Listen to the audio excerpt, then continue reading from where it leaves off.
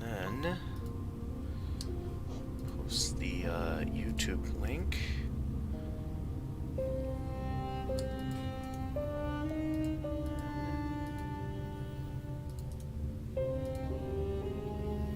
And of course it's too much. Alright, there we go.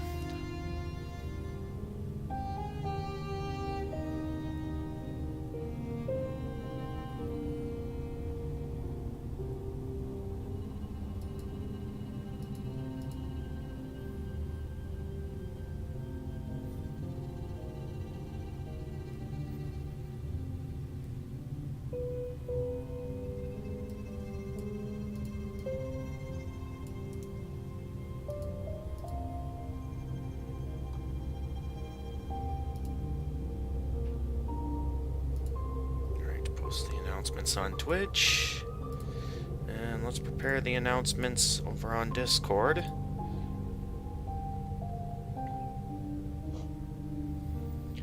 Let's see here.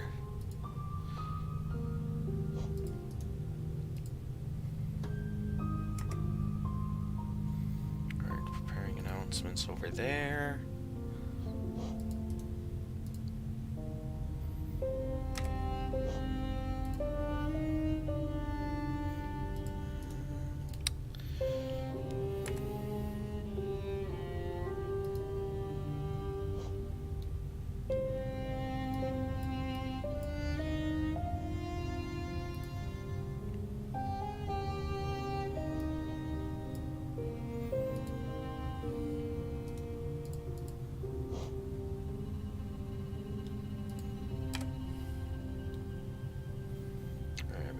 Taken care of.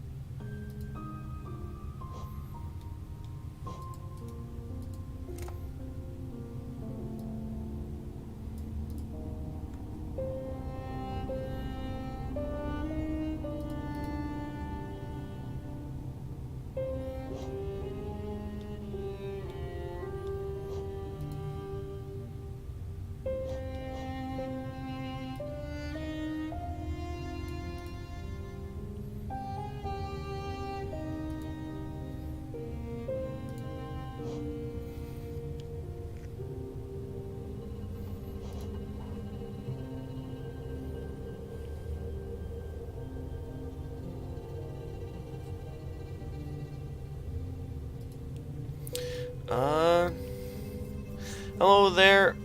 Oh, what is that? Queen Hannah Kid 7's Gaming Alliance. Welcome to this week's Friday streaming.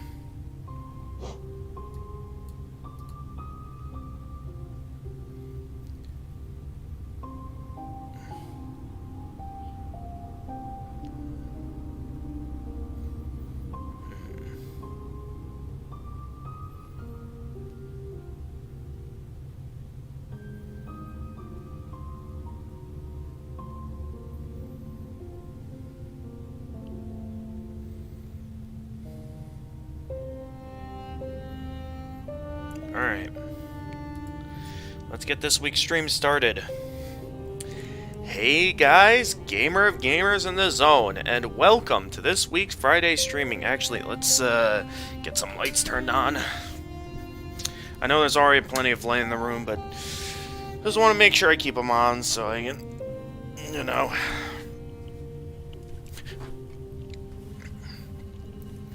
Oh, Hannah, okay. Alright, gotcha. Anyway, this week on Friday streaming, we are continuing our Steel Soul run in Hollow Knight.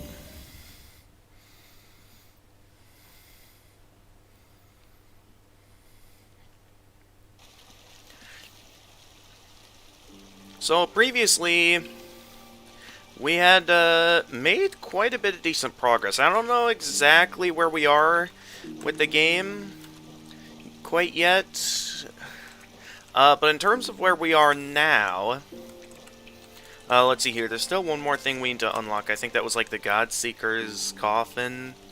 We still need to find 2 more Pale Ore. We have 2 rancid eggs we can sell for like, I think, 600 Geo.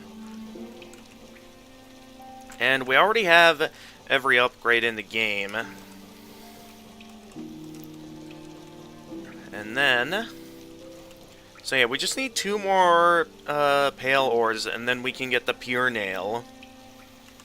We only need, I think, 1 more Vessel Fragment, so I think we just need to find 2 more upgrades. 4 more Mask Shards for, I believe, 1 last Mask upgrade. But last time, I was, like, having a hard time wanting to stop playing this game. I don't think I stopped until I entered Deep Nest here and ended up in the area where I knew I'd be having to pass through spider territory. Because you guys know how much I don't like the spiders here. Like, yeah, I really don't like the spiders here in Deep Nest. So, let's go ahead and get this out of the way while we're here. I really don't want to be back here. Because, like, you guys know how much I don't like this place. So the fact that I'm coming back... I don't like the fact that I'm having to come back. So, let's keep moving for now. So I know for a fact that we still have to fight Nosk over here. So there's a easy grub right there. That is not all that there is. Hey, Darth Mario, bro, welcome to this week's Friday streaming. One last secret we can find. Ah, here it is. Where we can find this little secret area where we can go and fight Nosk. So let's go. Yep, there's Nosk pretending to be us. Wait. Okay, no, there's nothing here. I'm pretty sure it's mostly just a narrow pathway as we go over to fight Nosk. Okay, 2 paths here. This route has Geo. So I'll start with this route. Another secret wall right over here.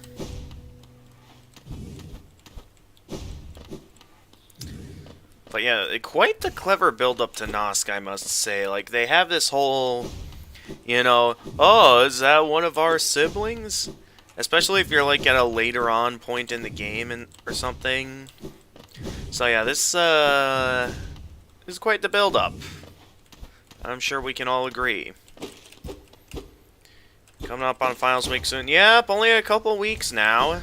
That will be entering Finals Week. Alright, what was down this way? Oh, just more cash.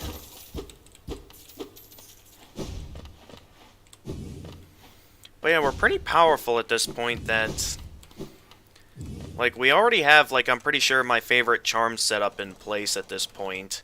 Yeah, that these charm... Well, I mean, these 2 I normally replace with Boulder Shell, but I rarely use Boulder Shell, so I don't think it's that big of a deal, but...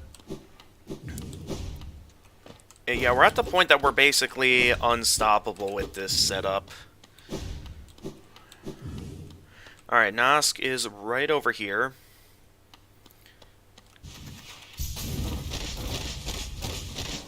Hey there, Nosk. Alright, let's go. It's quite interesting. Looking at the background, you can tell that, like, Nosk isn't really aligned with anyone, considering the fact that they're not only are our siblings back there, but also, like, Okay, I gotta be careful here.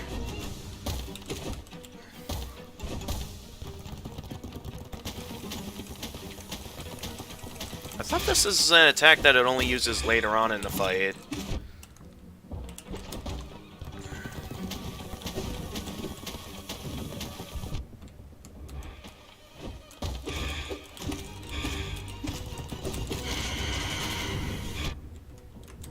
Every time I think I have an opening to heal.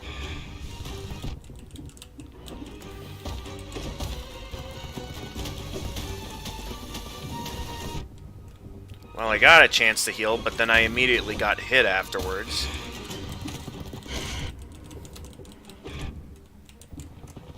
Okay, I need to be careful here, because if I'm not careful, I could easily end up dead here. Okay. Okay, managed to get myself back up to full health.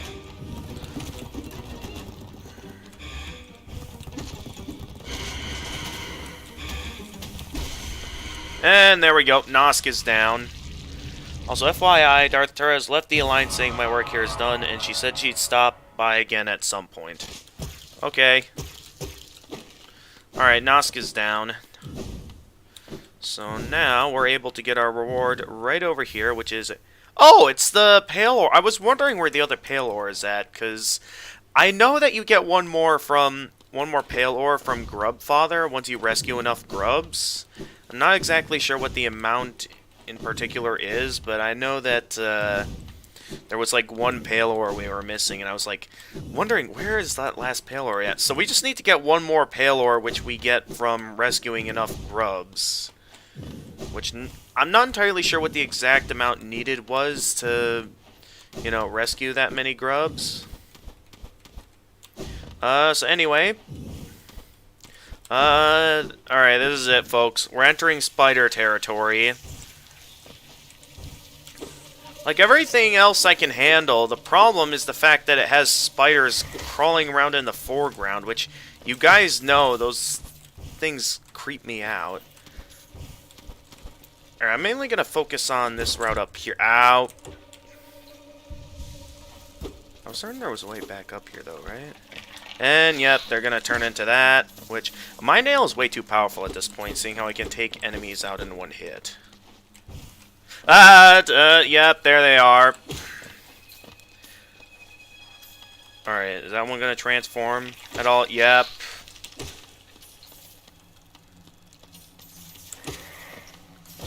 Yeah, I'm too powerful at this point.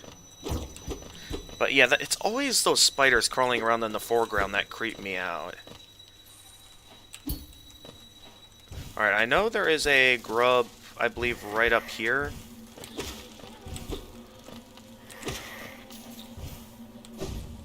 Which, ow! Okay, maybe I'm supposed to use Crystal Dash there. Beautiful day out here in this... Wait. Day out. It's in this... yeah, it's like... It's quite interesting, because, like... I'm looking at the temperature, and, like, all the other days it says it's going to be back down in, like, the 40 degrees and stuff, but, like... then it's, like... specifically today, yeah, it's, like, in the 70 degrees, which is, like, really confusing for me, because it's, like... How exactly does this work exactly? I'm a bit confused by this.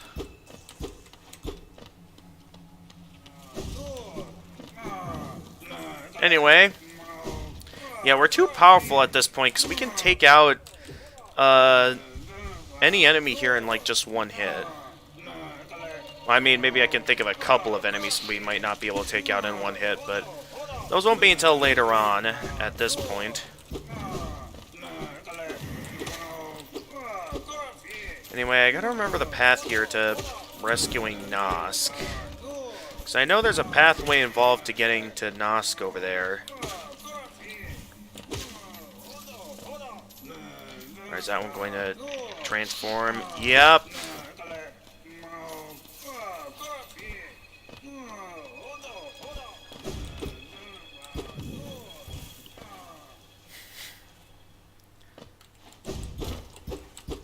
Ugh. Never gonna get used to any of that. So this was the area we initially couldn't reach. So let's go ahead now here and go open up the pathway first off. So now we can get over here anytime from this way, so we don't have to go walking through spider territory every time. Then we can go for what we came for, which is the tram pass. There we go, map updated. So in terms of what we're looking for, yeah, I know I'll be having to go into spider territory at some point. And I suppose now's a good time while we're here to go right into spider territory. Seeing how, you know, we're already here, we're pretty much overpowered at this point. That, like, nothing stands a chance, so I guess we might as well. Hey there. Alright, so I know there's this pathway down here that also goes back into spider territory, as well as leads to that Dream Warrior. They don't even get a chance to attack me, I'm too powerful at this point.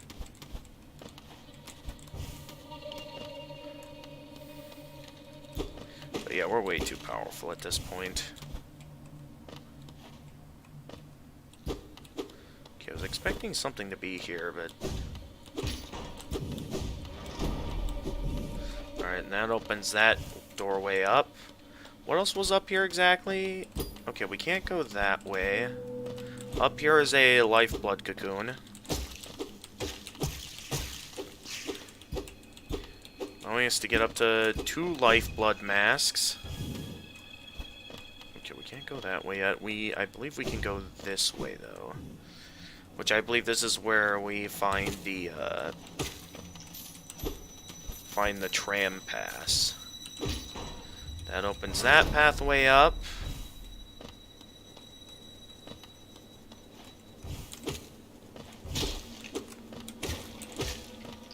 Gotcha.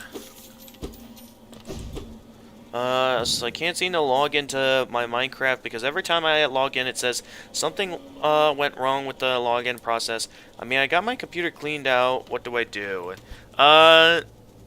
So first off, did you convert your account to a Microsoft account? Because, like, I would think you probably have Mojang. Did you convert your account to a Microsoft account yet? That's going to be my first question. There's the tram pass. So now we can use the tramway anytime. We can't really use it for the, we already have the Dream Nail, so we don't need that anymore. I will probably use it for, I'm mainly wanting to use this so we can get to the Hive. Yes you did. Okay. So you did that then. Next thing I could think of would be, does it give any error codes? Because I remember last time you had trouble starting up, like, the launcher and stuff, they gave out, like, a specific error code that we were able to use to decipher and, like, figure out what we were supposed to do. So that's also a possibility of something that we can do. Alright, map updated. I would think, considering what we have, I think we may have enough that we could go for the Lifeblood Core at some point. I forget what's... Oh yeah, that's Mark of Pride, and that's Grubber Flies. Let me check quick. Hey there, Freezing Time. Welcome to this week's Friday streaming. We're currently in my least favorite place in the game. Good old Deep Nest. So yeah, we're back here. I initially wanted to save this area for a little bit later, but unfortunately, one thing led to another, and this was kind of the turning point where I decided to end stream, I'm pretty sure, last time. So anyway, we're continuing our Steel Soul run here. Alright, I know there's a pathway up here, so... Ow. Wait, didn't I have life... Oh, that's right, I sat down on the bench. That's right. I kind of don't like how your lifeblood can just go away once you sit down on a bench. I don't know, that just doesn't feel right. Anyway, I know somewhere to the right here we find the room with all the grub mimics.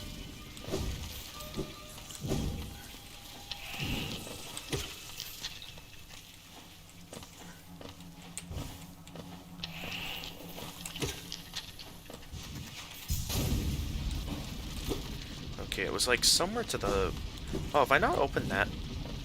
Oh, this can't be open. I thought... There's usually lots of trap doors and stuff in Deep Nest, so I would think there would be something there.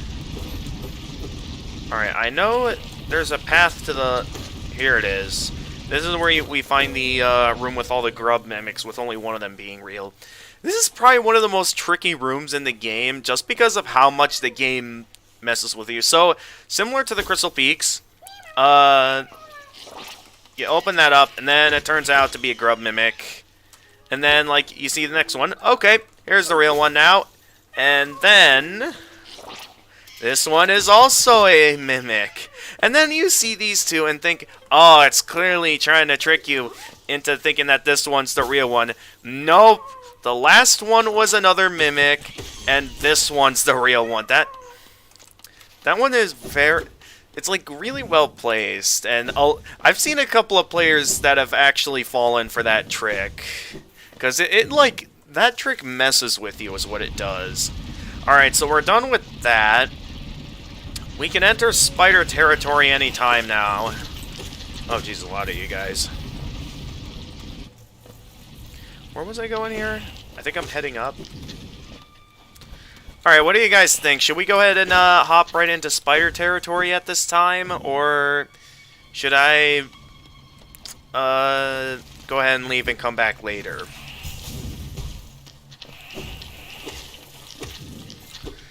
So I could continue my way into spider territory now while we're here. We have every upgrade in the game.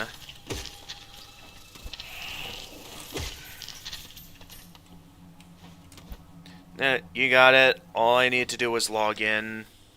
Okay. Alright, no fear, go for it. Hey, lol, Celine, welcome to this week's Friday streaming. You think I should go hopping right into spider territory? Okay then, let's head on in. Like always, I'm not looking forward to it, but here we go. Alright, so let's take that route down from the failed tramway.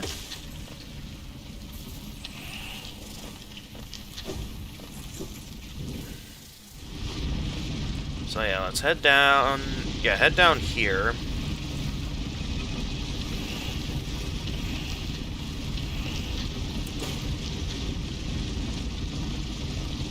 So we head down here and... Wait, was I supposed to take a left there, or... Yeah, I was supposed to take a left there to head back to the failed tramway. I do know over here... Alright, so then we have the Dream Warrior coming up. So let's head back down on the bench. Map updated. So yeah, now we have the secret grub room taken care of. So yeah, that just leaves the Dream Warrior and of course spider territory, which... I'm not looking forward to it. I am not looking forward to it. Because you guys know how much I hate that effect with all the spiders crawling around in the foreground. You know how much I hate it.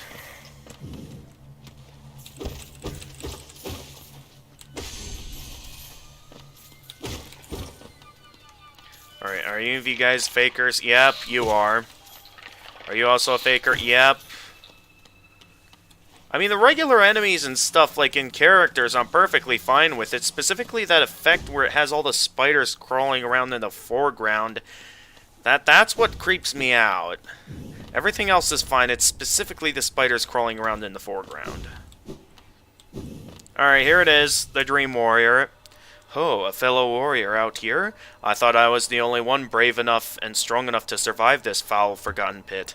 I am Galleon, the strongest warrior in Hollow Nest. I came to this monstrous place to test my strength. No doubt you wish to test your might as well, hmm? Yes, you and I are a rare breed.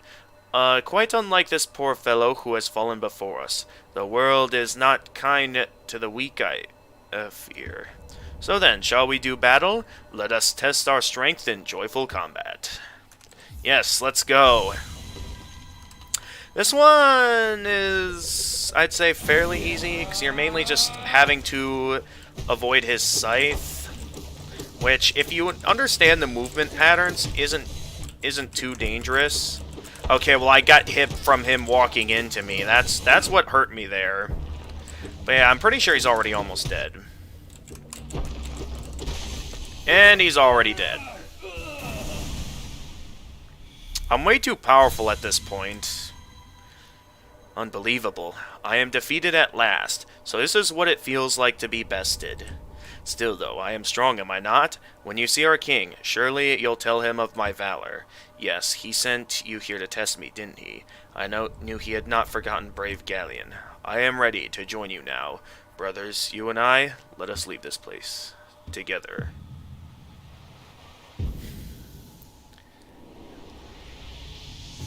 I mean, we don't really need any more essence at this point, but, you know, for completion purposes, I'm pretty sure the Dream Warriors do count towards completion. As well as the fact that we do still need a bit more essence if we want, you know, the Seer to ascend. Anyway, we got another Lifeblood Cocoon that gives us 3 Lifeblood instead of 2. Alright, here we go, folks. Entering Spider Town now. Get ready for me to probably freak out a bit, because you guys know how much I don't like spider territory. Oh, I hate it. I hate it. I hated it. I hate spider territory so much. I hate it. No matter how many times I come to this place, I'm always gonna hate the spiders crawling around in the foreground. No matter how many times I come here, it's always gonna be something that scares me. Every single time I come here, it's always the spiders crawling around in the foreground that freak me out. And nothing that you do is gonna change my opinion on that, because they're scary. Alright, this is gonna have the 2 weavers. Okay, one of them managed to land a hit on me, that's okay. Then I think in like the top... Actually, I think this is the room that has a lot of stuff in it, from like a rancid egg to... Hey there, buddy.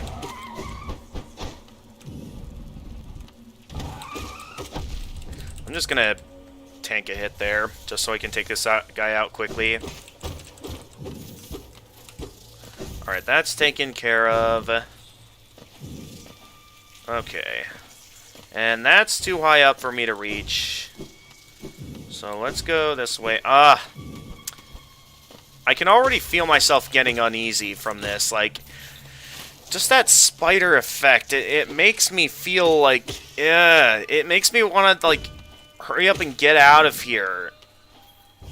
That's how I feel. I feel like I want to get out of here.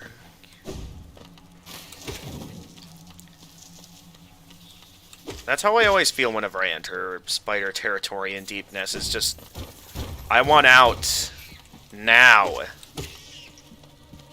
Alright, I know somewhere around here lies, okay, this little secret pathway that we can find over here for a rancid egg. What else was over here? I think this is where, yeah, one of those enemies was at. So now we can go over there from that way. Anytime now.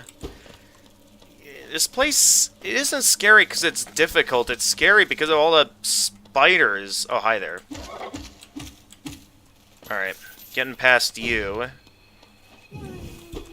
Alright, there's that guy up there. So, I hate it. Because it gives the impression like it's going to be like one of those enemies or something. But then it's... Then it just... that feeling of, like, that I can't do anything. It's... I thought there was a way up to the grub from here. Was I wrong to think that? I thought for sure there was something over here. Oh, there is something over here. Because I remember an area containing, you know, the Weaver's Den. Which contains a couple of things here. I know that. There's this thing here. Does this give us anything? Hera. Alright, so that was once a Weaver at one point. What was over here exactly? I forget. Nice try. Okay, a rancid egg is over here. Another rancid egg. We're basically rich at this point. Ow! Yeah, we're basically rich at this point. Because, like, I have no... Considering the fact that this is Steel Soul mode, I have no plans of purchasing the Unbreakable Charms. So we're basically good right now. Is what we are. Haha! Alright, can I dream nail these guys as well? For protection. Alright, this is Weaver's Song. A charm that allows you to Princess. A charm that allows you to summon a few things. And then there's that Weaver over there, which I can't tell. Is that like that's the only time in the game we ever see that Weaver, and like is that one of the small number of Weavers in the game that are like not infected at this point in time? I can never tell. Alright, heal. I hate it. Just every time I come here, it's always that.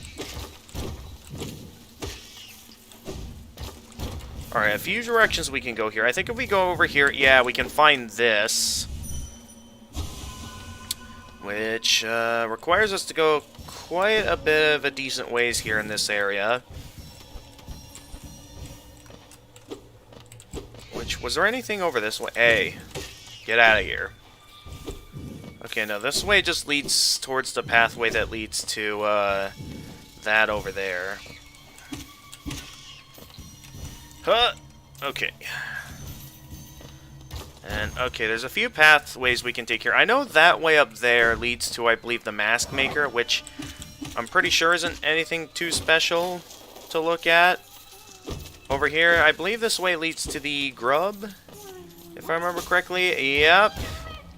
It leads to the Grub.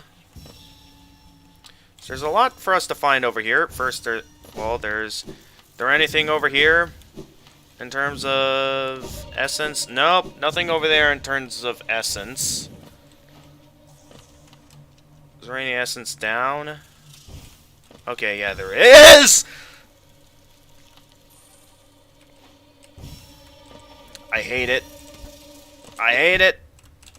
I hate it. I just hate it. Nothing's gonna change my mind on that. I hate it.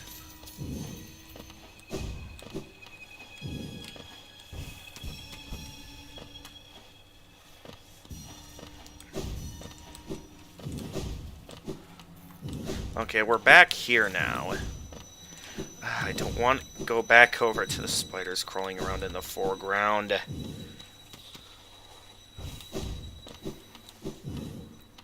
You guys know how much I don't like this place. Can I just go back up or something so I don't have to do it? Why did all the enemies respawn? I don't remember sitting on any benches or anything.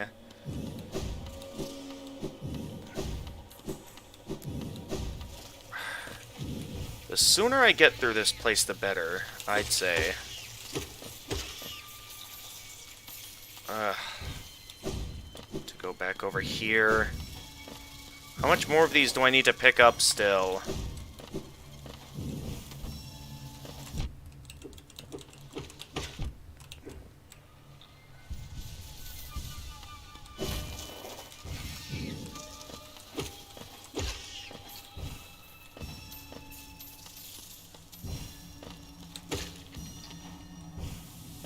Please tell me I'm done. Okay, good. No, keep moving, please. Just keep moving. I hate it here. And I ain't ever coming back.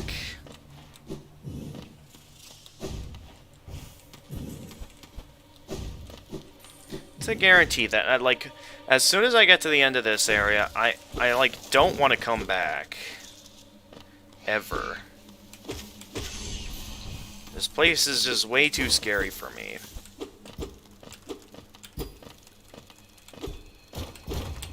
That's just how it is. Ah!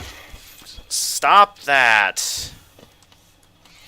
Could this game stop with all the spiders, man? It does that every time, and it creeps me out. Alright, we made it to the distant village. A couple things we can do here. Make sure not to fall down here, otherwise you are going to have to go back down there and do a few things. So, most importantly, what I'm going to do is I'm going to activate the stag station. while we're here, I'm actually, like, gonna block that, so we can focus solely on hurrying up and activating this stag station as soon as possible so we can get out of Spider Town.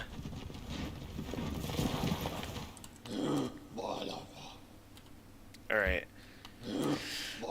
That pass you hold. Is it not for that ghastly machine, the tram? I hope you're not thinking of riding on that grotesque contraption. The thought a mere machine could attempt what we stags do. Foolish. Very foolish. Ah, little one, where are we? I've never been to this station. It has a strange air of danger to it. Let me take you somewhere safer, quickly. Alright. Except we still have some stuff to do here, so I'm actually... Normally it's only when something is super scary that I go as far as to block the screen with my hand like this.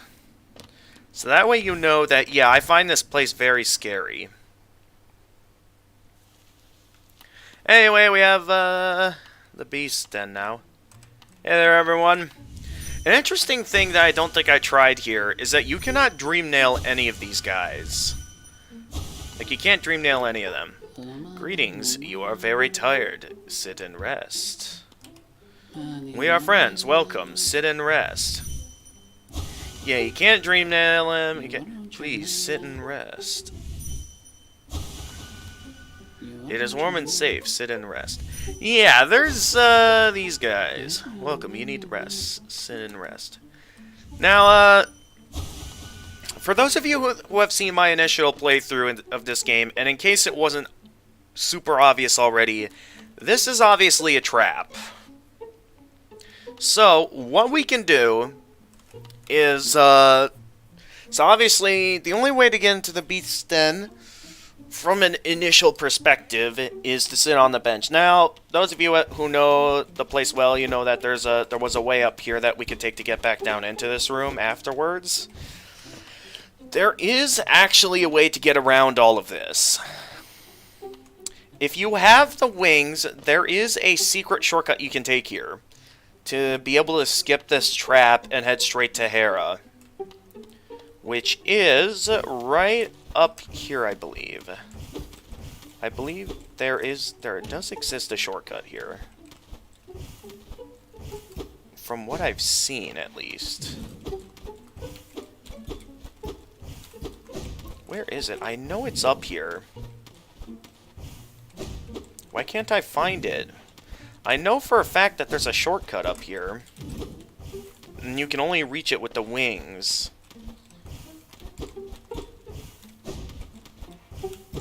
Was I attacking this wall?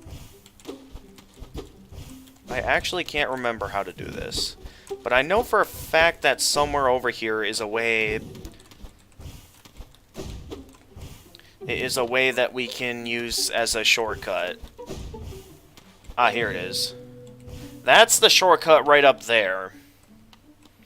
So by using that shortcut... Oh, jeez, what was that voice crack? We can use that shortcut to get past the trap and head straight to Hera. So that's a neat little secret for those that, you know, it's like, okay, we already know of the trap at this point. At this point, we just want to get straight to where Hera is. That's what this is for. So with that, we can sit on the bench here. We can update our map. I'm going to quickly, at this time, unequip my compass and geomagnet to equip Grim Child. And I have to... Oh, I thought that was a Weaver there for a moment. But yeah, you can see that... Oh, these guys still, like, try to act like they're the good guys here. Okay. You've never seen that shortcut before? Yeah, so that shortcut does exist. Anyway, though I hate spiders, we're going right in here with Grim Child real quickly. So, because with Grim Child, we can talk to this guy. You came. The red flame I've gathered from this dead kingdom, you would claim it for a master. For his final act, the ritual plays itself out once more. We're like the notes in an old, old song, you and me, Endless repeating songs of sacrifice, of servitude, for the ritual, for the troop, for the master. Even this child was born into invisible chains, So we serve. Thus it has ever been, yes? Take this flame then. It is why you came here. Flame consumed.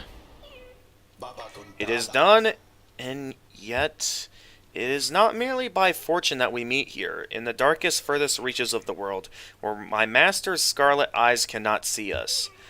A song that never ends is no song at all. You take part in the ritual, yet I sense you truly have no master. Is it so? Perhaps together we can banish that livid flame and let this dead kingdom rest in peace. If you wish to silence the endless song, meet me where it began. But if you return to the master and complete the ritual, as long as you do it without regret, I bear you no hatred. So yeah, that's an interesting thing that you can find there. So an interesting thing. So it counts as a flame. Yet if we look at the map, we can see that there are precisely 3 flames that we can find. So it's totally possible that we can miss that interaction, because the other 3 flames are like just like what we've been doing before, where like something is guarding it, which are pretty tough enemies actually, because they can deal like 2 masks of damage.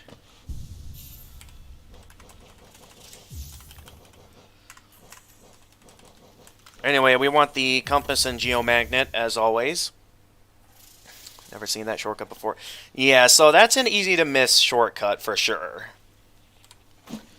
Now that, I don't know why that scares me so much. But yeah, that's something I found when I was, I believe, offline going for the speedrun achievements. Because if I show you here, outside of the Steel Soul achievements, I have gone as far as to get just about every achievement in the game. Like, here, let me quick, exit the game here real quickly to show you my achievements. We've gotten every achievement. So like some of the alternate, because like a lot of the alternate decisions I did during my speedrun playthrough, such as like sparing the nailsmith, and like I did have to open up a 3rd save file to get the neglect achievement where you leave Zote to die. But yeah, a lot of these achievements, yep. Yeah, the only 2 achievements I have not gotten yet are the Steel Soul and Steel Heart achievements, which one involves beating the game regularly on Steel Soul mode, Steel Heart, which is what I'm in the middle of doing, which is 100%ing the game on Steel Soul mode and finishing the game. But yeah, all these other achievements we've gotten already. Which I would like to ask you guys, knowing that I have the skill to do that kind of stuff, would you be interested in seeing me, like, try going for, like, the Embrace the Void ending? Because, like, I do still have to go into the Beast's Den to rescue a grub, which is something I don't want to do because of all the spiders, but if you... Because, like, what we could do is we could go for the Embrace the Void ending by beating the 5 Pantheons, and we could just not kill the Dreamers if we wanted to do that. That is an actual option we have at this time. Alright, so there's a lot we can find here in the Beast's Den. Oh yeah, that's the shortcut that we took. We don't want to go that way. Are they still down there? Because I thought that once we discover the shortcut or something, these guys go away. Maybe it's after we like go up to Hera. But yeah, it's thanks to that we technically no longer need to... Hey there. I'm just gonna tank some hits so I can quickly take you down. Although now I'm running a bit out of health.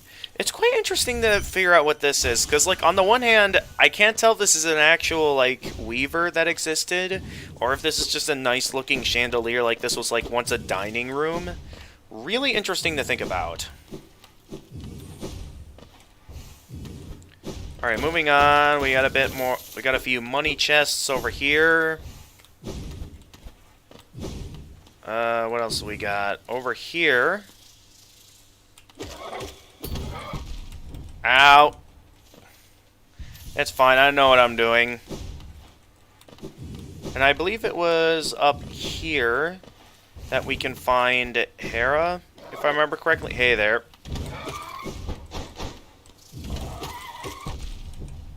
Still don't like seeing all those spiders on screen. But yeah, Hera's right over here. But, like, with that shortcut, we can skip a ton of the Beast's Den And we can get to Hera right here. So I'm going to ask you, while I go rescue the grub that's over here, I am going to ask you guys if you'd be interested in seeing me and like leave these guys alive and just go for the Embrace the Void ending. Or if you think I should play it safe and just go for the easier endings to get in the game. I'm going to ask that now, while we're still here. Anyway, let's go find the grub. Ow. Which is right here, actually. Okay, well that was much easier to find than I thought it would be. I was expecting I'd have to do a little bit of looking around, but I believe that's... I know there's probably a couple of other things we can find in the beasts then, but that's everything from a completionist standpoint. So, what do you guys think? Should we go ahead and take out the Dreamers and play it, get one of the easier endings in our Steel Soul run? Or should I try leaving them alive and go for the Embrace the Void ending? I think I want to go for the Embrace the Void ending.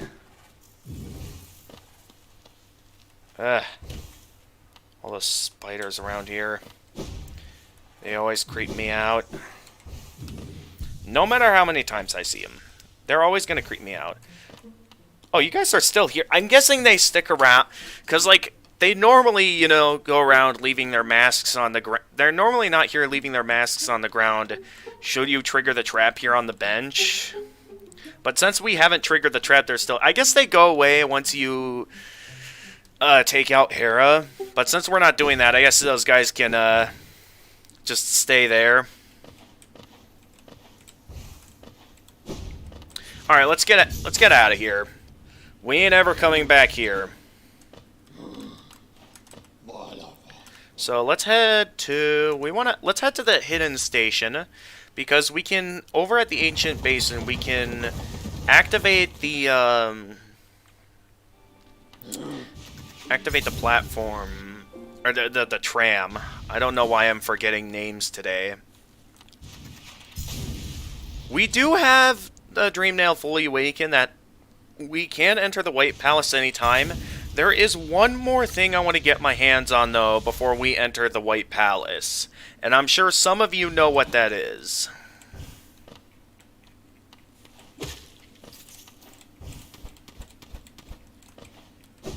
Also, seeing how we're probably going for the Embrace the Void ending, would you guys be interested in seeing me do Path of Pain as well? I know I already did it in my regular playthrough of the game, but I'm just asking in case you guys would be interested in seeing me do Path of Pain again on my Steel Soul run.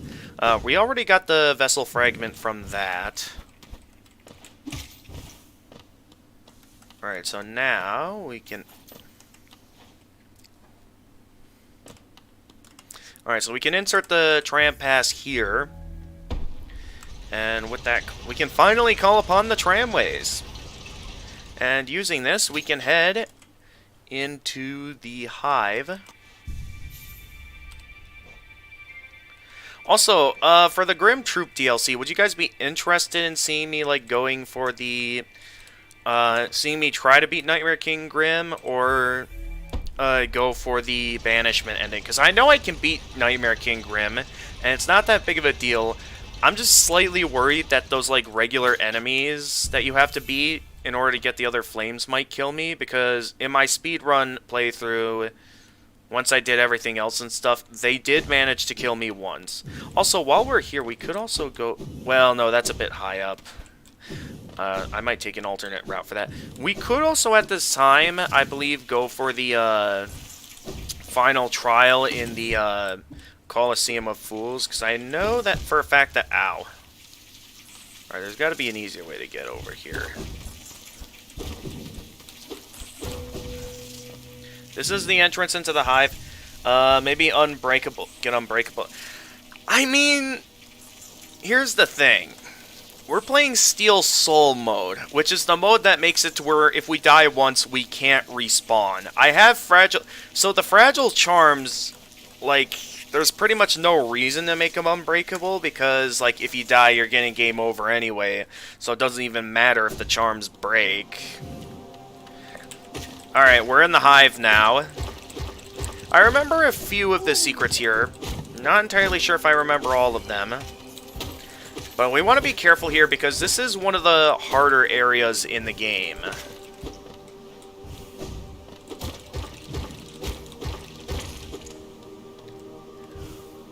Yeah, exactly.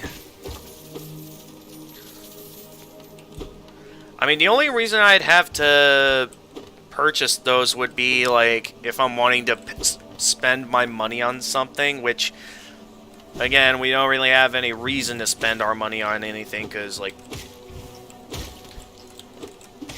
we pretty much purchased just about everything in the game at this point. I would think the only thing I haven't purchased yet is the final nail upgrade. I guess there's a few other things we could still purchase. But for the most part, we've purchased all the expensive things outside of the last nail upgrade. What was over here again? Oh, it's a bench.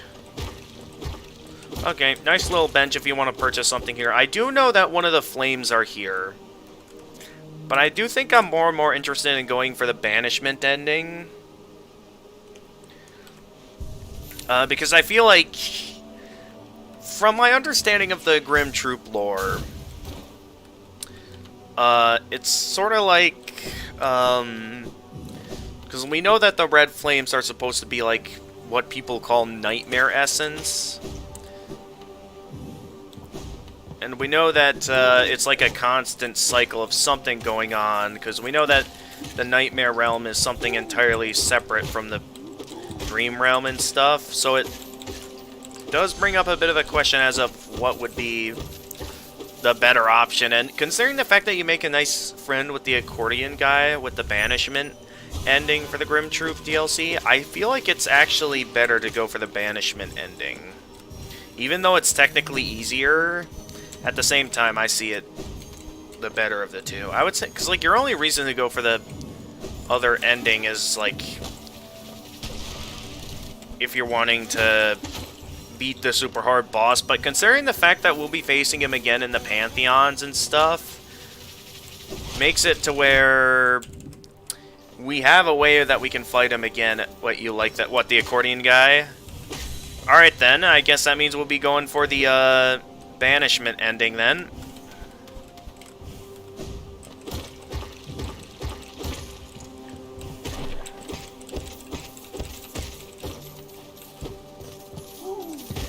Also, I could consider at this time maybe equipping Grimchild, because I know that one of the flames are here. But again, I don't think we need to get all 3 flames to get the banishment ending. At least I think. I could be wrong. Alright, careful, these enemies are super tough and are capable of dealing 2 masks of damage, so be very careful, because I think during my speedrun save file, I did die to those guys a couple of times, considering their numbers, and because, like, I mean it when I say that this is one of the more difficult areas in the game. Because considering the amount of bees on screen, I mean, I guess depending on your build and how powerful you are, it can factor into it as well, because I am in a position where I'm pretty powerful at this point.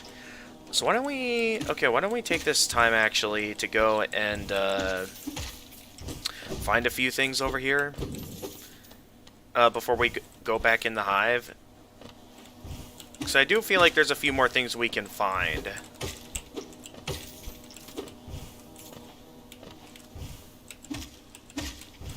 I mean, stuff that isn't cached. I know we can open up the pathway into Kingdom's Edge, most likely. Wait a minute, are those the leaves from probably the garden that, So I know there's that alternate entrance into the Hive that, while it's doesn't allow us to explore the entire Hive, it allows us to, like, know that it exists and stuff. Lots of paths to take here. I'd get out of the acid.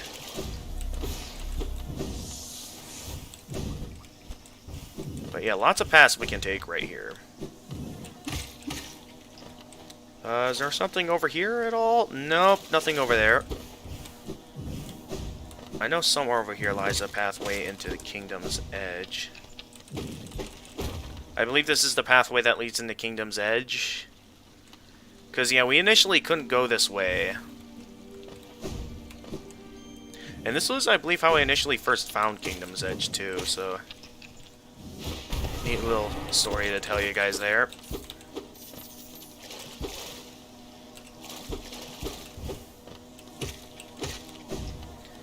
yeah, we have this alternate entrance into the hive here that, if I remember correctly, is where you can find a grub. Or was it something else that was over here? Nope, it was a grub. Though I feel like there was something else in here. Nope, it's just a grub. You'd think, considering how easier it is to find this entrance, that that's the entrance to the hive. But nope, that one area when you find the first 2 bees to the hive is the real entrance to the hive.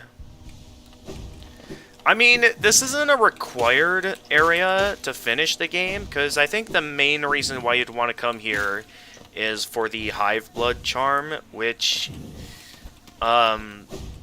is definitely a very useful charm, and is like the main reason why like I want to get the Hive Blood charm before going straight into the White Palace. We do have a bit of a secret pathway right over here, where we can find another grub. Which I forget what's over here. Okay, well there's that. That brings us back down here. But I was thinking there was something else down here. I don't know what. Outside of that one grub. Okay, that's acid. That's probably why this is all here. Is this like another way to Yzma's Grove that doesn't involve you having to take the pathway that I took? Where are we? I'm a little bit lost as of exactly where we are. It seems like we're back by Yzma's Grove. Which is kind of where we are, actually. Yeah, it's like a shortcut back to Yzma's Grove. So we're back at by Yzma's Grove in the Royal Waterways. I don't want to be here, though. I want to go back and,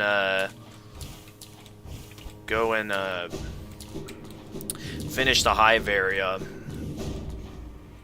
Actually, it will be easier if I just use the Crystal Flash here. I keep forgetting if it's called Crystal Dash or Crystal Flash. I can never understand the name. But anyway, we're heading back down here now.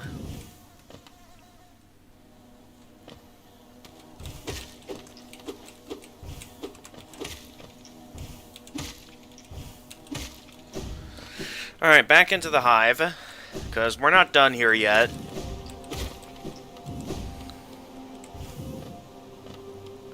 Yeah, I remember when I first got near the hive, like, I was a little bit creeped out that I actually, like... Yeah, only 4 hits to take those guys out.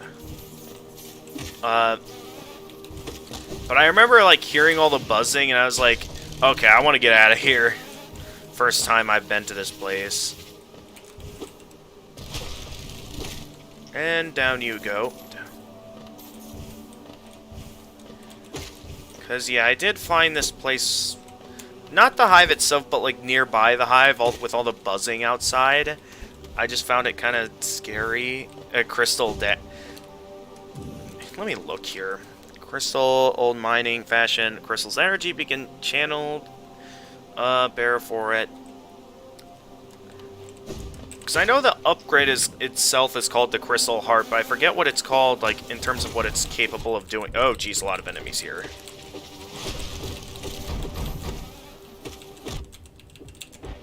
Alright, you get out of here. And you need to go down. Good thing I have my nail reasonably strong, and combined with the strength charm, we're pretty good. We only have one more, we only need to find one more pale ore, and we can get the pure nail, which if I remember correctly, we can get the pure nail, or the last pale ore from rescuing enough grubs, and we'll get it from Grub Father. There's where we can see the alternate entrance from inside the hive.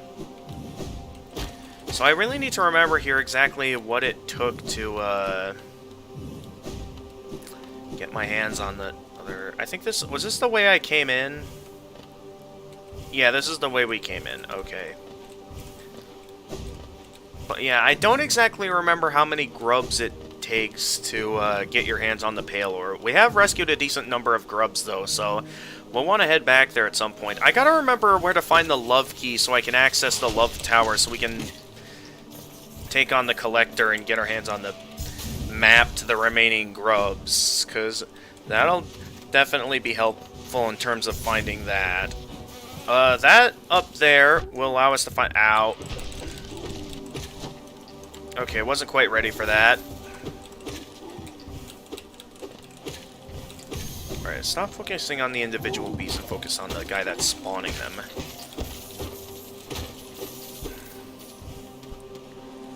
Alright, we should have a way up here from one of these edges.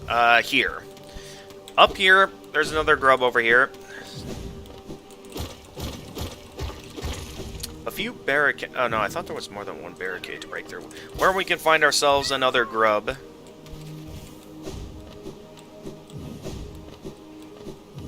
Alright, keep moving. Then, continuing downward, I believe there's a vessel fragment nearby, if I remember correctly. Yeah, right here. We need to find one of the big guys and get them to come over here.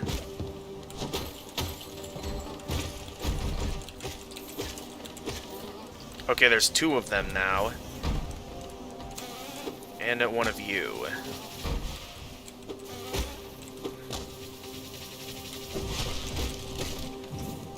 Alright, right over here, buddy.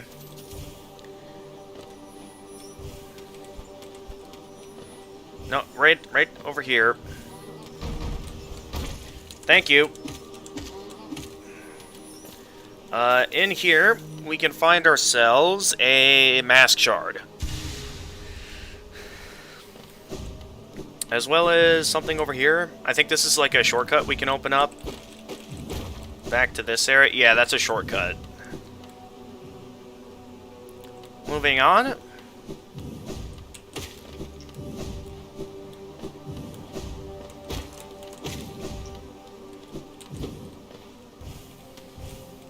Come on. Get up.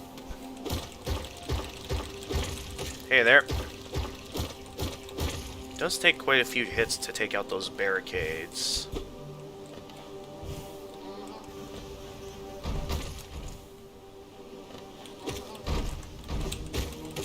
Down you go. We haven't even done any major sales yet, and we already have a ton of cash. Like, by the end of this stream, we're gonna be rich. Alright, so many barricades to break through here. Should have considered maybe equipping Quick Slash so we can get through this faster. Anyway, in here is our next boss.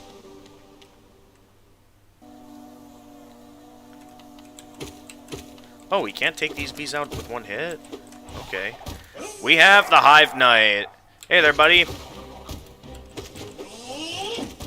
Oh, I remember hearing that this game initially didn't have this boss when you first got to this part, apparently. Yeah, this boss never existed in the base game.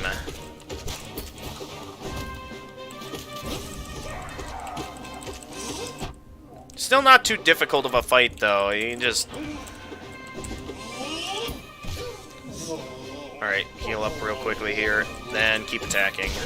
See, it's already dead. If you're powerful enough, this boss fight isn't too hard.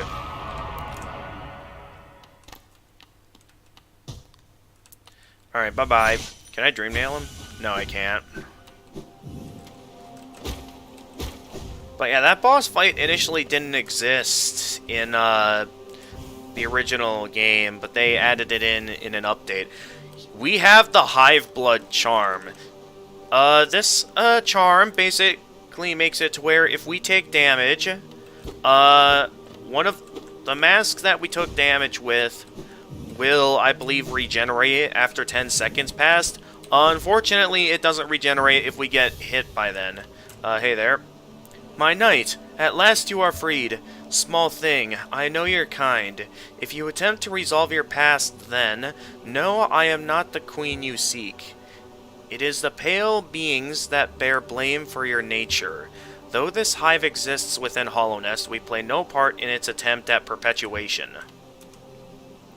To rail against nature is folly. All things must accept an end. Okay, is that... I believe that's everything here, so I'm going to go ahead and use the Dream Gate to get out of here. Because we're pretty much done here. And it's quite a ways to get back to the Stag Station, so I'm just going to use the Dream Nail I placed back here at the King Station. So, at this time, we're going to head back over to Dirtmouth. Well, there's a few things we could do here as well, but mainly Dirtmouth is the better option, because, you know, we want to head to the Grubs to grab a few things there, as well as sell a few of our Rancid Eggs to the Steel Soul guy for some cash.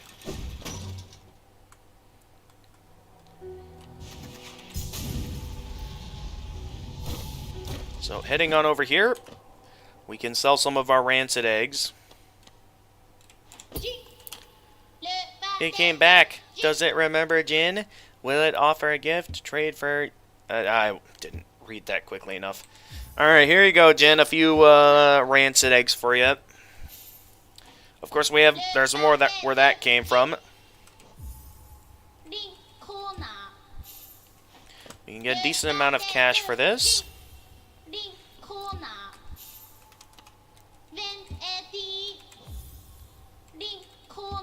Alright, I believe we have enough for one more, was it? Nope, we're out. Okay. But yeah, we got a decent amount of cash for that, and we're about to get more cash from Grubfather. So, let's go and do that. Yeah, Jin, a character that is... Yeah, Jin's a character that's unique to the Steel Soul mode, because normally there'd be like a shaman there that would summon your shade. If, like, you felt like you couldn't reach your shade to recover your cash and stuff. So, yeah, they have that.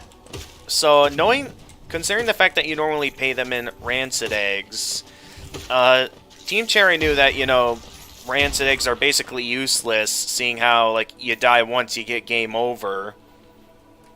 So, they altered it to where that's Steel Soul Jin now, and... they'll give you cash for selling them your Rancid Eggs. Also, they knew that there was the unlimited supply of Rancid Eggs down in the Royal Waterways. So, that guy down in the Royal Waterways is infected now. Alright, do I have enough for the Pale Ore? Because I know you give me my last Pale Ore that I need. Is this it? Please tell me this is it. Yes, that's it. Okay, we can now get the Pure Nail now.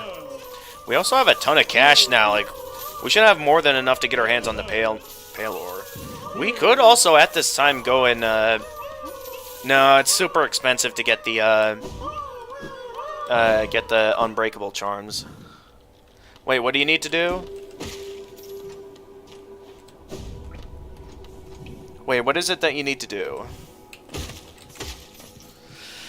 Alright, let's see how our map's doing here, because there's a lot we've discovered at this point. Is there anything that I've maybe not discovered at this point? So we've done a lot of things by this point in the game.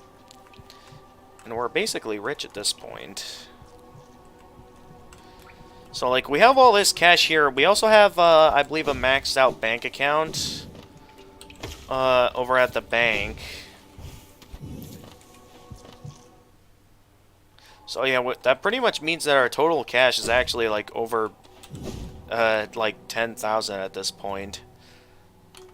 Did I buy everything from you? I did not buy the tram pin from you. Oh, that's something that they just added because I got my hands on the tram pass. Hello there, Bretta. Can I dream nail Bretta? I don't think I've ever tried to do that. My savior, so close. Feeling tired? That bench may be iron, but I assure you it's quite comfortable. There's no better place to collect... Oh, wait, no, this is his regular dialogue. Alright, how about you? Did I buy everything from you? Yep, I bought everything from you. I pretty much bought everything in the game at this point. All that's really left to do now is collect every charm in the game, and we'll be able to buy that blessing from the one character. I forget what some of these remaining charms are. I know this is Deep Focus. This is the Lifeblood Core. This is the Mark of Pride that we still have to get from the Mantis tribe. And this is Grubberfly's LG. This is King Soul, eventually to become Void Heart. I forget what this one is. Alright, so what do you think? Would now be a good time to go and get the banishment ending, maybe? Well, first things first, while we're thinking about that, I'm gonna go and grab the Pure Nail.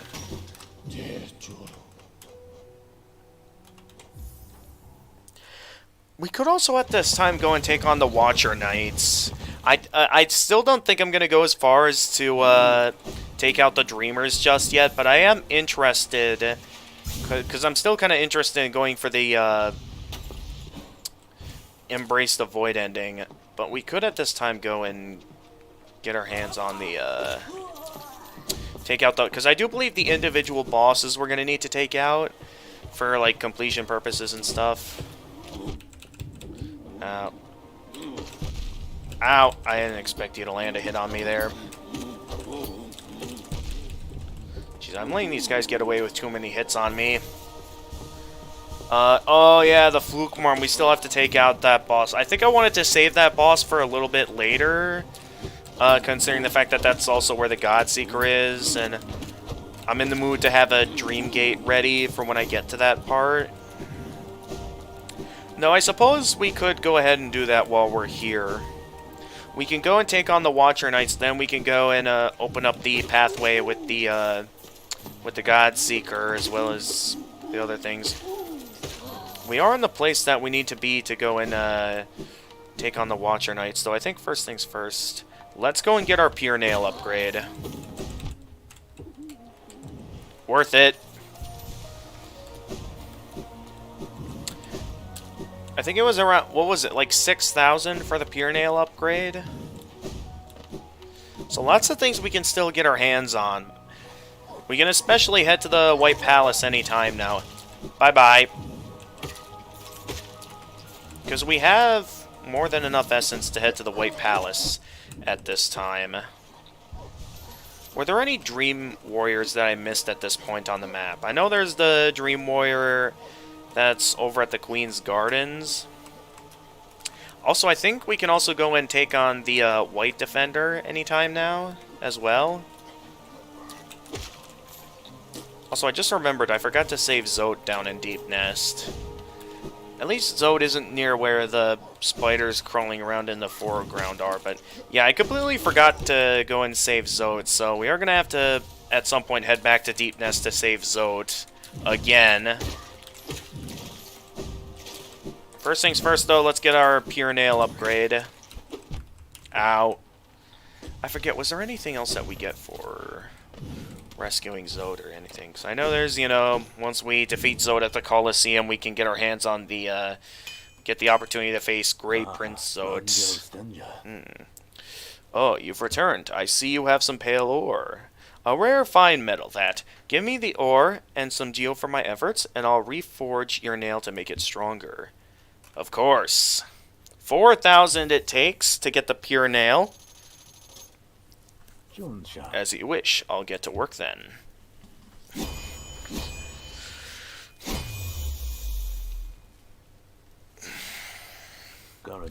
It's done. The reforging is done. Your nail is much stronger than it used to be. As strong as it could ever be. In only your weapon have I seen such potential. Finally, I behold the majesty of a pure nail. To think this moment has come upon me so soon. I must step outside for a moment. So he'll step outside, and should you take the time to follow him, I believe you cannot dream it. My life's works achieve, what more is left? He'll say this. With a pure nail forged, my work in this lifetime comes to an end. My only remaining desire is to see and feel the nail strike true. I beg you, cut me down. As my final moment in life, I want to taste that blade's exquisite edge. After all this time, all of this toil, haven't I earned it? You cannot speak to him anymore. You cannot dream nail him either after getting that dialogue. So, you now have the choice at this time to strike him down, and I believe you get the Purity achievement, or you can choose to spare him, and I believe you'll be able to find him somewhere else later on in the game. So, as you guys decide what we should do, I'm gonna go get a piece of candy.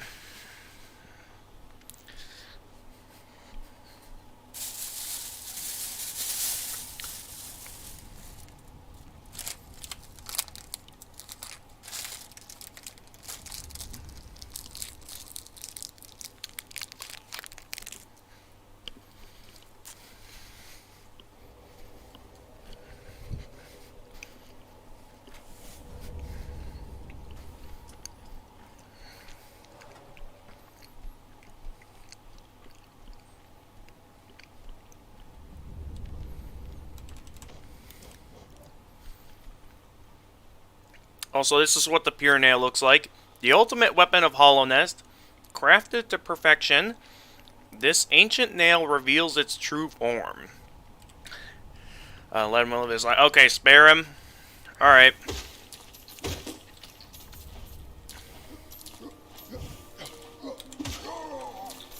But yeah, we're pretty much invincible now. The only upgrades we don't have yet are the remaining vessel fragments and the remaining mask shards to get one last vessel upgrade and one last mask upgrade. That's all we're missing at this point.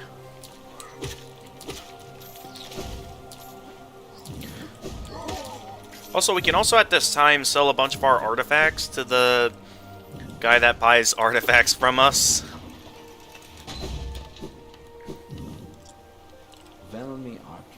Yeah, we have a lot of things to sell to this guy, so let's go ahead and get some sales in.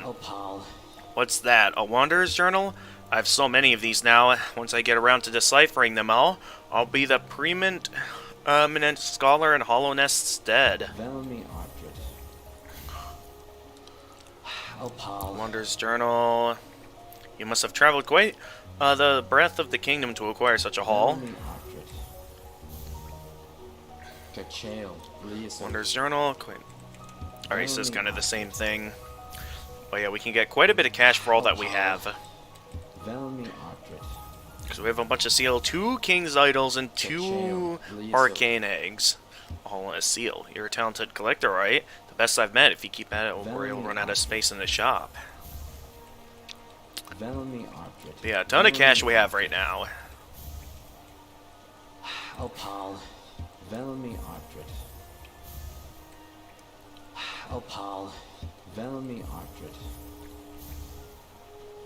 The King's Idol. I've often wondered the true visage of the king. Depictions are of an imposing gleaming figure and a fiercely horned crown. I suspect there's much embellishment in the imagery, though. A ruler seeking worship tends to hide their blemishes. It do no good to appear as a common bug. King's Idol. The other relic seekers are like to think I've gone mad for the king. Who am I kidding? They'll only be jealous of my collection. Find me more. Arcane Egg. This seems like a simple egg, but it's actually a precious relic from before the birth of Hollownest. I'll pay you a small fortune for it. Please sell it to me. An Arcane Egg, eh? Now this is an ancient thing. These relics are the prize of my profession. There's knowledge hidden within, though it's very difficult. Painstaking work to extract. One large understanding can be gleaned, though. This civilization may claim itself the first, but something else did exist within this place before Hollownest. Each egg offers a narrow glimpse into that forgotten age. Another Arcane Egg. It's a rare chance to own 2 of these. I'll be the envy of all my colleagues, though my purse is feeling much lighter for it. These eggs are the most desired find from time before Hollownest, but they're not the only remnant of that age. You may have come upon them, those old statues that seem a store for soul. They too prove its existence, though in a larger, cruder form. Okay, very interesting stuff, and we're already almost at 10,000 Geo now. So, let's go and at this time take on the Fluke Arm. While we're back here in the Royal Waterways, because, yeah, there's still a lot for us to find here. So, yeah, let's start with going after the Fluke Arm while we're here. There was a way down here, right? Or was it over here? Lots of different paths we can take at this time. I know there's one that leads to the junk pit where we can find the Godseeker. The other, let's see here. There's only one path we haven't taken yet here in the Royal Waterways. We can also take on the White Defender at this time. Oh, we can, dive down here. Let's do it.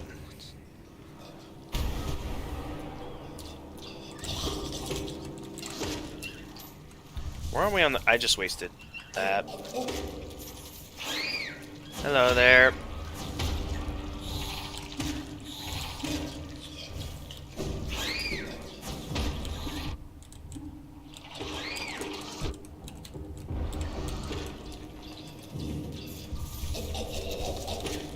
Gotcha.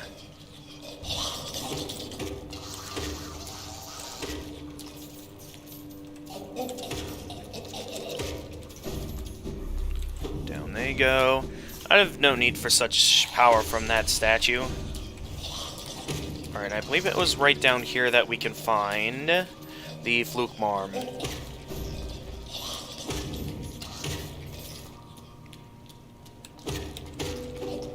Yep, right down here is where we can find the Fluke Arm.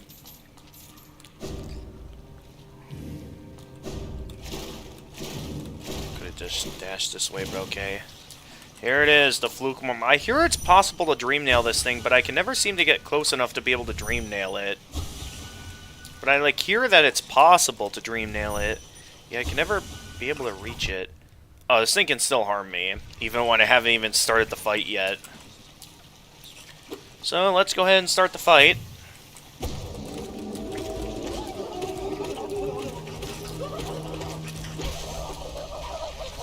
Already dead. It didn't even get the chance to summon any enemies or anything. It's just already dead. I killed that thing way too quickly.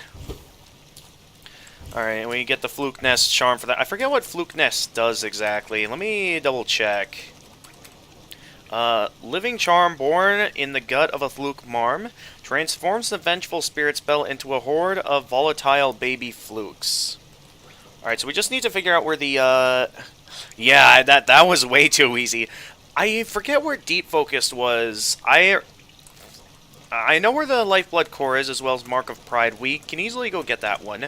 Grubberfy's LG is from collecting every single, grub in the game. This, of course, is the important story one. Let's see here. Because I know we searched the entire Crystal Peak, that, I'm left questioning, where was the Deep Focus charm at here? Because I clearly have the entire map uncovered, so, where was it at? It sprays out flukes when you spell. You can mix it with other charms to make it stronger and have different effects. I can't remember. Yeah, that's fine. I'm not really that much into spell builds anyway, so that ain't nothing I'm interested in, I'd say. Still a few things we can find down here, though.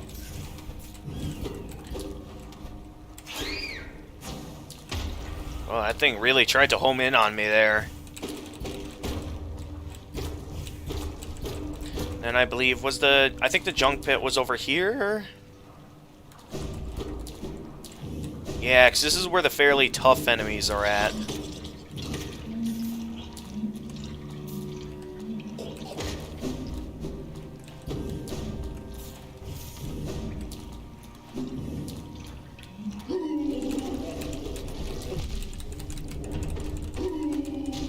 Yeah, these guys, they have a ton of health, so you really have to know your best opportunities to attack them.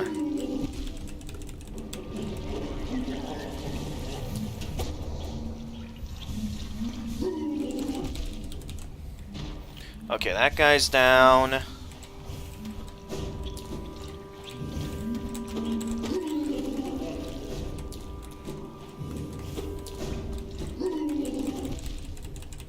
Alright, I'll just take the hit there.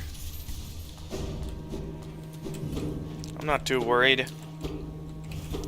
Alright, this is the way into the trash pit. Or junk pit. The defocus is behind a breakable wall under the long channel that connects to Dirt Mouth and Crystal Peak, I think. Under. Okay. So that's where you think it is. Alright, and the junk pit is right over here. That, we could easily go for the Embrace the Void ending right over here. I do know that there's still a few more bosses we have yet to take out. So it's likely we won't be able to access every Pantheon yet. But we can, open this up and stuff at this time. There it is. The coffin of the Godseeker. Let's open it up. Cocoon chained with a simple lock. Use the simple key. And with it, we can open up the God Seeker, who will give us a relic known as the God Tuner, a device that resonates with beings of great power. Seek the gods of Hollowness, tune their power, through their strength, ascend.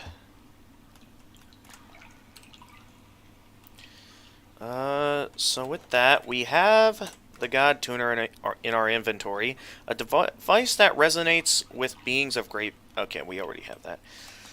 So, we can dream nail the God Seeker to enter a location known as God Home.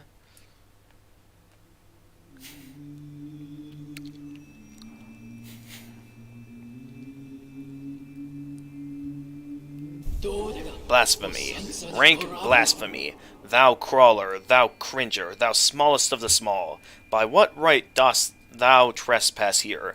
In this home of the gods, shrivel away and be gone. Be gone. Alright, let's see here. Do we have any of the Pantheons open yet? Let's take a look. Yep, we're in God Home now. What all can be opened up here? So this one, we have that. We are missing... What boss was that? Because I feel like we should have just about everything, right? What boss is that I'm missing?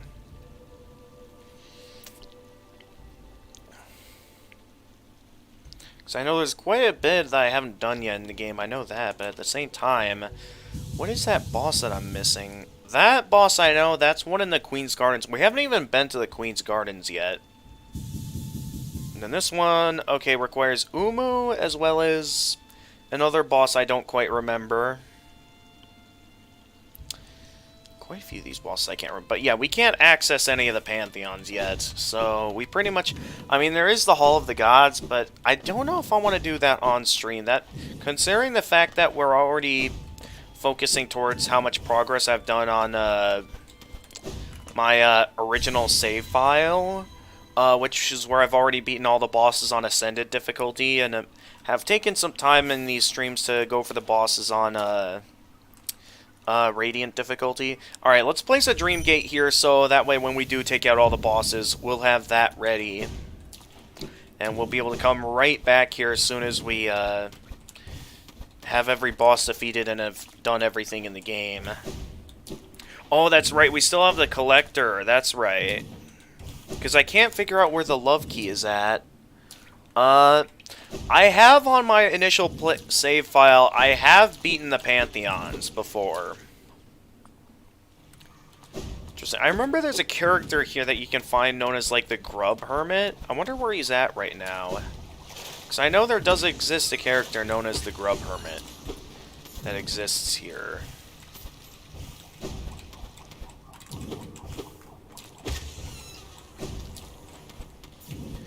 Love is in Queen's Gardens. Okay.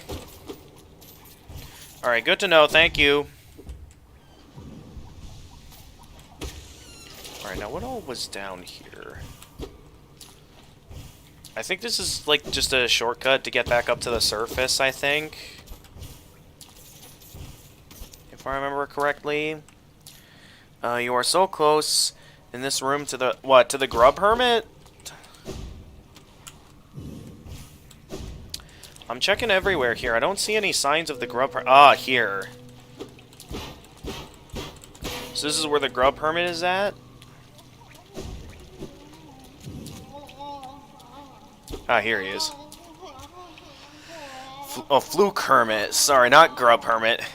Mother sends treasure. Gather it up. Safe, glah. Little sisters. Glah, glah. Stronger, glah, glah. Bigger, mother. Glah, glah. Grow and grow. Nice and wet. Noisy, glah, glah. Scary, up, up. Stay here, glah. Glah, glah, mothers. Okay. Not entirely sure what this guy's about. Okay, good to know that he's there. I was wondering where he was at. Moving on.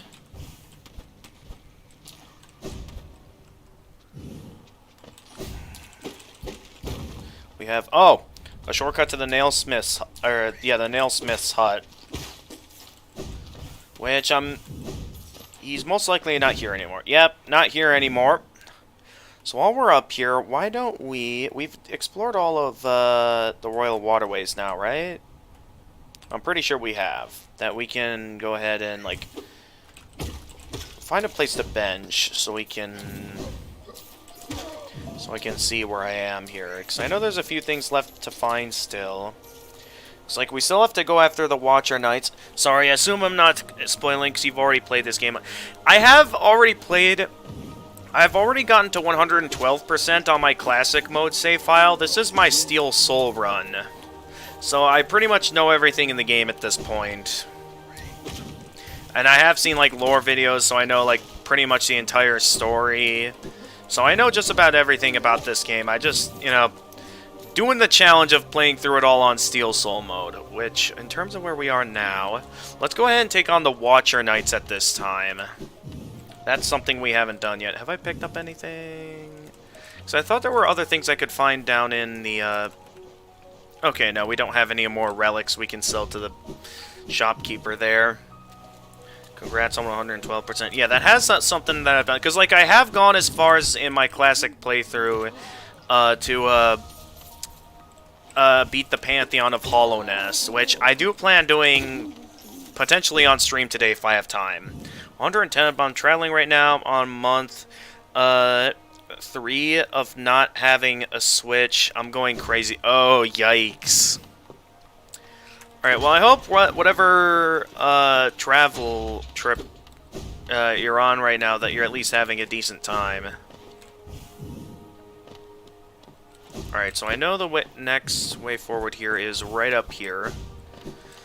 An area that you normally can't reach without the Monarch Wings. And up here, we can find the pathway to the Watcher Knights. Hey there. Oh, we can't go up that way yet. Alright, we need to go this way first, where I believe this path leads to... Yep, we're going for the Watcher Knights now. Did I miss anything down in the Royal Waterways? Because I know there was like a couple of things I was wanting to do down there. Was it? Oh yeah, I wanted to take on the White Defender. I don't know if White Defender counts towards percentage though. That's the thing. Is that I don't quite know if that counts towards percentage at all. There's lots of things I don't know. Alright, just do a dive down here.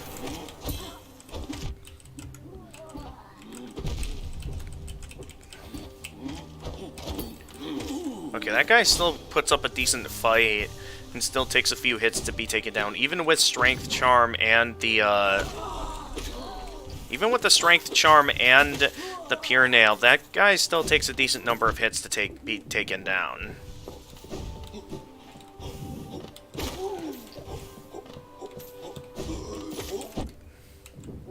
That guy only takes 2 hits, so he went down pretty easy.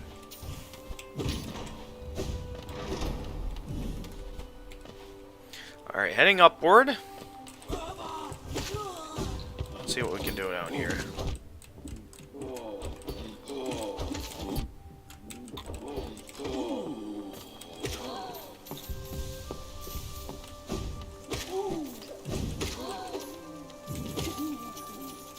Ah yes, there's a pathway we can open up over here. So that way, anytime we go down this way, we can use this route anytime. A little something I wanted to open up there. Moving on.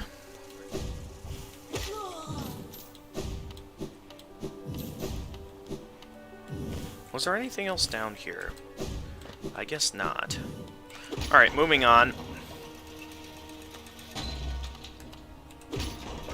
Wait, no, stay up. Was this the way up? No, that's the way up.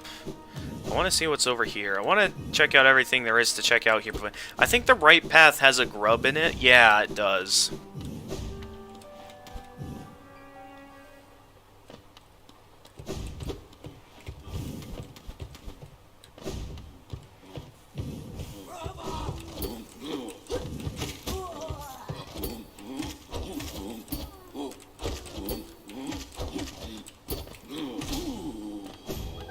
Alright, you're free, little buddy.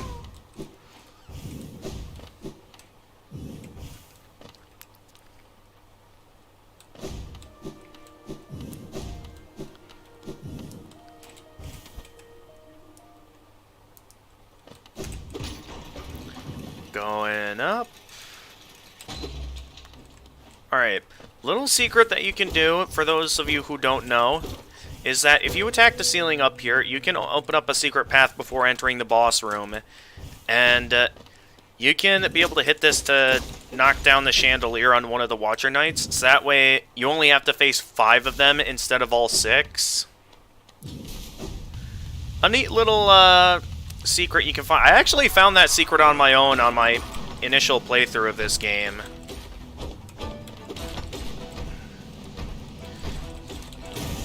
So yeah, neat little secret for you guys there.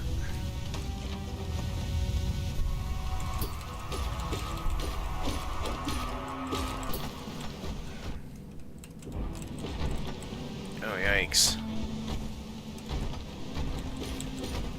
Nice try. Okay, you got me there. Alright, that's another one down.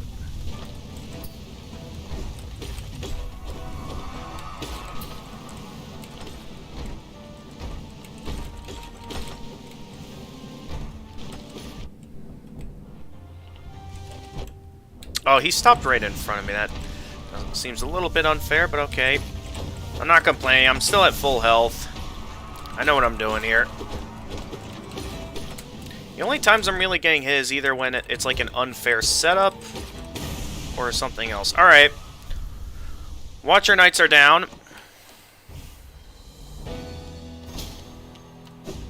Oh, I didn't even notice that the God Tuner relic reacts. Probably because I defeated every boss before getting the God Tuner. Back in my initial playthrough of this game. And what do we got up here? We have the Hollow Nest Seal, allowing us to get even more money. We have a ton of cash right here that we can get our hands on. We could... Sudden voice crack. We could take the time to get our hands on some of the unbreakable charms if we were interested in doing that, because at the rate we're getting money, like, we're doing quite good here. Alright, nothing over there, I believe. We want to head up here, where we can find a few secrets. I believe, as we continue upwards here, one of these statues has, I think, like, a secret behind one of them. I need to remember which one it was. But I remember one of these statues had a secret behind it. This one. Though I thought there was an actual reward. Sleep beckons eternal, and these words become my last. Though my gaze shall no longer fall upon this city, I will act forever in its protection. For king, for bug, for hollow nest, I head now to my rest. Okay, I don't know why I read the sign again. I guess I'm used to, like, talking to characters twice for additional dialogue. Very breathtaking sight you can see over here if you look through the telescope, where you can get a very nice view of the city. Really nice looking. Other than that, all that's left up here are the Dreamers. Of course, that's Sleeping Figure Lates atop the Stone Plinth. That's, of course, if you're going for one of the other endings. Me, though... Alright, Master, light calls. Master, so long. I serve. Ow.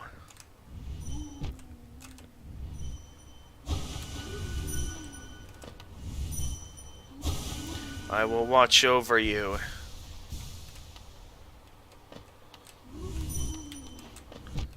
I was a little bit too close there. Okay, that seemed to be all that guy says. But yeah, I think that guy's like Lurian's like personal like watcher, something like that. Anyway, I'm gonna wait for the elevator to come up here.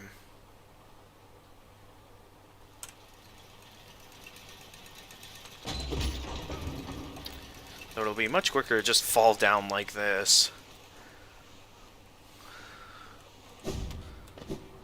Because, yeah, I have no plans of taking out the Dreamers, seeing out... Because, like, it's an interesting speculation of the idea of, like, what if they're technically still alive if you don't go for, you know... So I think in terms of progress-wise... Oh yeah, we still gotta take out the White Defender. That's right. Okay, so we're gonna want to go after the White Defender. We've taken out the Dung Defender. Now we're gonna take out its harder form, the White Defender.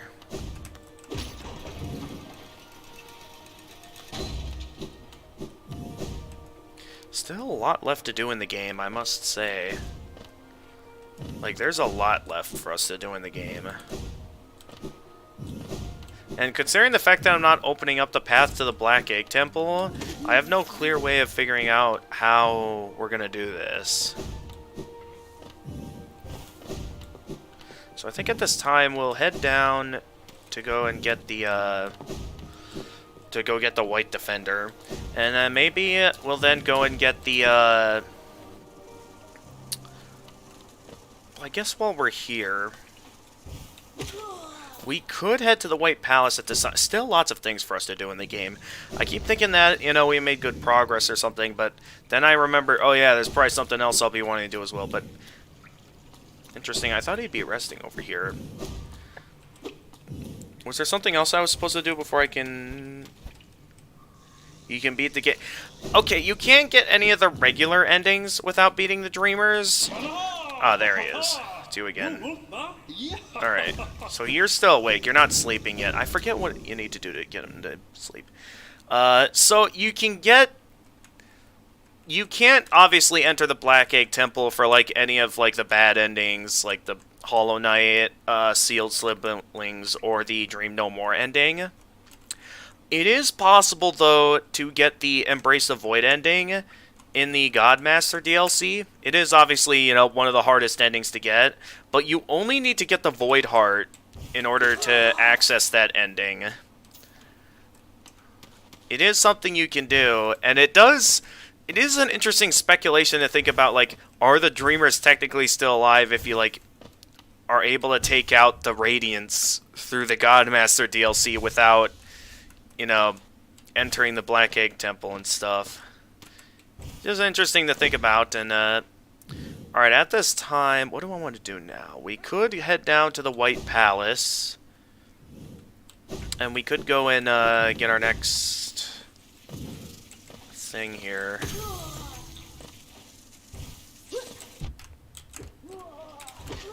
Gotcha. We're not that far away from, having enough essence for the Seer to ascend. Ow! There is a Geonode down there, so maybe I'll quick go get that. Not a lot of Geo, but it's something. You know so much about that. Yeah, I know a lot about this game. And I have lots of experience, too, so, yeah, there's that. Alright, so, at this time, I'm gonna go ahead and enter the White Palace. We could also, at this time, go and get the Lifeblood Core from the Abyss. Why don't we quick go do that before we get the first White Fragment.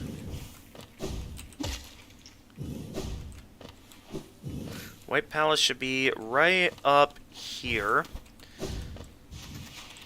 But yeah, I think I'll want to quick grab the Lifeblood Core before we go straight into the before we go into the White Palace. There's just a lot I want to do right now.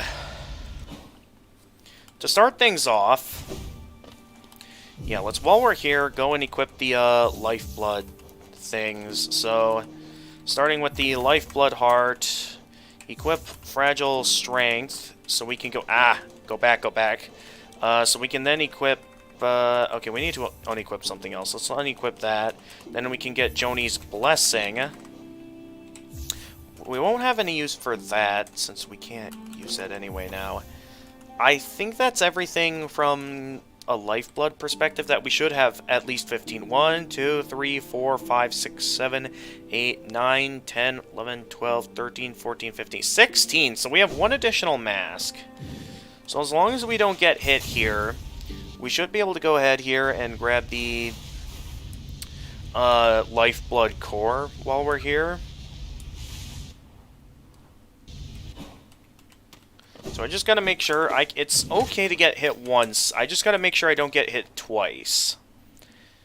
Because if I get hit twice, then I'll, like, have no way to regenerate that lifeblood.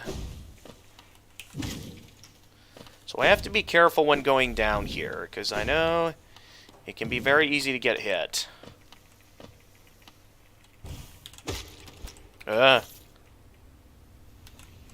Okay. Then right over here. Alright, so we're past the door now, so we don't have to worry about taking damage. We just gotta make sure we don't take too much damage while we're down in here when going for the Lifeblood Core.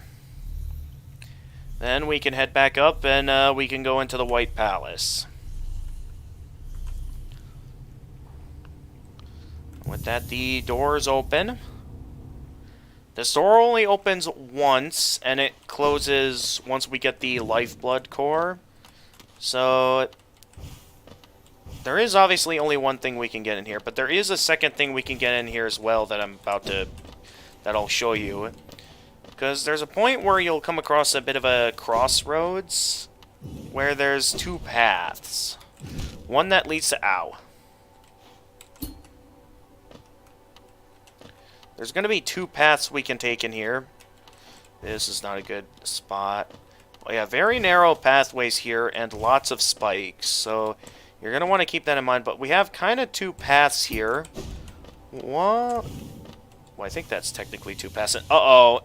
I think I just messed up. Yeah, I did. I thought that was the way to go, but looks like I was wrong. Alright, let's try that again.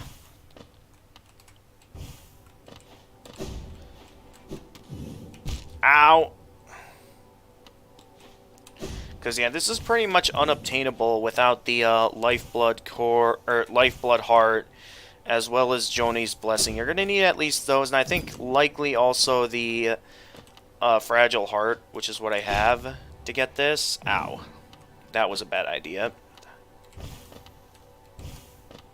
So I think we'll want to instead try this route. Oh, jeez. That's very tight platforming. Okay, we got it.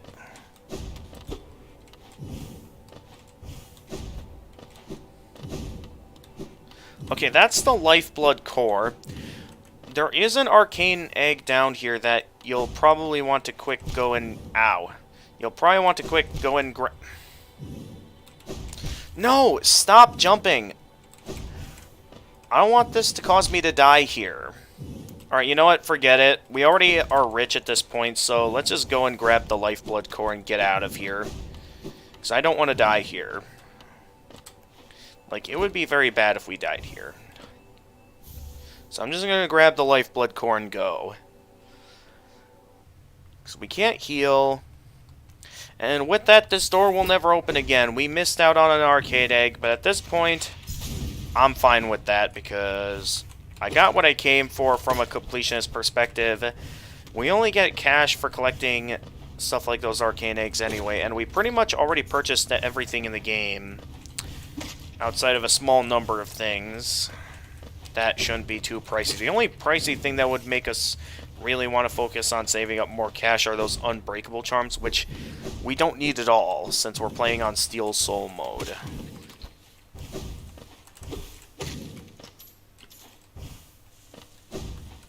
Alright, let's go ahead and equip a different set of charms so we can enter the White Palace.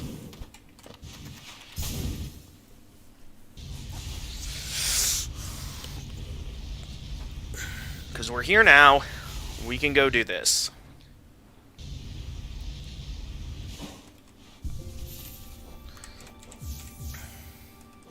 Alright, put those back on. Equip Hive Blood and Grub Song. Those are the two essential charms you'll want to have while here. And then let's equip Quick Focus. What else do I want to equip? I guess at least keep the compass on. Even though it's pretty much pointless at this point. But yeah, this is a decent combination right here. We're close to having every charm in the game. Yeah, that'll do nicely.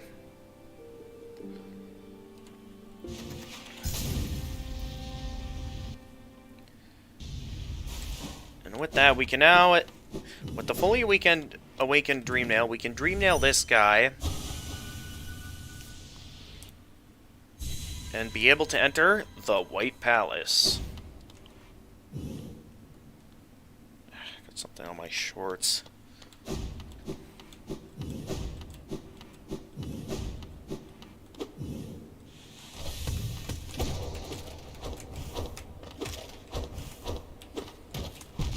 Ow. Yeah, these guys can be pretty tough on their own. So you'll want to be careful of that. So let's wait for that to regenerate, and then I'm going to quick heal. And with that, we enter the White Palace. While we're here, would you guys be interested in seeing me do Path of Pain? I've already done it in my original save file, but I mean, I'd totally be down for doing it again. Actually, no, we don't need to do that.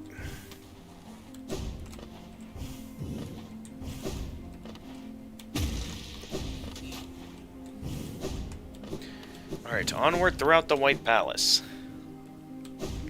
But yeah, let me know when we get to that point, if you'd be interested in seeing me do the Path of Pain, because we're going to be getting to it sooner or later. I'm interested in knowing, like, if you guys would be interested in seeing me do that.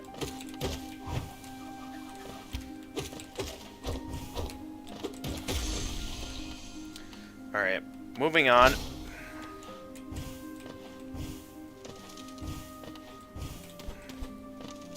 So far, nothing hard yet in the White Palace, but I know it eventually starts to get a bit difficult.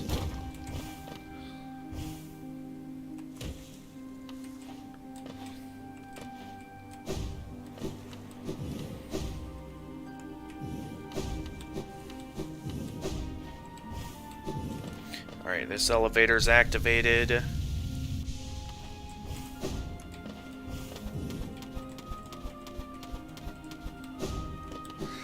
What was over here? Okay, nothing's over there.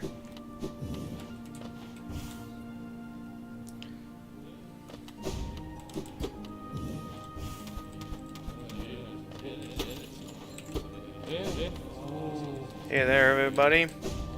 How y'all doing? A few paths we can take. First off, there's this pathway over here. That can allow us to head this way. Ow! I wasn't ready for that. No, I was about to get up there.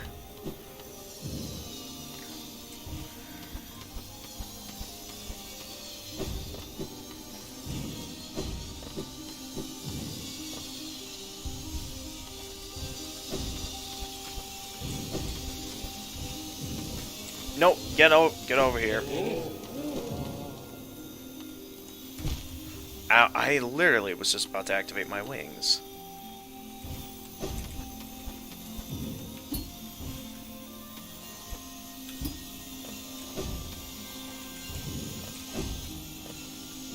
Ow.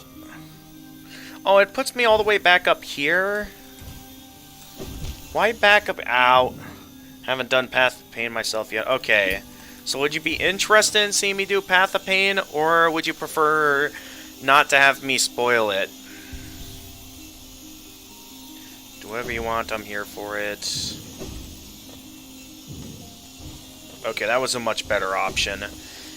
Using the wings instead of the dash there.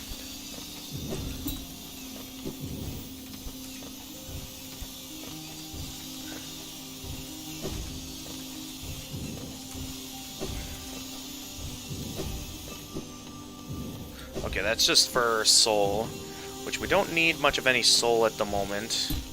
Ow!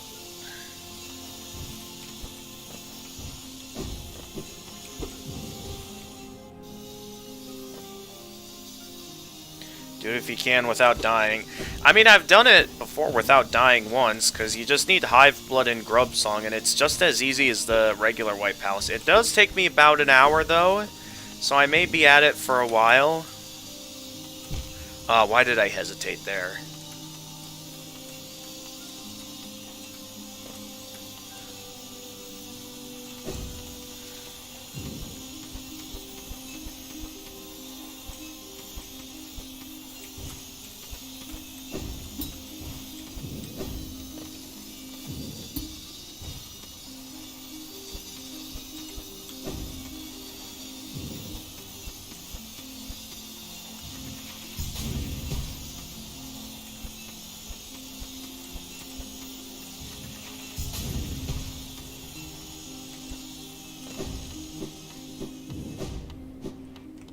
Yeah, easy with high blood. Yeah, exactly. Alright, that's one light down. Allowing us to then come down here and activate this door. And get that open. Hey there, everybody. So it just leaves one more pathway, and then we can open up the pathway to the way forward, as well as the infamous Path of Pain. Which, if you're interested in seeing me do it, I'll gladly do it.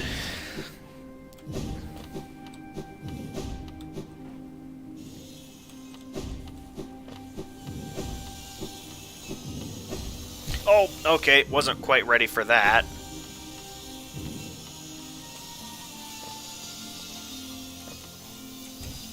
Oh, I almost made it past that. Okay.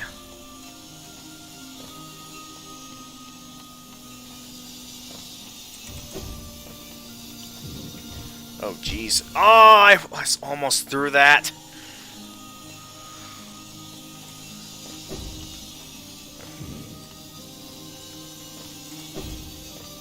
Alright, we have to act fast there to get through all of that.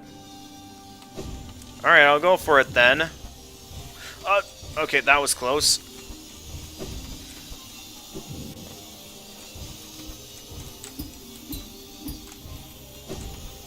Huh. Ah!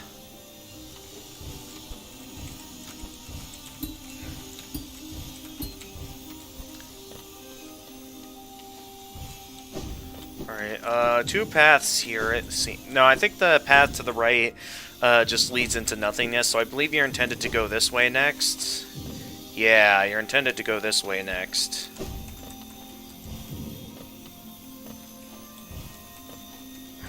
Oh yeah, and then down here. Into all the thorns. Ow! Oh, it still counted that I made it. Okay, I'll take it.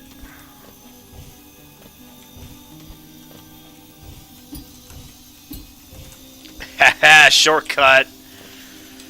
Weren't expecting me to do that, were you? No, I was right there. Oh, and once again, it counted that I got up there.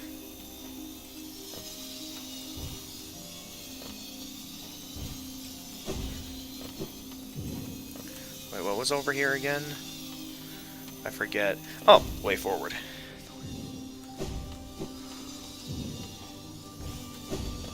What up here?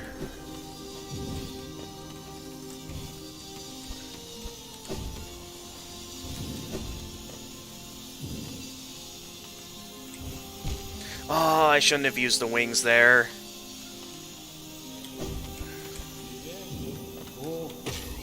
Oh, I didn't mean to do that.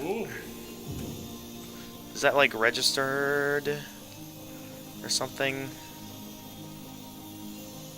Because I totally forgot I could attack those guys.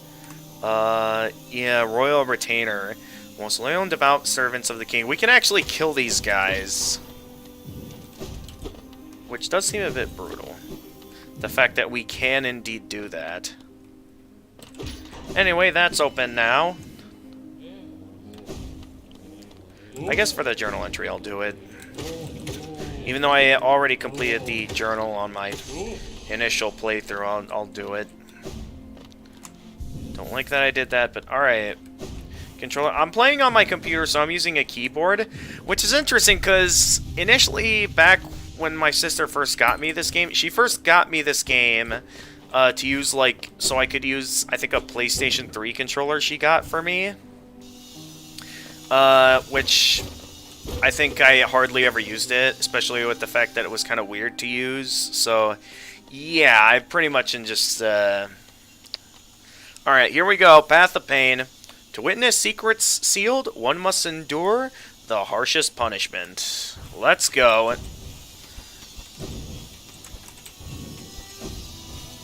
Up.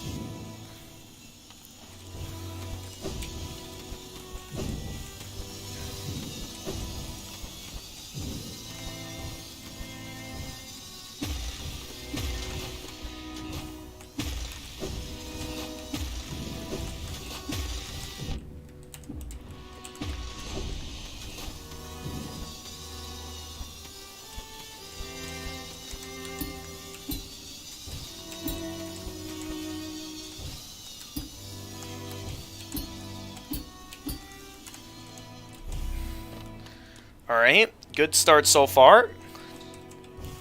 Oh, that's right. Okay.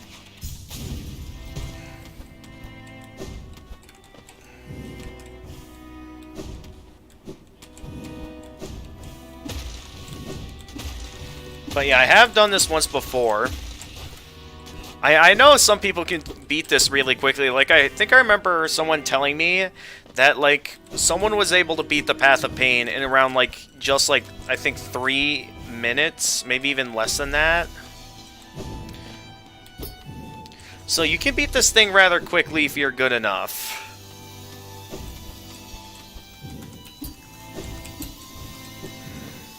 Which I don't think I have that kind of skill, I'd say.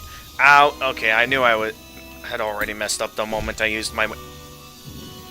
Come on, Knight. You're better than this. Alright, let that one regenerate, then I can use Focus to heal that up. But yeah, these first few parts aren't too bad. Okay, I should have probably waited there.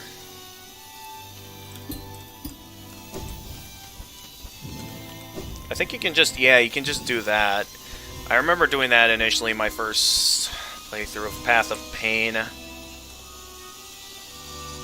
No! I was so close to getting it. Oh! Uses this as a checkpoint. Okay. Oh, I was doing so well. Apparently, you can do it in just over 2 minutes. Yeah, exactly. So you can beat this rather quickly if you're good enough. I know that for a fact, that, yeah, if you're good enough, you can beat this super quickly.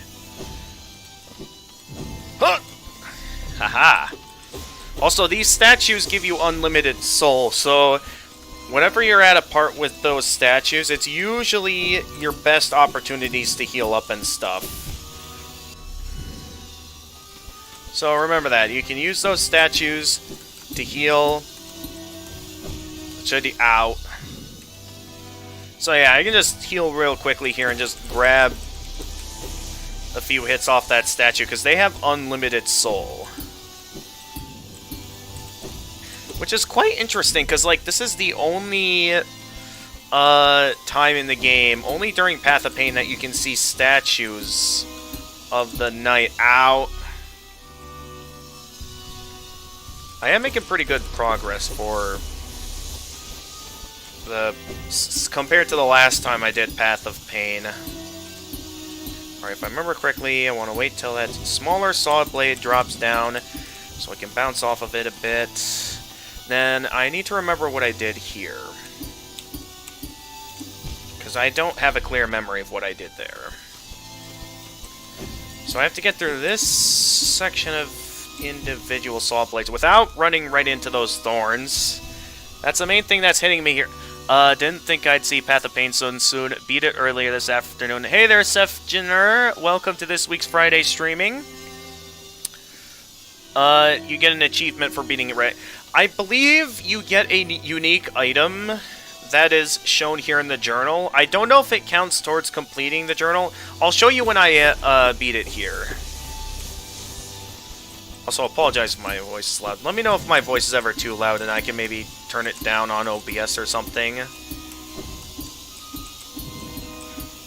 Because I know I have things set to be pretty high at the moment. Ah! That saw blade came in at the worst possible time.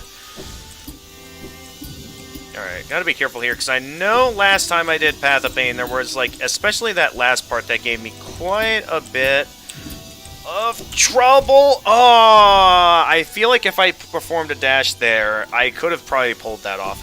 Yeah, I wasn't entirely intending on doing Path of Pain, but one of the audience members was interested in seeing me do it, so I decided, let's just do it.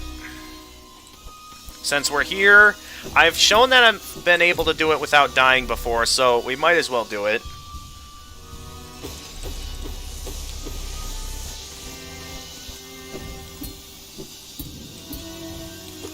I do think, though, that once I'm finished with the White Palace, that I'll probably be taking the time to go and grab some dinner. Because I know, because we're doing Path of Pain, we're going to be here for a while.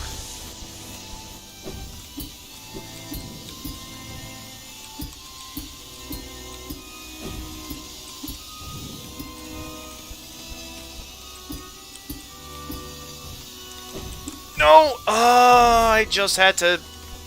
I forgot how I got past that part last time.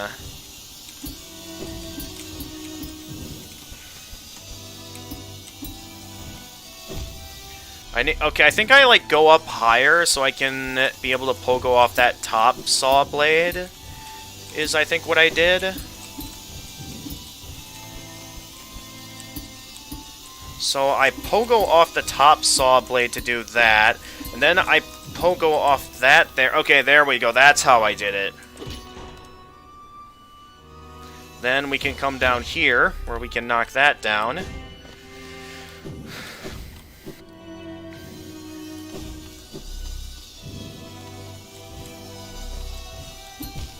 Okay, that was a stupid move.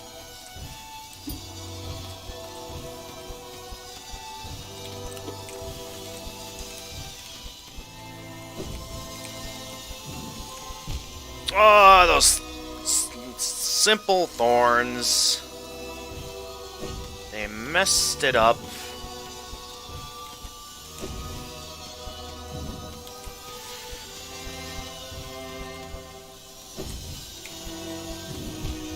The thorns messed it up again.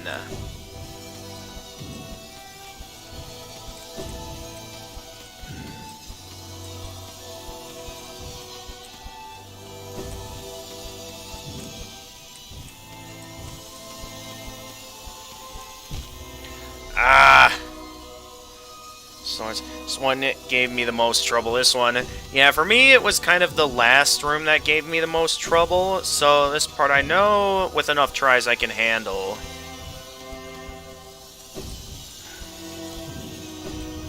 No! No! Okay. Messed that up. It's fine. We pretty much have unlimited health and soul thanks to my setup.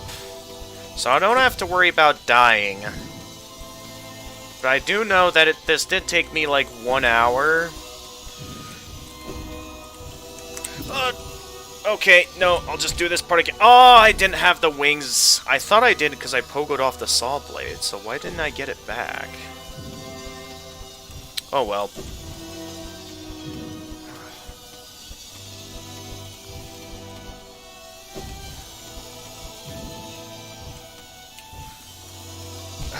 Messed that up again. I forgot what I was supposed to do there.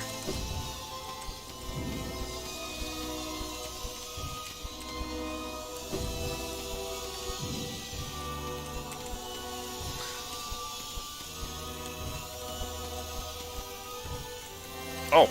No, the saw blade! I had it! But I forgot what I needed to do next.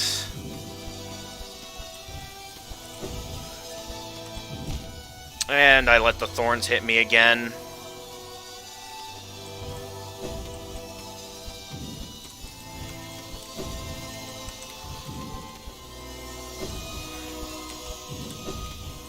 No!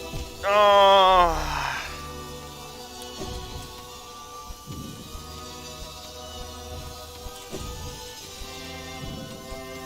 Okay.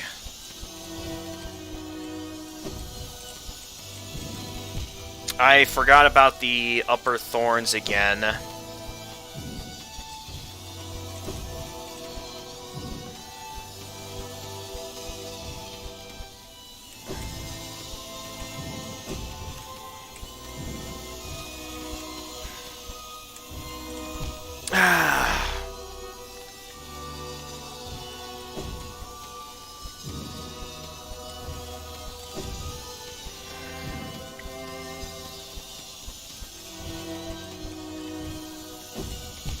What am I doing?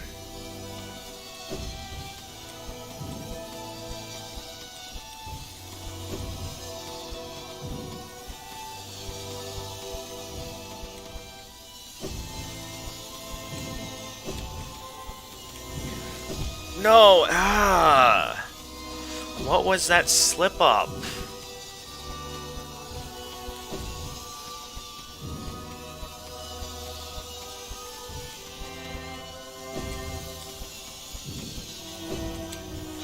No.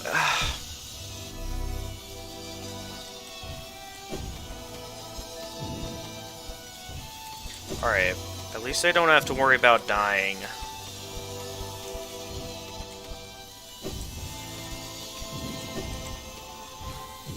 How did I mess... How do I keep messing that part up?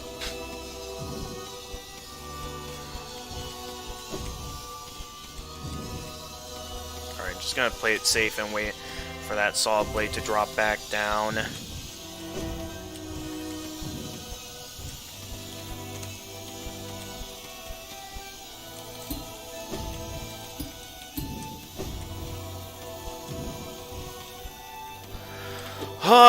Fine. Oh yeah, there's a secret over here towards a secret knight statue. Nothing I'll really be needing, but good to see that it's there. Moving on.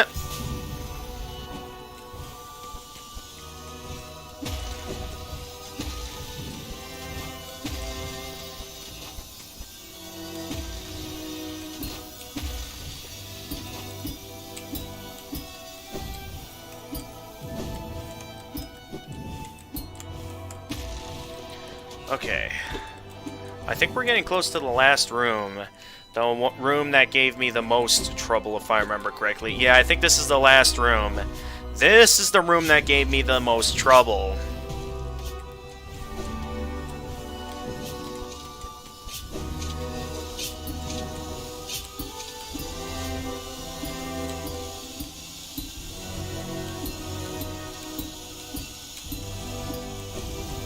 Oh, the thorns on the ceiling. But yeah, this is the last as well as the hardest room in the entire Path of Pain. So, you beat this, and not die to the King's Molds, I believe that's what they're called. You beat the Path of Pain.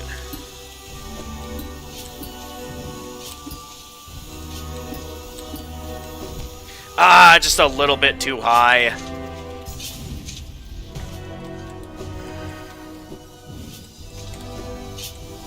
No! I used the wings just a little bit too early.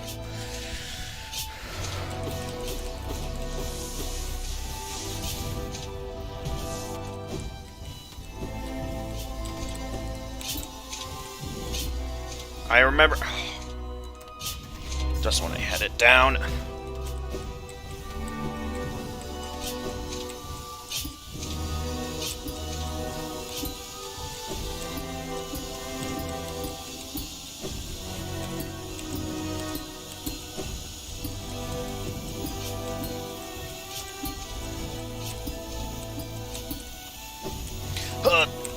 No!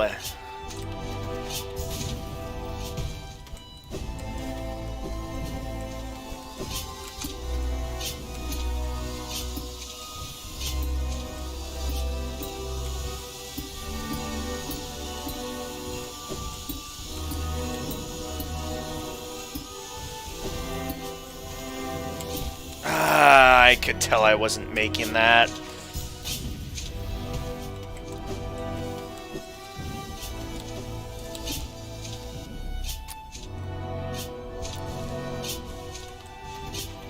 Going at this point. Watch, I'm gonna be lacking in soul. This is gonna be like the run where I actually make it.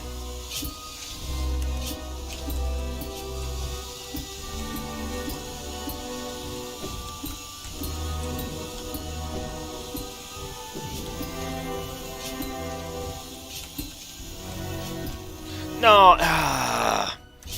was right there. Come on.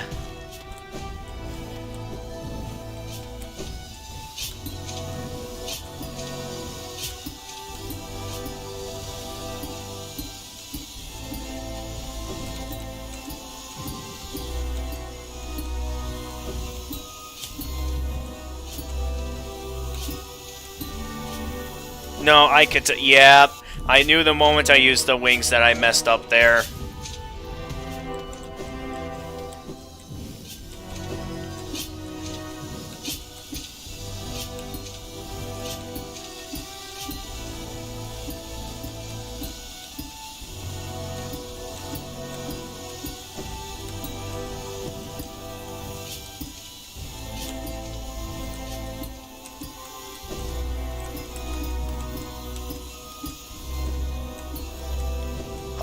Yes! We made it to the King's Molds. Hey there.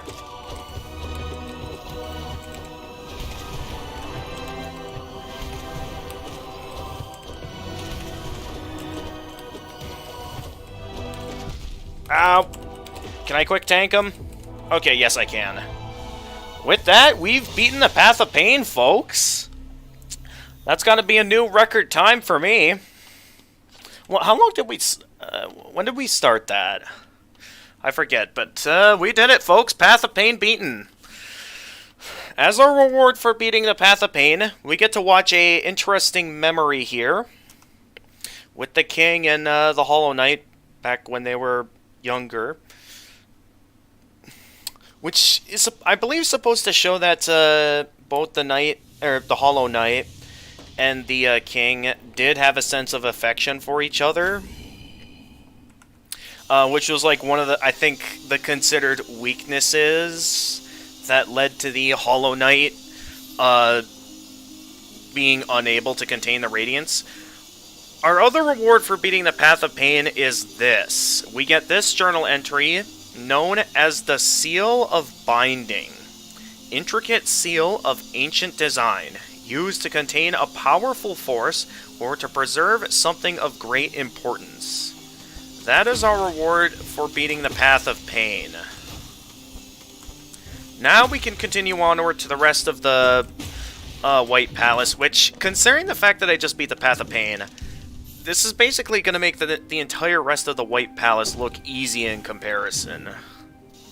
Considering the fact that I just beat the hardest challenge in the game, then I immediately go and do that.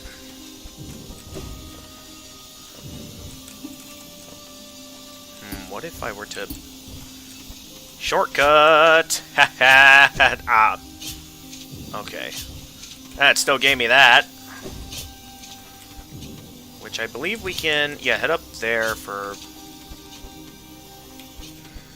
And then go do that. And I believe we... Oh wait, no. We don't want a Crystal Dash there.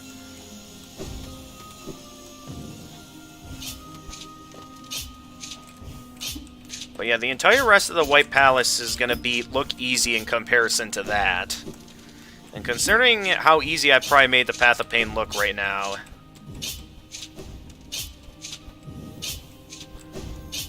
It's like, yeah, we pretty much did the hardest platforming challenge in the game just there. So I'm about to make the entire rest of the White Palace look easy in comparison.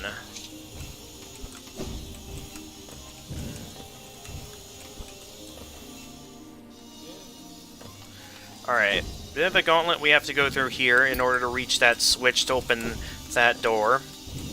Should be easy to reach, though. We just gotta head right up here. We do have to do a Crystal Dash here. Alright, let's try that again. I could tell that was gonna miss. No, I feel like... Let's try it from here. There we go. Which I believe we can just shortcut a lot of this by just doing that. I said shortcut a lot of this by just pogoing off the spikes.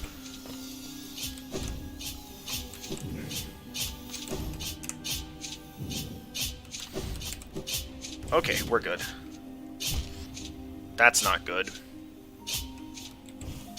And I believe I want to... I forgot about those spikes.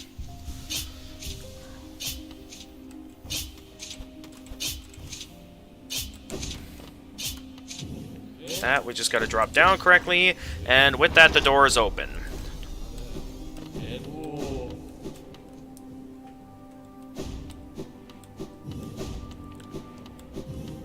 Alright, here I believe we'll want to Crystal Dash. Don't Crystal Dash too much or you'll hit those thorns. And I believe we'll want to go down here.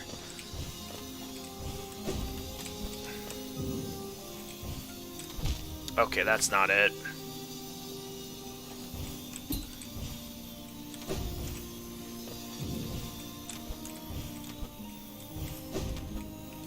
Okay, actually, I think we're supposed to use the Crystal Dash here. Oh, I forgot about those spikes. Ow! Okay, I need to be more careful.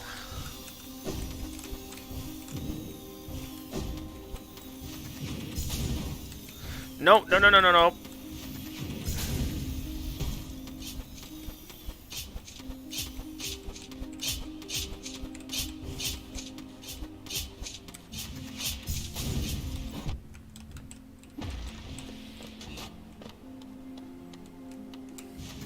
And I think that's it, actually. Yeah, I think we're at the end of the White Palace.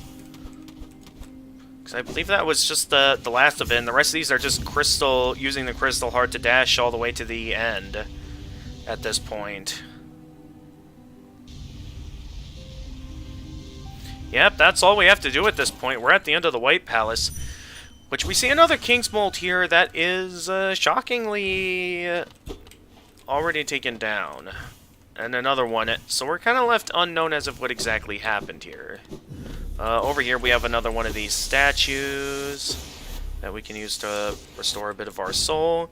Interestingly enough, the statues of the Pale King don't have unlimited soul, which is a little bit interesting.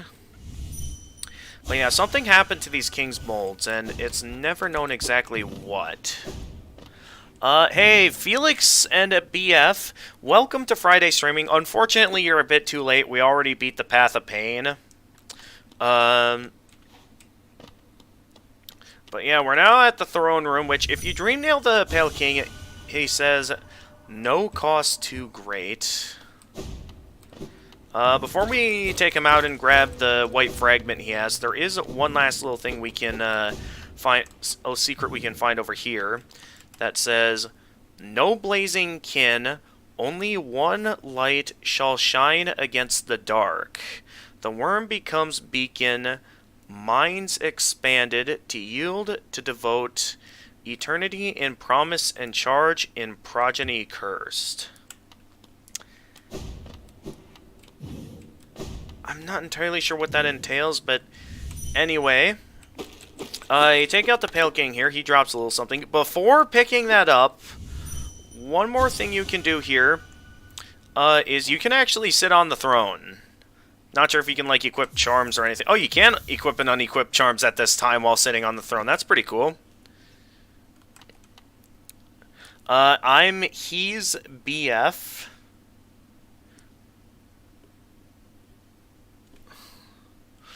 Okay... Alright, anyway, by picking this up, we have the White Fragment. Which I'm sure most of you know where the other one is at. If you don't know where the other White Fragment is, the game gives you kind of a hint right here with this phrase. Soul of Worm, Soul of Root, Heart of Void. We have the Soul of the Worm. We don't have the Soul of the Root, so we can't get the Heart of the Void yet. And with that... we have completed the White Palace. We've beaten Path of Pain. We now have the White Fragment from the White Palace. We just need the other White Fragment now from the White Lady. BF stands for... yeah, I know what BF stands for. With that, there's a few more things we can get while we're here. To start, let's head... where do I want to head? Why don't we head to the Queen's Station? Because I know we do have to rescue Zode from the Deep Nest still. So one quick little thing we want to grab from Deep Nest while we're here. Also, let me know if you're interested in going for the Banishment ending. Or the defeating Nightmare King Grim for the Grim Troop DLC. Let me know what interests you more.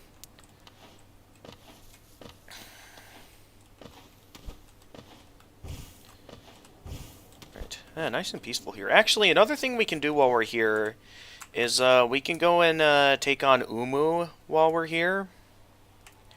We can also head on over that way at some point. Why not, while we're still here, go and get Umu? The Banish ending? Yes. Okay. Let's see here. Let's go and see how the bank...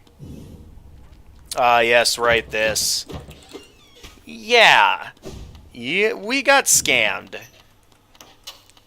So yeah, if you max out your bank account at the bank, the banker basically runs off with your money. Not that it's that big of a deal at this point, though, considering the fact that, again, we pretty much already have full, you know, soul. Lots of things we have pretty much fully filled at this point that I'm not really going to make a big deal out of it.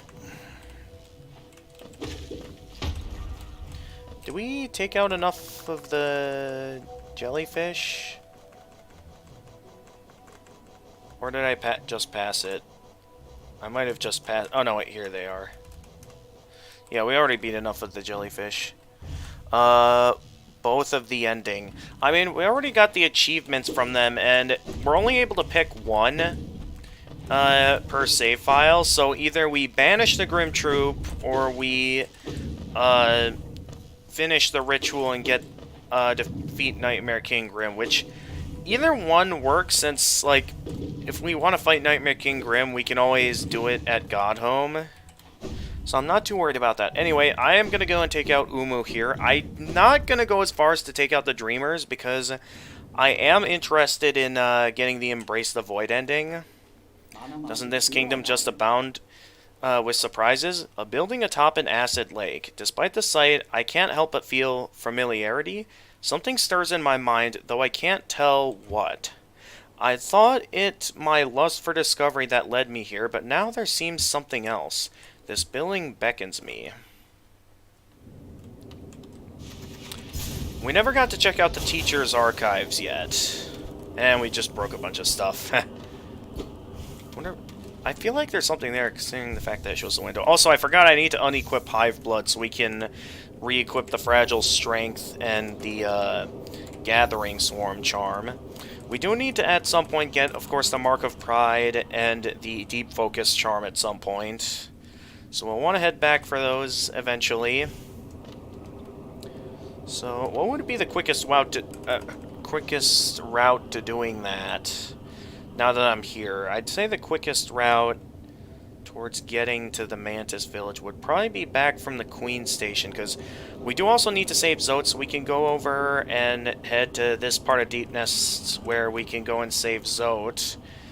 Thankfully, we don't need to enter the spider territory where it has the spiders crawling around in the foreground ever again. That is something I'm never doing again, because I hate Deep Nest, and for good reason.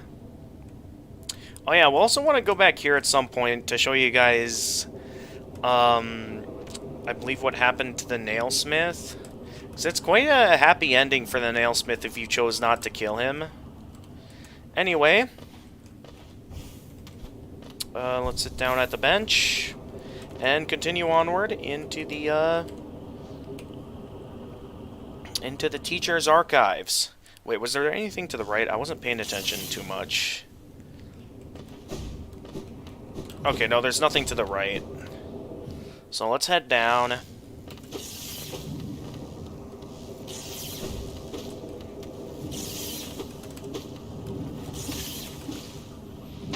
Oh, okay. I thought it was going to go down into, like, the acid or something, but no.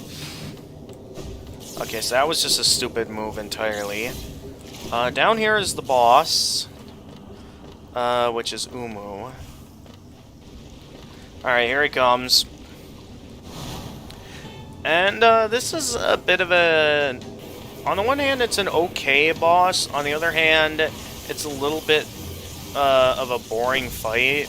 Because on the one hand, you are having to avoid something, but at the same time, you're kind of stuck having to wait until it exposes its weak spot, which can take a bit of a while.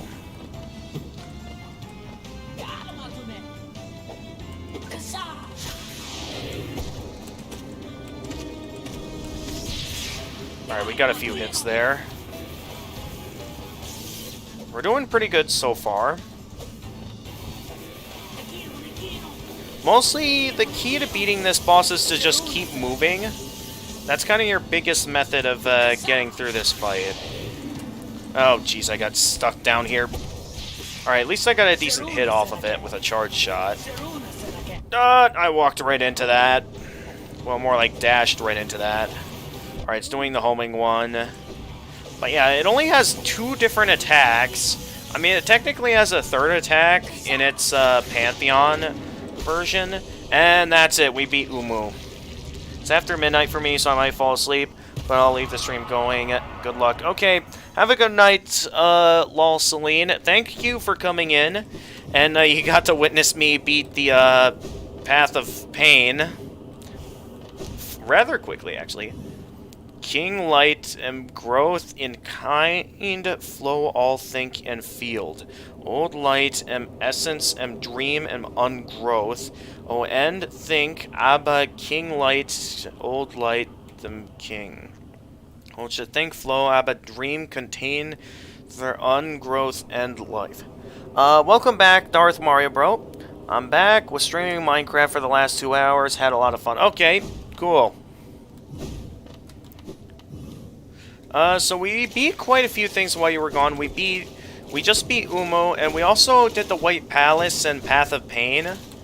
I am not going to head over to Monomon's area, so that way Coral doesn't have to like give up his mask or anything, and I can keep exploring and stuff. Of absence, their abundance, shell outer o inner place in absence. Their void liquid substance o weave absence inner o shell outer their matter pure void vessel absence all outer contain. That makes a little bit more sense once you understand the lore. A tank full with charged Luma flies, where we can get a journal entry about the charged Luma flies. We have the journal entry for Umu now. Intelligent being that guards the inner chamber of the teacher's archives. The canyon below us. The one thick with fog and crackling with strange energy. A hunter can lose their senses down there. Be careful. Strange and unnatural things lurk there. Alright, and what else do we got? Did I check out everything in the journal up to this point? I think I did.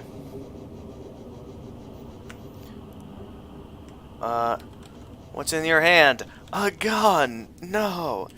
Wait, no, I don't have a gun in my hand. I have a nail. If anything, I'd be having a nail gun in my hand. Haha. Imagine if something like that existed in a world like this. Just someone with a nail gun. You know, you just have people using nails for nailing weapons. How about a nail gun?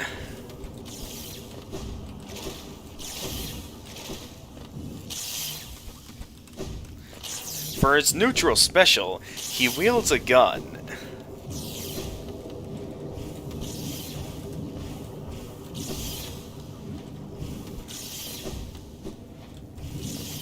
Alright, let's get out of here. Alright, that's the teacher's archives pretty much finished. I mean, outside of going after Monomon herself, but I have no interest in that because I am interested in going for the Embrace the Void ending. Alright, at this time, I suppose now's a good time, more than any, to...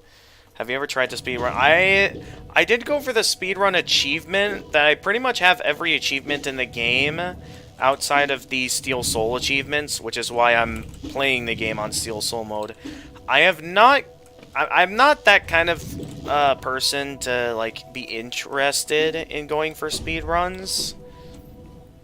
Mainly because that kind of stuff I just don't like in general. I'm sure there are those that do like speedrunning and stuff, but I sort of feel like when you speedrun a game, that it, like, takes away the fun of playing it casually. I pretty much only, like, looked up a speedrun walkthrough and, like, so I could, like, get the speedrunner achievements. Because deep down, I'm personally not a fan of, you know, speedrunning. Alright, so we have a quick route into Deep Nests, where I'm gonna take one last trip into Deep Nest so I can rescue Zote, because I forgot to rescue Zote since my last time here. So I'm gonna take this route over here to just go and rescue Zote. even though he never really thanks me for it.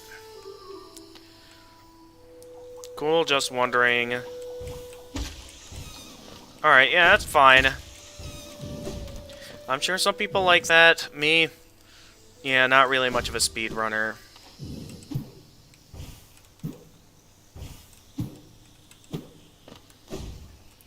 Alright, one last quick trip back into Deep Nest.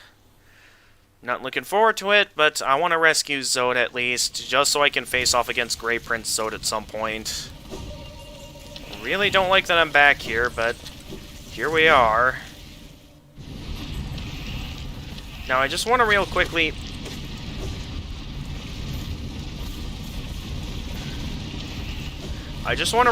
get my hands on... Ow.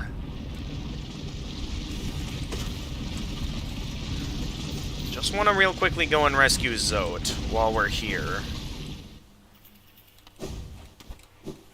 I shouldn't need to go anywhere near the, dangerous spider territory that I never like. I believe it's right down this way that is the route we have not taken yet. Because then that closes up. And then... these guys become spiders, I know that. And then the remaining enemies on screen also become spiders. Where are they at? There they are. How did that not count as a hit?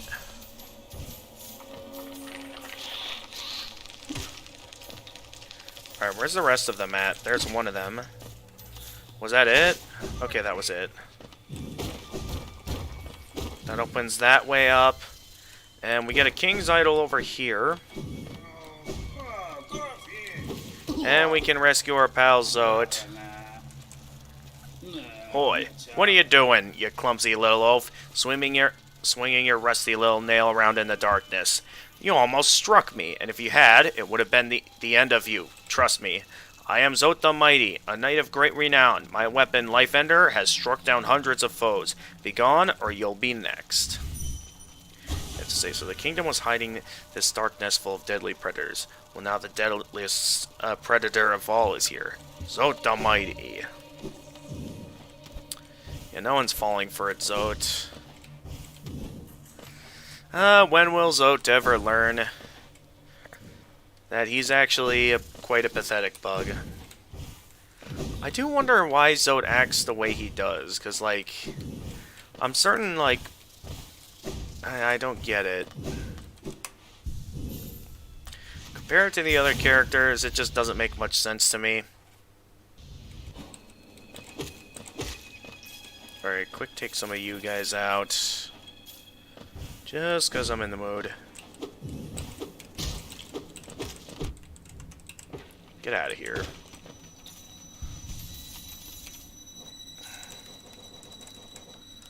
There's only a few journal entries left we need to get our hands on at this point. So we've made quite good progress today.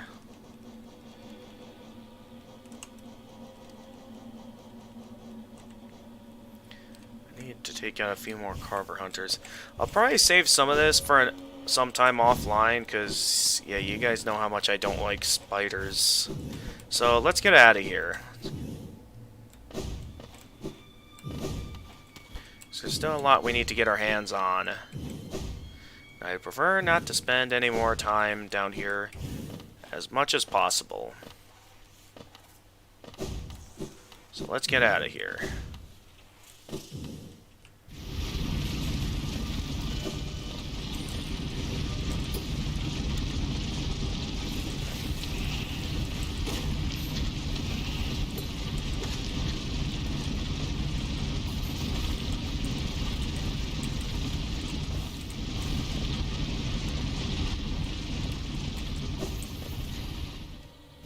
Alright, and then the exit should be right up above in this room.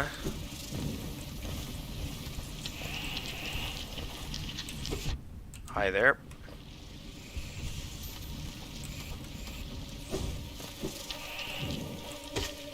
Get out of here.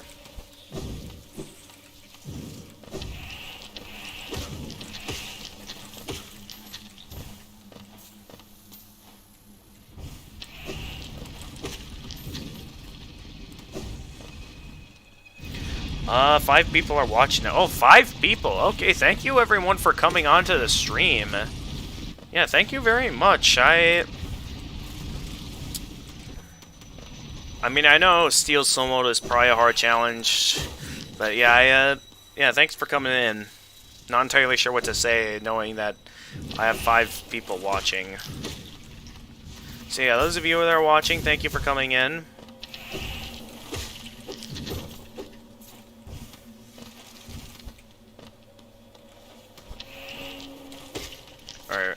Alright, we're back up now. And with that, we are out of here.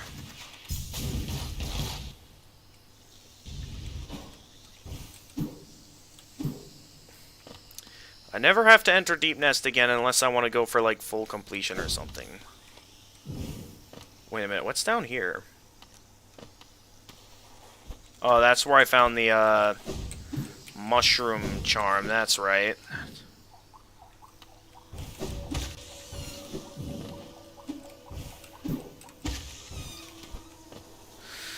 So we want to get back over to the Mantis village, so that way we can, grab our hands on the, Mark of Pride charm.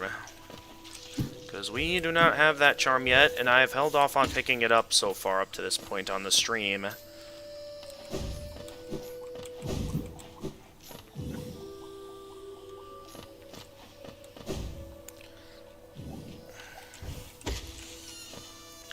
So we pretty much almost have everything in the game at this point. Alright, we just have to head down here.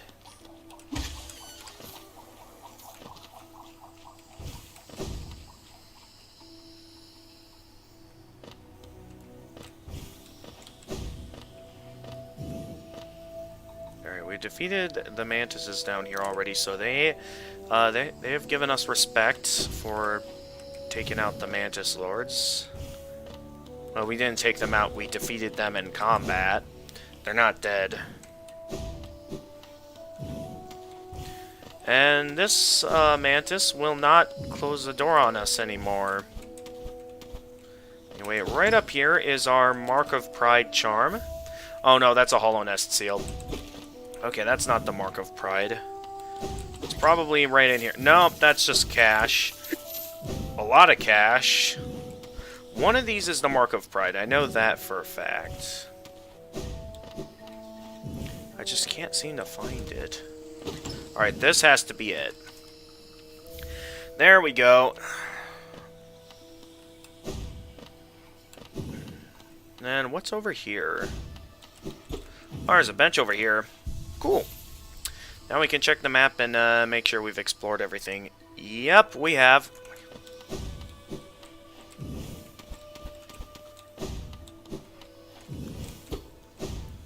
Alright, so we got this now.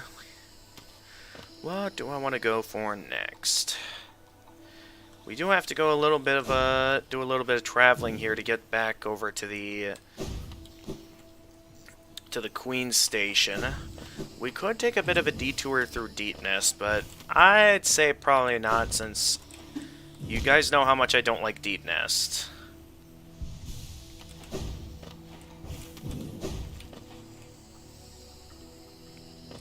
I am thinking about at some point going to get some dinner. And we only have a couple charms left. We just need the one for collecting every grub in the game, as well as the one for... Yeah, not much left to find at this point. I do need to find the, I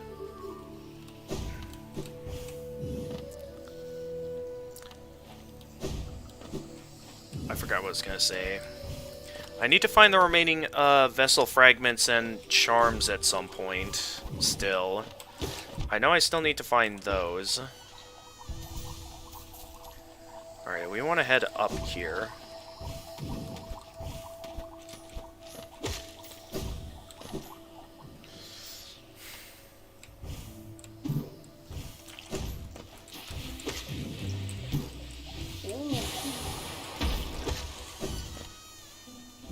Alright, Alright, we want to head left to get to the Queen Station, because then we can head back up into the Crystal Peaks, and I was told there was a breakable wall somewhere. I don't know where it's at, but I've been told there exists a breakable wall somewhere in the Crystal Peaks that I missed. So I'm going to want to do a bit of looking around for that.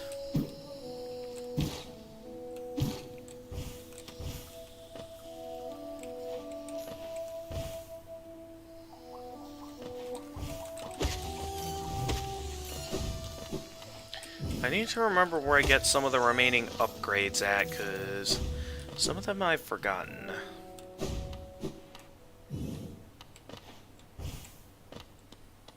Alright, so at this time we can go and head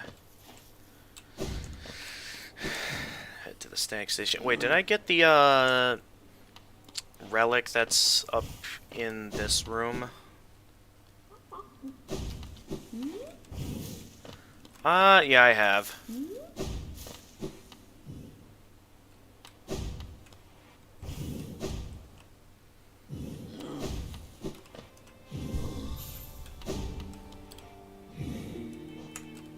Let's see, what do I want to do next?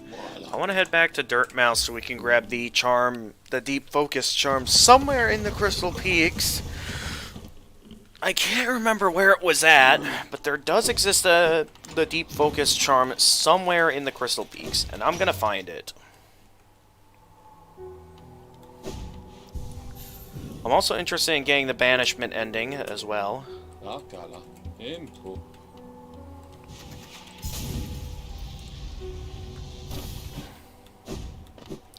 We're also gonna want to head to the Colosseum at some point to take on Zod again in the first trial, and then we'll be able to take on the Trial of the Fool. That's something we haven't done yet, and something that I'm certain is possible since we've done it a couple of times before. It is still a bit of a challenge that might be a little bit worried about, considering the fact that we can die there. Alright, so I was told there was like a breakable wall or something that exists.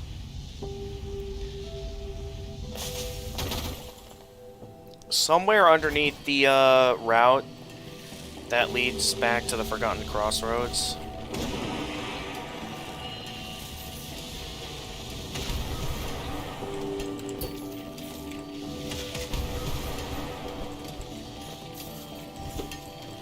So probably somewhere here, I guess.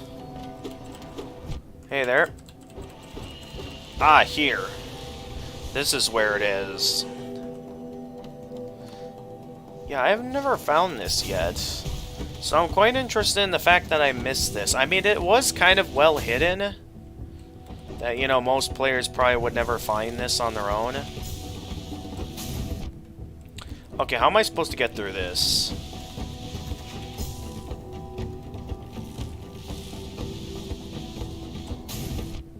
Oh, I had it. Come on.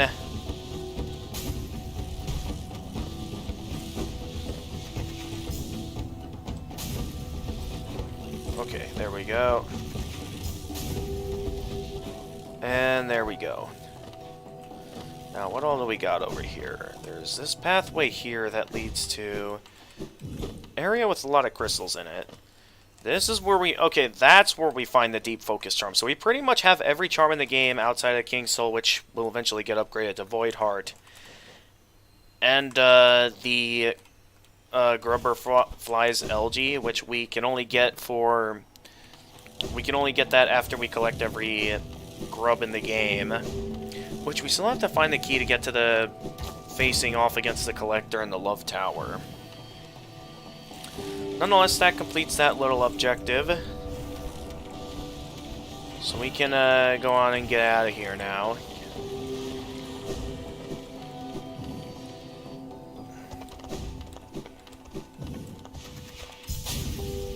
I should think about heading over to dinner at some point, because, yeah, we are at that time where I'm going to want to think about dinner at some point.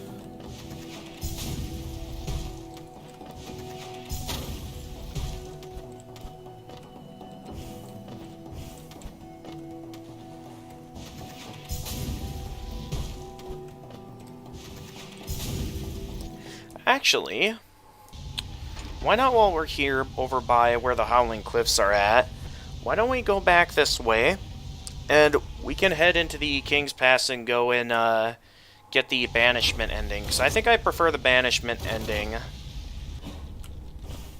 Oh, it's right, the Lifeblood.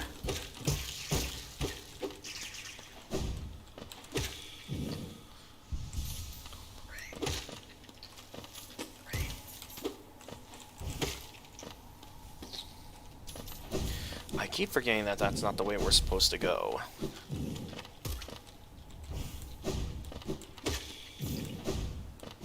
Back at the start of the game once more. Here we are.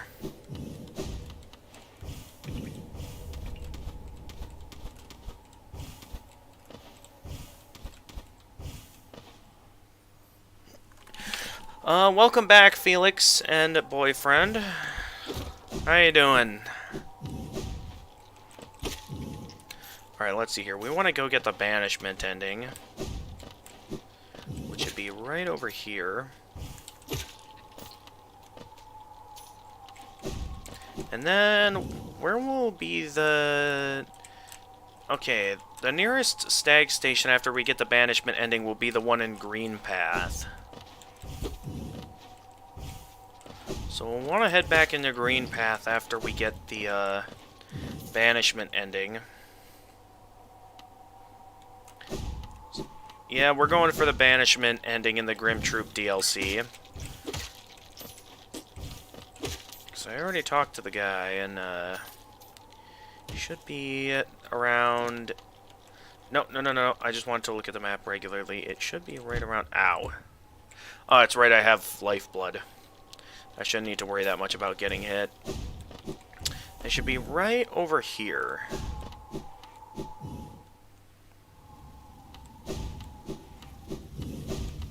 Back where we first summoned these guys. So, you followed me here to where the ritual began. You would join me in breaking it then? It is painful to defy the Master, but our harvest, it profanes this dark, quiet kingdom. This once, I would see the ritual fail. Now, let us destroy the anchor and banish the Master. Never shall he return here again.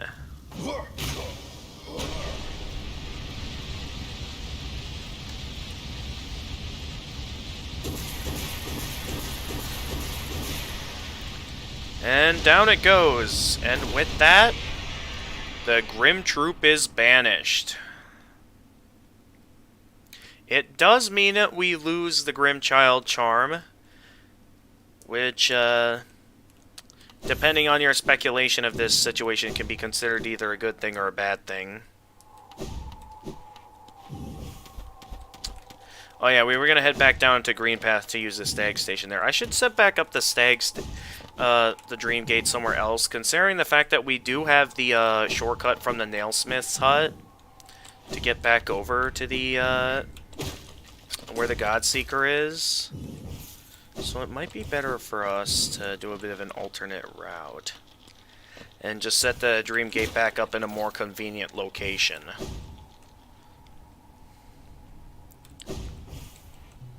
And with that, we are back in Green Path. Let's go up this way. I know there's like a couple of grubs we might have missed in Green Path as well, which I don't want to look around all of Green Path just to get to it, so why don't we just continue on through some other paths. We also have to get to the Queen's Gardens at some point, so I suppose this could be a good opportunity to go and look for a few things while we're here. Yeah, take that. So there's a lot of things we could look for at this time. I think first off,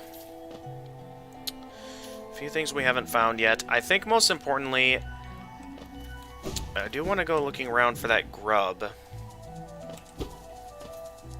So first things first, let's set up a Dream Gate right over here, because we can just use the Nailsmith's hut as a shortcut to get to the Godseeker. And I just got rid of the Lifeblood. I just did that. Oh well, I guess it isn't that big of a deal. But I am interested at this time looking for some of the grubs that I might have missed here in Green Path at this time. Because I know there do exist some grubs that I missed. I think there was one that was maybe up here, was it? The greater mind once dreamed of leafed and casts us these caverns so, in every bush and every vine, the mind of Un reveals itself to us.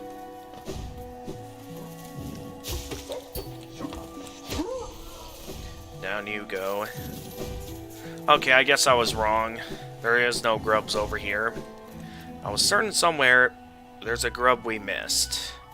And I'm gonna find it. With enough looking around, we should find it.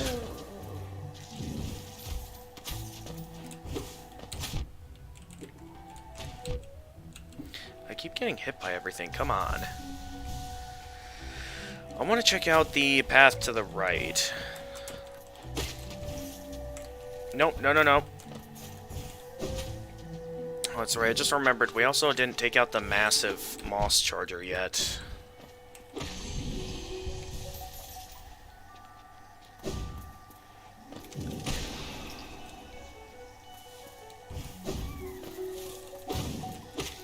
There doesn't appear to be anything here, though.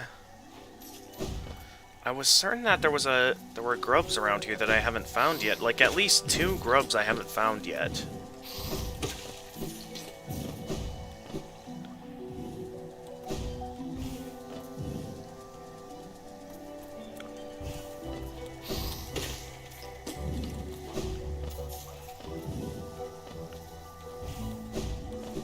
I know I have Yzma's Tear, which makes me immune to acid, but still though, nice to have that. Okay, I think there was a grub up here that I couldn't get to.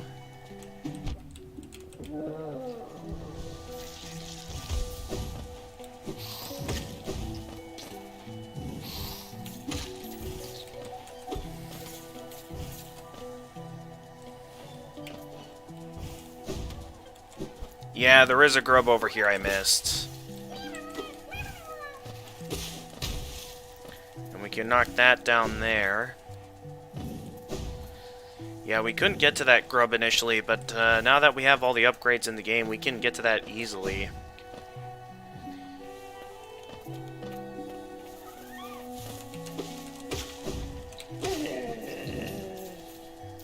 Alright, am I missing anything else?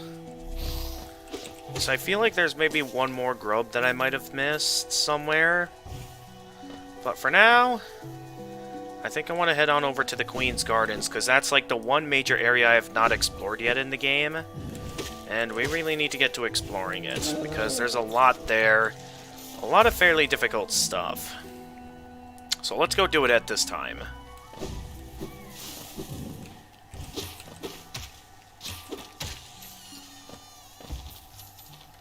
Alright, should be down here somewhere.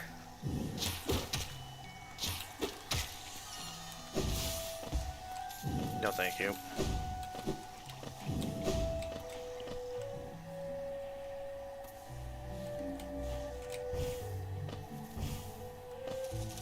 Oh, this is a boss we haven't faced yet, the massive moss charger.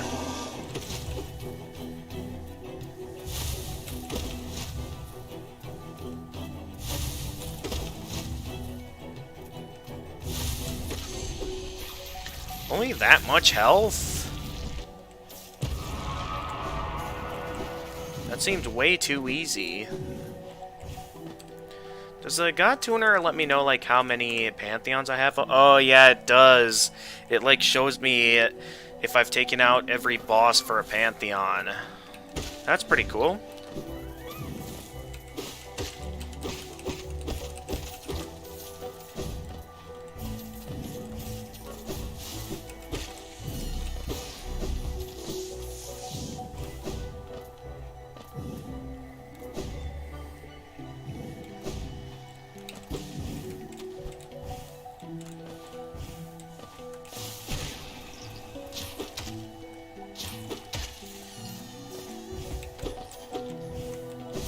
Haha, secrets.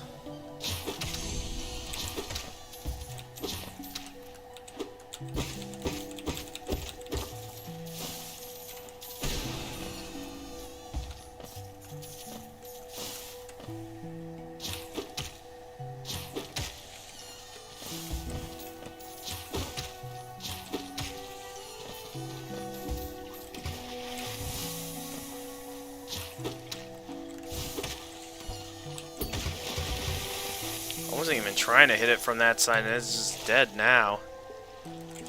Huh. Thought there'd be something there, but there wasn't.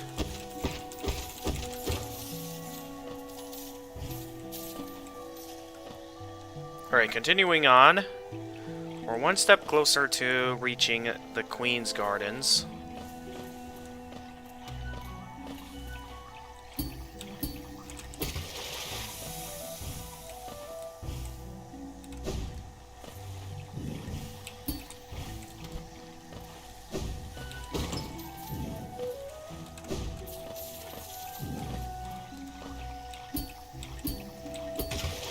I saw that grub.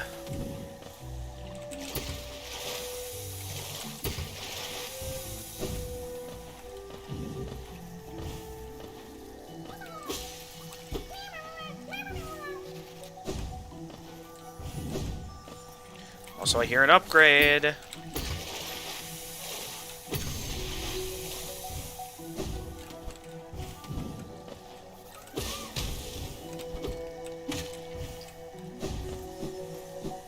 What do we got here?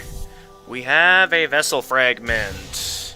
Leaving only one left, and then we'll have every vessel in the game.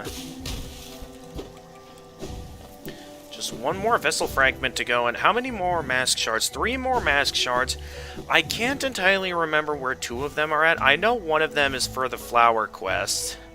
Though our land, a pale being lays claim to the caverns ahead. It may appear benevolent, but it does not share our dream. Be wary to wander that place.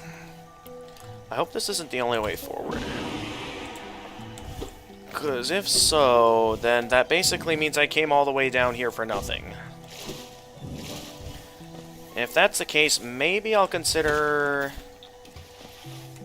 just going for something else. Yeah, I might... that basically means I'm going to have to find another way around to get to the Queen's Gardens. This way isn't working. There is another way through Fog Canyon, though, I'm pretty sure. So let's go do that.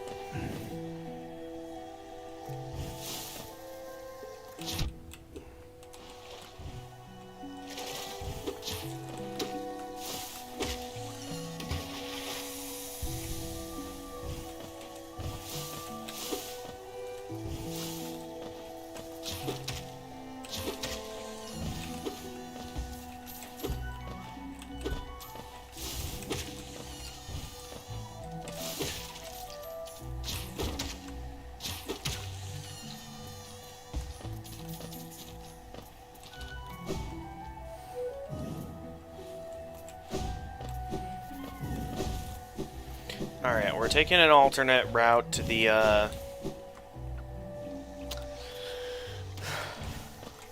Okay, I don't need to kill any more of those guys. We're taking a detour through Fog Canyon to get to this place. So there should be a route to get to the Queen's Gardens from here. Ow. So if I remember correctly... Yeah, there's a route right down there. So let's go that way at this time. I don't know why I didn't just go left.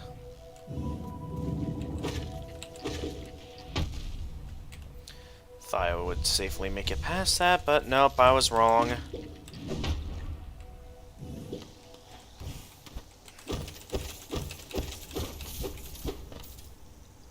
Yeah, this is normally the regular entrance you're supposed to take to get into the Queen's Gardens.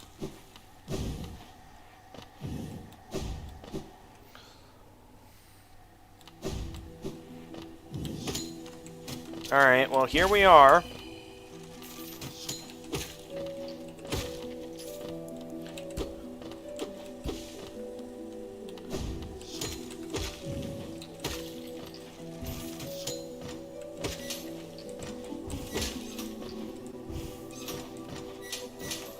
Alright, we finally made it to the Queen's Gardens.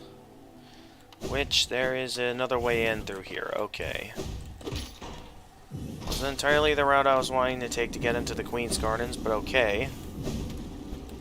What's over here, anyway? Isn't really much of anything here. But that's another way in if you have the Shade Cloak, which we, of course, have it. I hear Rancid Egg. There it is.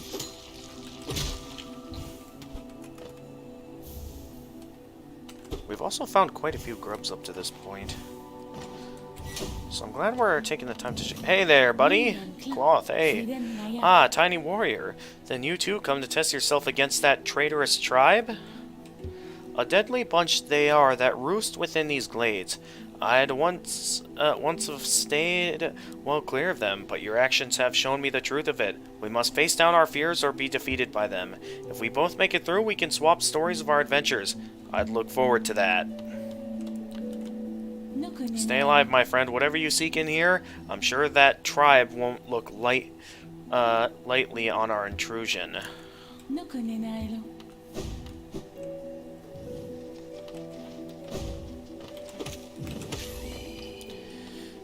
A new type of mantis that exists. Let's work our way down to it here. There's the journal entry for the massive moss charger. We go down here, we can find the Mantis Petra. I think that's related to the traders, as well as the spiny husks. Oh, we can't go up that way yet.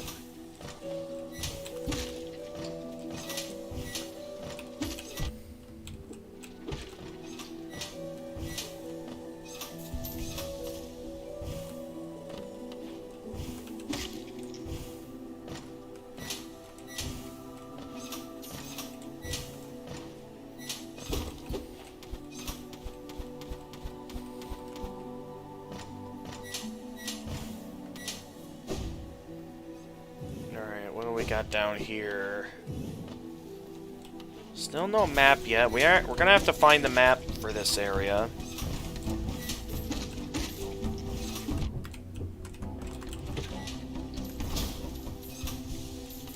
Okay, that was easy. Oh, Cornifer's up here.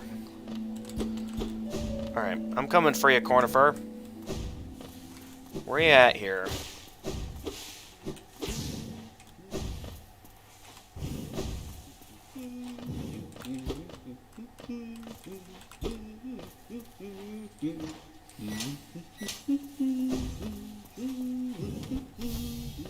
Oh, hi there. Saelith and Farah Orthop. Isn't this just the most intriguing place? So many discoveries waiting to be made. We're about to set off ourselves, though we can't seem to agree on which way to head. It's led to something of an argument between us. We should really stop squabbling about such petty things. Left or right? Which way is best? It should be a simple thing, yet we're always at odds. Hey there, Cornifer. Have you heard of Hollow Nest's queen? Apparently these gardens were once her retreat. Now some vicious types are crawling all over the place and the plants have grown wild. As inhospitable as it is, I've enjoyed my travels here. Care to see my efforts? Yes. Let's see what we got of the map of the Queen's Gardens. In terms of what we have so far, it doesn't look too bad.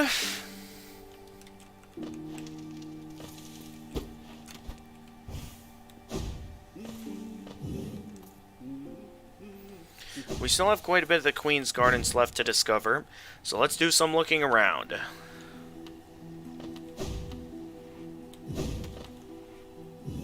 Oh, we can't go that way yet? Oh, that's right, I think there's like a switch down this way. We have more of these, like, fly trap dudes now. Luckily, they go down fairly easily. And there we go, the way's open.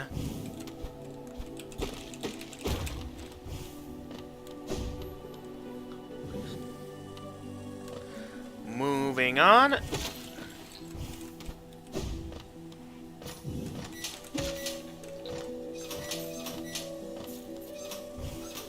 Oh, I think I know what's here. There's one of those dream roots here. Yep, there it is. What's over here? Oh, I think I know. Ow.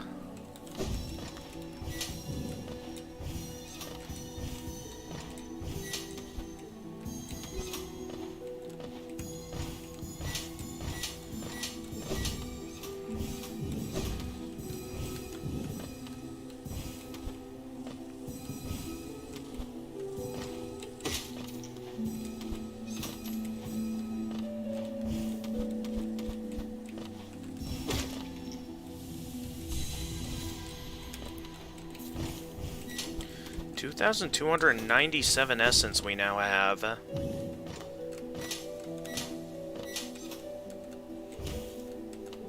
That's quite a bit. What do we got over here?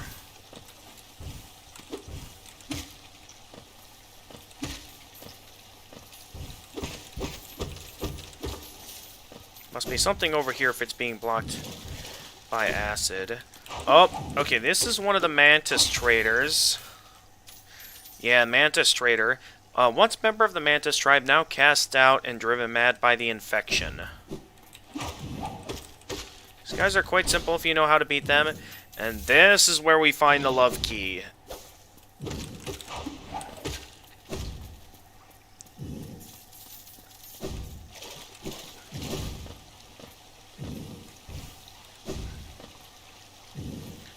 Alright, moving on. Hello there. We're now able to open up this route back to where this guy's now dead. Someone who initially was like directly trying to embrace the infection and then like died. I don't get it myself, but yeah, they're dead.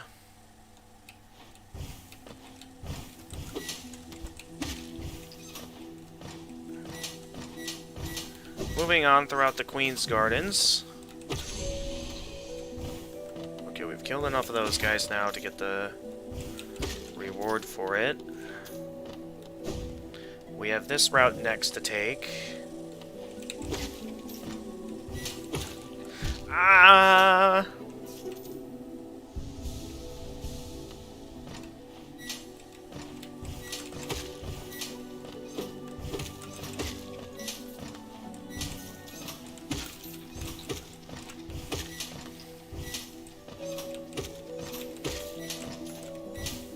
Okay, I'm having a fairly easy time with all this so far.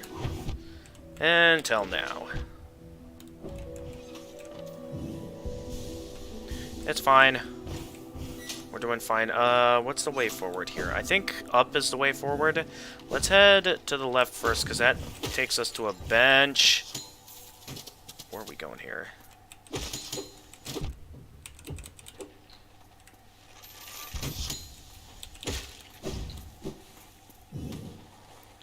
What's this place?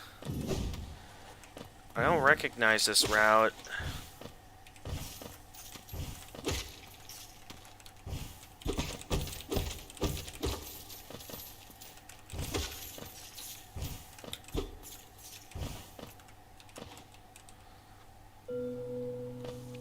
Oh, this is the alternate route into Deep Nest.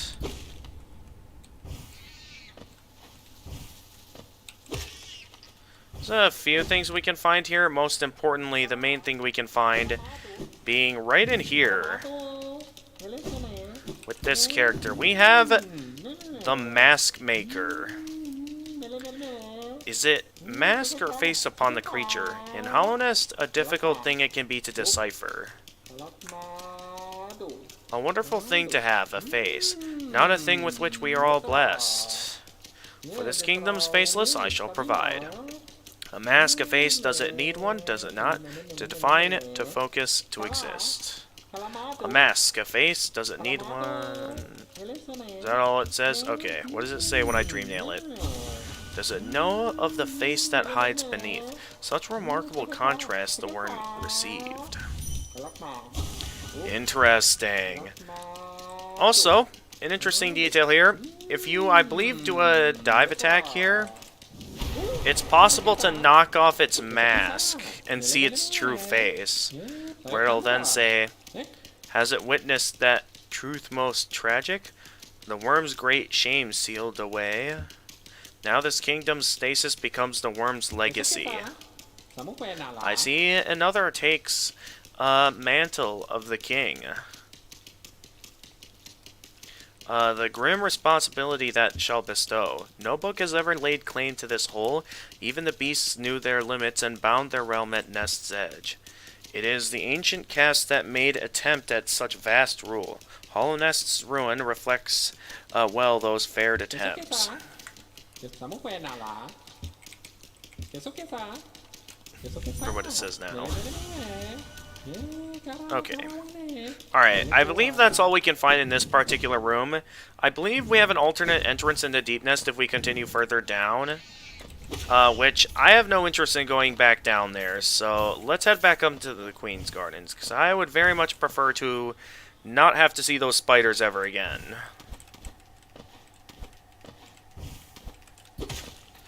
That was just a little detail I wanted to show off while we were here. Ow.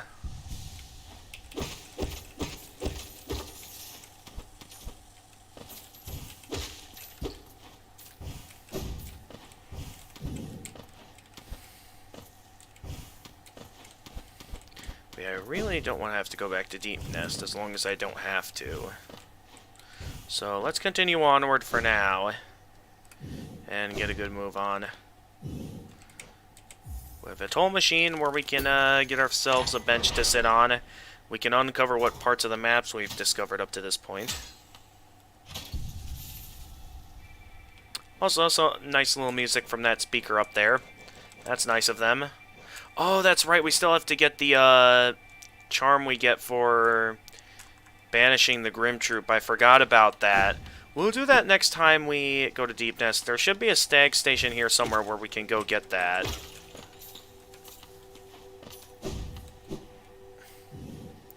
I'd say most importantly for now, my main objective is trying to look for the stag station. And then we can go and get the other White Fragment later.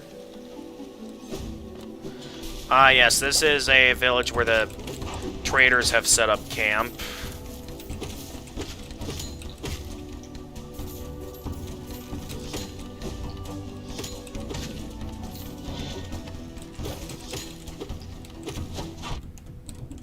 Okay, good move.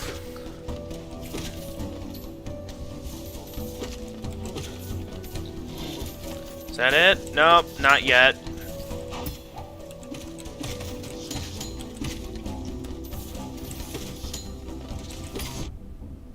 Oh, just when I killed it, it manages to land a hit on me.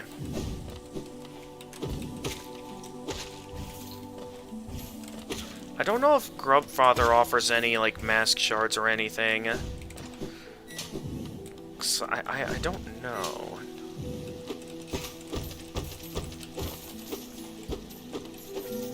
Oh, secret grub here.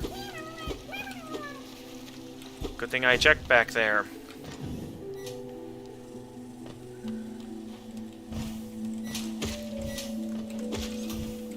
Of course, the thorns are preventing us from getting to that.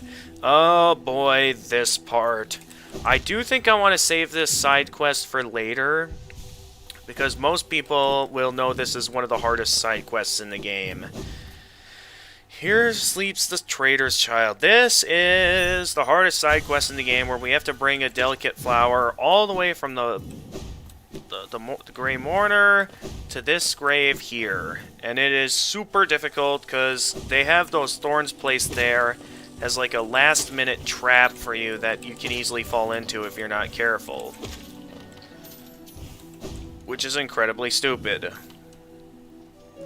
Anyway, we have a couple of paths we can take here. First things first, I'm gonna get that open. Then I believe I'll want to head to the left here.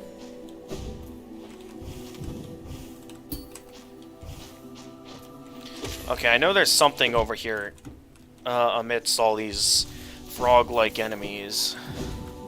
Luckily, I have the strongest nail combined with strength charm, which basically allows me to take these guys out in one hit. So that's the good news. So I don't have to worry too much there. What was this thing again? I'm not able to dream nail it to really know. Ha! You missed.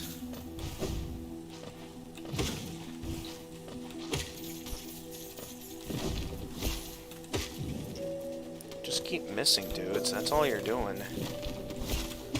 Oh, I think this leads to the grub up top, if I remember correctly.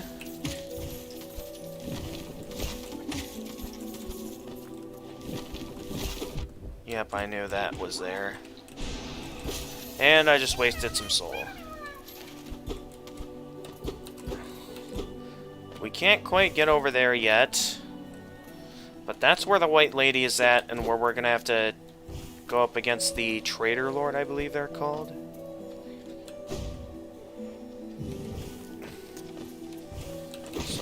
Oh, that's right. I, by a brief second, remembered that that was there.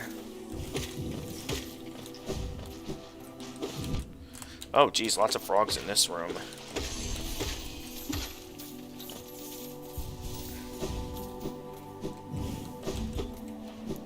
Can't remember. Was this the way I came in, or an alternate route? I can't remember. I know that something was over here.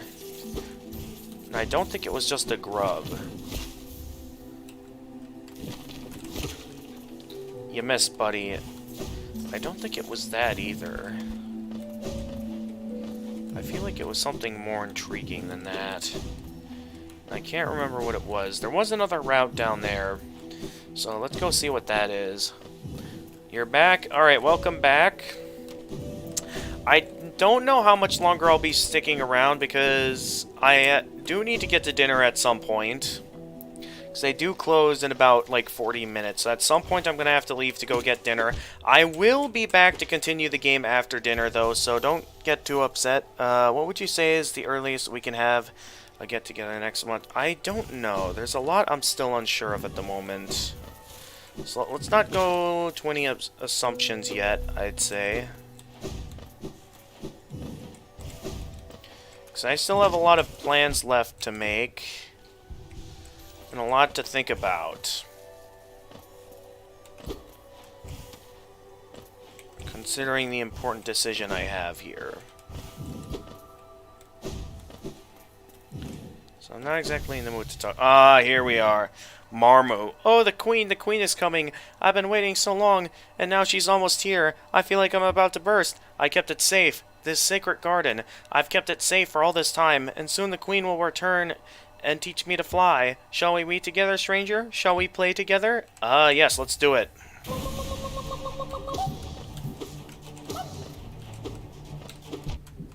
I hit him there. Okay, okay.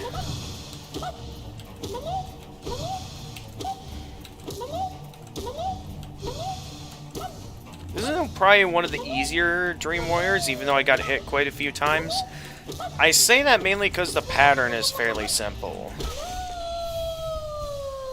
Really not that much of a challenge.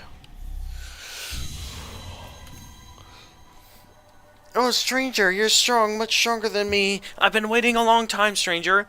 I've been fighting a long time, stranger. I'm very, very tired. The queen will be here soon, and I just need to sleep a little. Wake me when the queen arrives, stranger. Perhaps the queen will teach us both to fly, stranger. That would be fun, wouldn't it?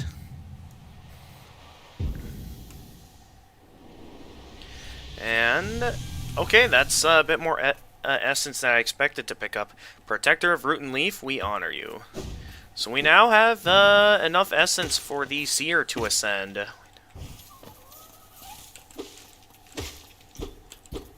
Okay, nothing down here. I believe there's a secret passageway up ahead where we can find a stag station.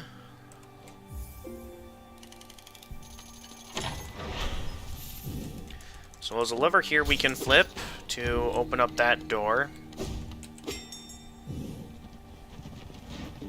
Oh, that's right. If we haven't found this yet, we haven't been to the stag nest yet. Little one, I found it. The stag nest, where I was born and raised. I've yet to go there again. My duty binds me to travel only where I am called. But if you wish to see it yourself, I could take you there. None may remain to welcome us, but the nest is still a sight to behold. Give me the word, and we will go there at once. Before you rang the bell, I'd almost forgotten this station existed. It was not often used by the common bugs, being a well-guarded retreat for our late queen. Even as overgrown as they become, these gardens are still beautiful after all this time. I'm sure the queen would be happy to know that. We can now travel to the stag nest, where we can find a couple of things. I forgot we haven't been to the stag nest yet. So, good thing the stag remembered for me. Unfortunately, the bell is broken, so we can't really call him here. We have our last vessel fragment, meaning that we now have the maximum amount of soul we can carry in the game. We just need those remaining 3 mask shards now. I know where one of them is, but I forget where the other 2 are.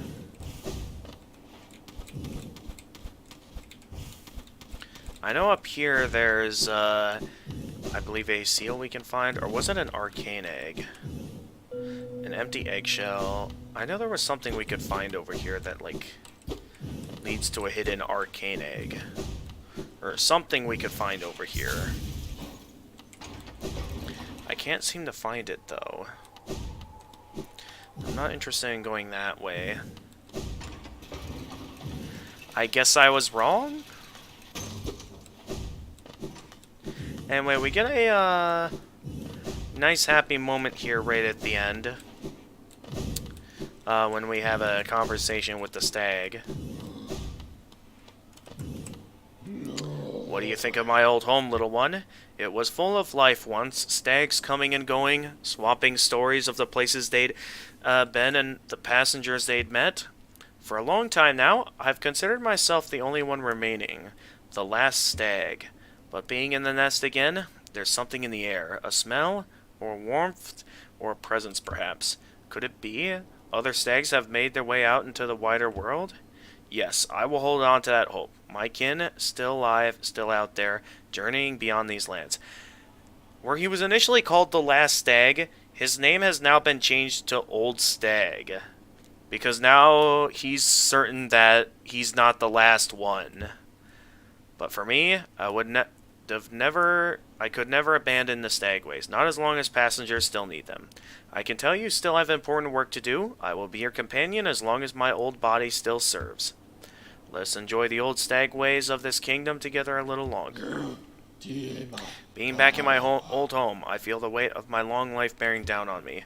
I carry it proudly, though. Wherever I travel, the memories of my family and my kind come with me. Alright, so let's head back to Dirtmouth so we can get the charm for the banishment ending for the Grim Troop DLC.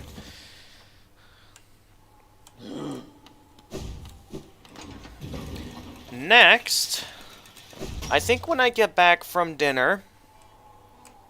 so this guy comes up now that we've beaten the Grim Troop DLC. Why did I choose to travel here, and how far must I have come? To forget the origin entirely.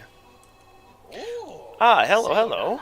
I'm new around these parts, so it's marvelous to see so friendly a face in such a sad town. This is Nim. The old bug there was very welcoming, but I still find the place a little melancholy. What, with the wind and the darkness and the sense of decline, I was hoping my music could go some way to livening up the place. And now you've arrived with that wonderful charming aura about you. The whole town feels brighter for it. Before you hurry about your business, I have a small gift to commemorate such a wonderful new friendship. No use for it myself, but I believe it looked rather fancy on you. Please enjoy it, and let's hope to see much more of one another about town. The Carefree Melody. For those of you who have forgotten, this charm basically allows us to do some stuff.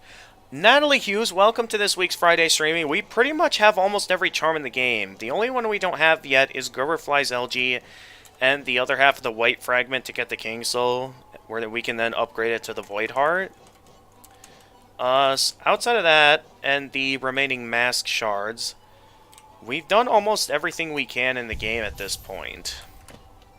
How you doing? Haha! Good riddance. That creepy carnival has vanished, and the town's returned to its former self, nice and quiet as I like it. And we've gained a new addition to the square. I found the fellow just outside of town, seemed a little confused at first, claims to be from far away, though he's hazy on the details. Whatever his past, he's a rather good musician, and this town's spent far too long listening only to the wind. Thanks to him, we've gained a new tune and some new company.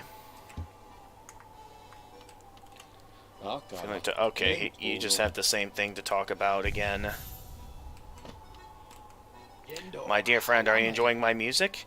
It's as upbeat a tune as I know, but I must admit, even it falls a little on the sadder side.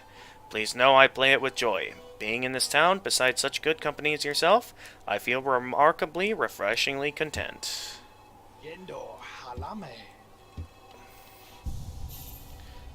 Alright, we think, do we maybe have enough time for the collector? Because we now have the love key on hand that we can enter the love tower and go take on the collector at this time. Ooh, before I go, why don't we place a dream gate down here?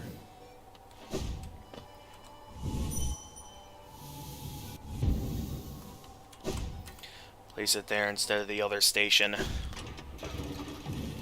Just seems right.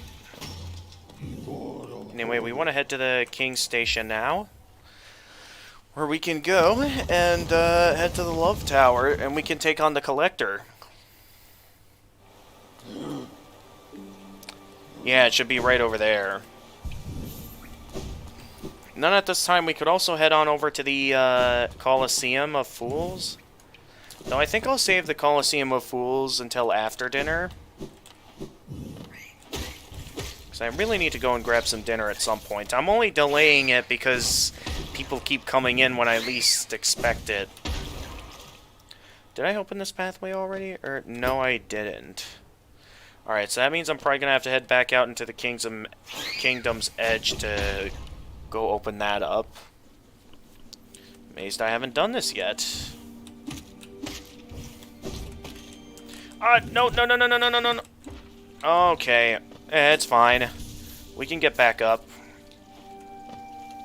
Oh, we also have a nice view of the Hive over there.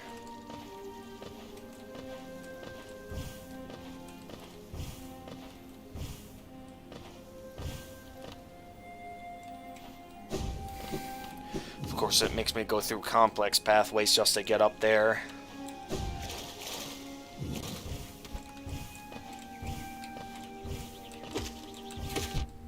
We've got the return of the Primal Aspids. What is, without question, the most annoying enemy in the game.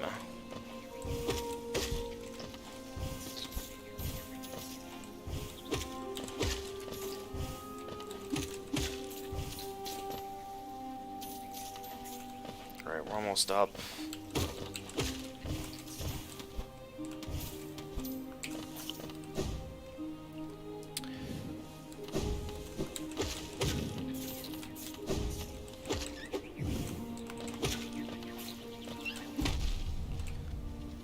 I didn't think the explosion impact could reach this side. And here's once again Tiso's poor remains, man. Poor Tiso, man. He really got it bad there. Alright, right in here, I believe. This is where we want to go. Yep. This is the place.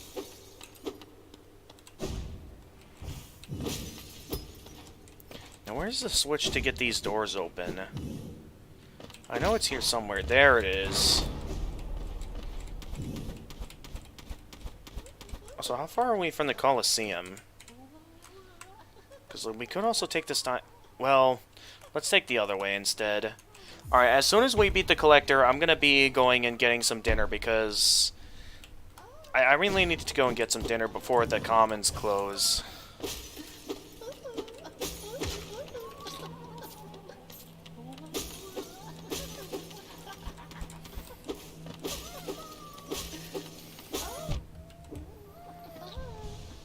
Yikes, whatever is going on here does not sound good.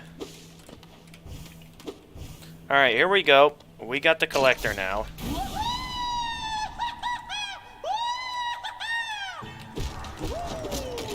An interesting detail I didn't know about this fight, something I can't really show since I'm playing on Steel Soul mode, and since I'm like a bit good at this fight to really be able to have much trouble with it. But apparently, if you die to the Collector, it'll have your shade captured in a jar, which is actually kind of funny if you think about it.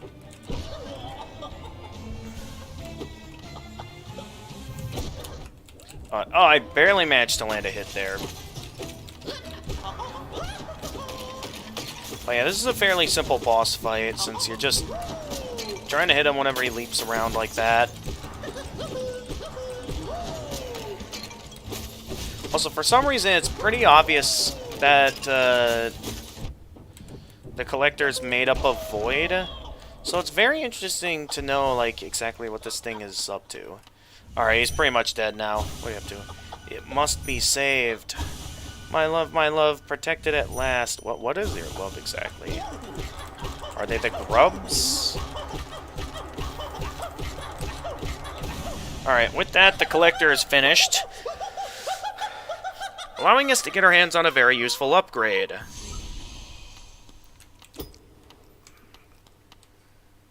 Alright, open up. First, we get to rescue 3 grubs. And, was without question the more important reward, the Collector's Map. Hold tab to view the current area. The locations of imprisoned grubs will be displayed. Using this map, we can look at all the locations containing grubs we have not rescued yet. So, anywhere where there's a grub that we have not rescued, it'll display it on the map, which we have pretty much rescued almost every grub in the game. We've only rescued... There's only one grub it seems we haven't rescued yet in the game, and I believe I know where it's at. So yeah, only one grub to go. And I know exactly where it's at. With that being said, I'm going to go ahead and at this time set up my usual thing where I head out to dinner, because I feel like if I do anything else in the game, it's going to make it to where I'm not going to have enough time to grab some food from the commons. So I'm going to get going now. I got to show you guys the fight against the Collector. When I get back, we will finish the rest of the Queen's Gardens. Then we can go and take on, I believe, the first trial again in the Trial of the Fool, where we can go up against Zote, as well as do the final trial, where we'll go up against the Beast Tamer. Alright, I did open up Google Chrome, right?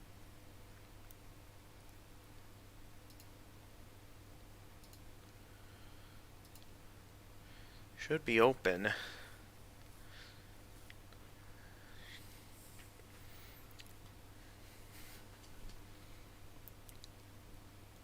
Well, it'll open up eventually. Until then, let's close this up. And then once I have this open and everything, I can get ready to activate the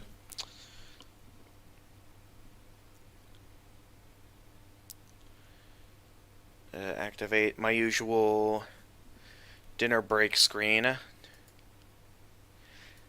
Okay, that's interesting. According to my computer and my laptop, it's like giving 2 different temperatures outside right now, which is kind of confusing me.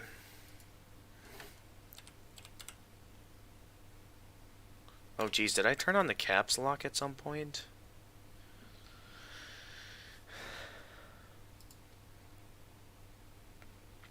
Alright, I'm just gonna turn this on here, and, I'll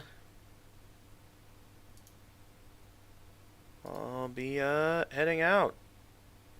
Oh, wait, no, did I click save image as? I did not mean to do that. I wanted to open the image up in a new tab.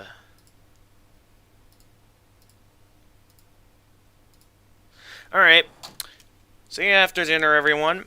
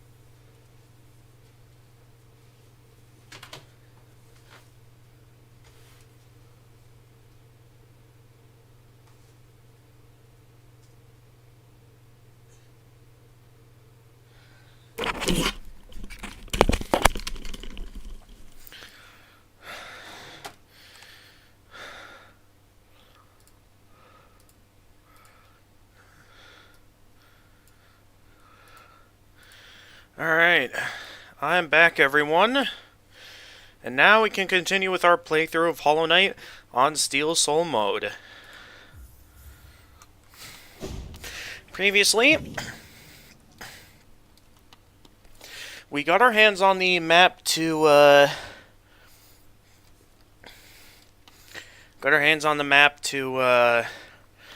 where the remaining grubs are, which I'm pretty sure from what I saw on the map, there's only one grub left we have left to rescue.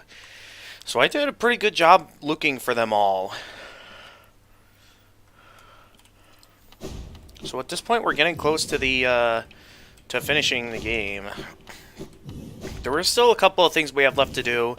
I do still want to find that last mask shard, just so we can be as prepared as possible for when we do the Pantheons.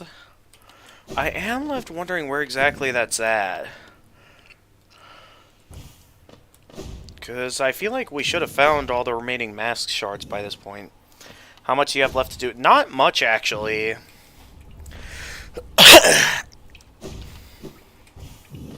I mean, I know for the Godmaster stuff, there's still a lot to do. I know that for a fact. But in terms of everything else we have left to do, mainly for completionist purposes, we're doing pretty good. So what we could do is, I'm mainly going for the hardest and longest to get ending, the Embrace the Void ending. Alright, so before we do that, there's a couple of things left for us to do. First off, there is still one last ending, a couple more fights we have left. Most specifically, the dream bosses, specifically Grey Prince Zote and the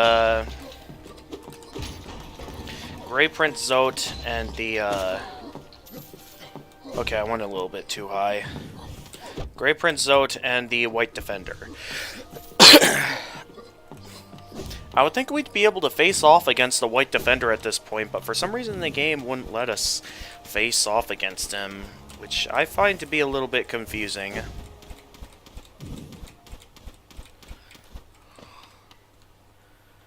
Alright, just a little higher. Oh, let's go ahead and bench over here. Ah, yes, there's where our banker that's actually a thief is at. Of course, we have plenty of cash, and I have pretty much nothing to spend it on at this point in the game, so I have no reason to go after her. I'll let her hold on to my money still, considering the fact that I have no need for it at this point. We have one last trial to take on at the the Coliseum of Fools. But first, now that we've rescued Zote down in Deep Nest, Zote is now here. What do you want, Kerr? Have you come to laugh at me as well? Fools, did you ever consider that being trapped in this cage was precisely what I intended? Yes, by all means, release me into your arena. I am Zote the Mighty, and as soon as I draw my nail, Lifebender, your laughter will turn into terror. So yeah, I believe we'll want to take the time to do the first trial again, now that Zote's here.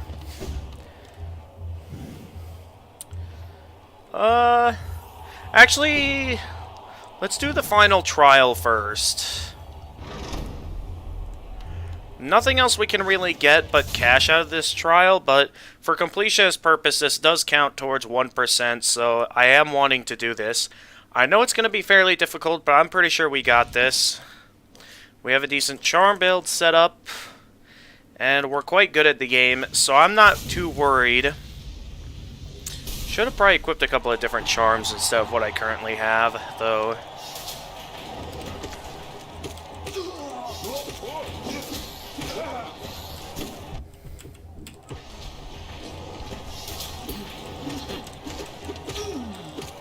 Get Get that primal aspid out of here.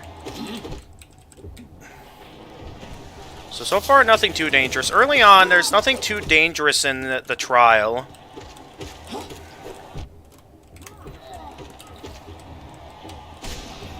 Oh, okay, that works too.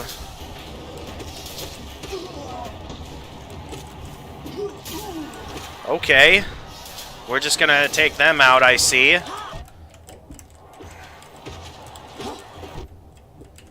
Ow.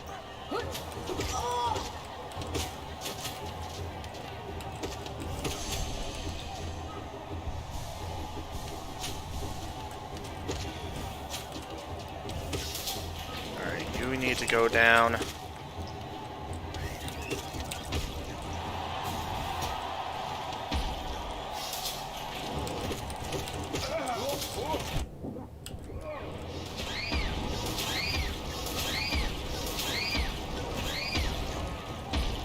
Okay, well that just happened. We had now the tougher version of those frog-like enemies that we faced back at the Queen's Gardens.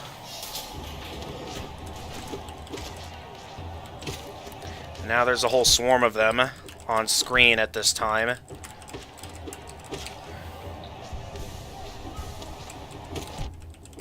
Yeah, I could tell I was getting hit there.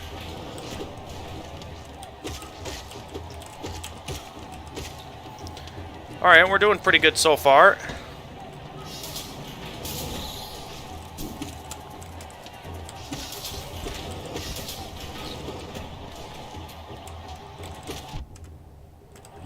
Yeah. Hate primal aspids. Get out of here with that.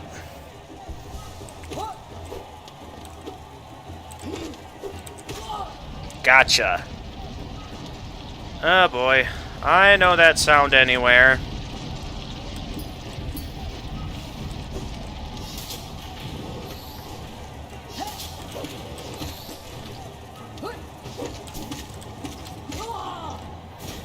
Full souls, full mask so far. We're off to a great start.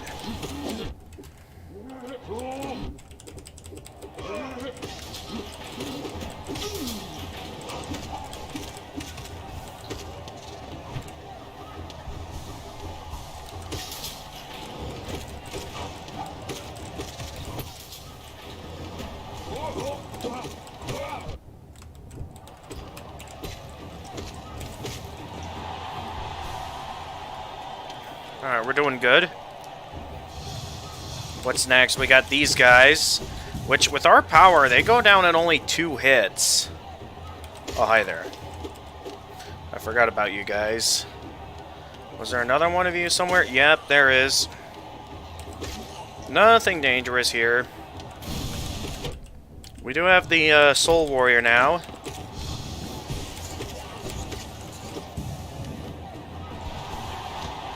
Which isn't too hard.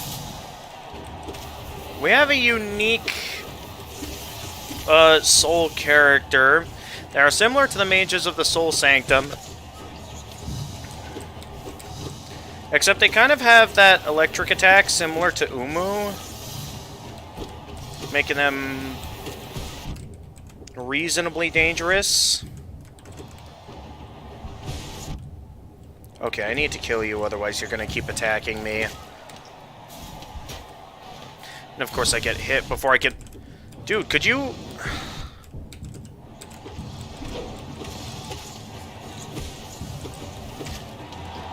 Give me a moment to heal, please.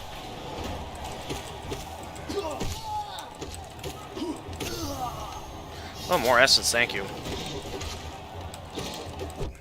I hit him.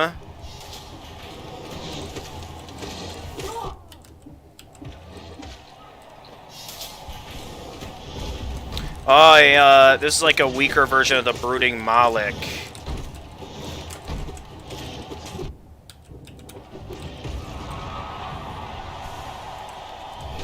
And then we have this, where, they whip out one of these guys, but then immediately increase it back to that. Good thing I could just, you know, dream mail these guys for a bit of health and safety.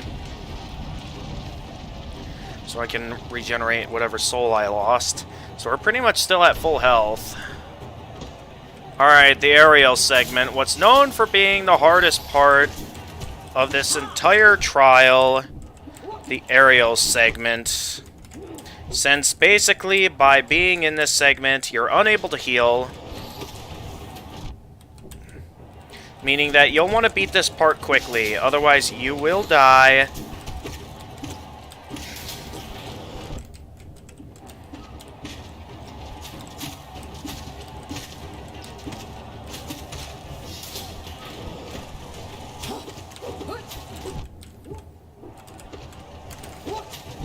Alright, I have to be very careful here because I am down to only 3 masks left. Alright, bring it down, please.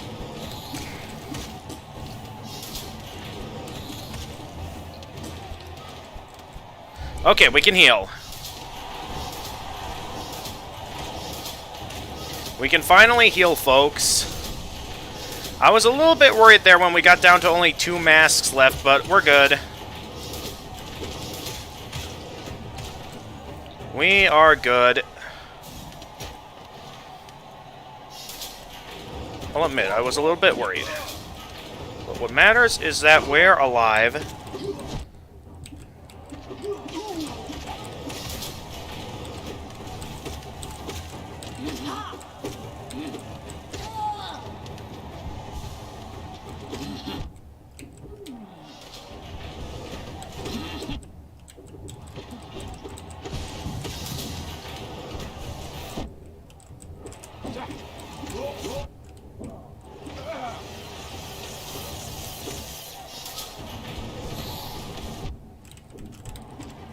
Wasn't ready for that, guys. Would you guys give me a moment to heal, please? That would be very well appreciated.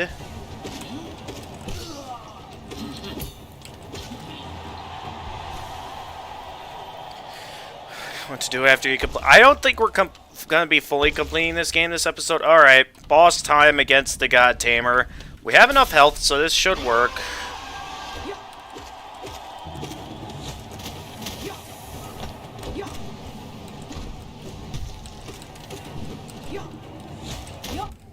Ow. I keep falling for that trick.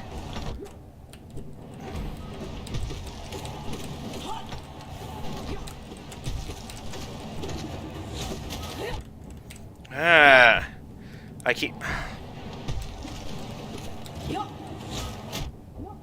keep walking right into that attack. Alright, give me a quick moment to heal, please. Alright, that works. Alright. Wonder if I can...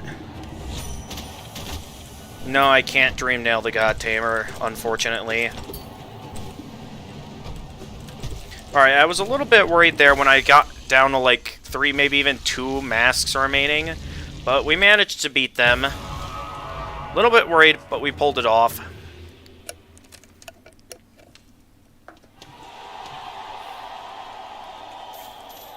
Hey, thank you very much.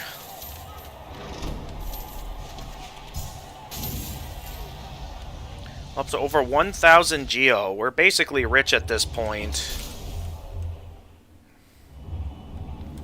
We can take a brief moment to heal up.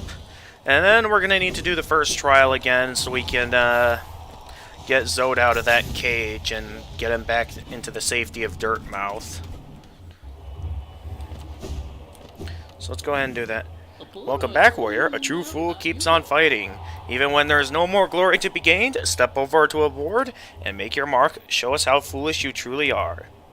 Alright, we're going to do the Trial of the Warrior one more time. Hey there, Natalie Hughes. You just missed it. We beat the Trial of the Fool. First try on Steel Soul mode. It was fairly close because in the aerial segment, I think we got down to like only 2 masks remaining. So it was very close. And I was really worried that I was actually going to die. And that would have been such a shame, since we're very close to fully completing Steel Soul mode.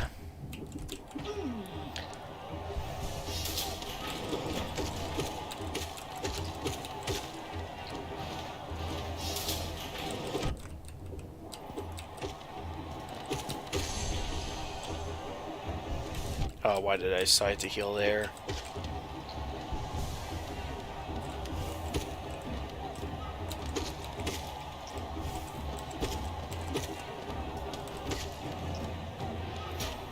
Well, congrats. Alright.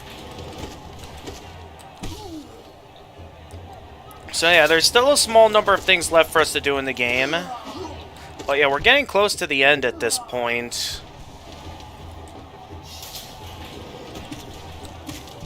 Get those primal aspids out of here.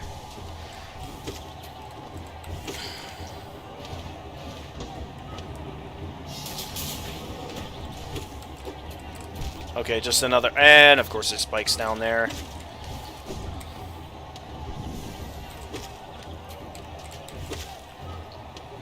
Alright. Moving on.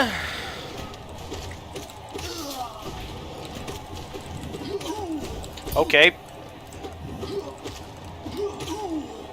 Okay, well. That just happened.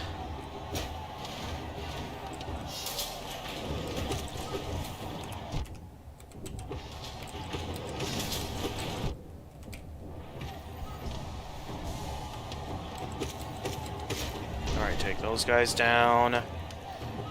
The end. Oh! Hang on, I'm busy fighting at the moment. If you have time at the end, would you be interested in more Minecraft? You always insist I play Minecraft every stream. I know it's been a little while, and this is the second week in a row we've been playing Hollow Knight, but there's a reason why I'm playing a ton of Hollow Knight right now. If you insist that I need to play Minecraft, I can consider maybe sometime next week playing some more Minecraft. But at the time being, I had planned this stream to play more Hollow Knight. And, like, you're acting like I'm already gonna be done and stuff. No, I'm not. There's still a ton more stuff for us to do that I'm pretty sure is gonna take us the entire rest of the stream. You're thinking way too far ahead is what you're doing. You're planning for something that I myself am not planning for.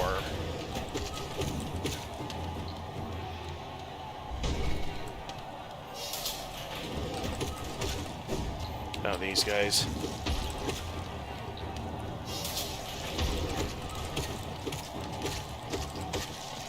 Oh, that's right. I gotta remember that these guys explode upon being taken down.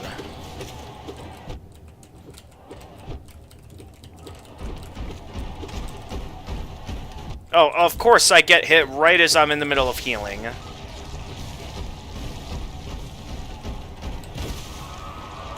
Alright, those guys are down. Have you done the Delicate Flower quest yet? No, I haven't. I am still in need of, let's see here, 3 more mask shards. So there's 2 other mask shards I haven't found yet. And I know one of them is from the Flower quest. So, this fight against Zot the Mighty, normally it's laughably easy. It's actually much easier than that. You can straight up walk through him and everything, and whenever he tries to attack you, watch this. His attacks don't even do anything to you. That's how easy Zot the Mighty is.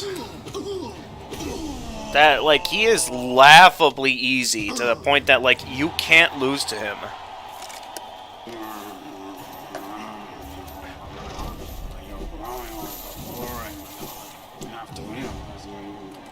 Also, you can Dream Nail him in. He's like, go on, Kerr, scurry away, lest I humiliate you further. Alright, we'll call it a draw. Kudos to anyone who gets that reference. But with that, we've done everything that we can do at the trial, or at the Coliseum of Fools. So we've done everything there is to do here. So I'd say up next, why don't we do the, go ahead and get that final grub, as well as take on the Traitor Lord at this time. So we can get the other White Fragment.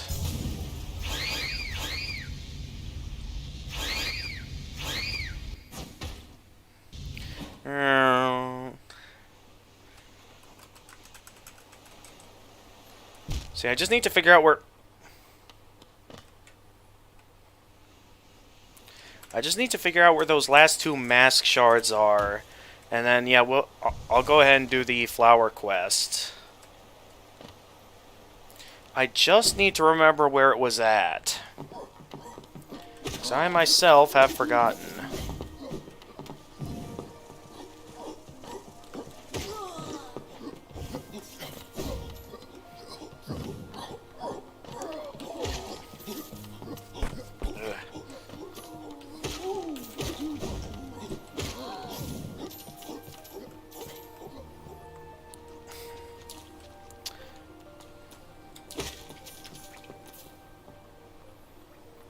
Alright, so next up, I have no reason to sell anything to the guy anymore outside of giving him a nice little memento. Because at this point I have no reason to purchase anything else. So let's head on... Oh wait, no, that's the way to the other place. Let's head back to the Queen's Gardens now, and we can go and get the last grub so we can get Grubberfly's LG.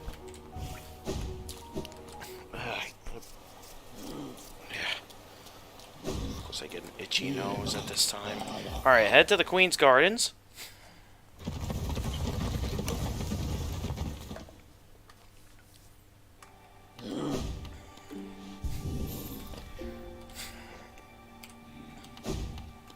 How are we doing with the God Tuner? 3 out of 4 trials we can now do.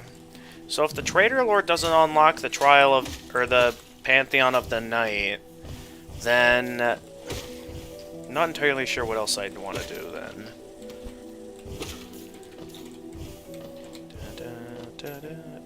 So we pretty much have every upgrade at this point, outside of course, the one of the requirements, which is the masks.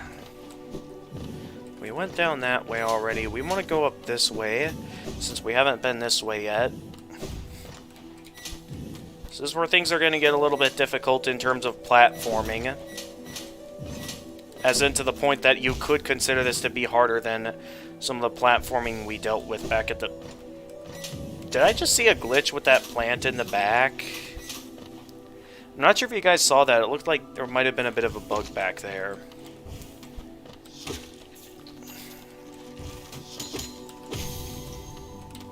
Hey, another essence. Also... I just remembered I still need to have the seer ascend.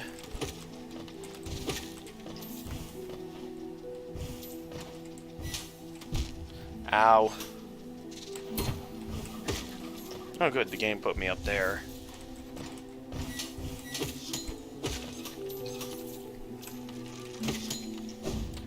Was ready for that.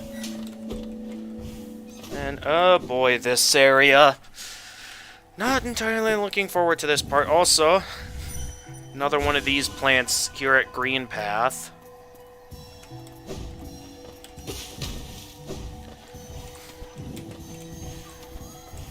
Where we now see ourselves returning back towards this area. An area I myself didn't think we'd be having to return to, yet here we are.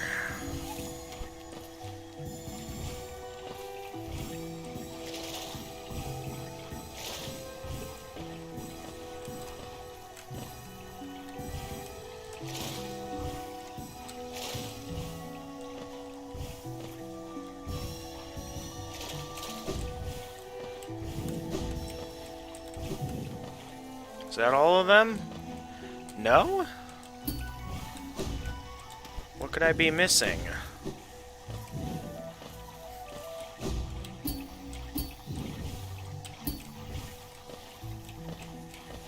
Oh, this one. There we go. So yeah, if you know where there might be any potential mask shards I might have missed, feel free to let me know of some ideas on some mask shards that are easy to miss. Unless there are 2 of them here in the Queen's Gardens. Or maybe there's some I haven't gotten from the Grub Father yet. Alright, I have to be careful here because I know for some players, if you're not careful, It can be easy to die here.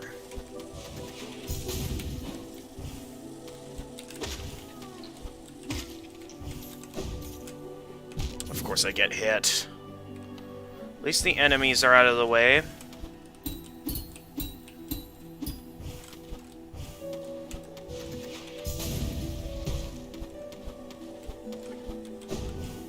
Uh-oh. Yep, I saw that coming.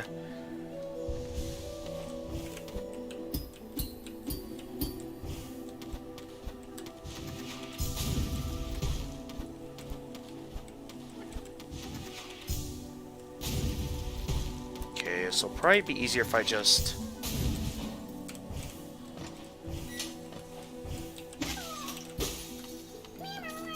And with that, that's the last grub rescued.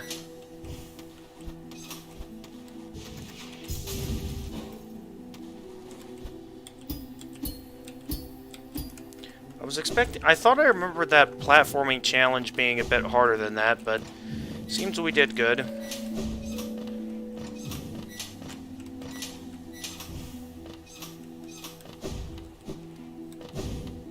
So I believe that just leaves this way now. That leads to where the fight against the Traitor Lord is at. That's where I need that to cloak my way through that. No! Come on, I want to go into this fight with as much soul as possible.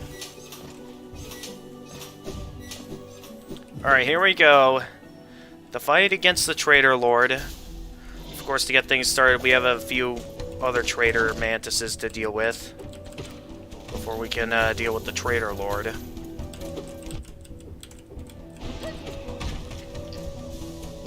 Oh, hey there. How you doing?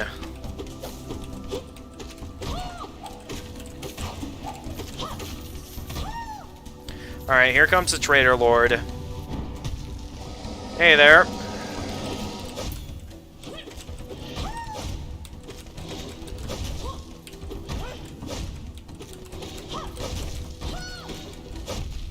Ow.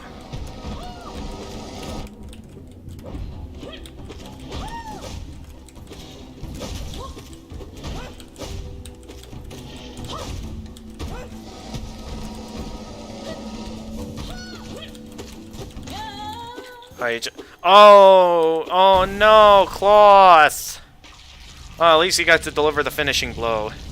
Yeah, those thorns are annoying. Oh no! Well, we beat the Traitor Lord, but at what cost? Wait, let's look at the journal entry.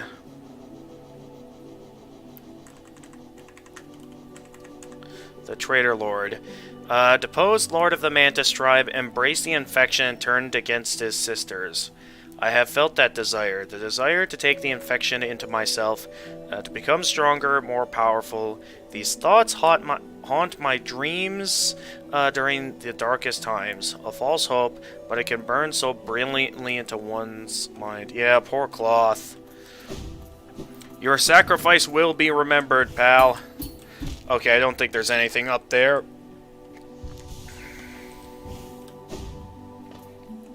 Moving on.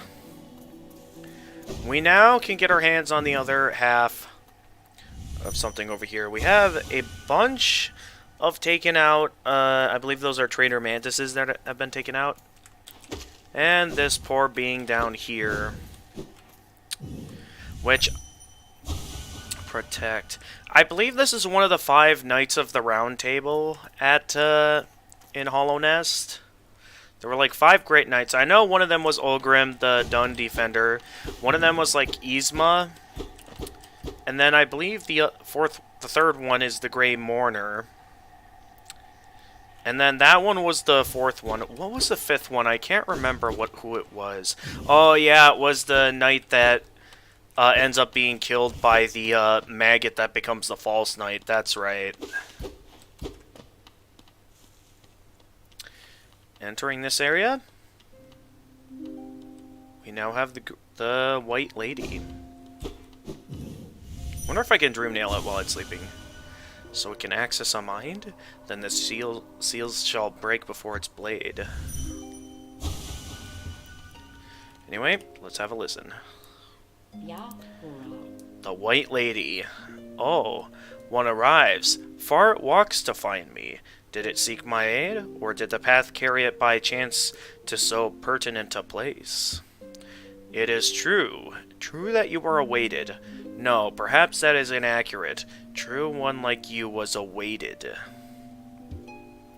I have a gift, held long for one of your kind, half of a whole. When united, great power is granted, and on the path of head, great power it will need.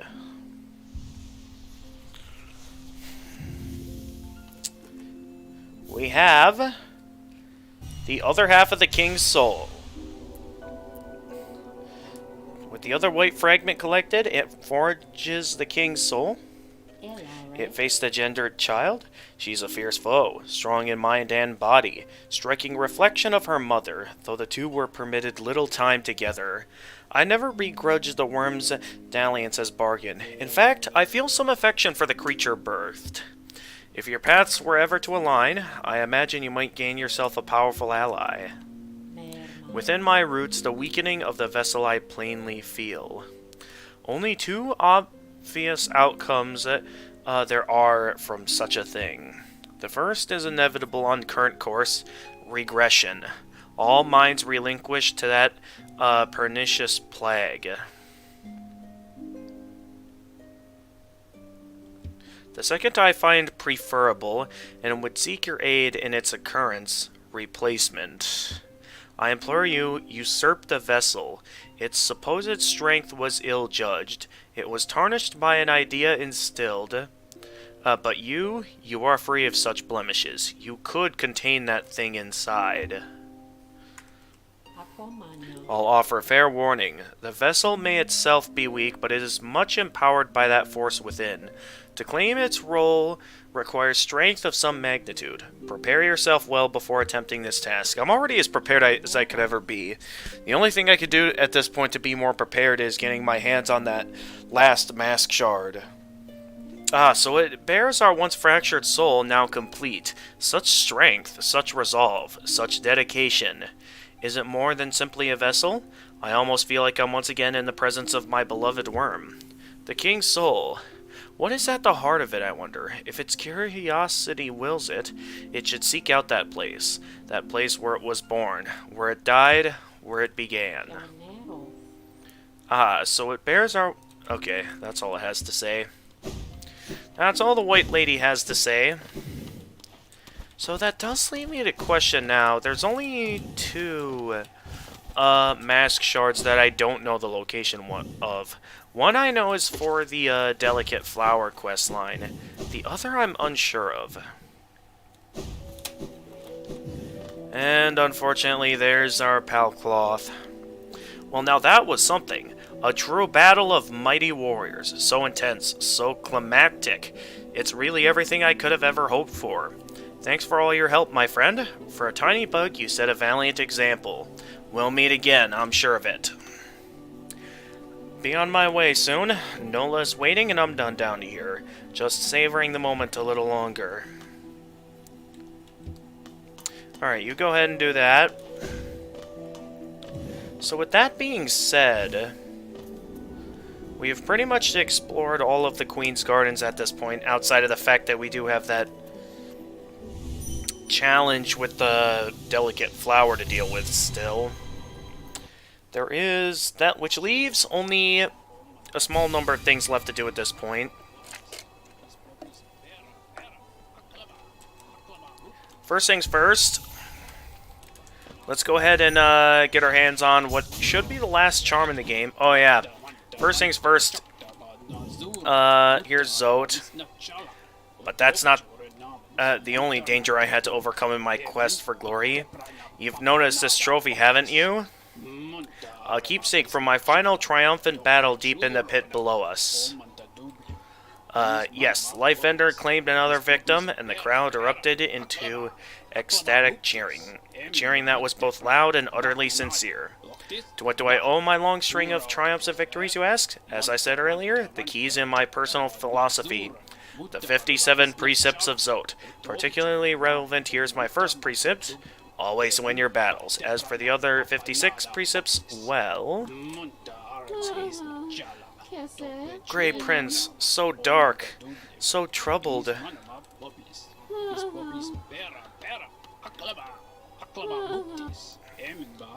If you go into Bretta's house, she now has her own... Initially, she would have fanfictions of the knight that we play as. Now that Zot's back from the Colosseum, she's making her fanfictions of Zot as this Grey Prince. The Grey Prince... heaving heavy breaths, flushed from the exertion of battle, the figure emerged from the well. Triumph was his, and trophy he bore to prove it, the fearsome skull of his vanquished opponent. Startling warning he brought to the village, one that rung so true. Their white savior, thought a hero by the bugs, was a vicious beast, and this shrouded Grey Prince was in truth the hero deserved. With honor and humility, he recounted his quest below, his epic journey of one purpose, to find her, to protect her, his Grey Maiden, his partner in darkness. If we dreamnail Zot, he has some interesting dialogue. I came to this kingdom to fulfill a promise, and now I have succeeded. That promise I made so long ago, a promise to myself. A promise of glory, glory for I, Zot the Mighty. I never doubted myself, never faltered, and now I have achieved everything I desired. Heroic, beautiful. It is incentivized that while Brett is here listening, based on what happens if you defeat the secret boss that's in here enough times, it's likely Zot's just chanting out his victories out to the village and Brett is just listening in. Admiring what Zot has to say, and that's mainly based on what happens should you beat this secret boss down here that was added as part of the Awakened Dreams DLC. So if we come down here and dreamnail this statue of Zot that Bretta made, a little bit disturbing if you ask me, we can get kind of Bretta's like interpretation of Zot down here. Look at all those Zots there. There's a very disturbing thing going on there. And we have the Grey Prince Zot, terrifying, beautiful, powerful Grey Prince Zot. There are many more names to that, as we'll see when we take them on in the Pantheons. And should you go as far as to take them on the remaining times that you can take them on, which, by the way, is super hard. I personally would not recommend it, unless you're really up to the challenge. This fight can get harder. I'm only going to take him on once, because I think it's only the first time you beat him that you get Essence. I don't entirely know if this counts towards completion at all.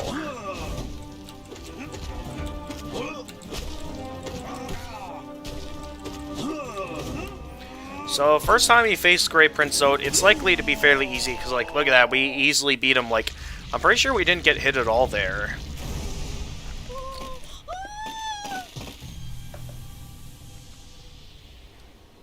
And by attacking these dreams, it has an effect on Bretta's personality. First off, we get a decent amount of essence for defeating Grey Prince Zot.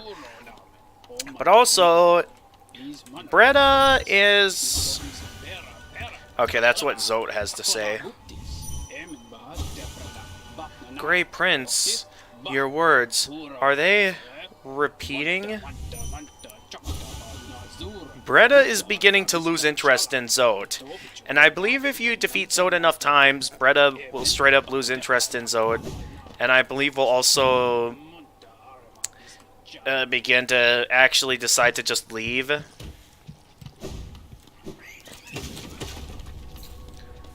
So, yeah, it gets to be a point where Bretta realizes just how annoying Zot actually is.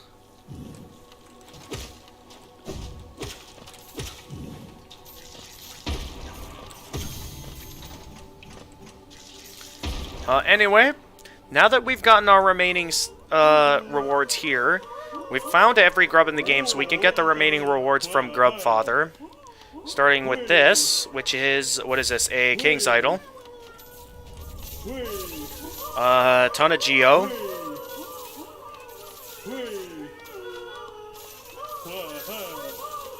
I was thinking we'd get a little bit more than just a ton of Geo and a King's Idol. But that seems to be it. We have Grubberfly's LG. The last shard in the game, actually, contains the gratitude of grubs who move on to the next stage of their lives. Imbues weapons with a holy strength. When the bearer is at full health, they will fire beams of white-hot energy from their nail.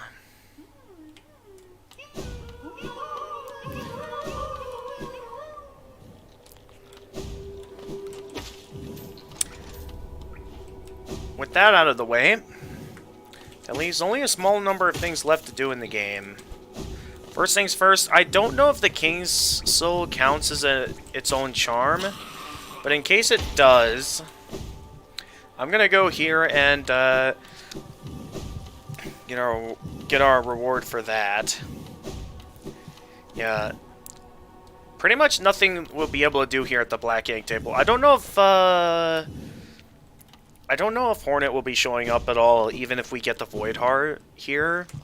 I would think she does. Look at all the Geo we have.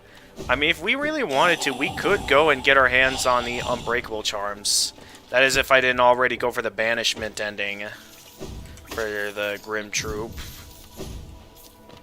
Anyway.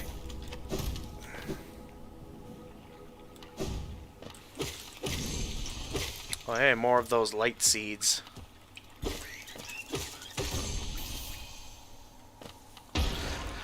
Oh, yeah, is Myla still here? Most likely Myla's still here, but she's probably infected at this point. Yeah, she's pretty much too far gone at this point. Like, if you try going up to her, she's too infected that she'll start attacking you. So, nothing we can do about Myla at this point. I mean, it might be possible to save her if we can defeat the Radiants, which of course we're going to be doing in the Godmaster DLC.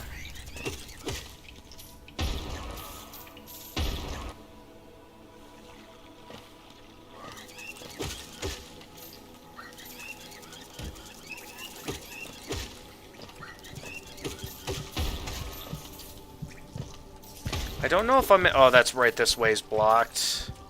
We need to go down this way.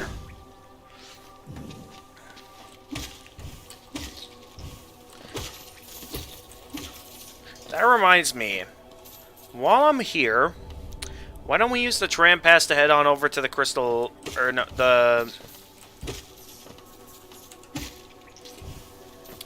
head over to the resting grounds so we can allow the seer to ascend.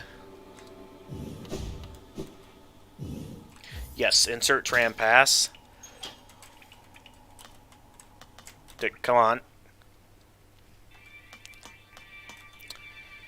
on. Neat little way we can get to the resting grounds over here.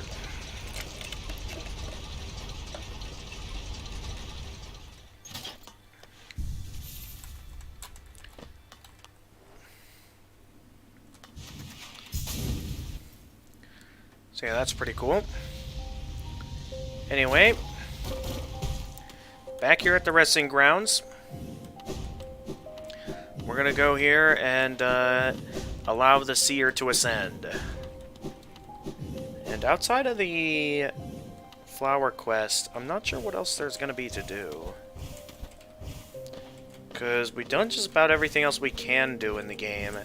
And I'm gonna need to figure out where the remaining mask shards are at, because I'm certain I got all the remaining mask shards I can get. Ah, Wielder, you've returned. Let me have a look at the Dream Nail. So much essence, so bright. You truly are the wielder my tribe so long has dreamed of. The folk of my tribe were born from a light similar to essence, similar to that powerful blade, though much brighter still. They were content to bask in that light and honored it, for a time. But another light appeared in our world, a worm that took the form of a king. Yeah, I know it starts in the resting ground. How fickle my ancestors must have been. They forsook the light that spawned them, turned their backs to it, forgot it even. And so this kingdom was born from that betrayal, but the memories of that ancient light still lingered. Hush whispers of faith until all of Hollowness began to dream of that forgotten light. Ah, but what's done is done. And so am I. The wielder has at last appeared, and I've held the memories of my tribe for long enough. It is time for us to be forgotten too. Don't remember us, wielder. Don't honor us. We do not deserve it. Ah, I'm sorry. Light, radiance. I remember you. And with that, the seer rests in peace. Though the knight probably won't remember, I'm sure we, the players, will remember her. I don't want to go for the Delicate Flower quest, and that's because we're still missing 2 other mask shards, and I don't know where they're at. Because we're running out of things to do in the game. And yet, I find it strange that we're still missing 2 mask shards. Where could they be? Hey, Cypixel, welcome to this week's Friday streaming. We are getting pretty close to being done with the game. I think up next, I'm gonna head down and see if we can now take on the White Defender at this time. We should be able to, because we've done a lot of stuff in the game at this point that I would think we should be able to. Well, I know one of the mask shards is from the Delicate Flower quest. I'm just saying I want to get the other 2 mask shards before doing it, and I'm saying I don't know where they are. That's what I'm trying to say here. Good, you. Well, we're getting close to being pretty much done with our Steel Soul run of this game.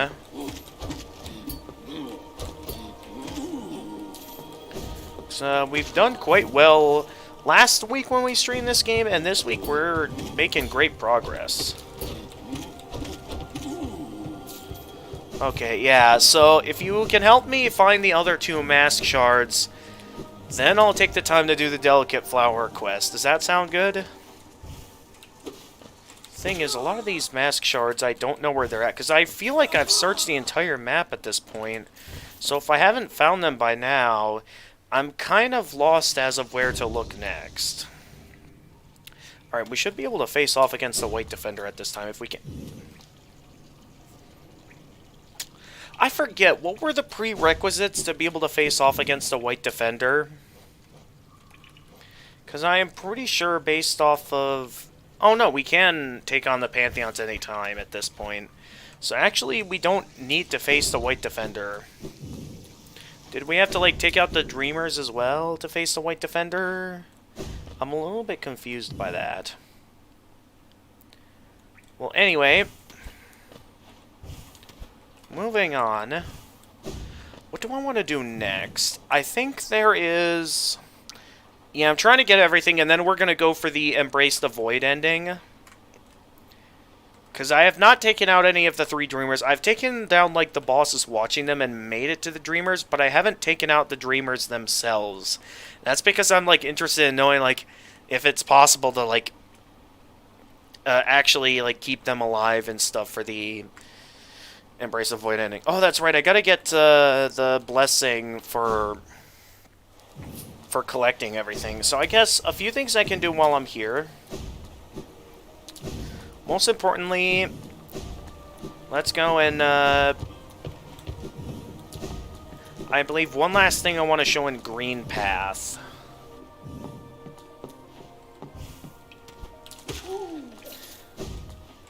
So, we've spared the Nailsmith, yet we haven't seen where he's ended up yet. I'm going to show you guys right now what happens to the Nailsmith when you choose to spare him. So we're going to head over to Green Path.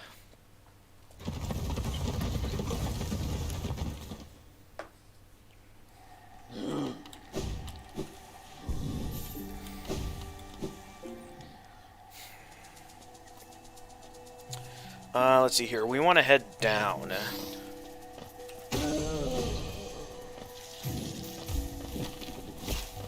Hey. Get out of here with that.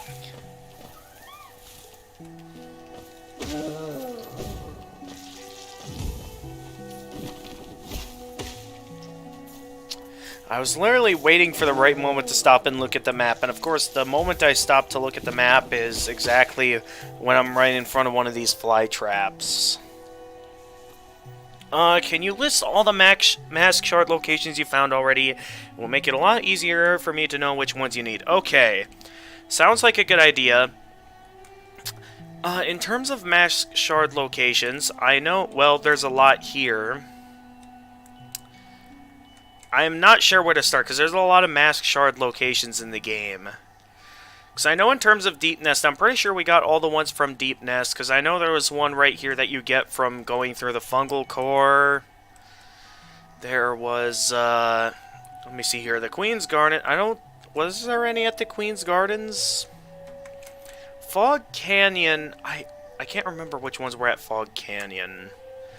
I don't remember where a lot of these mask shards were at. So this is going to make this kind of difficult. I know we got all the rewards from the Seer and from the Grubs, because we just got Grubberfly's Elegy. Because I need to remember, what stuff was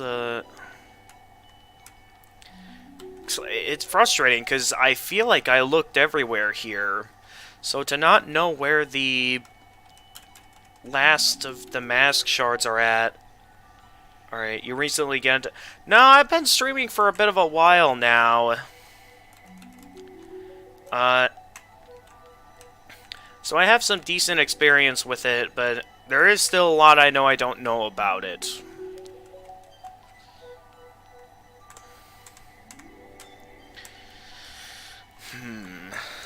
How long? I don't know exactly. I know we got this mask shard over here from beating the Enraged Guardian. There's one in the Royal Waterways. Okay.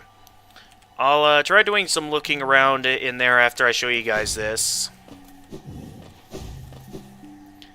So yeah, I'll check out the Royal Waterways in a quick moment. But first, can I get up here, actually? I can, so I don't even have to go through all of that. We can just skip right over this, since I've already been to this nailsmith before. Or nailmaster, not a nailsmith.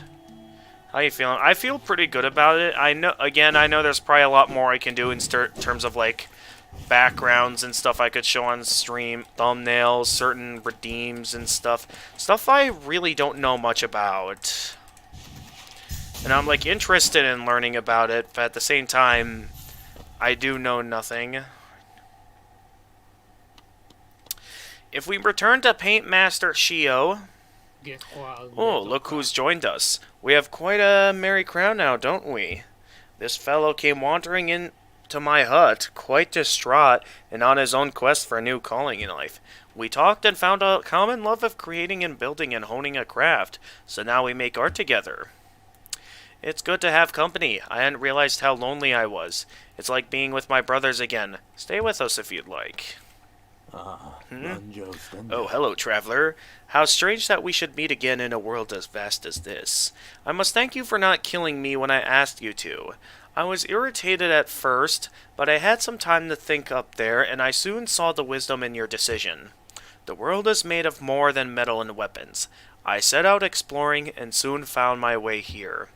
Shio is a master of many arts, and has promised to teach me what he can. I think I'll be quite happy here.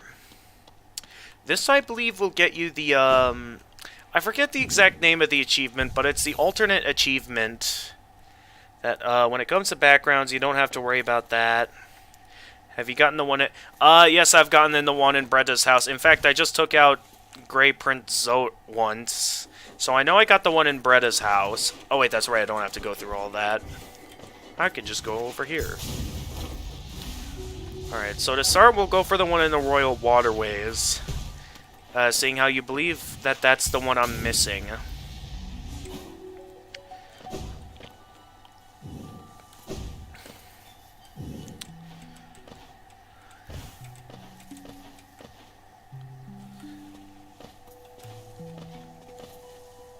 Alright, let's see here. Hey there.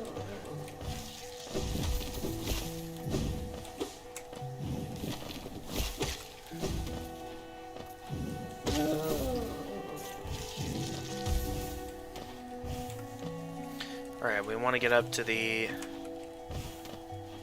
Wait, why what? Wait, in terms of taking out Grey Prince Zoid, or... why what? I'm a bit confused. What is a place that you don't visit often? Also, the why I put was an accent. Okay. What is a place you don't visit often? That is a very good question.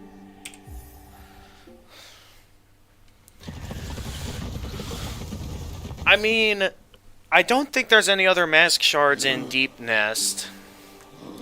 And I know for a fact that I already got the one you get from, when you get to the fungal core, so I'm pretty sure I looked everywhere there. I'm pretty...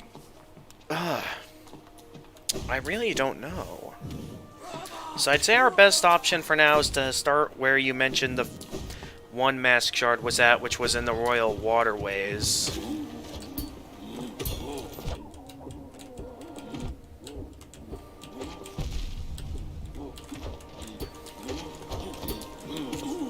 Alright, gotta be careful. I don't want to do something that may end up leading to me getting myself killed.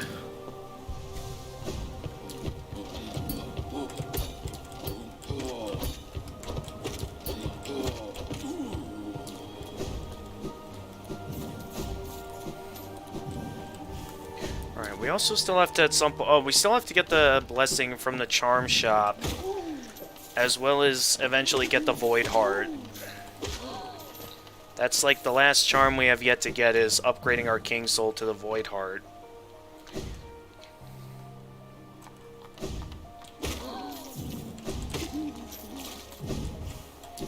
So I'd say a good way of going about this is reviewing the locations we've been to already to know where there are the likely possibility of finding a mask shard. First things first, let's find the one down here in the Royal Waterways. So where's the one in the Royal Waterways at? If you happen to know where it's at. Let's head over to like a bench or something so we can mark this down.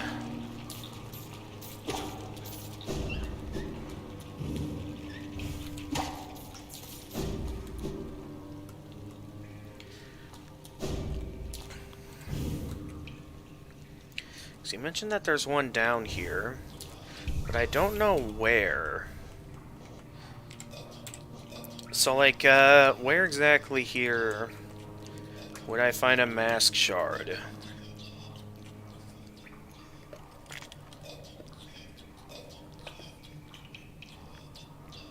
Northwest section of the Royal Waterways. Alright.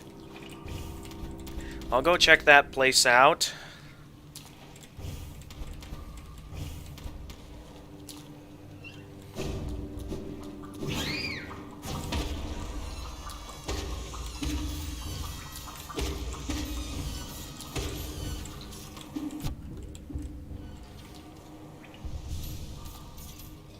If you swim left under the main path. Okay. I'll check that out.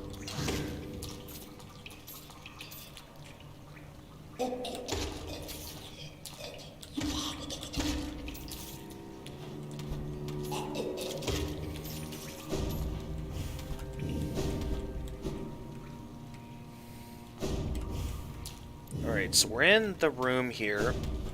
So you're saying I should swim left under the main path.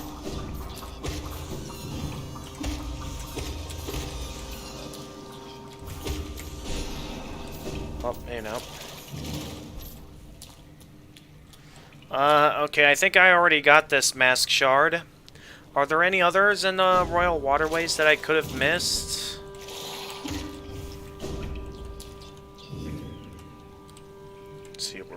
Map. I got an idea at this time. Another thing that I haven't done yet is I'm gonna head into the fungal wastes. And I am going to equip that fungal charm because I'm also interested in, even though I've already gotten the achievement for this, I am interested in finding all the locations where you can talk to Mr. Mushroom. So I'm going to equip that spore charm at this time, seeing how we pretty much have no reason to pick up any more cash. We can replace the Gathering Swarm with the Spore Shroom charm. Wait, so are you saying no as in there's no mask shards in the fungal wastes? Or what are you referring to when you say no to that? Oh, I forgot that that was there. I mean, I guess they won't make a big deal out of that. These guys are friendly now that I've defeated the Mantis Lords. So I shouldn't need to worry that much. There's one behind a wall in the Hive. Was it the... Okay. When you say behind a wall in the Hive, are you referring to... Where was it? Was it this one that was, like, over here that you're referring to? The one where you have to get the, bee to break through it? Or is there, like, a different wall in the Hive that you're referring to that I should break through? Over at the Hive.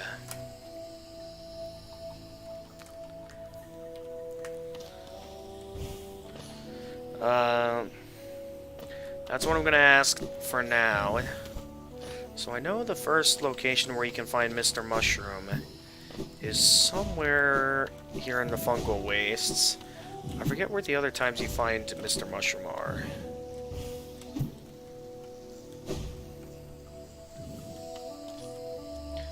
So I think, was it somewhere in this room? I know there's a room somewhere here we can find Mr. Mushroom. Yet I don't know where he shows up at. Oh, that's right, I got rid of the, Gathering Swarm charm. I think he was somewhere to the left in this room.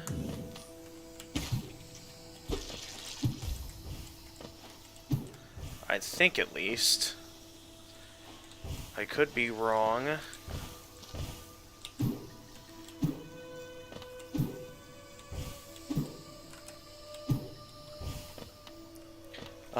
You need to bait a Hive Guardian into breaking the wall to find it.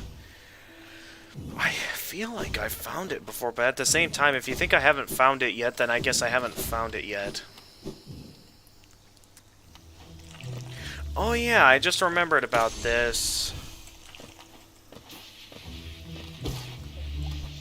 I haven't yet figured out how to get this door open.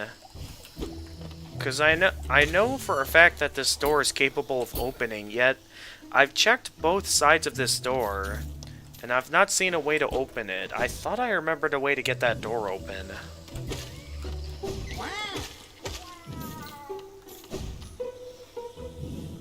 Well, anyway, moving on.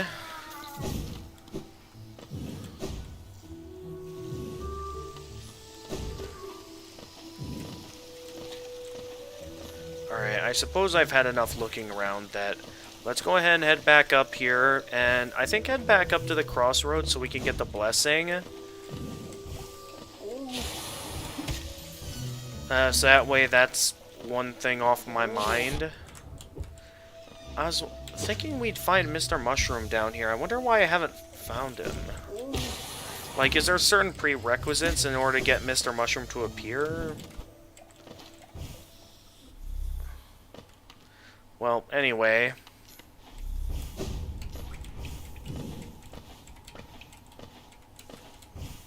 Let's go get the blessing, and then we can head back over to the Hive in a little bit. I want to head straight to the right. Yeah, we take a straight right. We should be able to reach the, Oh, I never picked that one up yet. There was one right in the middle of the crossroads I haven't found yet. Are you kidding me? Well, I found one of the mask shards I haven't found yet. Glad we came through this way, because I would have never found that one. Oh, okay. Let's heal up a bit. Isn't something that you're passionate about growing Isn't it something you're passionate about, growing and developing? Yes, I would say that's something I'm passionate about. Well, we found one mask shard. That just leaves the one I haven't found yet. Then we can do the delicate flower mission, which is still, up to this day, my least favorite side quest in the game.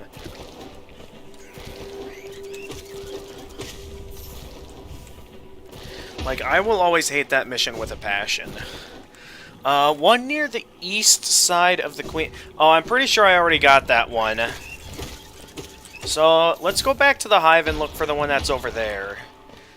Because I know for a fact I already got the ones at the east side of the Queen's Station.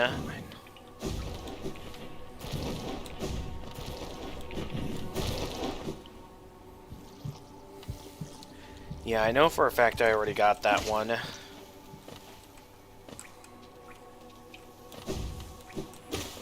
Hey there. Nice try.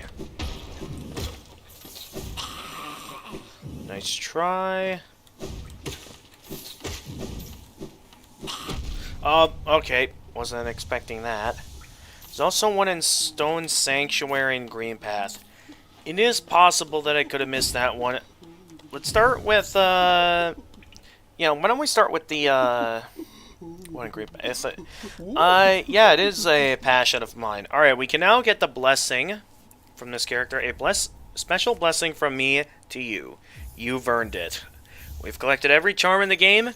We now get this, which I think is the last thing we can buy in the game at this point. I could have also made my fragile charms unbreakable, which, again, is kind of pointless on Steel Soul mode.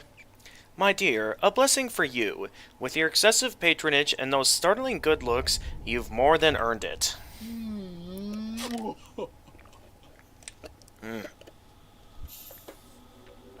Yikes. Received Solubra's blessing. A boon bestowed by charm lover Solubra. Those blessed are followed by beauty and love. Yeah, I see many people who try to grow, but they don't seem to have the passion for it, and that's where they fall. Like, what exactly do you mean by that, Psypixel?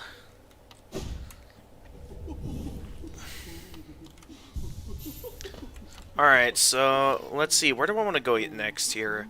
Why don't we activate the Dream Gate? And from here we can begin looking for the next Mask Shard. Because we only need one more, then we can do the Delicate Flower mission.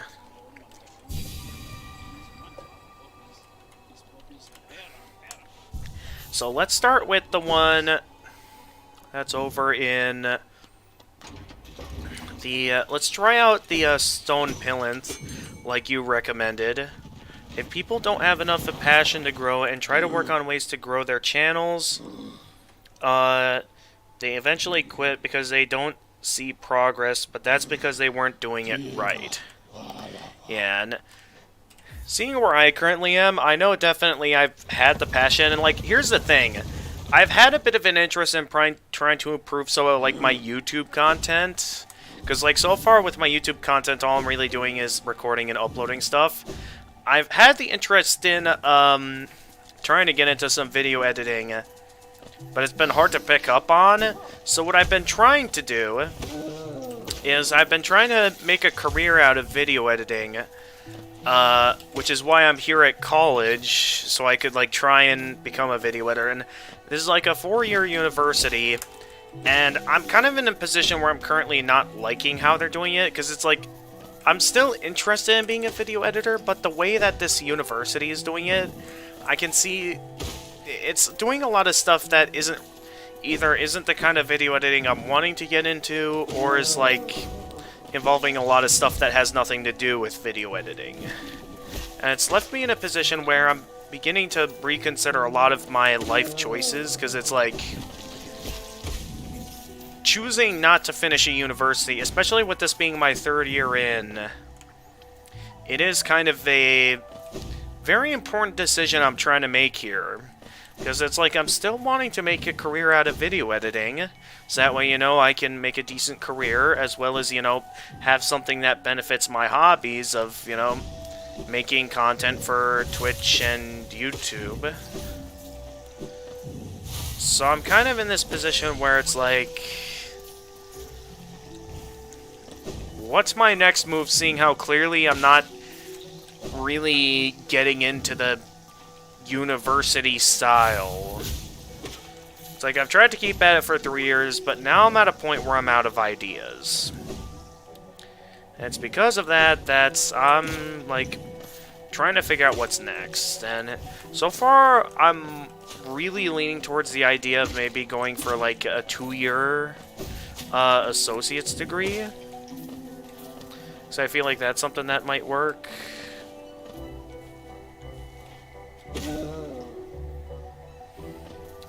So yeah, that's kind of where I stand on things at the moment.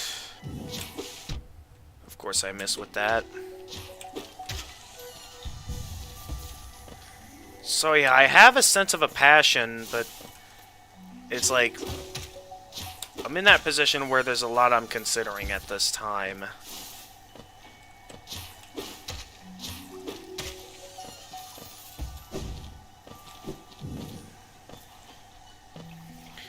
You seem pretty chill. I am coming from a Discord community of other fellow smaller streamers who all work together to support each other and help each other grow and teach the ways of Twitch and how to effectively grow on it. If that sounds like something you would like to become a part of, I would say thank you for the offer, but at the same time, I don't think I'd be interested in anything like that.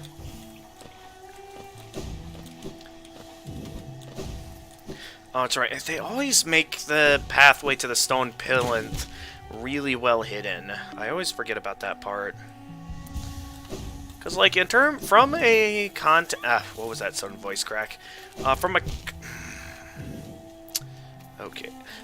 content creator perspective, I am kind of happy where I am at this time. That I don't have that large of a desire to, like, grow and expand at the moment, because, like, you know, I've got a decent audience. I'm enjoying some games that I've been wanting to play, so I'd say, like, I'm happy where I am for now. So far, I'd say, like, I'm trying to focus on a career approach out of some other things, and maybe if I hit it big on the internet one day, then I would probably consider going, like, full-time, being, like, a content creator. But at the moment, I'm in a position where I'm happy where I am. So yeah, that's where I stand in all this. Alright, where am I going here? Oh, there it is! So now we have just about every mask shard except for the one for the Delicate Flower mission. Which, again, is something I'm not looking forward to. Anyway, thank you very much, what was your name? Natalie? Yeah, Natalie Hughes. Thank you very much for guiding me towards some of the mask shards I might have missed. So yeah, we didn't need to return to the Hive. So I did get the Hive then. Happy that I got that. Yes, thank you very much.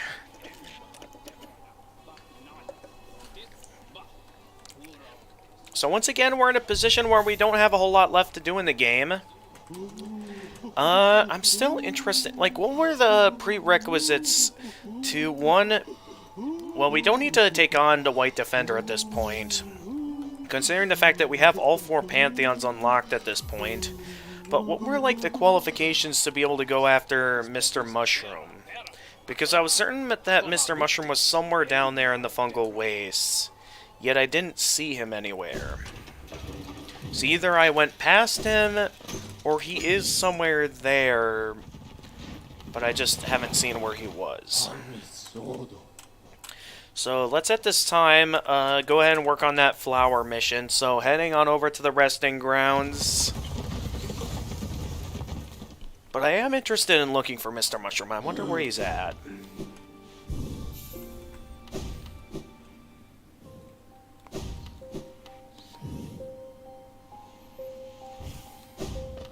Anyway, right down here, we'll have what is well known for being the worst side mission in the game. believe it was up here. Yeah, it's up here. Good luck on the flower quest. Yeah, because you guys probably don't know this, but from how I experienced a flower mission, I really didn't like it. Alright, oh yeah, that little thing up there is our reward for collecting every charm in the game and buying the blessing from the charm shop. That thing will replenish our soul meter whenever we sit down on a bench. Here we go. Ah, Mehan, this world, this cruel, sinful world. Why does she wake? Why does she persist? Ah, Lemire, you could not know of tragedy as complete as chase. True lovers stripped apart, two worlds that could not meet. And now, my little lover, dead so long in time, dead so far away, buried, Monia, amongst its hateful kin that did deny our union, that did reject Che's outside nest. She doesn't suppose? Nah, hello, could she ask, could she burden?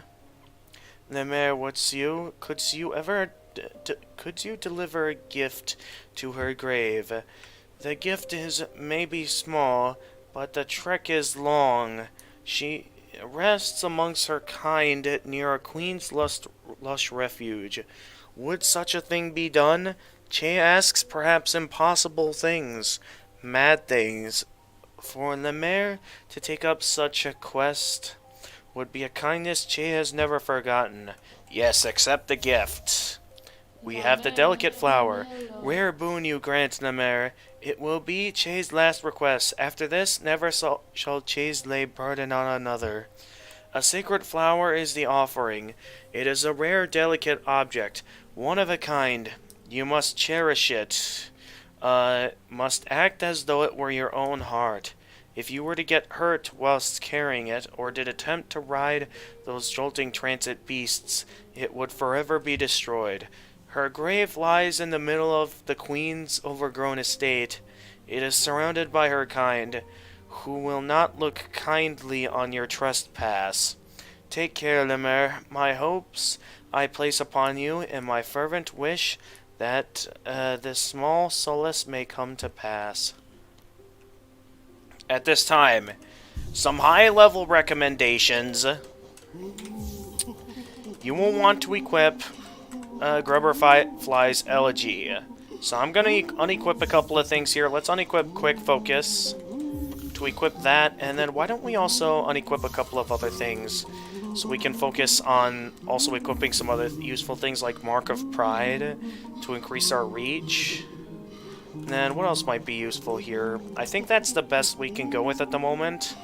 But we want things that allow us to take out some of our enemies from a far distance. We're going to want to have this as much ready as possible, so we can have some decent reach with these, with the sword beams from Grubberfly's Elegy. Because we're taking on what is without question the worst. Oh, one more thing I want to quick recommend before we get started on this. Something that can make it much easier should you fail this mission. Oh, someone's messaging me. Okay, it's Trevor. Set up a dream gate there, so that way, should you fail this mission, you're able to come back here real quickly for another flower. Considering how serious she made the delicate flower sound, like, I was under the belief that that was the only one she had the first time I did this mission. That when I first did it, I was worried that, like, if I were to get hit once, that, like, that would be it.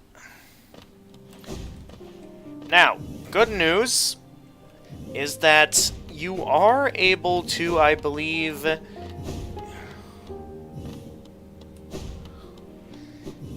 yeah,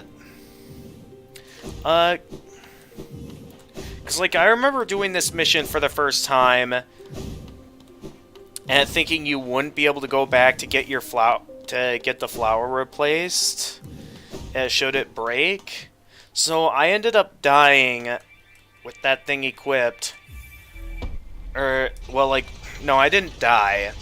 I got hit, it broke, I was extremely upset because I was under the impression that I had, like, failed her and that, like, there was nothing I could do about it. Because, like, here's the thing. I didn't know that, like... I was unaware that, like, there was a legit penalty for failure. Well, kind of, but, like, I was worried that, like, it would be one of those things where you fail once, you can never get a second chance. Thankfully, I got a second chance. Because otherwise, I would have been quite disappointed if I was unable to get a second chance. Okay, here. I just realized that I do not have the Wayward Compass equipped, so I have to be very careful in remembering where I'm supposed to go. Maybe I shouldn't have been so careless with my setup. I'll try something else after this. That should be a little bit nicer. I believe... Okay, I think there's like a pathway up here that should allow me to... Where am I? I think I might have went the wrong way. I am already getting lost. I really need to find the next bench whenever possible and take an opportunity to really try and take the right path here. Alright, I believe this is the way I want to go. Because we want to head over to Fog Canyon. That's the easiest route. I've done this quest once before that I know some decent routes.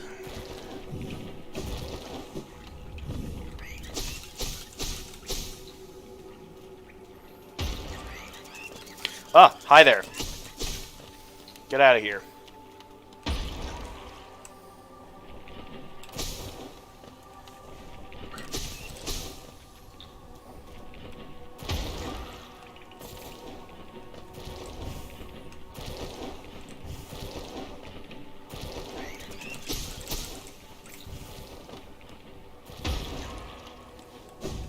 Alright, we keep going to the right here.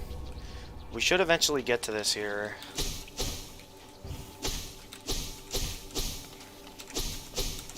Come on, shoot at it.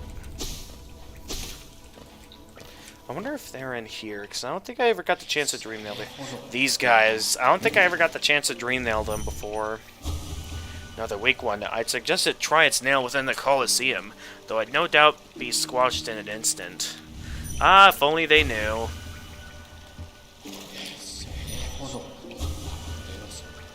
That's probably the dialogue for both of them.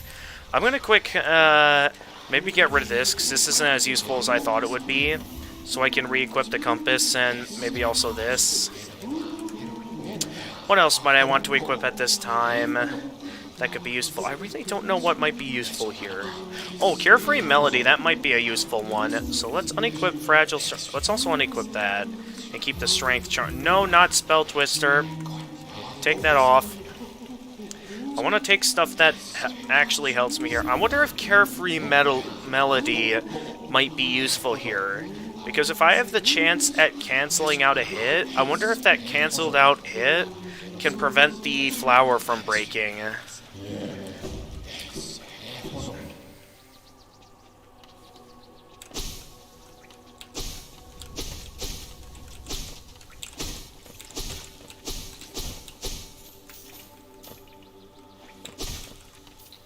Alright, so now we can see where we are. But usually, if I remember the route I previously took for this mission, I know I would go through Fog Canyon. I know that for a fact. Is that this is the route I took. I went through Fog Canyon. Oh! They took it. Oh, it still explodes. Thank goodness I got a safe distance from that explosion before it went off. Hey there. Alright, you guys get sent out. Let's take you out as well, just to be safe. And then the way into the fungal wastes is right over here. An easy route into the fungal wastes. Alright, now we're going to want to be careful here, because plenty of things that could easily kill us. That's all I'm going to say. So if I remember the pathway we want to take, we want to head down And I can't remember if I wanted to take the Teacher's Archives route or the other route. Oh, okay, we almost ran into that by mistake. Thank goodness we didn't. Ah, what am I doing? I think it'll be a safer route to head through the Teacher's Archives. Or was it safer to go with the other route? I can't remember. Hey man, love the stream. Hello there, Tipsley. Welcome to this week's Friday streaming. Oh, come on.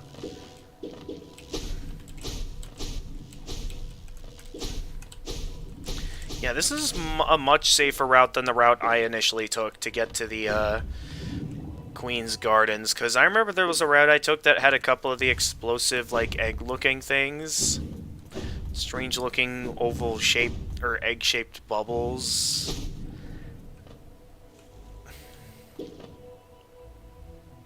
Alright, so I believe the route down here will be the safer route to go with.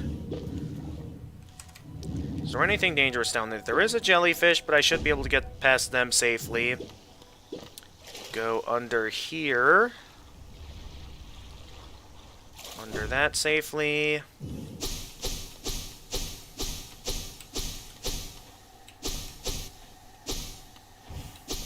Alright, we're in the Queen's Gardens now.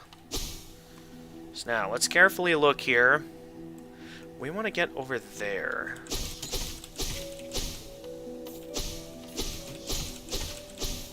Do that.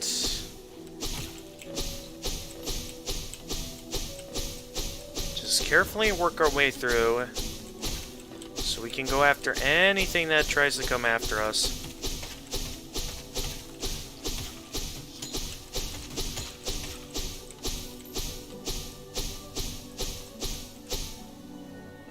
Okay, we're doing good.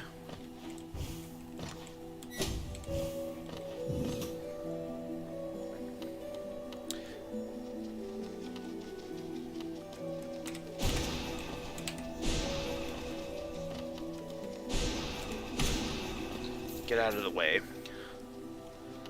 Not putting up with beings like you at the moment. I'm very close to getting to this. If I take them out, I could be doing this on my first try.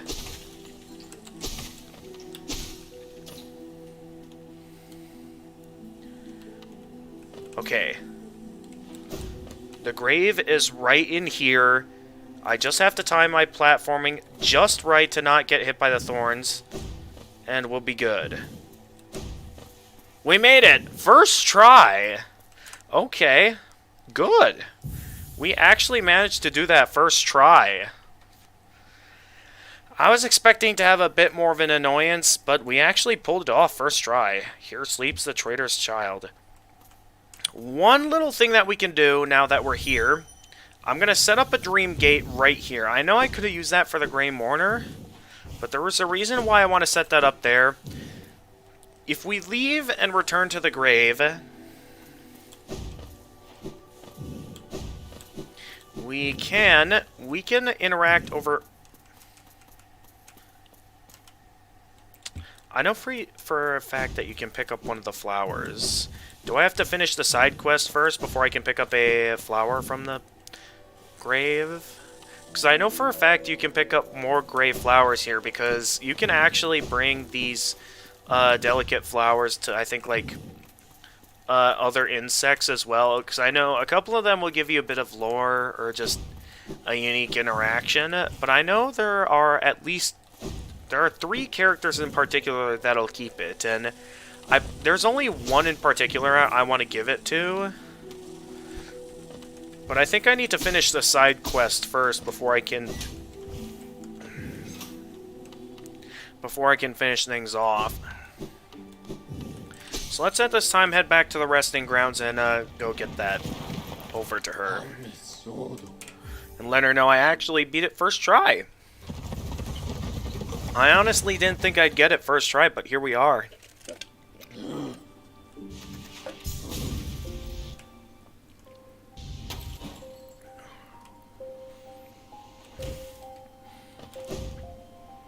I guess my platforming skills in this game are getting to be better than I expected. This is... I feel like I've reached a point where I've gotten too good at this game for anything to be a challenge at this point. Though we'll see if that changes once we go and take on the Godmaster DLC, because I am interested in going for the Embrace the Void ending. Hey buddy, we did it first try. Me, Lemaire? You've done this thing? Is it possible? This world's cruelty, I thought it overwhelming. But Lemaire, such great compassion, that Che's love would know her partner's heart even aeon past. Is that, Lemaire, such grief can end? Che can end? Uli, and I, dear love, Che too can end. With that, she, I guess also ascends. With that, we now have our final mask. I'm not entirely sure where the game is considering us progress-wise, but that pretty much means that we're, upgrade-wise, we've done everything. We're pretty much at full power. I know we can still take out the Dreamers, but I think I want to keep them alive in case getting the Embrace the Void ending means that they're technically still alive, even if they are technically stuck as Dreamers for eternity. Just a neat little thing to think about. So I would say a few things before we can continue. There are still a few things I want to do. Also, why did I sit on the bench? There's a reason why I placed the Dream Gate in front of the bench, or in front of the grave. And that is because if we return to this place after finishing this side mission... okay, there's another flower right here.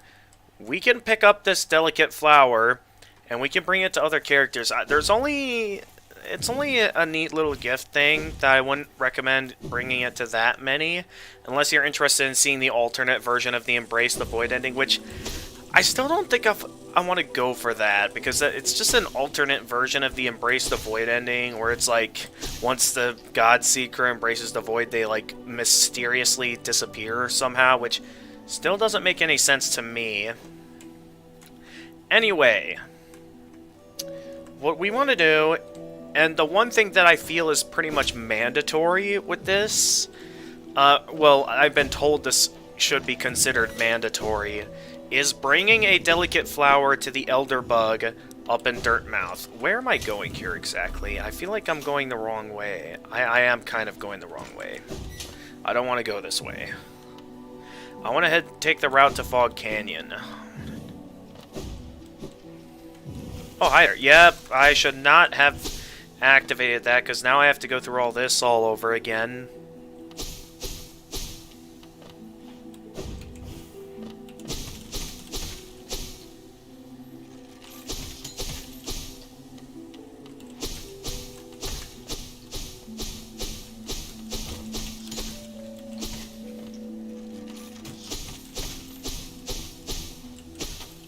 Take that.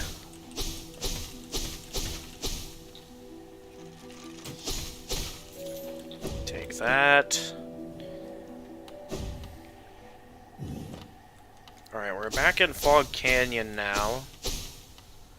So now, I think we're going to want to take the same route we took to get back to the crossroads. And then rather than take the other route we took, we're going to head up into Dirtmouth.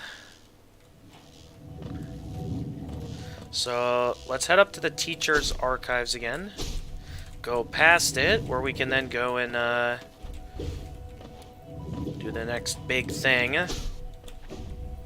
where we're going to give a delicate flower to Elderbug. That's my current objective. Yeah. If I die, I think what I'll do is I'll take out some of the enemies that don't respawn when I leave the area. I know these smaller jellyfish don't respawn, but I know these bigger jellyfish, well, they don't respawn. The small ones do respawn when you enter and exit the area. So I'm interested in, if, like, I end up getting hit at all along this route, to take out some of the bigger enemies, So that way we can have an easier time on our next attempt. Let's see, where are we here in terms of... no, look at the map. What would be a better way back up here? Nah, I think the better way back up will be this way. Also, looking back at it, I feel like it was maybe a mistake to sit on the bench, considering the fact that I know I'm not done with this yet.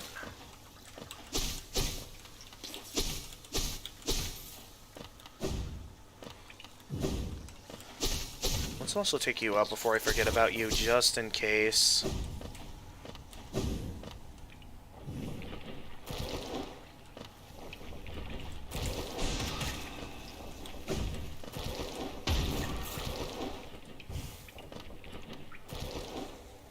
Alright, we could easily head up. That would be an easy route, except I feel like that pathway is a little bit more dangerous, considering all the enemies that could be dropping down infection. So I think it might be a safer option. No, it's faster that way. Let's just do it, because it's much safer that way. But we're going to want to be careful if we're doing things this way, because we could easily have infection being dropped on top of us. So we're really going to want to take advantage of the Shade Cloak here.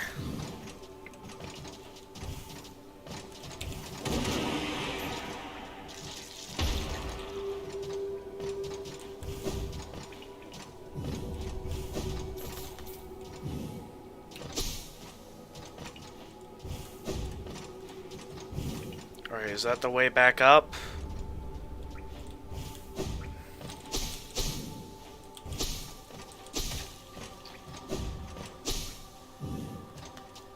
Okay.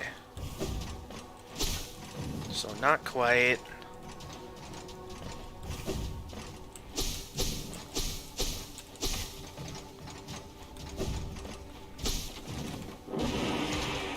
Ah! Okay.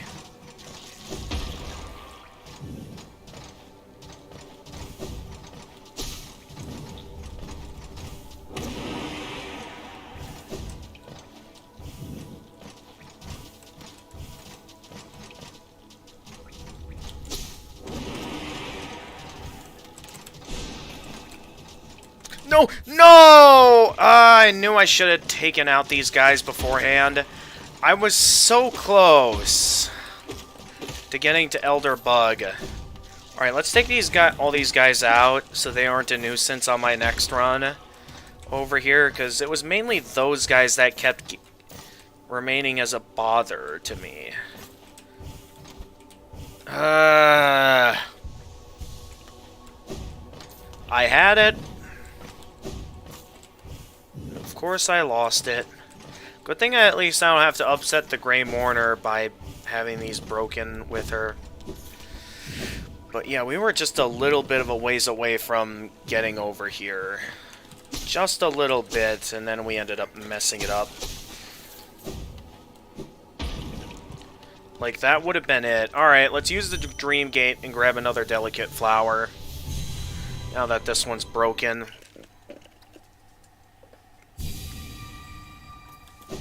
We've taken out some of the tougher enemies already, so we don't have to worry too much about any of the more difficult enemies this time, so I'm certain we should have it this run. And then we'll never have to do this Delicate Flower mission ever again. Alright, we want to go down and to the right. That's the safest route here. Yeah, because the guys that normally stick out the needles, they're already dead. So I don't have to worry about them anymore.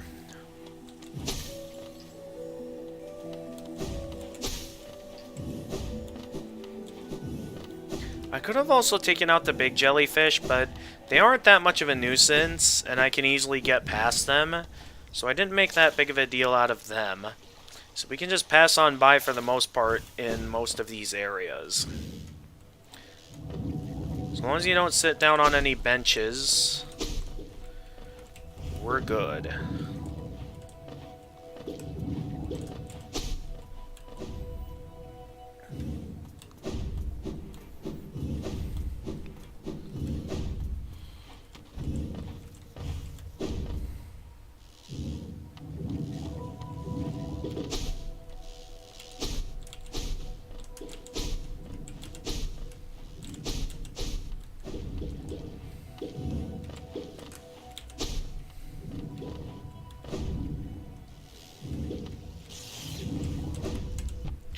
Why did I do that?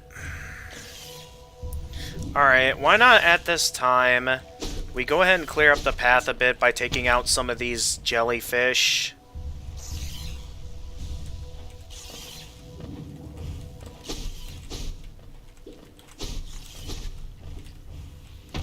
Ah, man, they really home in on you.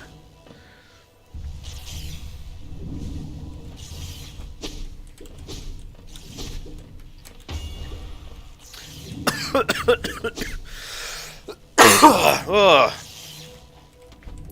Forgot I had the Carefree Melody charm equipped. I totally forgot about this area. I forgot what's over here. Oh, just a Hollow Nest seal. I totally forgot about this area.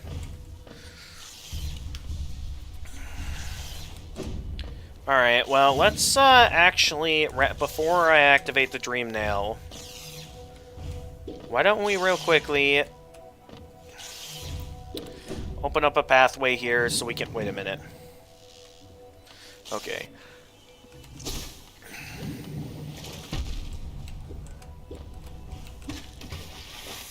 I'm gonna quick take out these jellyfish. Ow. Oh no, wait, that's not the path I regularly take. I regularly take the other path.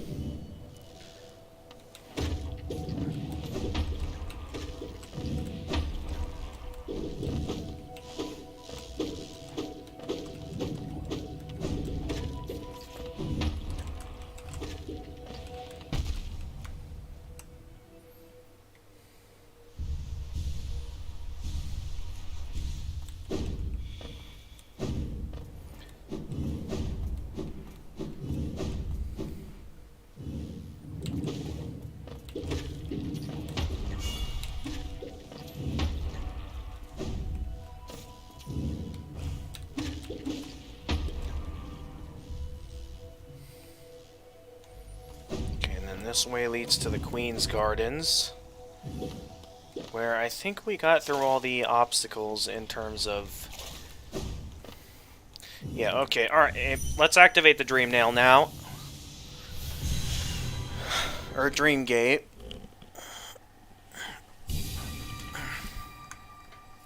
And with it, go ahead and pick up another delicate flower.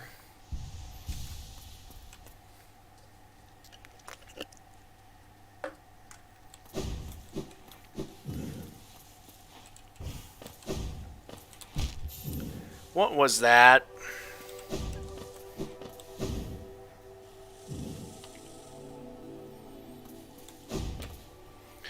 I need to stay at full health in order to use full advantage of Grubberfly's elegy. Also, you do have to leave the room whenever you,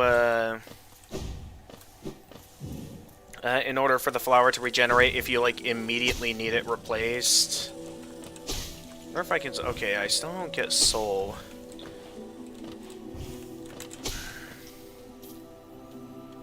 Alright, so we want to head up, down, and straight to the right.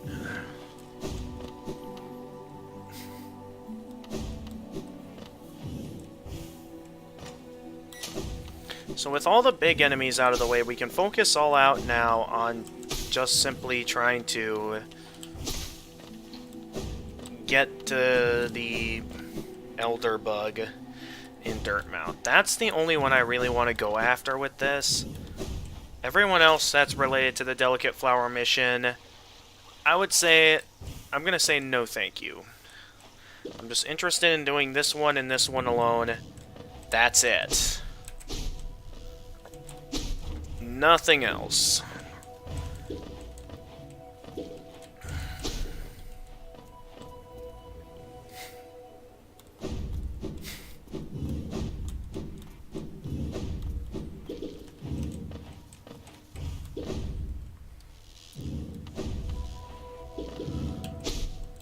I just gotta remember not to make the same mistake as last time. I'm certain I should do fine.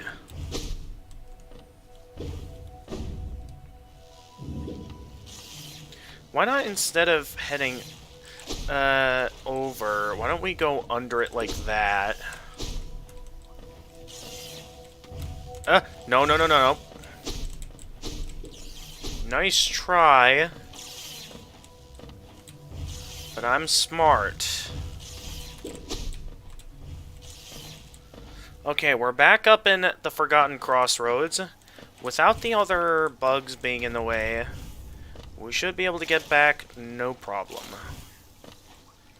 Now that some of the more annoying bugs are out of the way.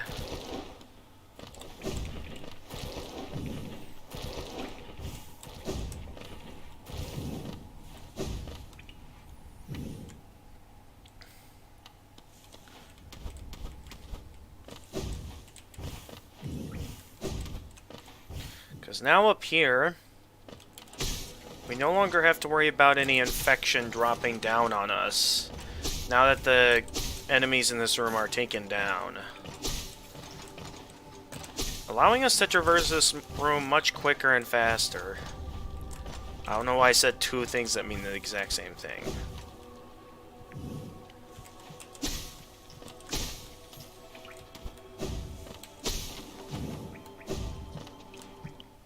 Alright, ascend. With that, we have now made it to Elder Bug. And with that, a very amazing developmental moment happens when you give the delicate flower to Elder Bug.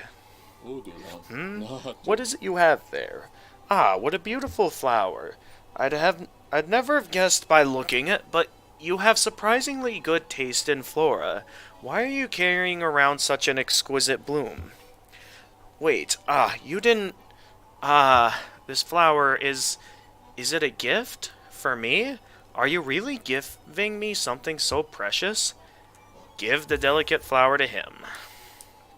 I can really have it? My, I barely know what to say except thank you. I'd resigned myself to selflessly giving out advice to passers-by without receiving any gratitude in return. Little did I know, one young bug was taking my words to heart and would repay my kindness. And with such a beautiful gift, suddenly the world seems a little less faded. Thank you, my friend. I will take care of this flower while you're gone, so we can enjoy it together when you return. This flower you gave me. When dark thoughts creep into my head, I gaze at it and think of you. Why not rest at the bench here for a while? We can enjoy the flower together before you head off again.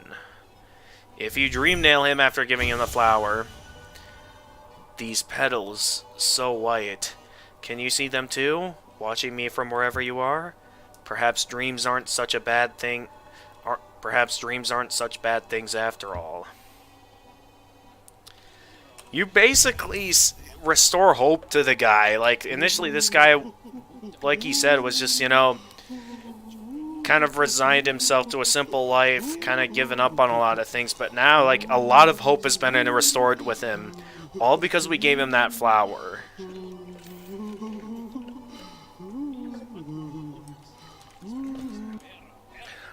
Moving on, there's only a small number of things left I wanted to do in the game. I know I wanted to have that to eventually find Mr. Mushroom at some point, which I can't remember where Mr. Mushroom was at. And then, of course, I want to give my relics up. And then eventually finish the game by going for the Void Heart. And then, of course, going ahead and heading back to Godhome so we can take on the Pantheons and see if we can finish the game tonight. And thus getting the last of what we need. Oh, that's right. I still need to alter my charm setup back to what I had it as before. We are going to need to equip the King's Soul here. So I'd say let's... What else did I have equipped? I forgot. I know this is the usual... Oh, that's right, Fragile Heart. We are at some point going to want to equip King's Soul. So we don't want to get too comfortable with a setup like this.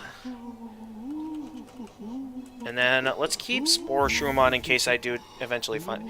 He can help find Mr. Mushroom. Because I know Mr. Mushroom is somewhere in the fungal wastes. But I can't remember where. Also, I don't know if there were, like, prerequisites that I'm missing or something to finding him. Because I was certain I had everything needed to find him, but I'm fairly certain I did everything I wanted to do in the game. So let's go ahead and give our rancid eggs and relics up to the people who want them. We'll get some cash for it, even though we don't need cash anymore at this point in the game. Hey there.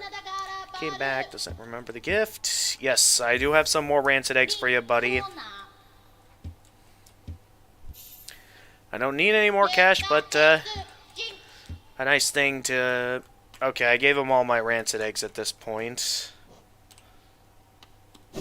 So then we can give our relics to the guy at the city. But yeah, go ahead and, whenever you're ready, go ahead and help me out in finding Mr. Mushroom. Because I was certain I knew where he was, but I can't seem to find him. I'll be checking again in a little bit, though. Anyway, let's head over to the King's Station. Also, I forgot to put down another Dream Gate at some point. You need to kill... Oh, okay.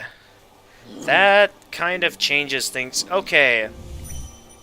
So that brings up the question then. Do we want to kill the Dreamers? Because on the one hand, yeah, we could do the Mr. Mushroom thing. On the other hand, it does, you know, bring up this idea, like, does it technically mean they're still alive if we don't take them out and get the Embrace the Void ending? That's the question at hand here. Because knowing that I have to take out the 3 Dreamers to be able to find Mr. Mushroom, that does kind of change things. Because, I mean, I already got the achievement for getting the bonus cutscene for finding all the locations for Mr. Mushroom back in my first save file. But yeah, you do offer a good point that is something I'm going to need to think about here. Anyway, how close are we to this location? We're almost there.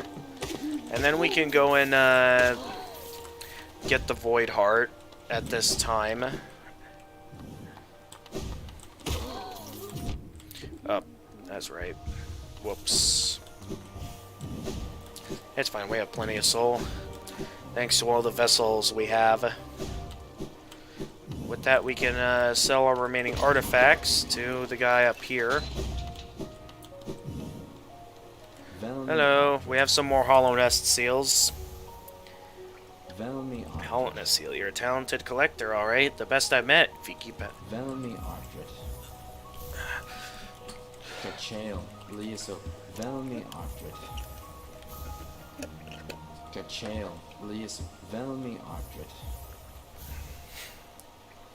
Opal.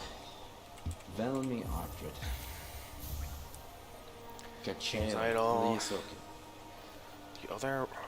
With as many of these, the other... that line. Yeah, we've already gotten that line from him. Alright, with that, that just leaves... So... Seeing how we're in a position where I kind of don't want to go after the Dreamers at the moment, unless it's like something we'd want to consider absolutely necessary, I'm going to head on down and go get the Void Heart at this time, because that's pretty much all that's left for us to do here. So unless we see no reason to leave the Dreamers alive, that we should just kill them off, you might have to leave soon. Okay. Alright, that's fine. Alright, unequip a few things here so we can make some space for the King's Soul and then eventually pick up the Void Heart. Are these the best things to have equipped, though, is the question, because, I mean, Quick Focus is something that I feel like would be better for something else, like Grub Song, as well as Fragile Heart. Because at this point, yeah, I think that'll be the better option of all of this, is keeping the Fragile Charms equipped. With that, let's head on down into the Abyss and collect the Void Heart. Yeah, if you have to leave soon, I guess that means you probably won't be able to see me get the Embrace the Void ending.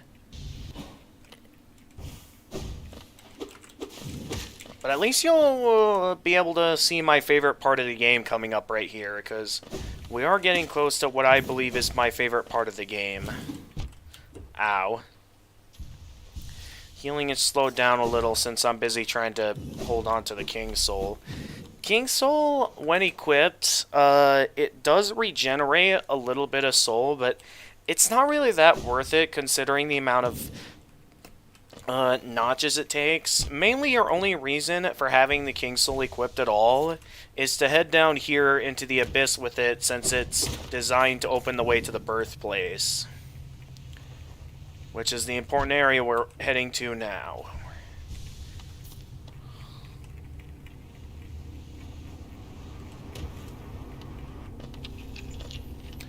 Having the King Soul equipped,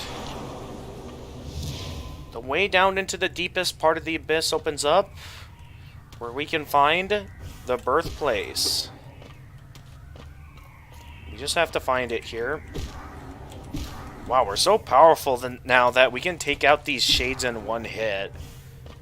I know they're technically our siblings, but Still, though, it's something neat to think about. Oh, there's an Arcane Egg down here. Well, I'm glad I took the time to find that.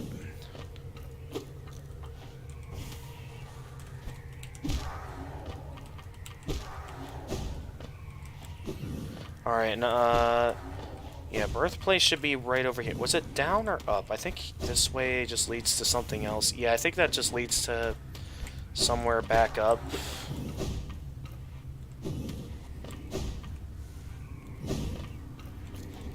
What was over here?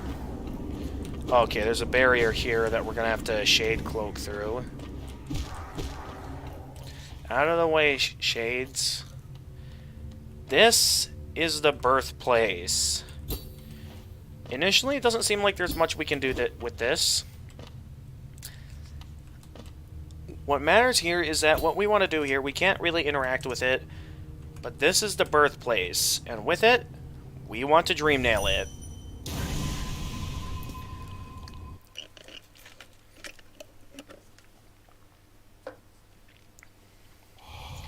No cost too great.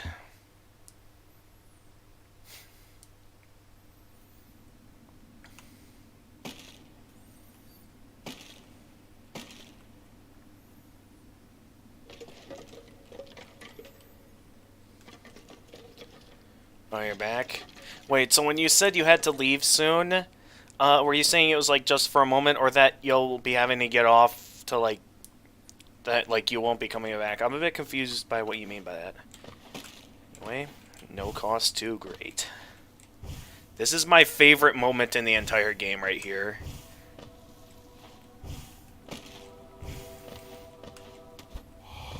No mind to think.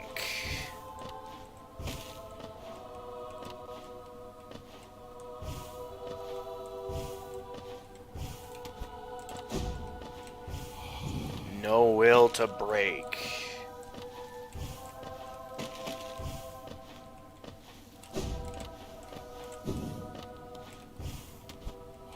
No voice to cry suffering.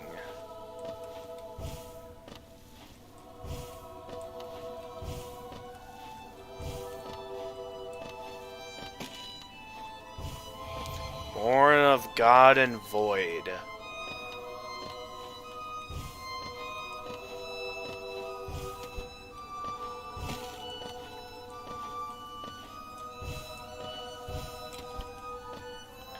Fitting to get off soon, but I just went to the bathroom. Okay.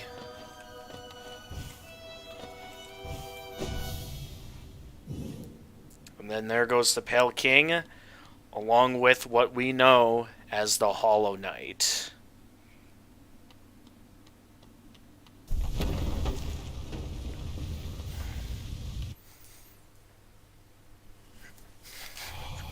You shall seal the blinding light that plagues their dreams. You are the vessel. You are the Hollow Knight.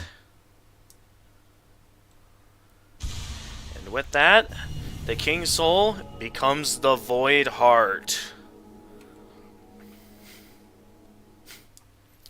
Before I activate the Dream Gate to head back up to the Stag Stations, you'll see that our reflection is no longer shown on that. And whenever Shades see us, they no longer attack us. That's because of the Void Heart we have equipped. With the Void Heart, an emptiness that was hidden within, now unconstrained, unifies the void under the bearer's will. This charm is a part of its bearer and cannot be unequipped. So basically, with the power of the Void Heart, we basically now have full control over the Void. So Shades, including our Shade, so your siblings and your own Shade, will no longer attack you on sight. They'll just kind of relax and just kind of peace out on their own.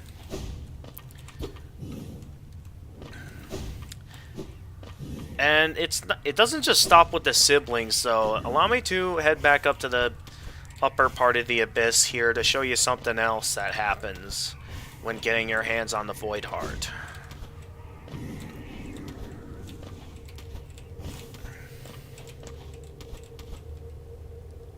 So we're back up here. Yeah, Shades don't attack us anymore. I'm gonna head over to the right here because, so normally whenever we'd come this way, there would be void tendrils that would be shooting out of the void here, out of this water. The void tendrils no longer shoot out at us, so we're freely able to swim in the void itself without it attacking us. That's something I wanted to show. Just as a means of showing that, yeah, we do have the Void now united under our will. And with that, we have everything we need to finish the game. Now, an important note to keep in mind when you get your hands on this is that,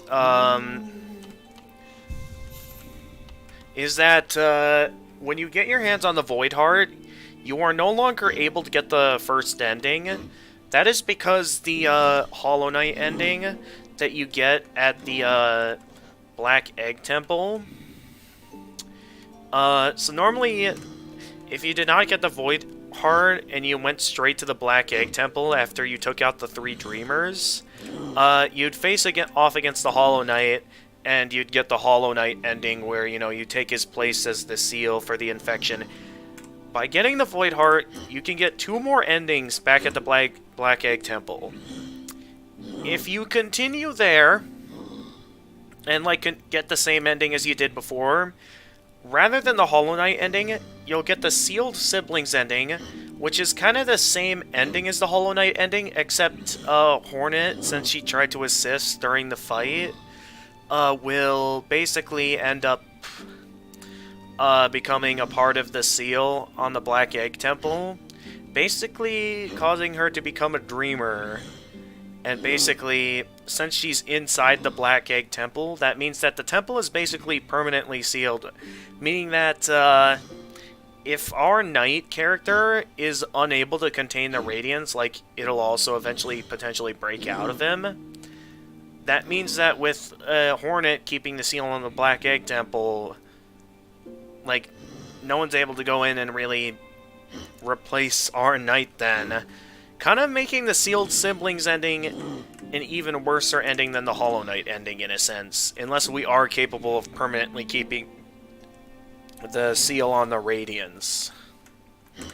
There is also, if you do Dream Nail the Hollow Knight while Hornet is apprehending the Hollow Knight, it is possible for you to face the true final boss. Of course, I did not take out any of the Dreamers yet, and that is because with the Void Heart, there's another ending that we can get in Godhome, known as the Embrace the Void ending, that you only need the Void Heart for. You do not need to take out any of the Dreamers.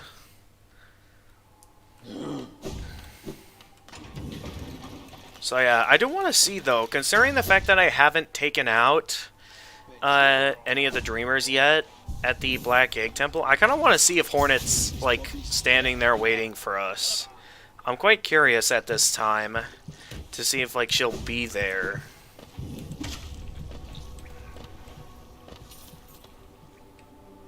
I'm just curious to see what will happen. Will she be here?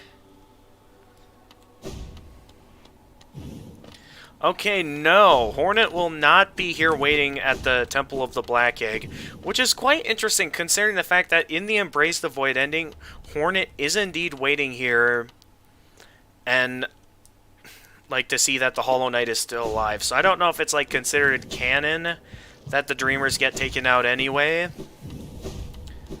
It's just strange because, like, we have the Void Heart, and normally once we get the Void Heart, Hornet will be there waiting for us.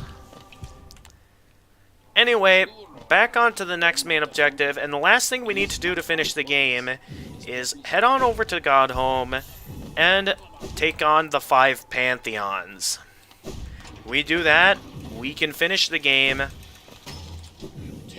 and we can be done here. So, heading on over to... what would be the best way to go here? Let's head on over to the King's Station. I feel like that's the better route in my eyes.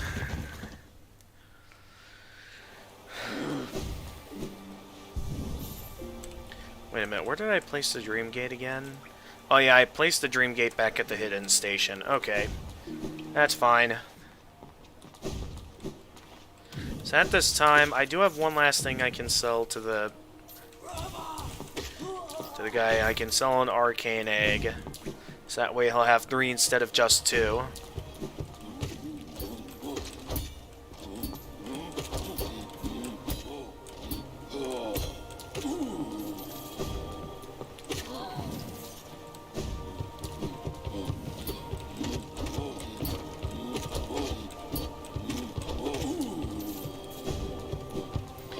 Alright, moving on. Actually, why don't we go in through this way? I just want to see if it is possible now at this time to take on the White Defender. Because we haven't taken on the White Defender yet, and while we do have the 4 Pantheons unlocked, I just want to see if it's possible at this time. Nope, I'm pretty sure I think it's similar to Mr. Mushroom and how you have to take out the 3 Dreamers in order to be able to face off against the White Defender. So we've done just about everything at this point in the game. The only thing we have not done yet is take out the Dreamers, but we can get the Embrace the Void ending and not take out the Dreamers. So I don't know if that means they'll still be alive or, like, remaining as Dreamers after taking out the Radiance, or if that means something else entirely. Nonetheless, let's head on over to Godhome at this time, because we can go and sell some stuff, and then we have an easy shortcut right from the right nearby the nailsmith's hut.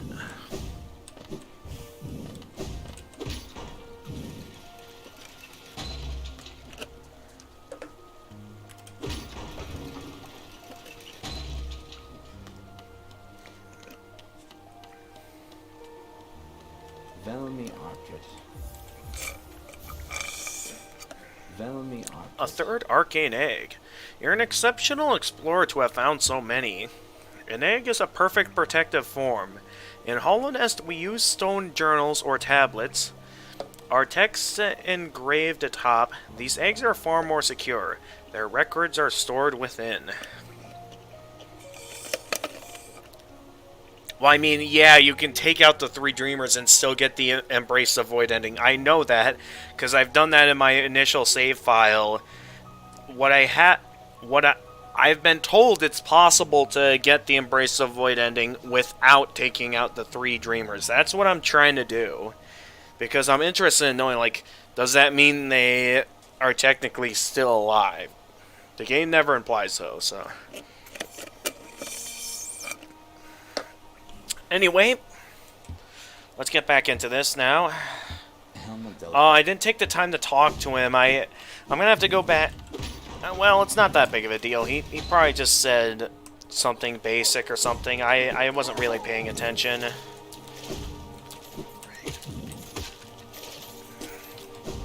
I'm not going to worry that much about it. We've done everything we can at this point in the game. So I'm just going to focus on getting a move on.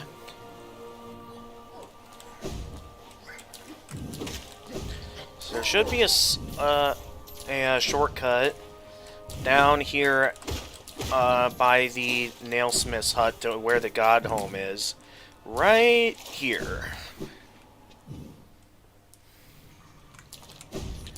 Again, I did think I remembered there being a way to open that door to the fungal wastes, yet I can't seem to find the door to the fungal wastes.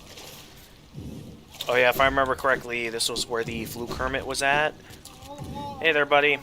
Glah glah, mother sends treasure, gather it up. Glah glah, little sister. Okay, you say the same stuff. I have heard he has like some unique dialogue. If you equip, what was it? The Fluke Nest charm, where it'll like realize that you've taken out its mother and will become afraid of you. I believe that's what happens if you talk to him with the Fluke Nest charm equipped. Anyway, we are back over at the Godseeker's place, where we shall go ahead and return to Godhome.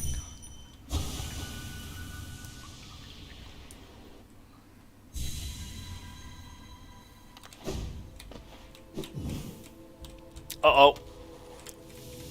Whoops. I didn't mean to do that.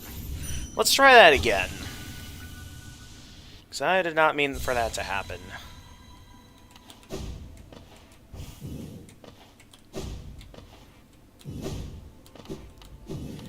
Anyway, now that we've taken out pretty much every boss in the game, all the three of these pantheons should be unlocked now. According to Reddit, some piecing together comments, you cannot get the Embrace of Void ending without killing the three dreams. I thought I remembered in a video somewhere someone claiming that you could get the Embrace the Void ending by taking out the without taking out the three dreamers. All right, here, let's go ahead and unequip these. And I'm going to equip Balder Shell. That's a useful healing charm. This is a good charm setup right here.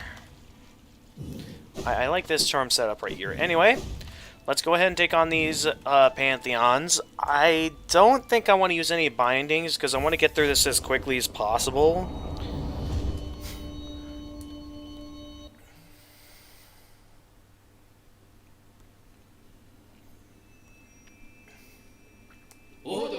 Wretch, thou hast ordained thine own destruction.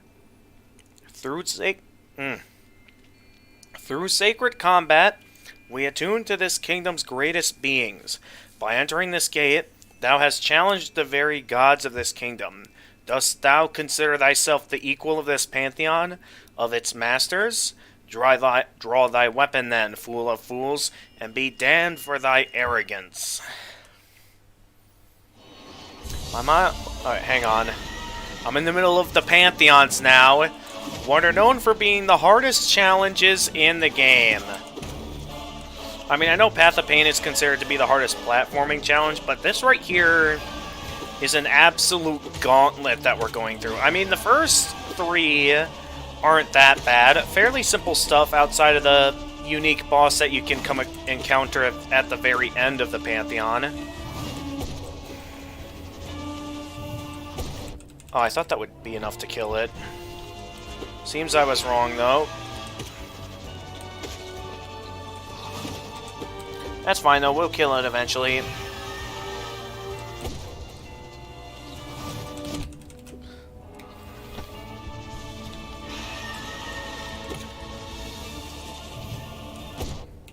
How much health okay, there we go. It's down. Okay, my mom and I are currently cleaning my room, if you're wondering what I'm doing at the moment. Okay, that's fine, Darth Mario, bro. Good idea to have your room be cleaned at this time, so good on you for doing that at this time.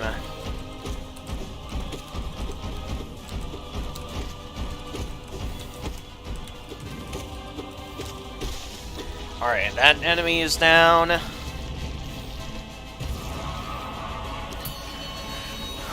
Alright, get ready, folks. We're gonna be here for a while.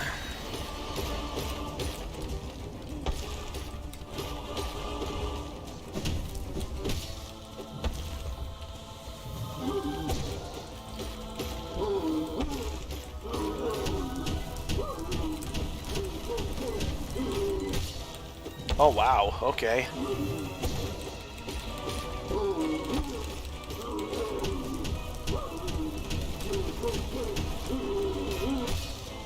I'm taking this guy out so quickly, he hardly ever gets a chance to attack. Wow, we are way too powerful at this point.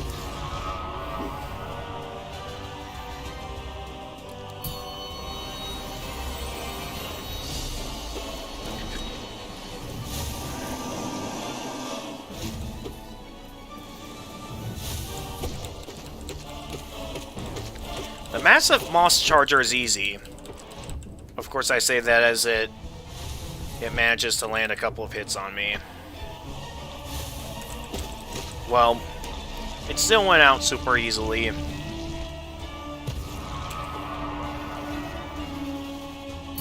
But yeah, I'm gonna be here for a while, so if you don't think you'll be able to see the rest of the stream before, like, you have to leave, go ahead and leave at some point, because I don't know how long these first 4 Pantheons are going to be, and I know that the final Pantheon, like, goes on for, like, a full 4 minutes. So I know for a fact we're going to be here for a while with these Pantheons. Like, most likely till the rest of the stream.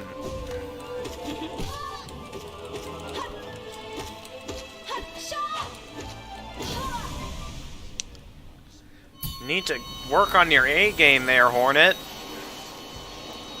We're on a roll today.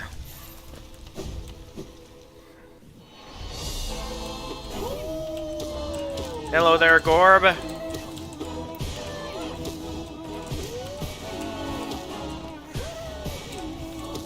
Ascend with Gorb.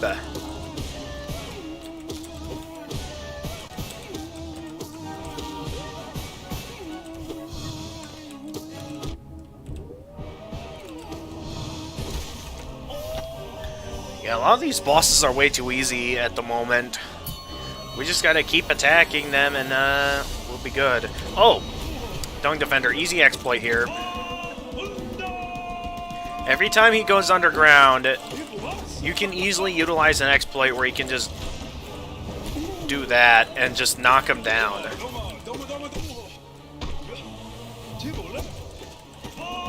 And look at that, he's already in his, like, rage mode. We can just keep doing that. And he's already down. He did manage to land a last-second hit on us there, but yeah, he's already down. So, if you ever feel like you have nothing to stream about, you should stream Undertale. Okay. I have played Undertale once. It's probably one of the older Let's Plays I did on the channel, so you'll probably have to go down a bit. But I remember with my pal there, Darth Mario Bro, I remember playing it with him where I had it to where I was the one controlling the character, and I would have Darth Mario Bro be the one making all the serious choices. And of course, in our first playthrough, he usually would fight most of the opponents. Maybe a couple of enemies that I'd want to have him spare, but yeah. Hey there, Felix and boyfriend. Welcome to this week's Friday streaming. We've pretty much done just about everything we can do, unless we want to take out the Dreamers, which I personally don't, because I'm pretty sure, like, it's possible to get the Embrace the Void ending without taking them out, and that, because, like, if that does technically mean that, like, the Dreamers are, like, at least still alive, even if they are kind of stuck as Dreamers, I feel like that's still a decent ending. Ah, he managed to land a hit on me, and he managed to land another hit on me. Just something I thought I'd point out. But yeah, just so you know, I have streamed Undertale, and in case you're interested, I have also been doing a playthrough of Deltarune as well. Like, if you look at the videos I've made on my channel, if you go back a bit, you'll see that I've done a few Deltarune videos. And I do have a playlist for them all if you're interested in looking around at my playlists. Why hast thou crept into this pantheon, O meager one? The noise of thine wriggling creates much discord, drowning out the godly resonance we attune ourselves to. Dost thou mean to thwart our sacred goal? Dost thy envy drive thou to such madness? We pray that the gods of this kingdom punish thee, obliterate thee, utterly destroy thee. Creep on, meager one, and may the gods utterly destroy thee. If you dream nail him here, gods of hollowness, show us your might. We shall attune ourselves to thee and ascend ever higher. So, at the start of these pantheons, yeah, the God Seeker is, like, mocking us at the moment, thinking that we're, like, absolute weaklings. Which, most likely, your first time doing these pantheons, you are most likely gonna look kind of pathetic, considering how powerful some of these bosses are.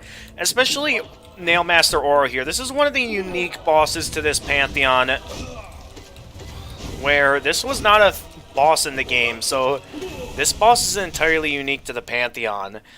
That's what happens at the end of these Pantheons, is you face a unique boss, and then Oro and Mato now are teaming up to take you down.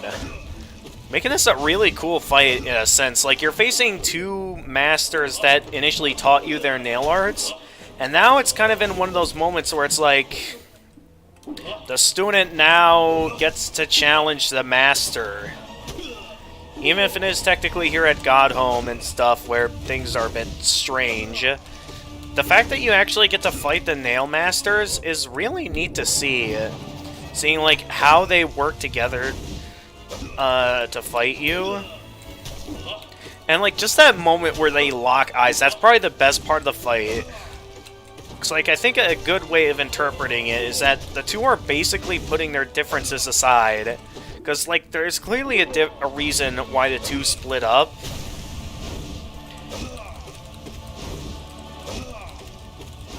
And now the two are basically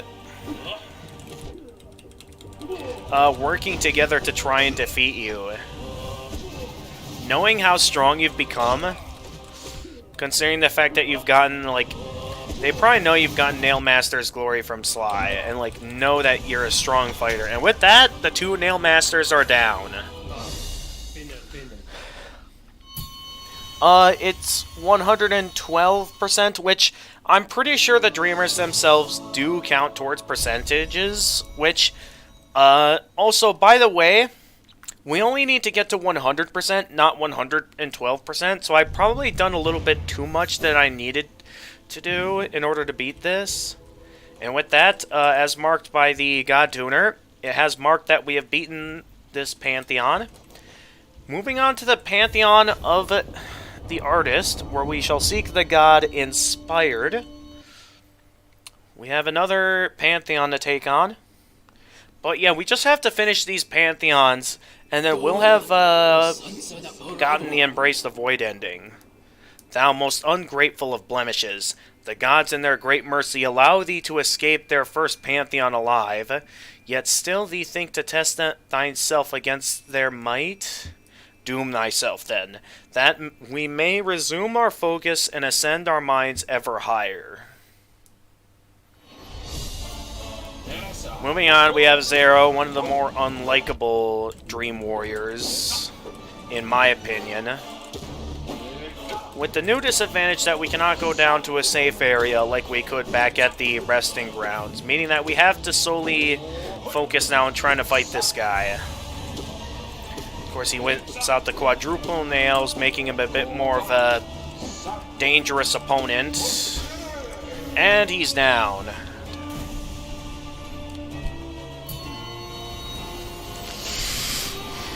Crystal Guardian, who is one of the easier bosses in my opinion, because, like, if you have enough upgrades, this boss has, like, it has some challenge to it, but it has way too little health, is the big problem. Like, it's already finished.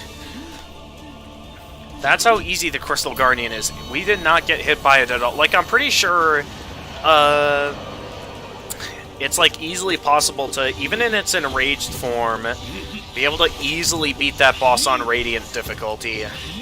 Maybe you might get a bit unlucky and get hit once or something, but for the most part, you're most likely not going to get hit very often. mean, that's one of the easier fights in the game.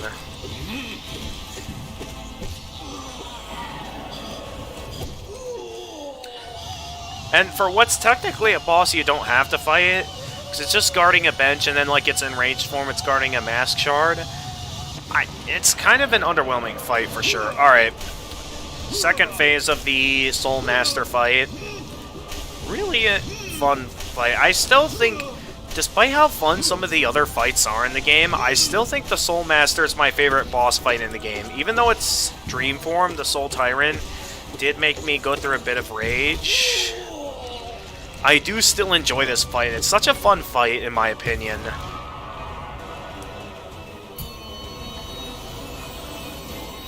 Especially in terms of the atmosphere you face him in, back in, like, his... Alright, I'm just gonna do that just to use up a bit of soul. Just so I have a bit of use for this. Most of these bosses are easy. This one, I feel like, unless you're going for the Radiant run, it's usually best to just tank hits here. Because he isn't too much of a challenge that I'm worried or anything at the moment. So yeah, it's easier to kind of just try to tank hits. Moving on, we still have half our vessels filled. So that's the good old Sisters. Or no, this isn't the Sisters of Battle yet. This is just a regular Mantis Lord's fight. We'll get to the Sisters of Battle eventually, but not yet.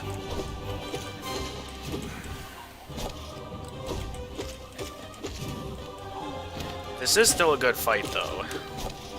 I'll definitely admit that much. Why did I do that?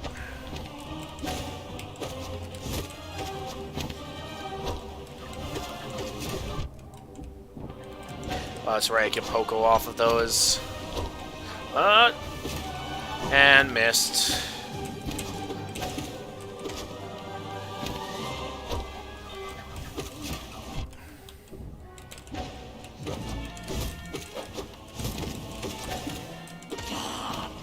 Alright, that's one that managed to land a hit on my Boulder Shell. Leaving only one left. And it's down.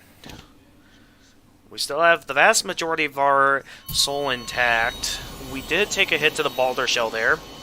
That's okay, though, because we can get it repaired right here. Moving on. We now have... Oh, a Marmu. Okay. This is a pretty fun fight.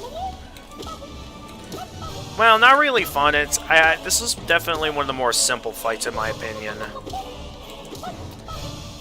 Like, it's basically an easier version of a fight you face later on with another Dream Warrior.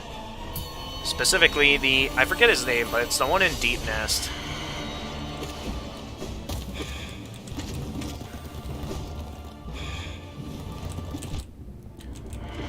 Of course, I get hit there.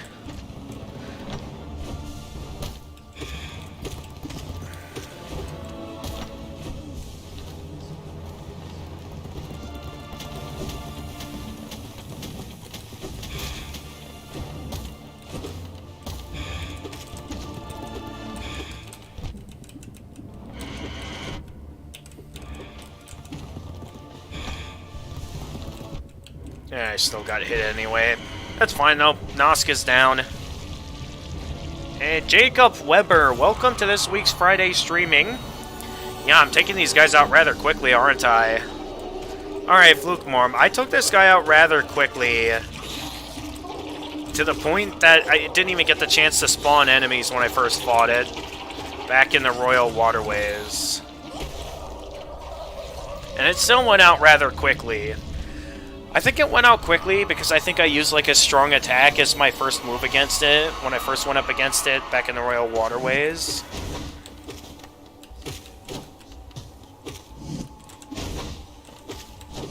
Alright, Broken Vessel is a fairly easy fight if you know how.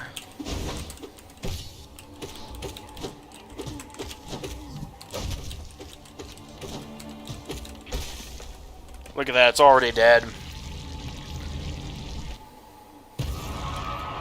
Alright, down goes the Broken Vessel.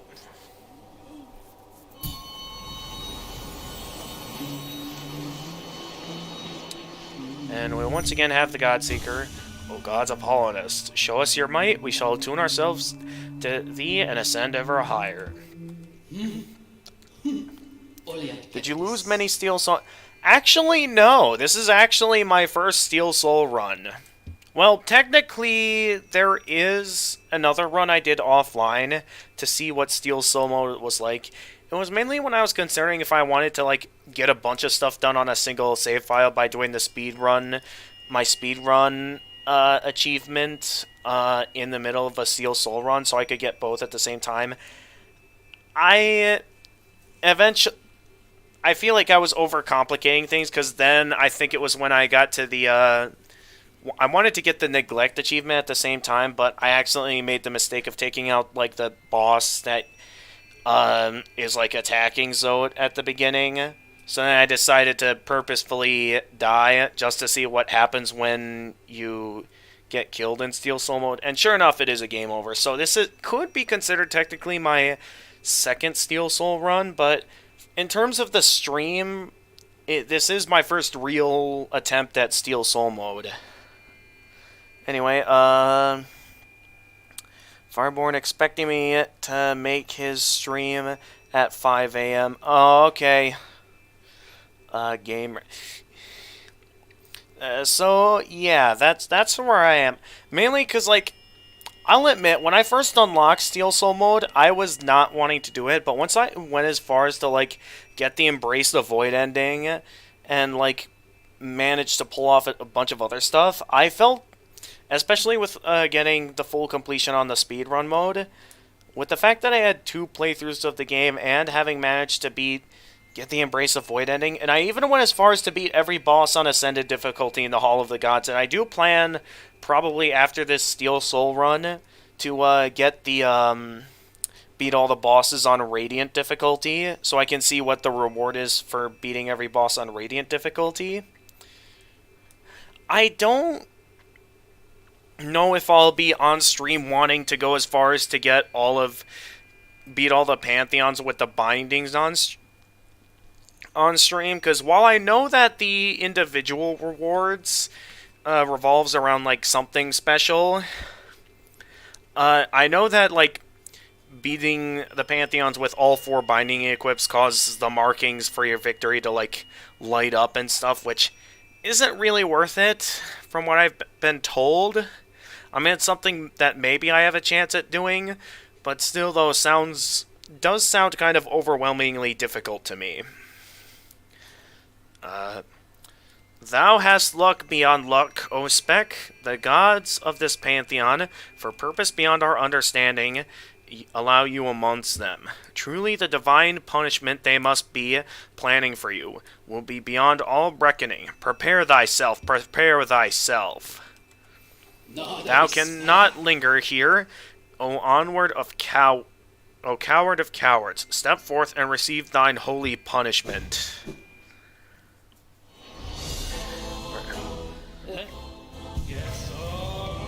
Paint Master Shio. So if you're wondering why you didn't face all 3 Nail Masters, the one that, you know, was satisfied becoming a painter, they basically are the boss you face in this particular Pantheon. Of course I get hit there. Good thing I had Baldur's Shell equipped.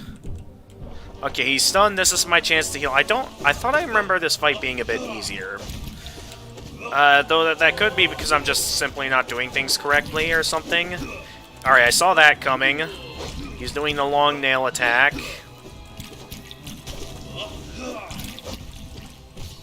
I at least know his attacks decently well to be able to do well against them. Alright, he's doing that attack. Nice try, and Paint Master Shio is down. Also, I just realized he was drawing a picture of the Godseeker. I just noticed that. I'm not sure if you guys could see that, but he was drawing a picture of the Godseeker. Alright, but with that, we have 2 out of 5 Pantheons completed.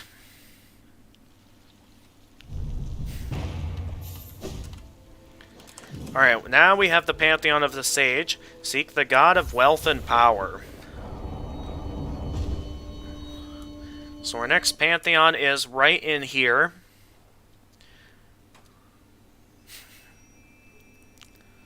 Lowly brute, blindest of worms, again thee challenge the gods?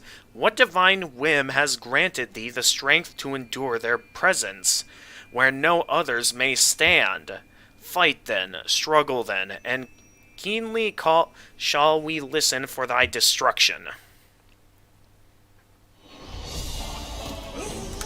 Alright, we got the Hive Knight now.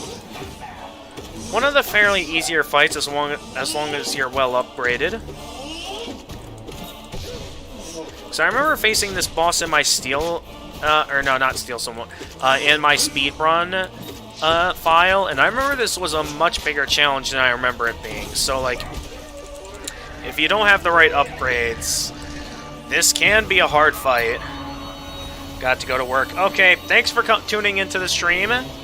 I'll see you next time. Stay excellent, everyone.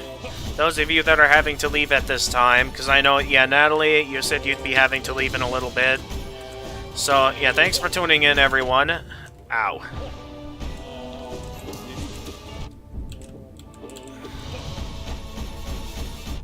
I thought I'd be able to escape that.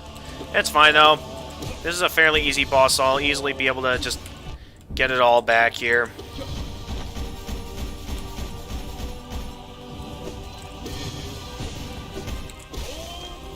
And he's down.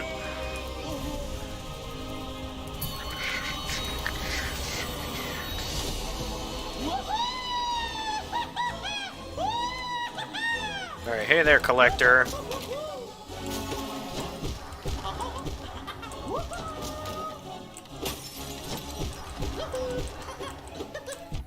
Ow.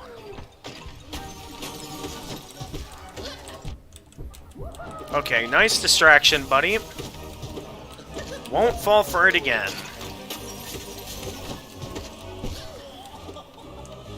And take this.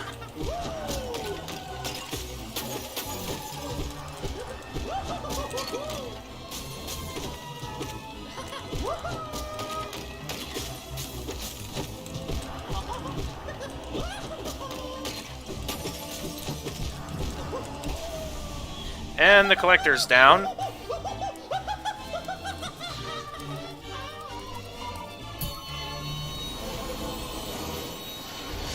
Now we have the God Tamer. I can't tell if that name is supposed to be like a form of expression, or if that's like, if this guy's actually succeeded in taming gods before. It's really left unclear in the game what this guy has managed to pull off.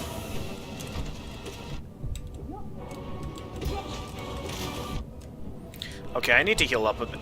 Are you serious? That counted as a hit? Alright, well at least that healed me up a bit. Okay, you're down now, so I can safely do a few things here, and you keep coming after me. That is very rude how often you come after me. And of course you walk right up in front of me.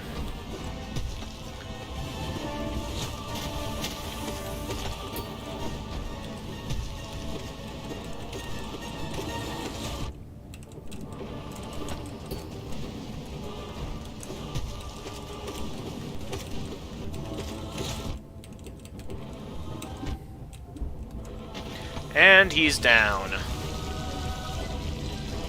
Took a lot more hits than expected there, but we're good.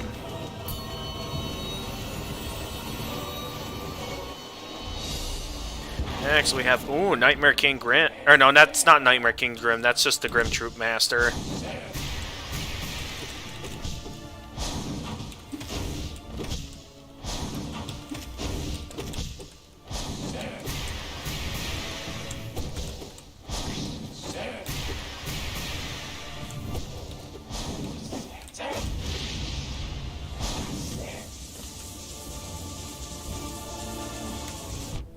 Ow.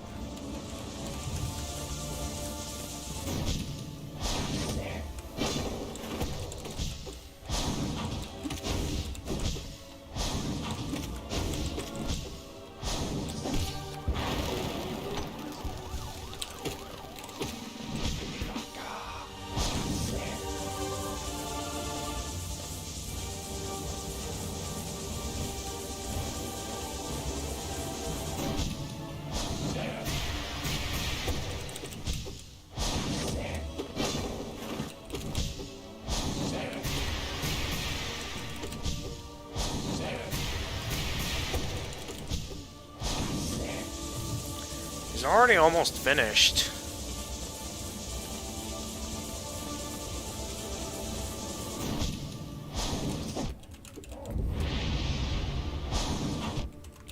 Okay, I let that one, like, walk right into me.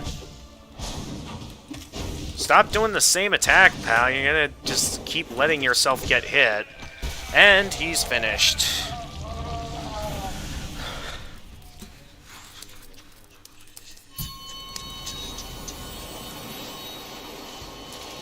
With that, we have completed...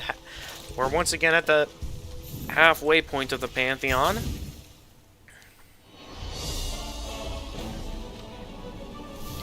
Galleon, let's go.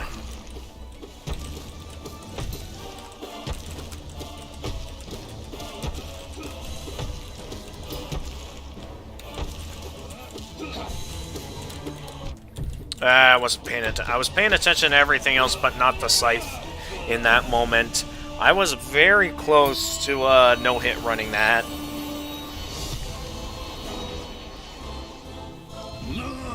And, of course, Invincible Fierce. All those names for the Grey Prince Zoe. That's a lot of names, that's for sure.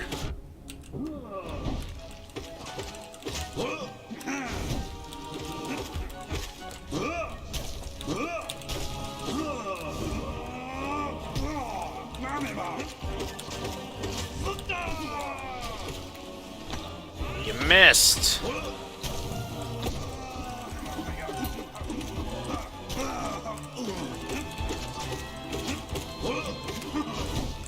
Ah! Oh, I still got hit.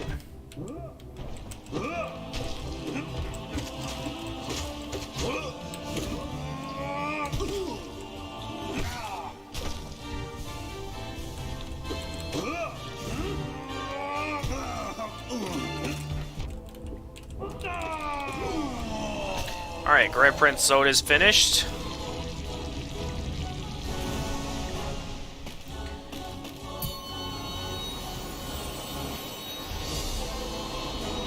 So here's where things get a little bit interesting. We do not have Coil to help us face off against Umu. So what Umu's gonna do is Umu's gonna summon jellyfish onto the battlefield. And using them, we have a mechanism to be able to harm Umu. A little bit high damaging in some ways, but at least we have a way to harm them quickly and get a move on with the fight. Moving on, we have the Sentinel version of Hornet, the harder version that you face at Kingdom's Edge, where we initially faced the easy one at Green Path. Now we're facing off against the harder version of Hornet.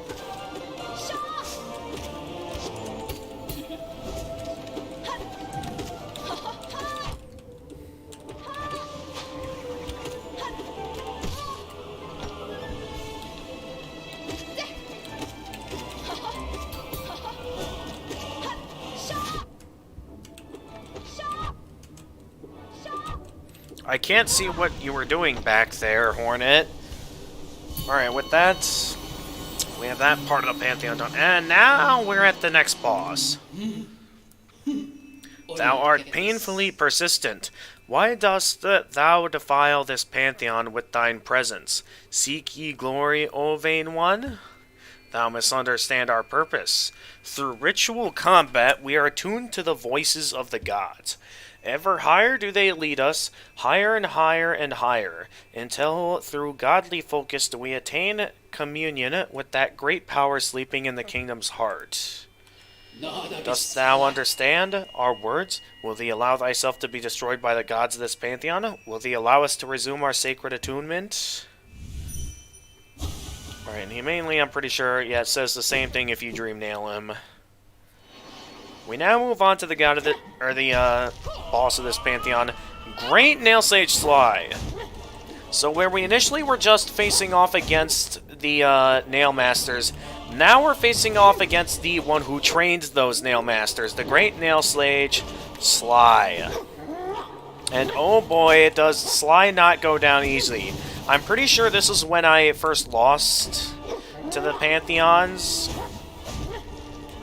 Like, this is my first time... This was the first boss that managed to successfully kill me in these Pantheons, and when I first realized the dangers of, failing to beat the Pantheons, in that if you die at all during these Pantheons, you will have to start over from the very beginning of the Pantheon if you die at all during these Pantheons. You don't get to start back at the checkpoint or anything.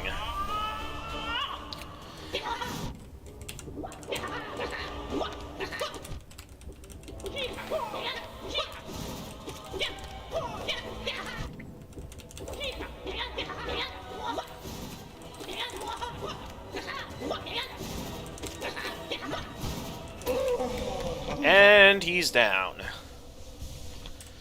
That... We now have defeated Sly, and with that, the first 3 Pantheons are beaten. Time around, I'd say, I think around like 10 minutes each Pantheon, I'd say. By beating these 3 Pantheons, we unlock this gate over here, which will allow us access to the 4th and supposedly hardest Pantheon in all of this.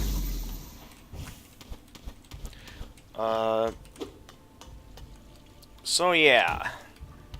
We now have the 4th and supposedly hardest Pantheon, the Pantheon of the Night. Seek the Pure God. So if you thought those first 3 Pantheons were tough, this one is definitely the toughest of these Pantheons that are down here. O gods of Hollownest, graciously thee open the way to this greatest of Pantheons. Thy voices grow closer, and thy resonance draws us ever higher. Pray will we, attune will we, until that spark of divine light shines from the deepest darkness.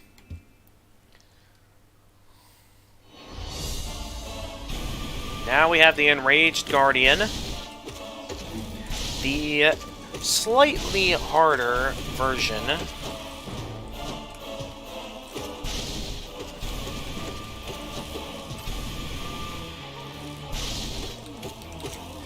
Which is also fairly easy, so this guy shouldn't last long. Yep, there he goes. He's already dead. Moving on, we have Lost Kin. So first we fought the harder version of Enraged Guardian. Now we have the harder version of Broken Vessel. The dream version we went up against to get our hands on a ton of essence. The Lost Kin.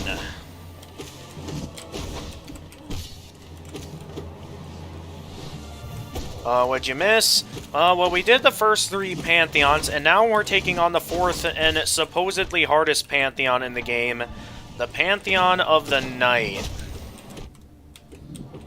So now we're starting out with what seem like some harder versions of previous bosses we fought.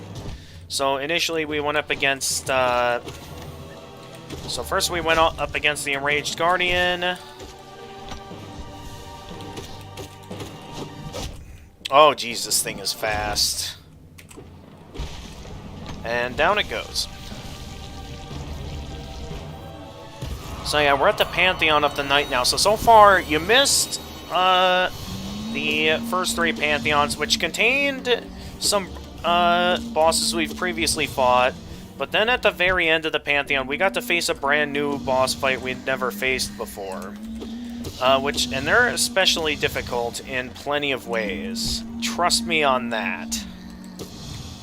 Alright, let's heal here. Pantheon of Hollow... Okay, so you already know about the Pantheon of Hollownest. So I shouldn't bother even trying to hide it. Ow. I mean, for the Pantheons where you only face 10 bosses, this one's definitely the hardest in that regard, but... Yeah, definitely Pantheon of Hollownest is the hardest in terms of, like, just being an absolute tedious grind, because you're basically fighting every boss in the game. And of course, they save the hardest ones for last, which really makes it difficult. Because, like, I'm pretty sure I'd made reasonable progress until I got to the 3rd to last boss in the Pantheon. Which, for those of you who don't know, is like one that I had not faced yet by that point. Now we have the White Defender, a boss we had not faced yet in Steel Soul mode. It's possible to face him in Awakened Dreams, but I'm guessing you have to like take out the Dreamers first before you get to face the White Defender, because we had not got to face the White Defender within the Awakened Dreams DLC. Also, using the Ground Pound to be able to hit him while he's underground, that no longer works. I feel like I'm getting way too loud. Again, please let me know if I'm getting too loud, because I cannot tell how loud I'm getting as long as I have these headphones on.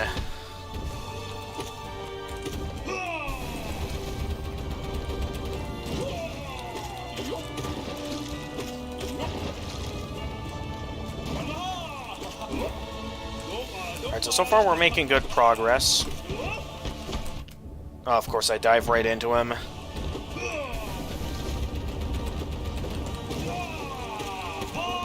Alright, he's in his rage mode, where he's gonna do a bunch of diving down and shooting himself up like that.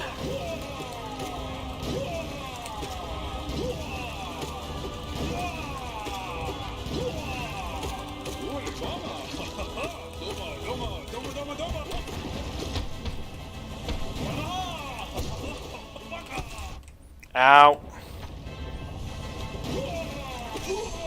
Alright. White Defender's down. But yeah, that does mean we're getting close to getting the Embrace the Void ending, considering the fact that we are fairly close. We just have to beat this Pantheon, and yeah, we'll have the Pantheon of Hollow Nest unlocked.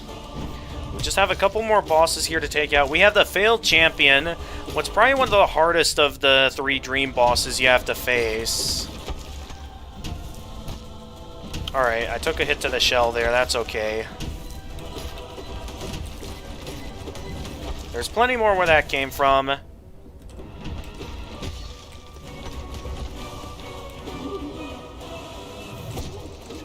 We'll have plenty of soul to get from some of the other bosses in the Pantheon. So I'm not too worried about soul at the moment. Ow. Now, of course, I keep getting hit by stuff.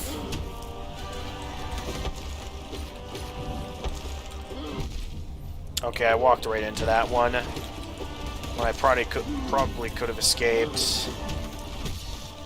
Alright, we managed to escape that one, so why don't we take a moment to maybe... No, I want to hit the body so I can Dream Nail it. Actually, no, I kind of want to just go straight to attacking it.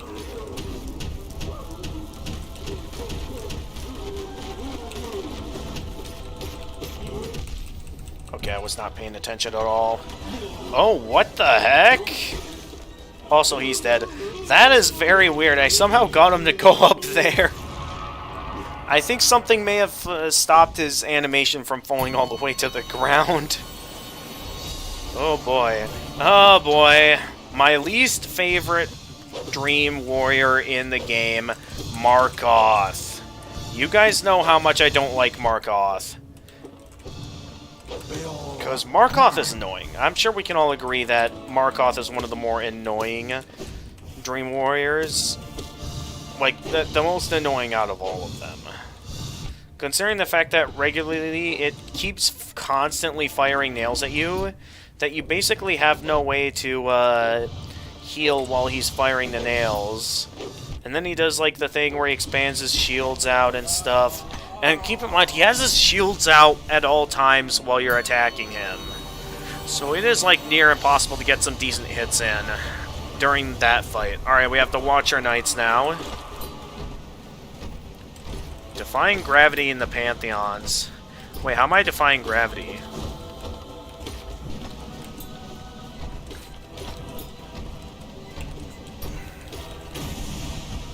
Alright, one Watcher Knight down. Why don't we prepare Charge Shot for this guy?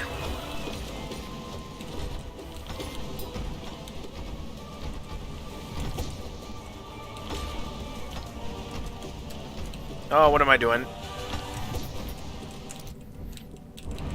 Ah, they double teamed me.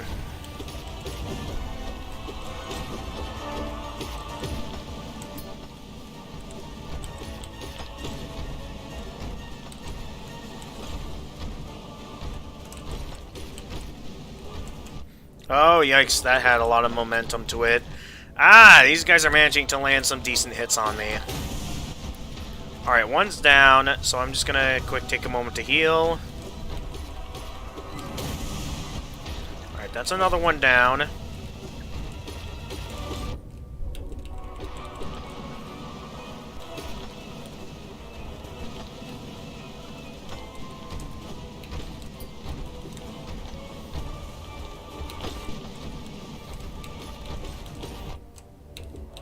Oh no, I didn't just... I got an itch on my back now. It's hard to focus when I got an itch on my back.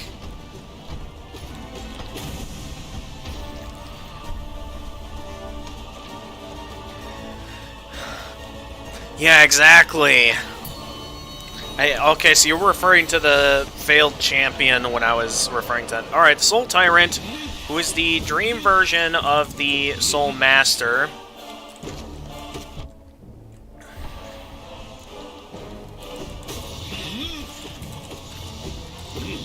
This guy moves around a lot, so you really need to be quick on your toes if you want some decent openings to land some decent hits.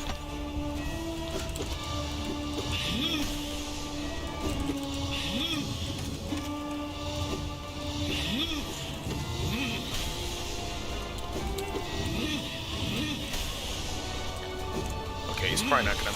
Yeah. Oh, you're doing that attack now. Okay, hang on.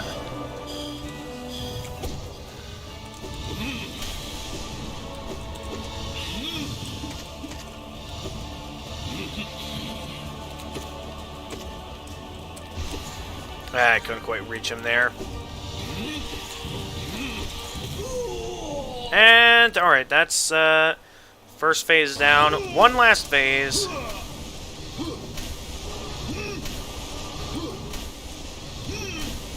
Rather fun phase, though, if you ask me. Okay, I wasn't quite ready for that. Alright, Soul Tyrant is down. So now we can go and take on a super hard boss now. Oh, bound one. Thy silence nearly deafens us. Foolishly we feared thee, yet only by thine providence shall we find the one we seek, the god sleeping within. Show reverence, O meeker one. Show fear. Thou approacheth a great and terrible god. Though its worldly body be bound and defiled, the glory of its pure form endures. Ruler of this pantheon, its endless power shall attune us to the one greater still, a god of gods. Meager one, dost thou imagine thyself the equal of this god? Dost thou imagine thyself made in its image? Thou assume a similar shape, and the deep echo within thee seems familiar. Ah, what thoughts are these? Thou so blasphemies in our mind. Wretch, be gone. We pray that the god of nothingness silence thee forever. Thou art no god. Be gone, pretender. Be silent. So now this is our chance to prove ourselves that we have the powers of a god. So we're going up against someone that they consider a god. We have the Pure Vessel. Basically a harder version of the final battle against the Hollow Knight.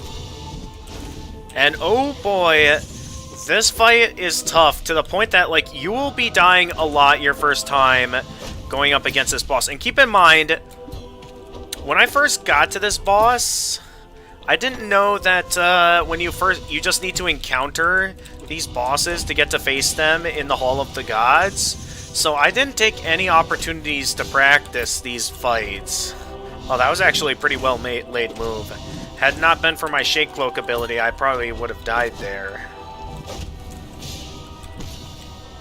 But yeah, you'll be dying here a lot. So keep that in mind as you go throughout this fight. So don't feel bad if you die a few times to this boss, because yeah, you'll be dying a lot. It's a hard fight. I am likely going to use up every single hit from this Baldur's Shell because of how hard this fight truly is. Luckily, I do have the experience from previous times I fought him that he should go down easily this time around for me. I shouldn't have much... Okay, that's his strongest attack right there. That lets you know that he's at least down to half health or something like that. Where he uses an attack where he unleashes some Void Tendrils. That's like his strongest attack right there. It still uses 2 masks of damage, but it's an attack that has really far reach, so you gotta be careful. Ah, he got back up just in time to get out of the way of that. Nonetheless, we've defeated the Pure Vessel.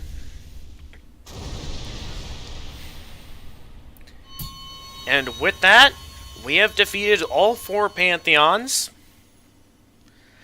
And we get this unique cutscene for beating the Pantheon of the Night. Where we see, of course, the Roar of the Radiance. But also a rather unique roar that we've never heard before when the Void rises there. We're almost there, Forks. 100% is in range. That is correct. We're almost there. We almost have it in our grasp. All we need to do now is beat the 5th and final Pantheon, which we should just need the Void Heart for to get to it. So right here, with all 4 Pantheons beaten, this opens up, allowing this to become opened. A pathway up above is now open. Before we go up there, I would like to do one last thing. So, first off,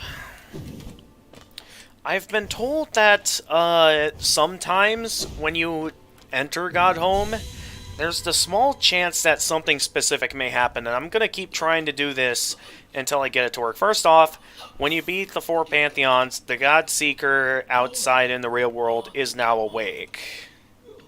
Hallowed land, tune gods. Hallowed. Oh, I thought he had more to say than that.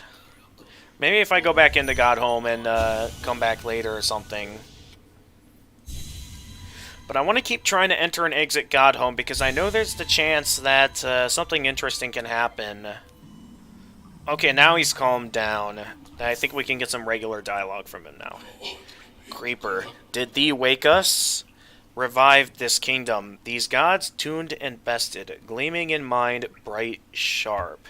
And this, our form swells, large, nay, immense, majestic, hibernation so long forced upon us, yet the shell that results is strong, so strong. Thine gaze is adoring, ye must think us godly, amusing, foolish, but thou art faced with enormity and beauty, true. Hollow Nest, even fading a glorious land of gods. Never, never. The gods here will never die.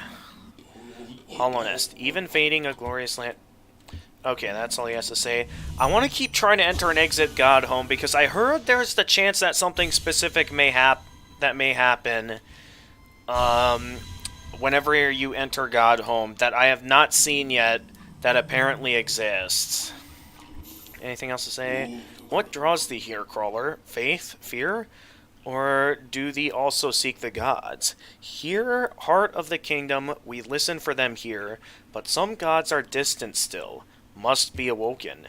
Take the god tuner, and seek ye the gods. Seek, that they may find their way. Tune to mind, tune to home. Reward, as reward for thine services, ye shall be allowed to linger here, linger and gaze on our magnificent shell, our overpowering beauty. I thought there was something else he said. I can't remember what it was. But I want to keep trying to do this, because I'm certain that something interesting can happen. I don't know what the odds are, though. That's the thing, so I don't know how long we're going to be here doing this. Gods, oh gods, thy nature mysterious, uncanny, even so for we who seek. By attuning ourselves, we clutch at their greatness, their immortality, their unknowable splendor. Hollowness, this kingdom is best blessed with true gods. True, all around the corpses of pretender gods, but not in Hollownest. And I believe that's the last thing he says and the thing he'll mainly say often whenever you talk to him from now on. We mainly want to focus on trying to keep entering and exiting Godhome. I will try talking to him one more time to see if he maybe has something else, just in case I'm wrong. But I'm pretty sure... Yeah, nope, that's all he has to say. I'm gonna keep trying this to see if I can get the unique cutscene to play out, because I hear that this can happen. So I'm gonna keep trying this. There is the chance that this may happen. You don't get any specific reward for this, but it is interesting to see. So I do want to keep trying at this. Come on. I know I can get this to work. I don't know if I'm doing something wrong or what the odds are. Hang on, those of you that are here, could someone maybe look up what the odds are of getting the unique cutscene that plays whenever you enter Godhome? Because I was told that there's the chance that a unique cutscene plays out whenever you... There's like the chance a unique cutscene can play out whenever you enter Godhome. And I want to see it happen before we take on the Pantheon of Hollow Nest. Because we're at the point where that's the last thing I need to do. But I want to see this before we do that, so we can see what this is about.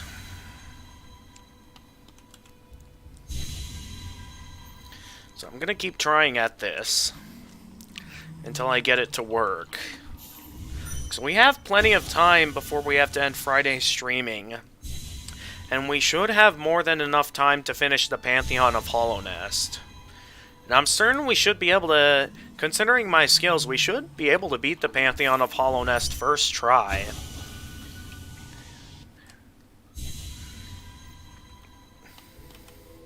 Alright, you know what? I'll look it up myself.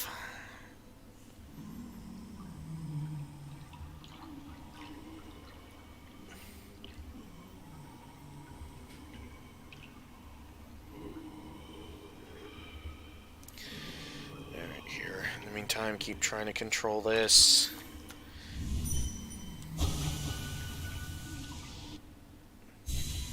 What are the odds of a secret cutscene happening when entering Godhome in Hollow Knight? Let's give this a try. When using the Dream Nail on the God Seeker in the Junk Pit, after completing the first 3 Pantheons, there's a 2% chance that... Okay, is it just 2% chance? Exit, there are pillars which lead to... Well, yeah, I know about that. I want to know...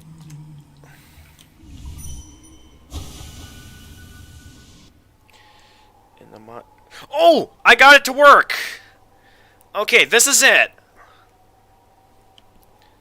Like one per... Okay, so I'm pretty sure Google just said,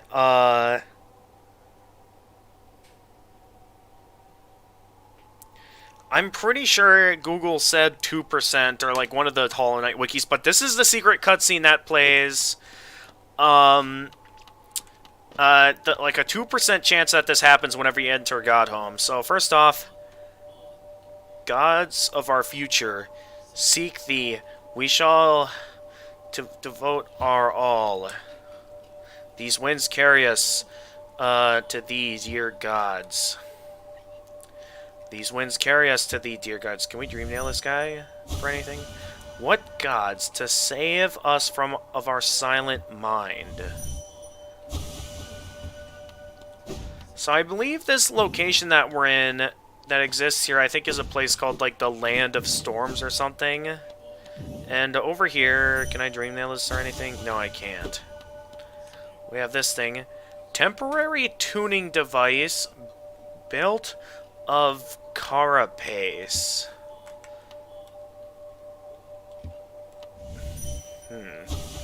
Nothing happened. And then when we walk away from... Okay, so when we walk away from it... Savage, intruder, no right thou hast to trespass with such sacred memory. Begone, begone. So that's, like, based off that dialogue, that means that that's, like, a very important memory of the Godseeker. So I believe it's incentivized. I think it's, like, shown when we find the Land of Storms, if you beat every Pantheon with all the bindings, that, we get, you know, a unique item for beating all the Pantheons with all the bindings. Something I have not done yet, and am interested in doing. A little bit. Not by that much, though. But it is incentivized that, the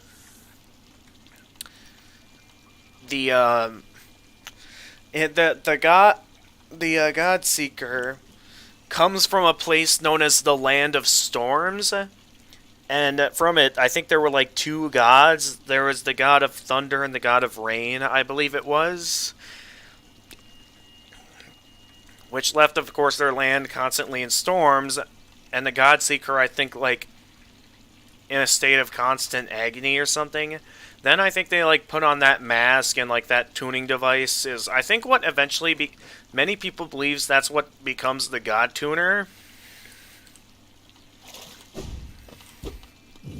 Anyway, by beating the Pantheon of the Night, we unlock this upper area here, where we can find this little hot spring area. This is not all there is up here, obviously, because there was, I'm pretty sure, another hot spring down below, or something of the sort. If we go up higher here, we can see a secret passageway here, allowing us to reach what is known as the Peak of Hollownest. A couple of things we can find here. One, there's a little shortcut opening we can make over here from the hot spring.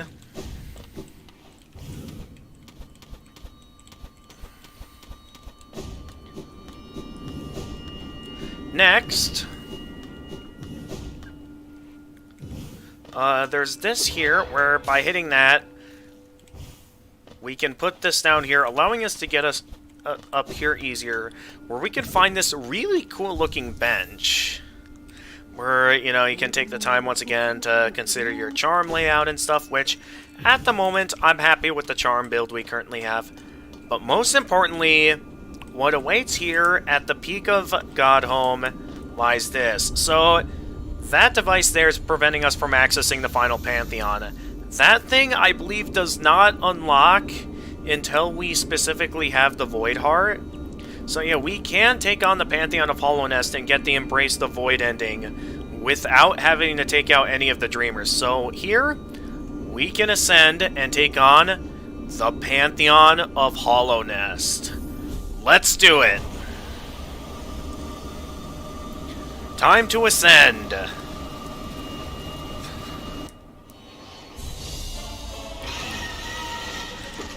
Get ready, boys, because we're going to be at this for like a full 40 minutes.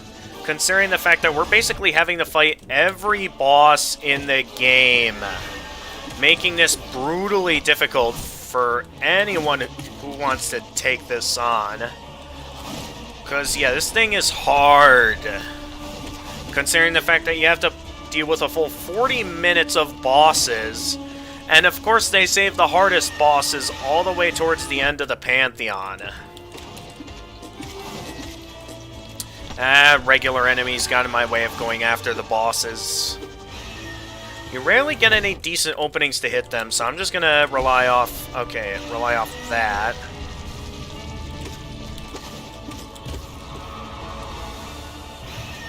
Oh, come on, come over here.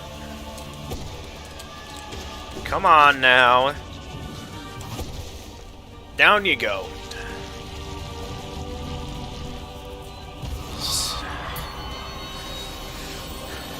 Alright, next we have Grub's Mother. Now we have spikes below us and a few things that are gonna make this fight a bit more difficult.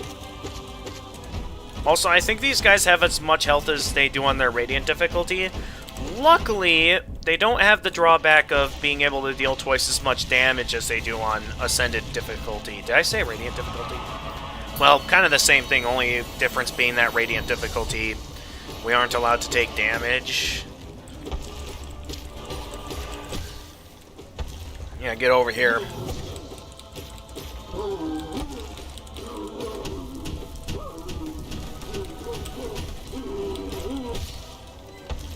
Once again, False Knight is super easy, so I should take him out with relative ease.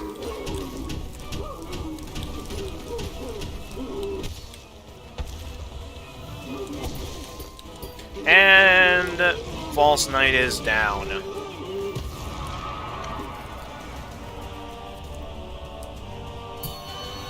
Next. Oh, this is an easy boss. The Moss Charger.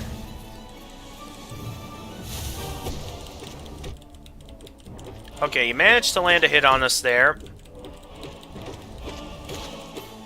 Not that big of a deal, because you go out pretty quickly. As long as you can keep them wrapped into a combo. Yeah, the massive Moss Charger goes out easily. Alright, we have our first encounter with Hornet.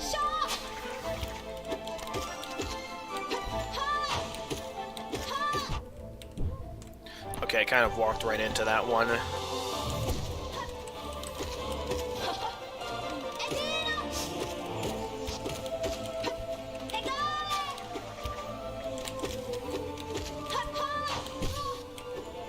Once again, I managed to stun you, Hornet. You're pretty easy in this form.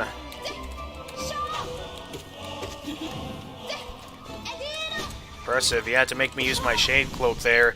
No matter, Hornet's down. And now we see the God Tuner again. Or the God Seeker, sorry. God Tuner is the relic we have. O gods of Hollowness, show us your might. We shall attune ourselves to thee and ascend ever higher. Mischief beyond mischief. We cannot escape thee. Even in this highest, most distant of pantheons, O wielder of nail, O eater of soul, are thee a messenger of the gods, or something stranger? We will not defy thee. Continue thy combat. We shall be listening closely. Alright, next up we have our Ascended Gorb. Ascend with Gorb. Ow. I'm having a hard time ascending with Gorb at the moment. How did that not hit me? Yet all those other projectiles did hit me. That's a bit confusing.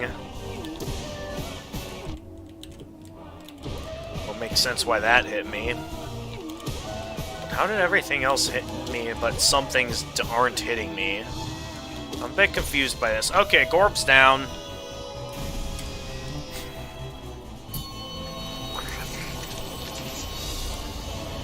And now we have the Dung Defender. Let's go.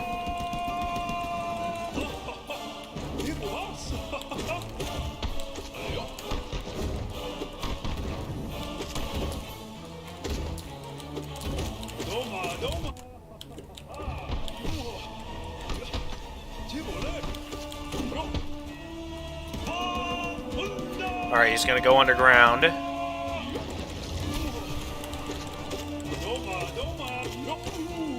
And the Dung Defender is down. Bye-bye. Moving on. What was here? Oh, the Soul Warrior.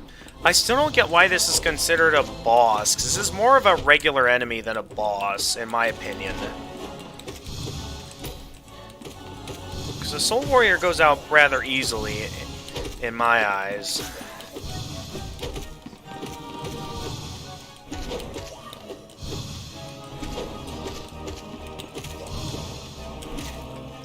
Alright, Soul Warrior is down. Next up we have... Ooh, Tiso, okay. Let's go, Tiso. Oh, okay, no, we're actually just going up against the Brooding Malik.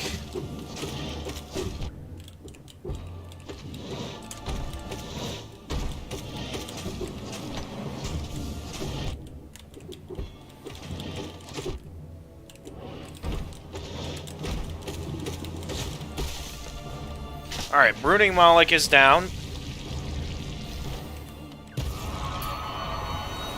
And with that, we move on to the next boss. We now have the boss that we fought at the first Pantheon, Nailmaster Oro.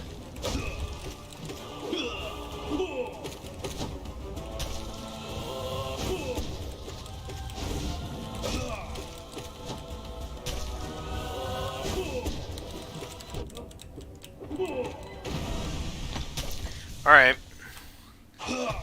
And of course, Matzo and Oro now begin to work together to face you. Creating a really cool and fun looking combination that really makes this fight a bit of a challenge, depending on where you are on screen.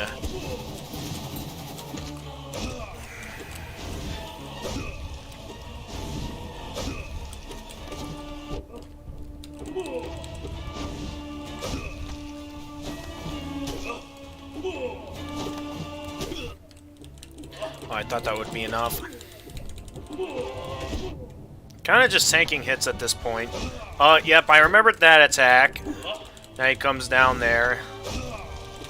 Okay, I don't know what I'm doing anymore. I'm like just kind of, I'm beginning to try winging it, and it's clearly messing me up a lot.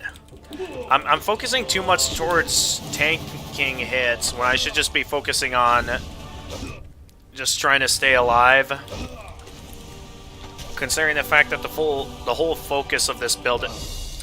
I failed to finish healing there, and it caused me to not heal a mask there. No matter, we're at the next bench area, and with it we can restore our soul and our masks, as well as the Balder Shell. Zero, what I consider to personally be one of the more annoying Dream Warriors. Of course, he managed to land a hit on me as I'm charging up a nail art.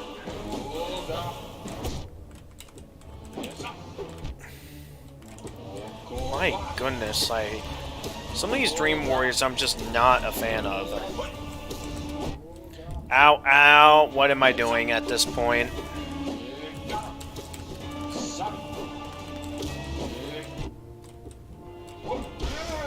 Alright, Zero's down. Except I don't have enough time to fully regenerate my health, and now I have to go up against the Crystal Guardian, a boss that usually doesn't give you hardly any time to regenerate your health.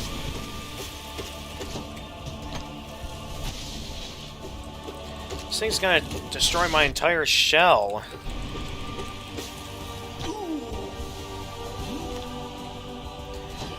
Alright. It already took out like half my shell. That's gonna be a bit of a problem.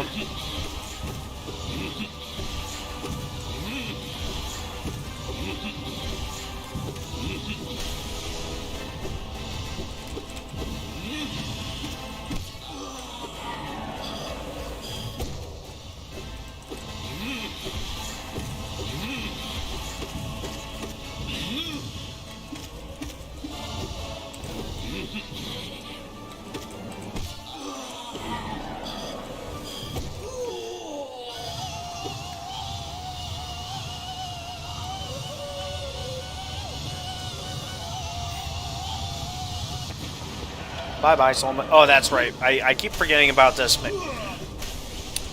Keeps managing to fool me, even though it's like I know this phase of the fight exists.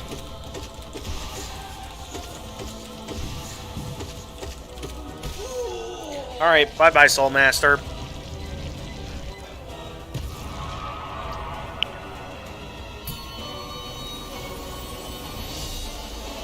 Oh boy, this boss. Never a fan of this one, considering how random the projectiles are, that I can just never predict where these attacks are going to be coming from.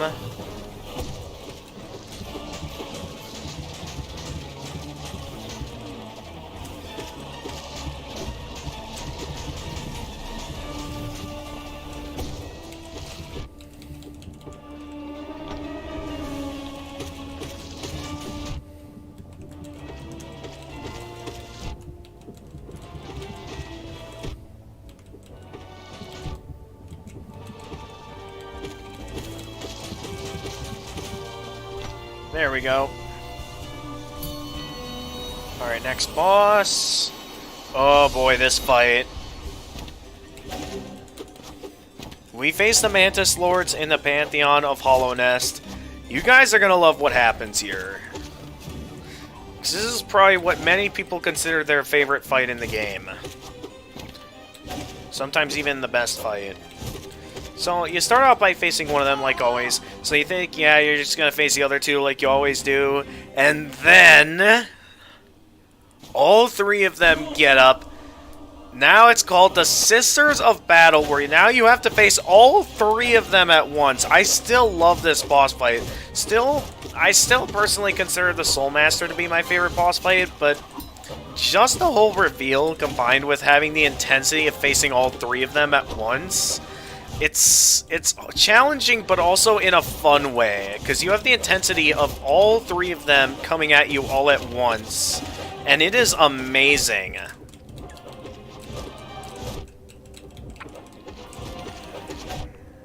Okay, I gotta stop getting careless here.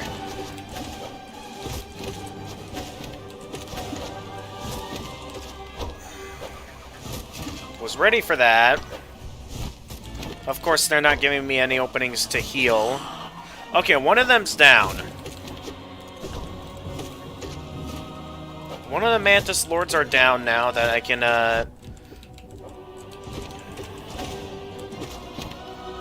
I can relax a little bit now throughout this fight. Of course, I don't have too much relaxation time now. Did the game glitch or something? Why is it always that the other Mantis Lord isn't coming in to help, like they usually do? Well, no matter. We beat them, allowing us to get here now.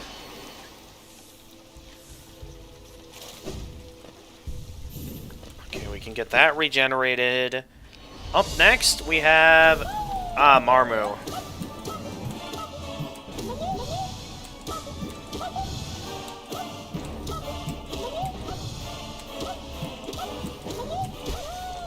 And, of course, Marmu is always a fairly easy fight. As long as you know the pattern.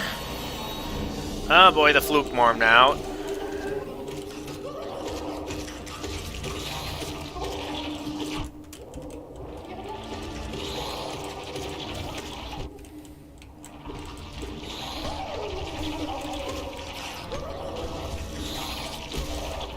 Alright, Fluke Arm is down.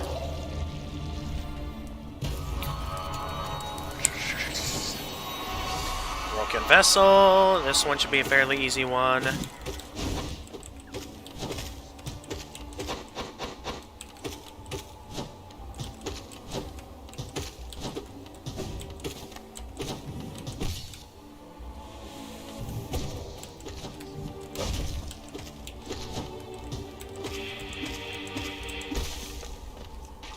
Alright, Broken Vessel's down.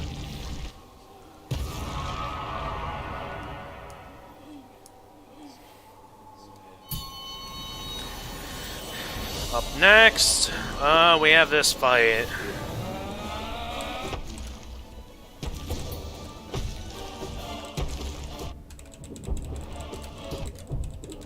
Keep staying on the ground, that's what...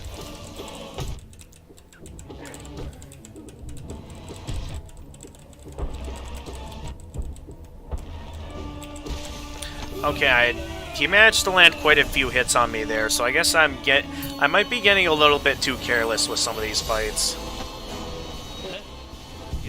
Hey there, Shio. How you doing?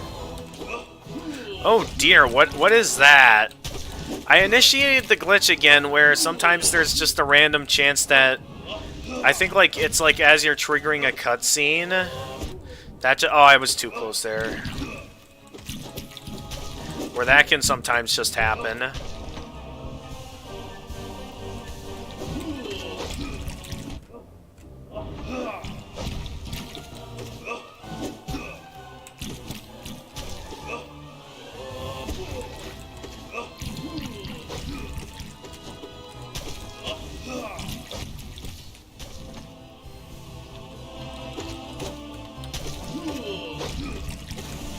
Alright, Paint Master Shio is down.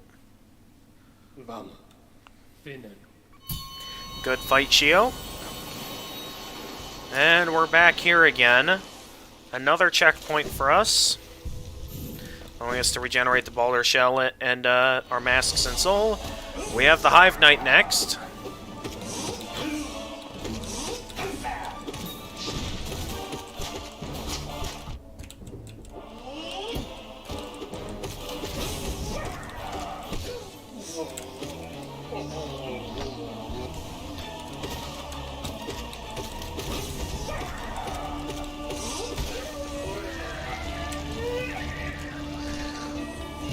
And the Hive Knight's down.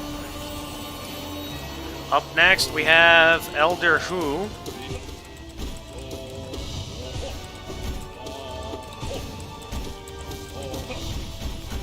Okay, good start.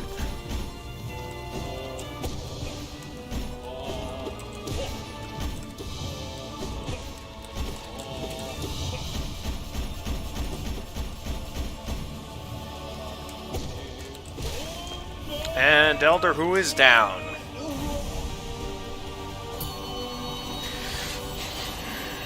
Alright, what do we got next? We have the Collector.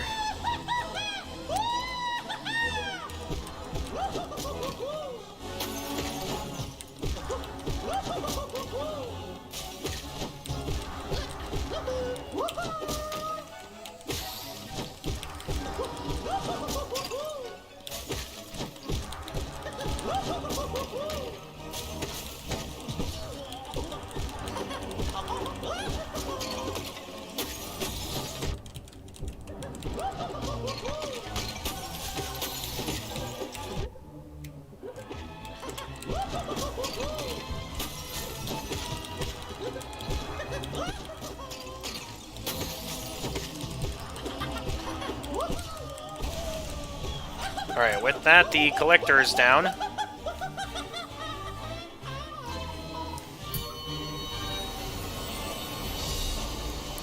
now we have the God Tamer.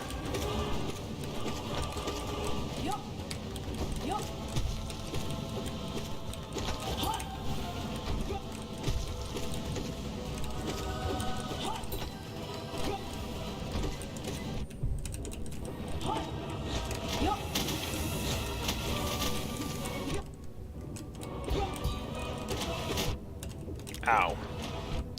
Come on. Better than this. Alright, the God Tamer is down, leaving just the beast it's controlling now. Unless the beast itself is technically the God Tamer. Though I wouldn't think that to be the case.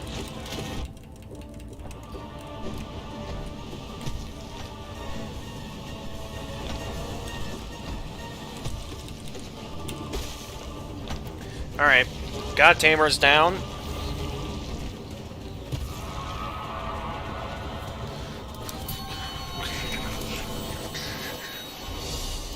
And now we have Troop Master Grimm. How did I get hit there? I'm just letting myself get hit by everything now.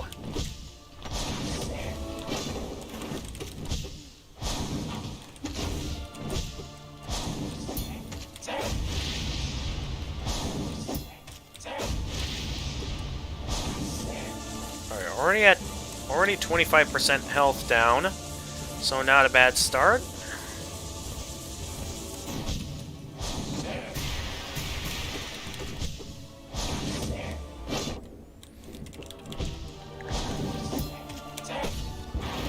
That counted as a hit?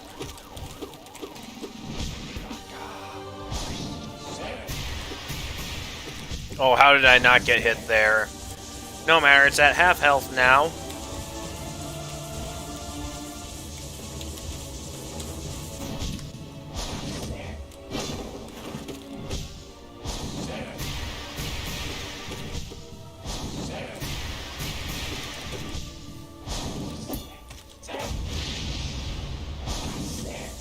%75 health down.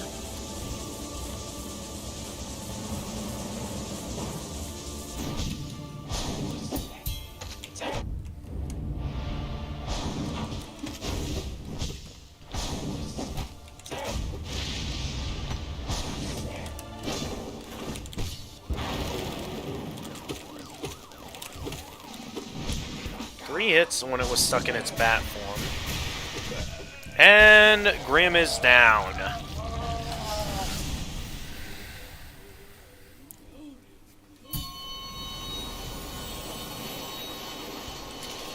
Allowing us another checkpoint. Of course, the worst is still yet to come. Except now we have this here. Sleeping God, to see thee as thou once existed, with land and dream and devotion, we would give our mind. Sleeping God, we can barely feel thy presence amongst the green left behind. What strength thee once possessed fades beyond time and tune. Such magnificent scale, even in decline, if only thee could teach us to grow so large. I believe this is... that sleeping god back there is supposed to be is who that's supposed to be. Alright, next boss inbound. We have the Watcher Knight.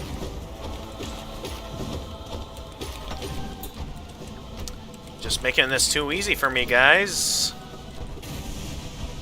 Way too easy, man.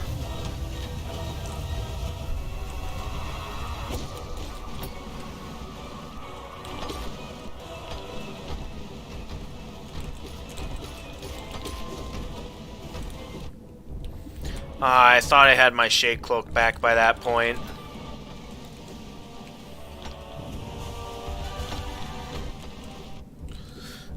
They hit me with the 2 different types of rolling methods.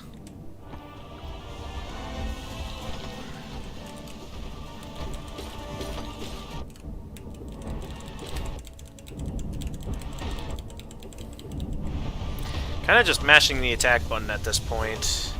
Which is probably not the most ethical way of taking out the Watcher Knights.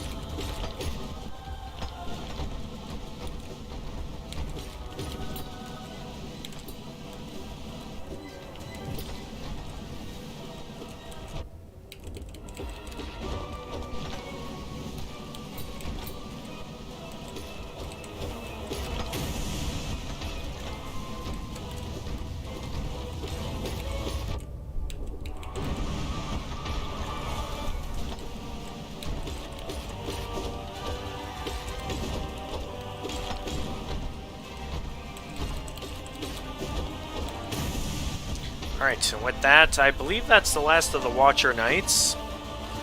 Yeah, that's the last of the Watcher Knights.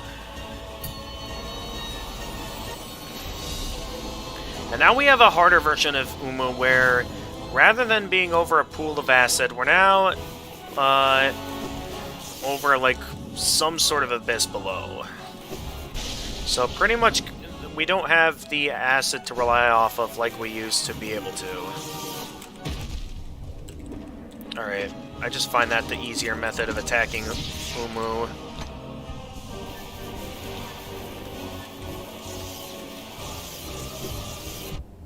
Ow!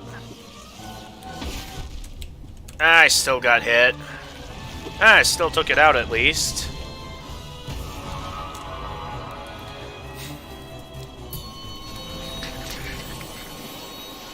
Alright, up next, ooh, we have the Hornet rematch. Oh no, this is not the Hornet rematch. This is, of course, Nosk. With Hornet's heads, except it's a winged Hornet, a winged version of Nosk now, making it slightly different.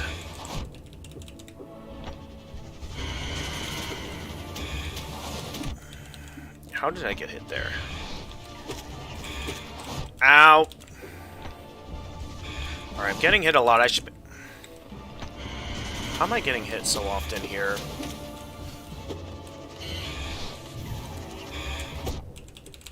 I hit him there, right?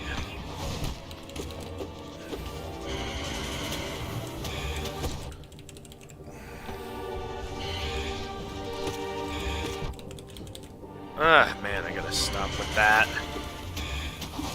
Oh, come on! I had it. Oh, wait.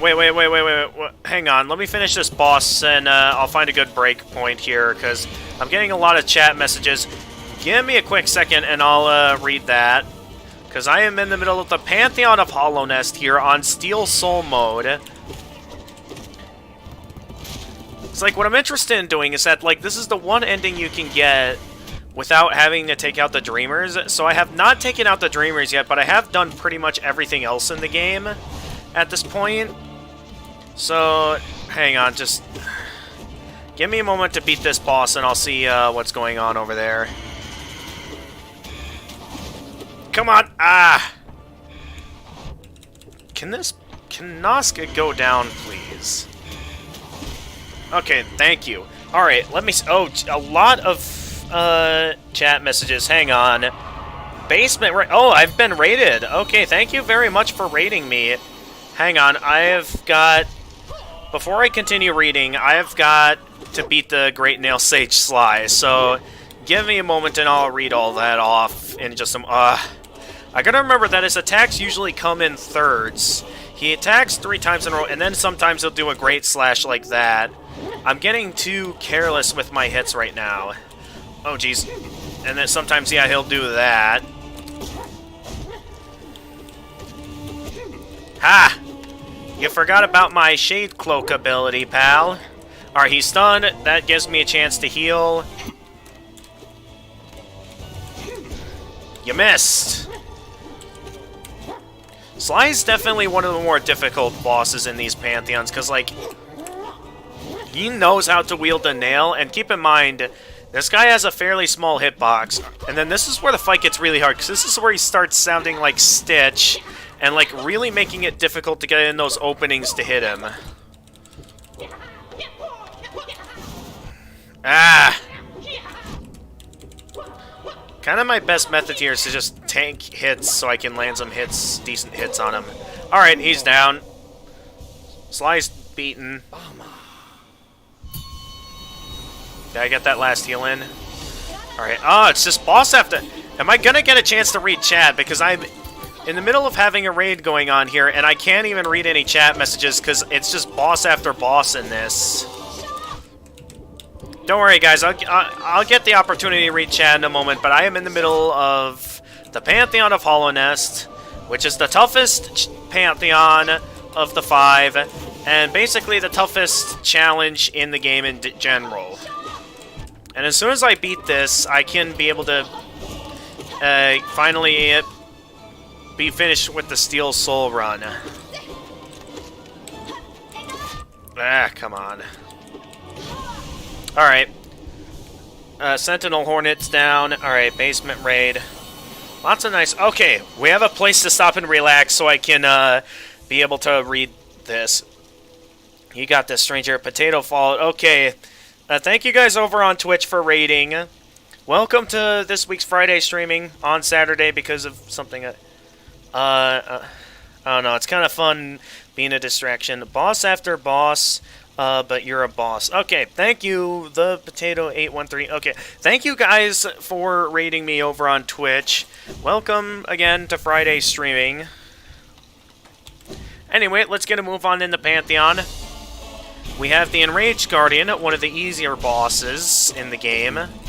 Despite being a harder version of the Crystal Guardian, it's still way too easy.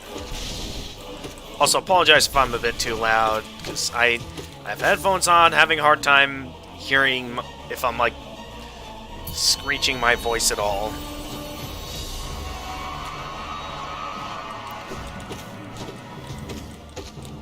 But yeah, once we beat this Pantheon, we'll finally have those Steel Soul achievements.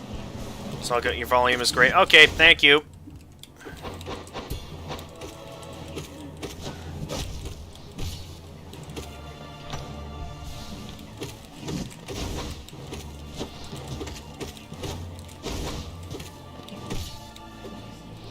And bam!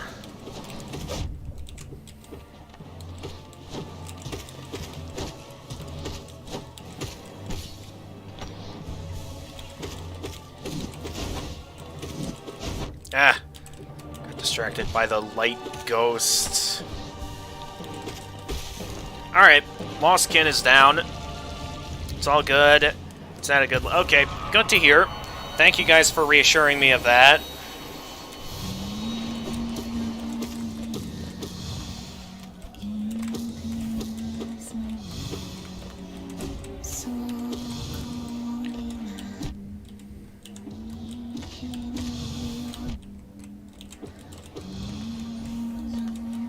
Oh, come on. How am I supposed to get into those thorns?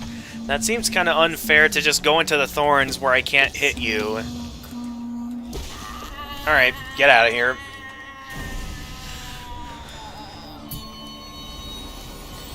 I mean, most of these bosses are fairly... Okay, this is one of the more difficult fights, the Traitor Lord. I mean, if you know its movement patterns, it's not as bad, but Traitor Lord can be still a fairly difficult fight if you're not careful.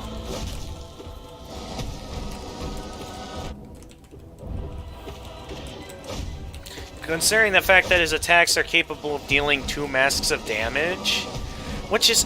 What's interesting about this fight is I heard that when this game first came out, the Traitor Lord was one of the easier bosses in the game. Creepy background noise must be parents... Wait, what? Wait, what creepy background noise? There's a creepy background noise? I mean, it's probably because I have headphones on, but I don't really hear anything.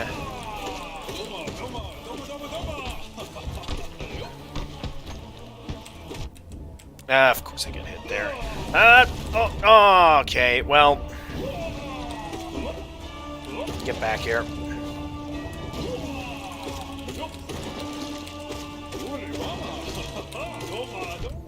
Wasn't ready for that.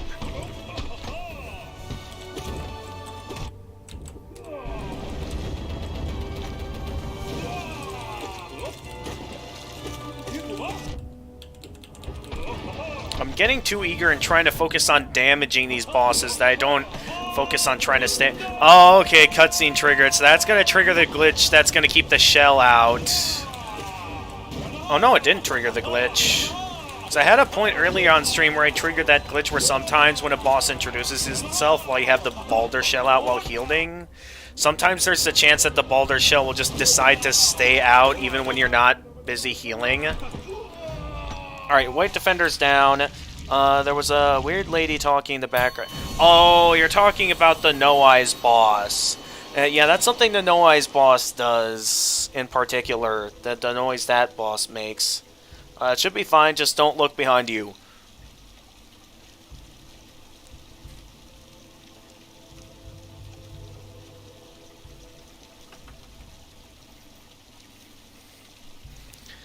What? I don't get it. There's nothing behind me.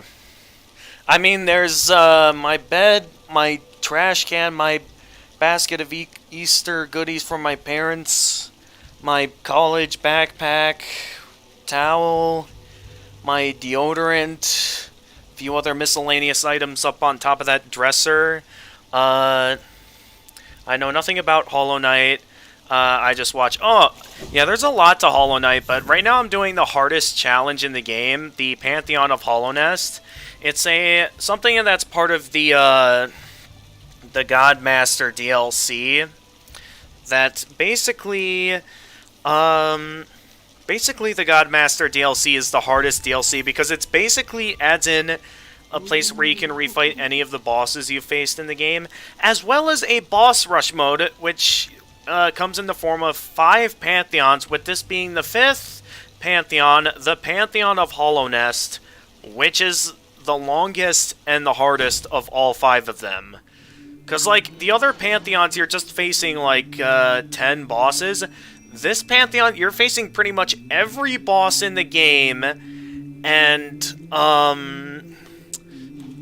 they pretty much save the hardest bosses for all the way at the end of the Pantheon. Alright, we have the Godseeker again. Pale Mother.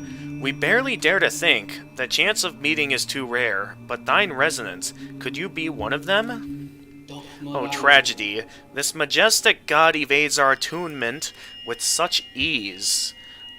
We live only to serve the gods, to seek them out. Why does she frustrate us? How does she hide from us? Does she diminish herself by choice? O majestic one, we beg thee, reveal thyself. Our mind is so much less without you in it. Dang. If this is that hard, you must be able to speed run in 8 minutes if the other... I'm not a speedrunner. I may have decent skill with these games, but I am definitely not a speedrunner, nor do I have any interest in becoming a speedrunner in video games. I know that the speedrunning is a popular community, but I usually like to play my games casually, and I feel like becoming a speedrunner would kind of take away the fun of playing a game casually. So yeah, I did go as far as to get the speedrun achievements, which require you to beat the game in under 5 hours. I mainly utilized walkthroughs for those to figure out what I was supposed to do and stuff. So there's that, but mainly that's kind of how I did things. Alright, we have the Soul Tyrant. I will admit, though, for this challenge in particular, it's like one of those things that are definitely designed for the most elite of the elite. And keep in mind, I don't even have any of the bindings activated at the moment. These Pantheons also include bindings that can make them even harder. Because I believe there's 4 bindings total. One that limits the maximum amount of health you have for these Pantheons. One that reduces the amount of damage your nail does. One that I believe limits the maximum amount of soul that you can carry.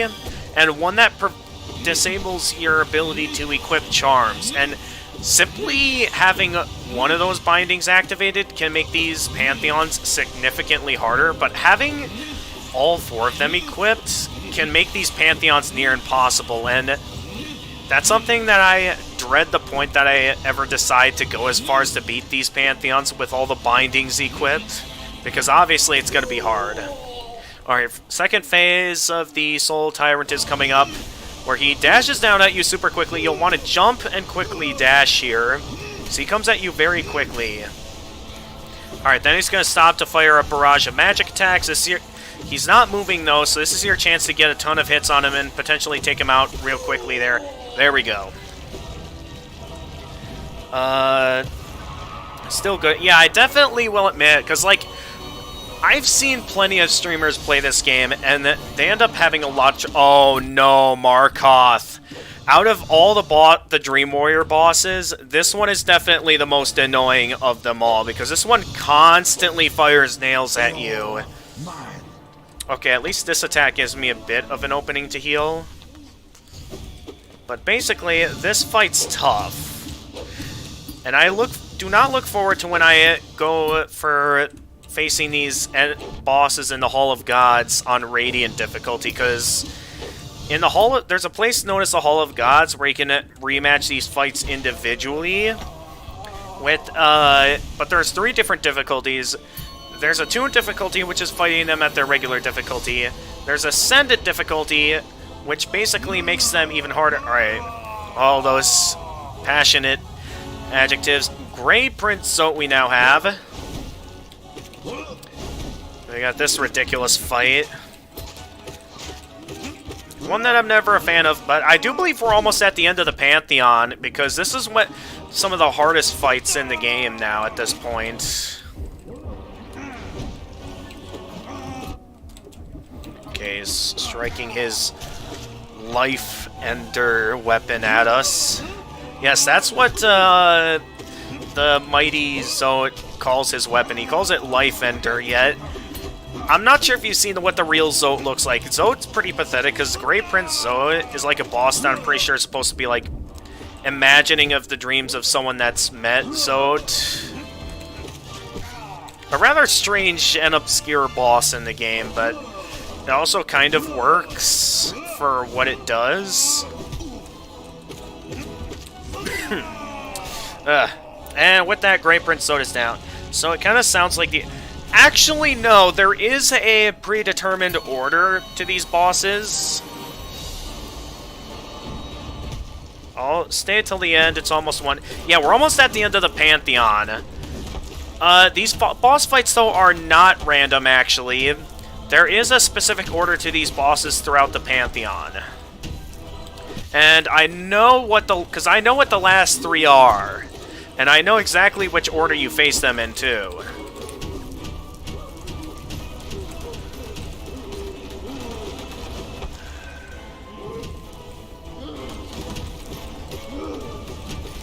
Alright, we have the failed champion.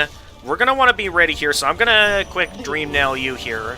This great shell, it belongs to me. So I can get some of my soul back. Because we're going to want to have as much health and soul as possible for the next boss we face. Because I know for a fact that the next boss we face is what I consider to be the hardest boss in the game. As we'll see in a moment. Alright, here we go. Are you in California? Actually, no. I am from up in Wisconsin.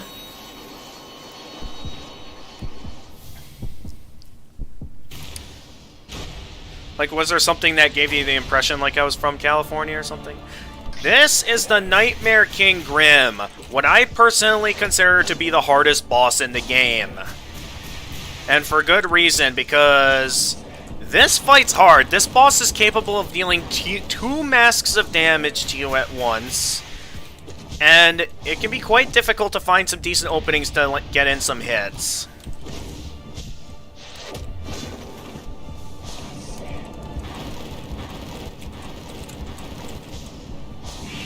So yeah, this boss gives you a hard time landing in some decent hits, as well as the fact that his attacks can deal 2 masks of damage, making it difficult to find the best opportunities to get in some decent hits.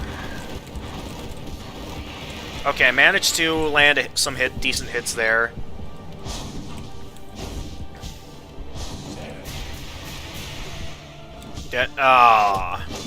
Okay.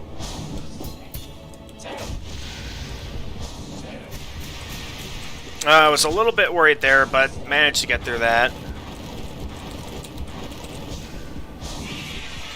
I'm pretty sure I have him down to half health at this point, because I know he always does this pufferfish-like attack with the fireballs whenever you take out 25% of his health.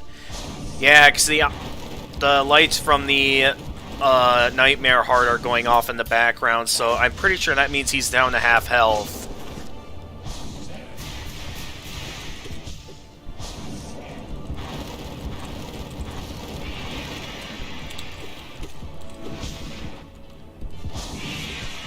Alright, enough looking at chat. I need to put full attention towards the game. I did not mean to make that move, but at least I didn't get hit there. That's all that matters.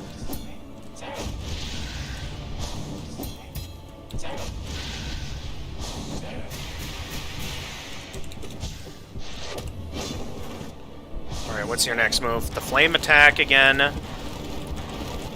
I let myself get hit there. It's okay. We're doing fine.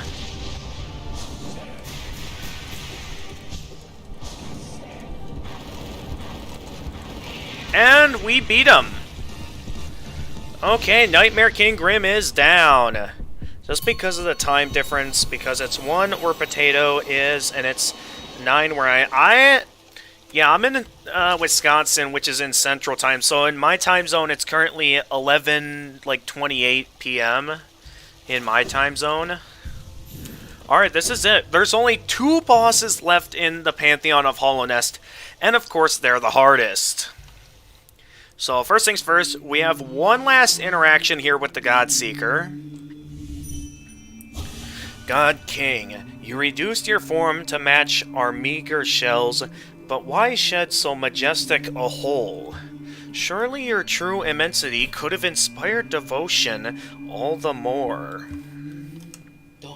Even long departed, we feel the afterglow of the god power that sat this throne. It lays heavy upon this kingdom. That lingering power alone was beacon enough to draw us to Hallownest. How bright it must have been to mortal bug stood before it. A god so strong, yet erased so completely. How could it happen? Okay, that's all the Godseeker has to say. This is it. The last 2 bosses of the Pantheon of Hallownest, and of course, they're the hardest ones. First off, there was the boss fight we fought at the end of the 4th Pantheon, the Pantheon of the Night. We have the Pure Vessel. The fight against the harder version of the Hollow Knight. And oh boy, this fight is definitely a tough one.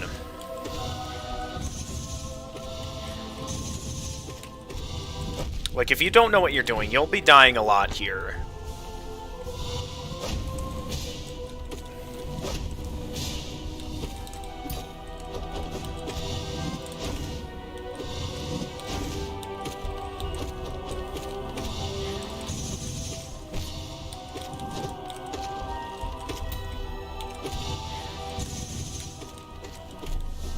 Okay, he's doing the orb attack. He whips those out. Okay. Couldn't quite get high enough. Okay, this is his strongest attack where he whips out Void Tendrils.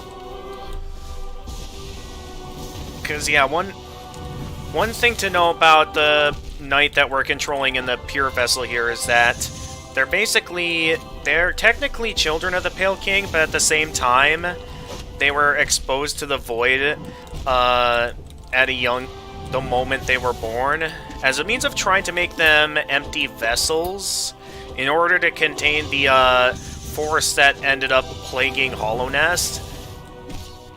A lot of lore to the Hollow Knight and our playable Knight character, that's for sure. Alright, Hollow Knight has... the Pure Vessel has been defeated. Are you playing with I'm playing with keyboard. I'm playing the Steam version of this. I couldn't get past the guard in the well of the first level. Oh, are you referring to the False Knight or one of the regular enemies? Alright, this is it. The final boss of the Pantheon of Hollow Nest and the final boss of the Godmaster DLC. The Absolute Radiance. Let's go. This fight is hard. I mean, if you fought the regular Radiance, the only real difference is that his attacks are faster. So I guess you could say that maybe this fight's a little bit easier. But yeah, his attacks are fast, so you gotta make sure you keep a close eye out on the attacks that it's using. Otherwise, it's easy to get hit. And again, similar to the original the regular Radiance fight, this boss is capable of dealing 2 masks of damage. Oh my goodness, those rains of nails are coming down fast. So yeah, you gotta be careful here. Just gonna take a quick moment to heal. Alright, what are you doing? Okay, you're doing the gold orb attack. I'm just gonna, real quick... Okay, good thing I had Baldur's Shell ready.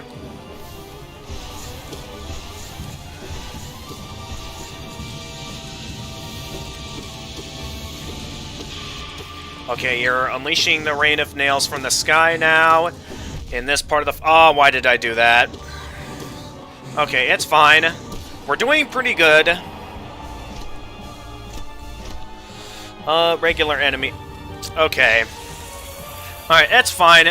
I mean, this game can definitely be a challenging game for most players, so don't feel bad if you can't entirely do that good in this game. Okay, those were some good few hits in this phase. I'm doing pretty good so far. Oh, why didn't I jump high enough there? Wonder if I can get in. Yes! Okay, we're doing pretty good. Okay, that was close. I got kind of lucky there. Alright, what's it doing? Okay, it's unleashing the gold orbs. That's not a very dangerous attack at all. Okay, we gotta be careful here, because if we die here, that means we gotta do the entire Pantheon of Hollow Nest all over again, which will take you... The Pantheon of Hollow Nest can go on for like a full 40 minutes. So I've been at this Pantheon for a while. I mean, the first time I did this Pantheon, it took me a while, considering the amount of times that I died in the Pantheon of Hollow Nest. And yeah, this guy fires rather quickly, so be very careful about that.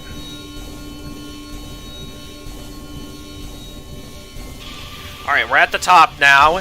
So now we just have to finish him off here. Initially, when you get to this point in the regular Radiance fight, normally the Radiance only just needs one nail strike to be taken down. Now he starts firing gold orbs and requires a few hits to be taken down here. So just gotta endure through it. He's down! More like a bullet hell game than a platformer. And with that, we now become, as I believe the game claims, is the void given focus is what our knight has now become. Thanks to the power of Godhome, we have become so powerful that we have now become literally like one with the void, becoming, as the game suggested, the void given focus. And with that, we can deliver the finishing blow to the absolute radiance. Boom, boom.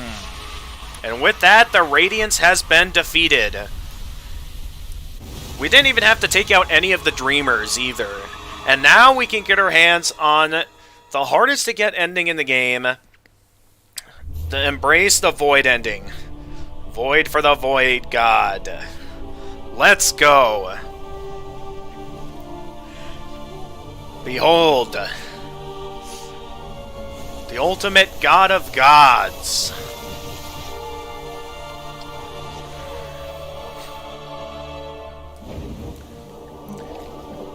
And with our new power, the God Seeker, gazing in amazement, embraces the void.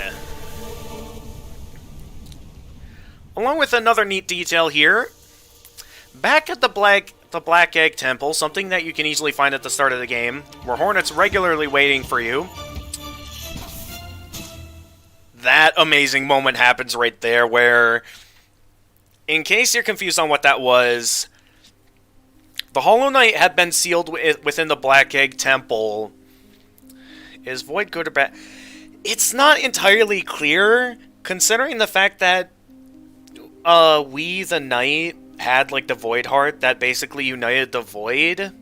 And thanks to the power of the God Seeker, we were able to become one with the Void. So I'm left to assume that it is still our playable character there. It is unclear what we plan on doing next, now that we've taken out the Absolute Radiance. It is not entirely clear. Is that the canon ending? Where's, where Silksong will start? I'm pretty sure, according to Team Cherry, that all endings in the game are equally canon. So there's technically no canon ending. I mean, probably except the Sealed Siblings ending, since that one, Hornet dies in that ending. Anyway, the point is, I've basically proven that it is possible to get the Embrace the Void ending without taking out the 3 Dreamers. Yep, we did it.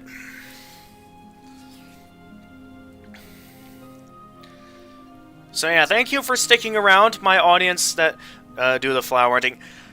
That basically means doing the Pantheon again, and having to give the Godseeker the flower. Alright, gotta go bad, good night all. Alright, thanks for coming in, the Potato 813. You are amazing. Thank you very much for coming into this week's Friday streaming. Thank you very much for the raid. You guys came in at a great time, since we had just gotten the Embrace the Void ending. Cool, it was fun stopping by. See ya. Yes, and with that, we should get the achievements for beating Steel Soul Mode, as well as for 100%ing Steel Soul Mode. Now that we've pulled this off. Cool, it was fun stopping by. See ya. Yep, thank you everyone for coming in and watching the stream today. Extra special thanks to 2,158 backers and Kickstarter. And with that, congratulations. You played skillfully and proved you have a steel soul. Thank you for taking the time to explore and conquer the world we built. We'll meet again with a new challenge for you. That's pretty cool, because I'm pretty sure it regularly says something different on normal mode. So this dialogue right here is entirely exclusive to when you beat the game on Steel Soul mode. So that's pretty neat. And yep, Steel Soul and Steel Heart achievements, we now have them both. Percentage, 109%. The not quite 112%. That's fine though, we only needed 100% to get the Steel Heart achievement. The remaining 3% we don't have, I'm pretty sure is from beating the game on... I believe those 3 are from taking out the Dreamers, which I have no interest in doing. And with that, we now have... I'll try to be here every Friday. Yeah, now another thing to keep in mind is that a lot of these streams, I've been recently having to delay them to Saturday. And that is because I'm in the middle of college right now, and like every Friday, I've been signing up to be the cameraman for the Friday college TV station for their news. So I have a lot of the times been having to delay these to either Saturday, and some weekends I've even been having to delay them to Sunday. Just something to point out is that I may not specifically be able to always stream specifically on Friday. There may be instances I'll have to delay, depending on the scenario. But yeah, with that, we now have every achievement in the game. Every last one. All ours. And there it is, the Steel Soul and Steel Heart achievement for 100%ing the game on Steel Soul mode. We'll try to be... Okay, still all good. Okay, good. So with that, we've done just about everything in the game, except we're not done yet, because there's still one last thing I have not done yet. Something that I started up in my first save file, but have not finished. So, this thing in particular, we still have about 18 minutes before I regularly end stream. I've been taking the time to go throughout the Hall of the Gods, and trying to beat every boss on all 3 difficulties. I've already beaten every boss on Attuned and Ascended difficulty. I still have yet to beat every boss on Radiant difficulty, which is super hard, because that basically means you're having to beat every boss without getting hit once, and that can be quite difficult. What's my current charm layout here? Yes, I'm overcharmed. The drawback of being overcharmed is pretty much pointless, considering the fact that, you know, we're able... we die anyway if we get hit at all. So it's a really good idea to utilize being overcharmed to your advantage. So I'm focusing a lot on having stuff that really empowers my nail. So yeah, that's what I've done. Alright, up next, we've got the Brooding Moloch on Radiant difficulty. Let's see how we do.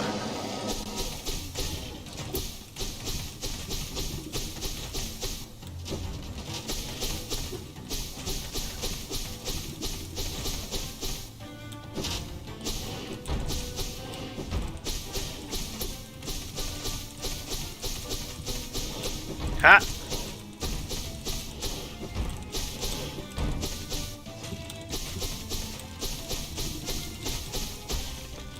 And, okay, Brooding Moloch is down.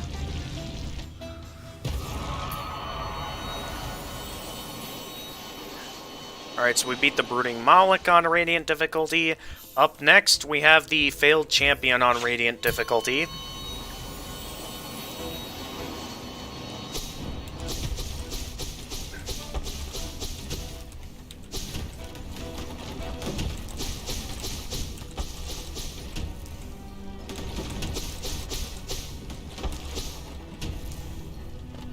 Oh, okay, I wasn't expecting him to do that.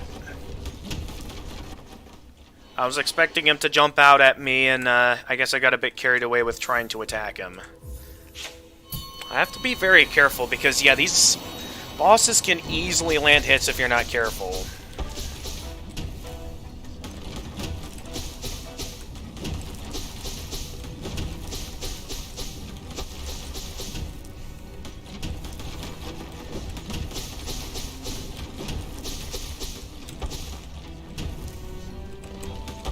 Oh, that was close.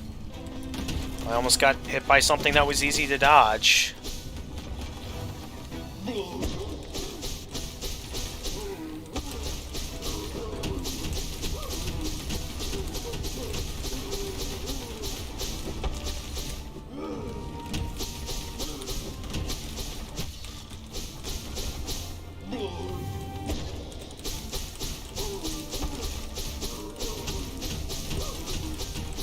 Ah, I chose to go to the left instead of to the right. Alright, we got this. Don't worry about it. We got this.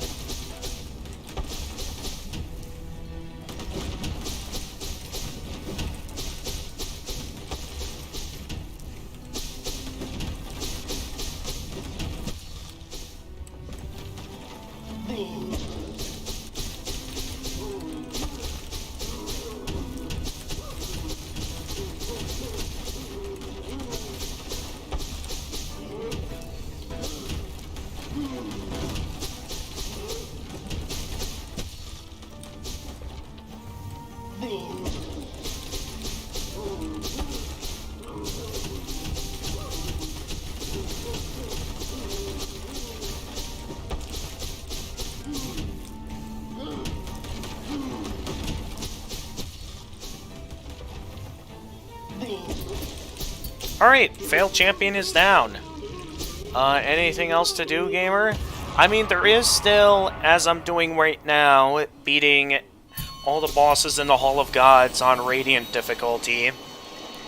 And then, I don't think I'll be doing this tonight, but there is also... I mean, I probably won't beat every boss on Radiant difficulty tonight, seeing how we are running out of time.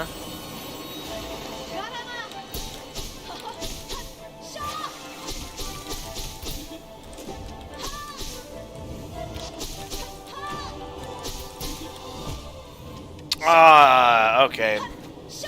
She managed to take me out quicker than I expected. Not bad.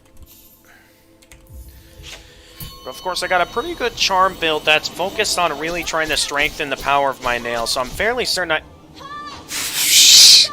I got taken out so quickly there. Alright, let's try that again.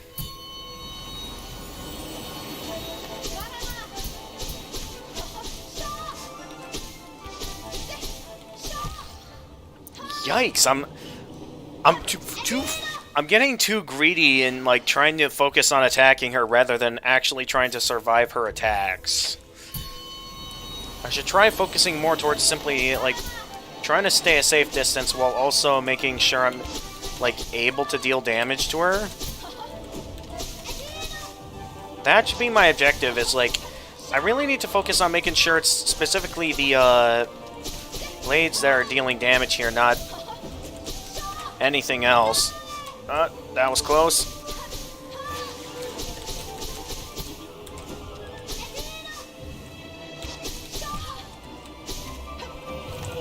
Okay, wasn't quite ready for that, but that did allow for a decent opening to use that ability.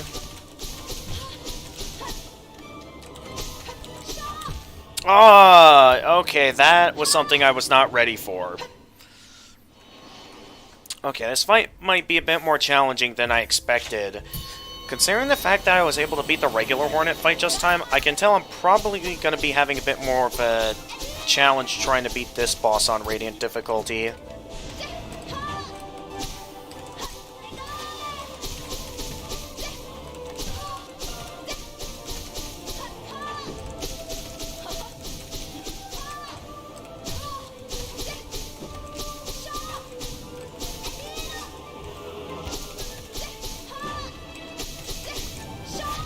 Oh, I wasn't expecting her to do that attack.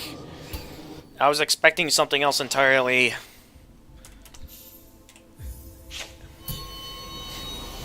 So yeah, probably next time we play Hollow Knight, I'll probably be focusing towards trying to beat the rest of these bosses on Radiant difficulty. I don't think I'll be able to beat all these bosses tonight, considering the fact that we do still have quite a few bosses left to take out on Radiant difficulty. And some of them especially I know I'm going to be having an annoying time with. Like this one. Looks like we still have a long ways to go with these bosses, and I would know we have some tough ones coming. I mean, Fluke Arm actually is one of the easier ones in my opinion. So maybe I'll have an easier time trying to beat Fluke Arm.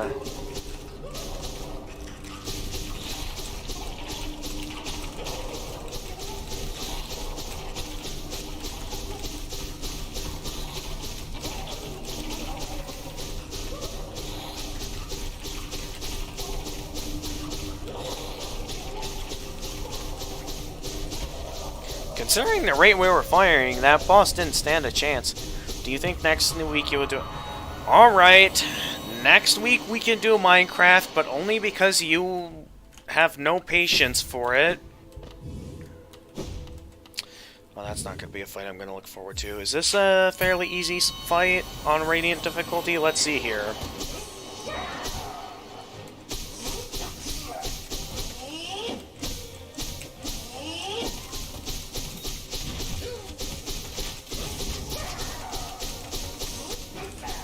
Oh! That was close.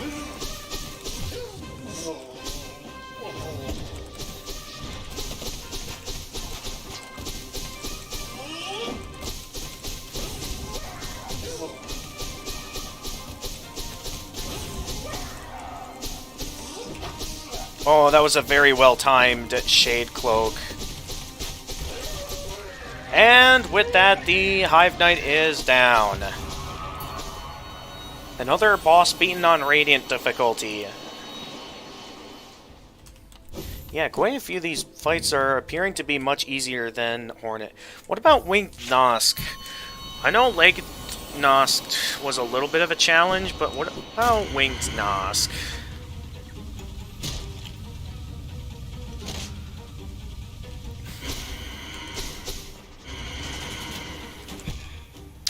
Got killed immediately.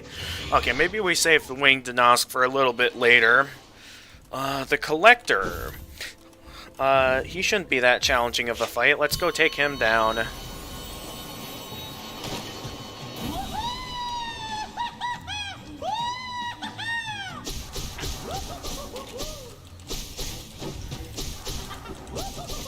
Alright, let's just try and focus on staying a safe distance from the boss. Just to make sure I don't get hit by anything from a stupid hit.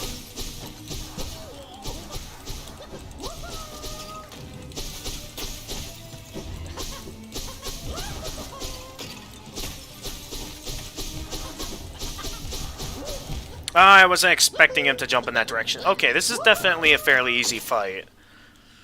So I see myself standing a chance against this one.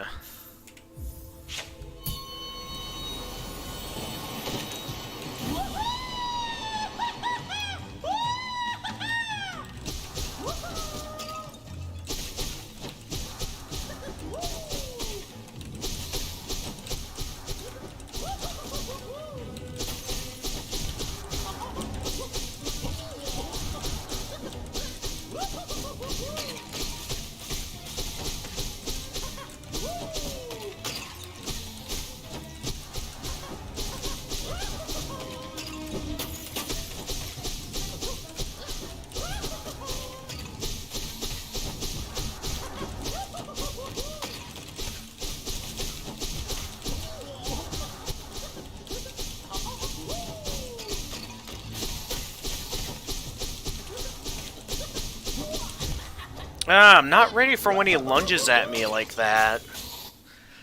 That's where I keep dying here, is when he lunges at me, because I'm busy attacking everything in sight, and then he just comes in and lunges at me like that.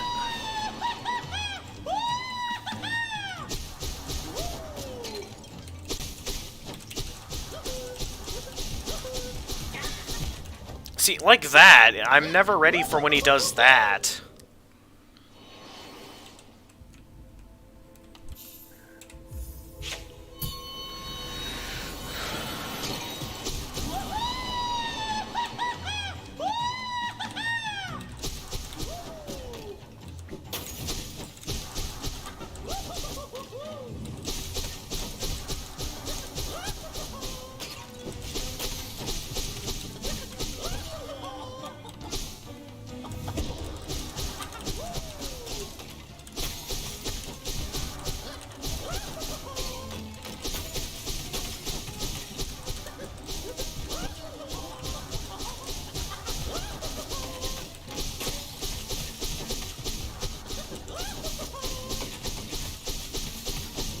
Ah, the stupid primal aspid. I was busy focusing on the enemy behind me, and then the primal aspid just comes in and fires at me. Ugh. Yep, those primal aspids are still the most annoying enemy in the game.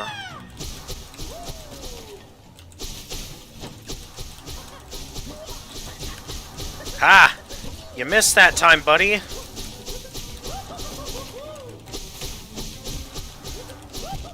Oh, okay, that was kind of my fault at least, because I did walk right into him. I'm certain I can beat him, though.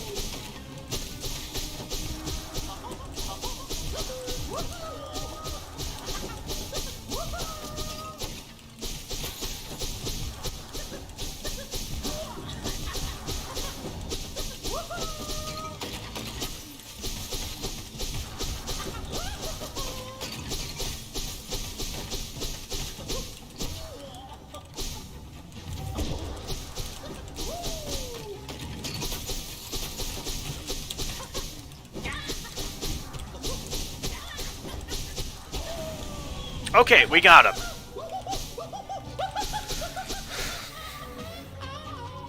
Alright, judging from the time, we probably have enough time for maybe about one more boss.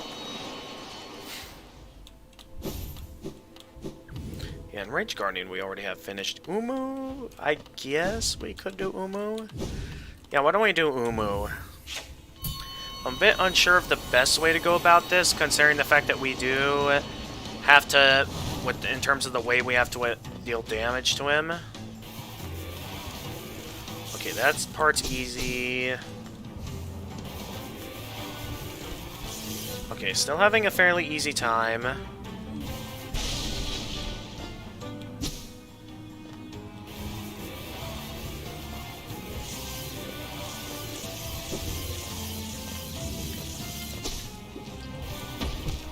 Ah, I didn't expect it to hit the platform. That's the challenge in this fight, and is making sure those attacks from the jellyfish don't, like, ricochet and ruin it for me. Because that can happen. That's easily going to be capable of ruining the entire fight for me. Alright, he's doing the homing attack. Ah, I shouldn't have jumped there. This fight shouldn't be that bad. Yet here I am having a bit of trouble. Alright, why don't we start over here instead? Okay, going straight to having the jellyfish out.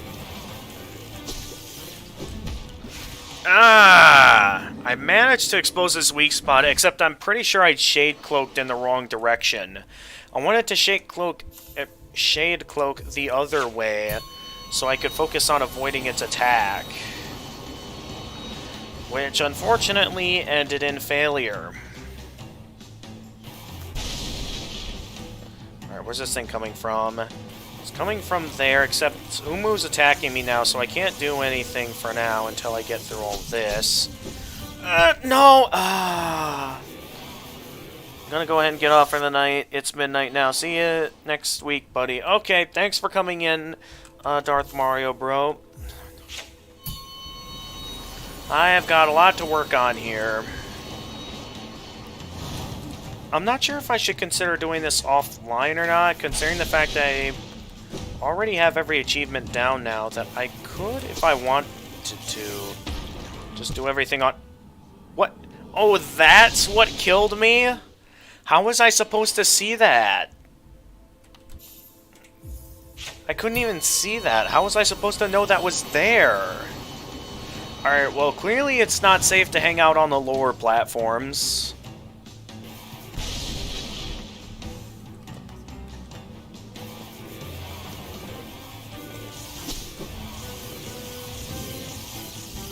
Okay, I thought for sure that would hit him.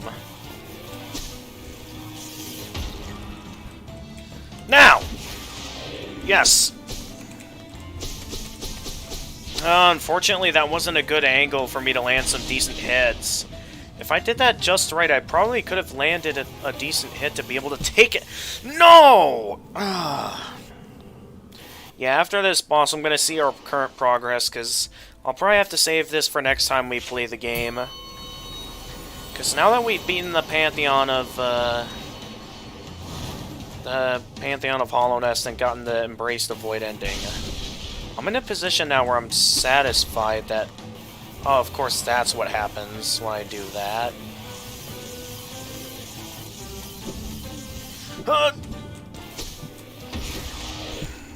What did I... Are you serious? It still unleashed its attack, even though I managed to expose its weak spot? I'm beating this boss so I can end with a satisfying note.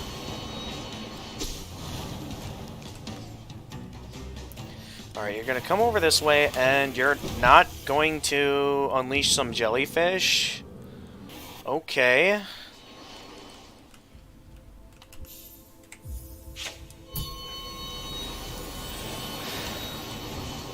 I'm just never ready for when it does expose its weak point, which I've hardly gotten the chance to at this point.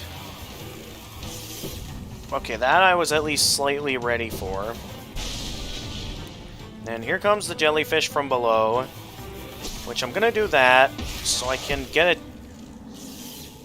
Of course that hits me. I knew I probably should have kept moving, but I was too desiring to want to focus on trying to land some hits there. And of course it ends up costing me greatly. Come on, we got this.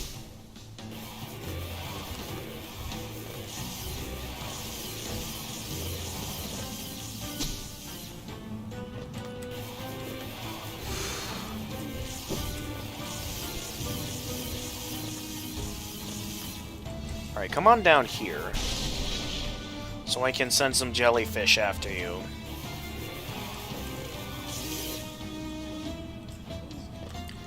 Now!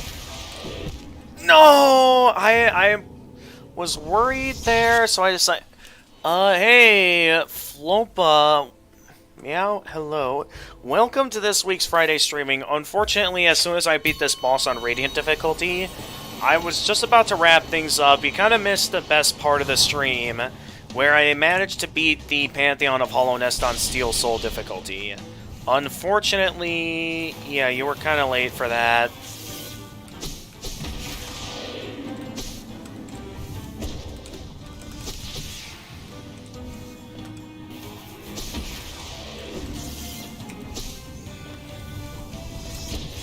Oh, of course it regenerates its barrier right as I do that.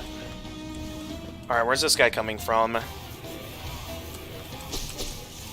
course I have to be busy dodging, so I can't really... Okay, I'll do that. No! I'm pretty sure I was close to beating it, too. I was worried I was going to fall into the mist below that would kill me instantly, and then, of course... I end up dying. Why did they have to make this fight so tough? Alright, where are they coming from? What? Why didn't they... Oh, why did I fall off there? I was too eager to land some hits.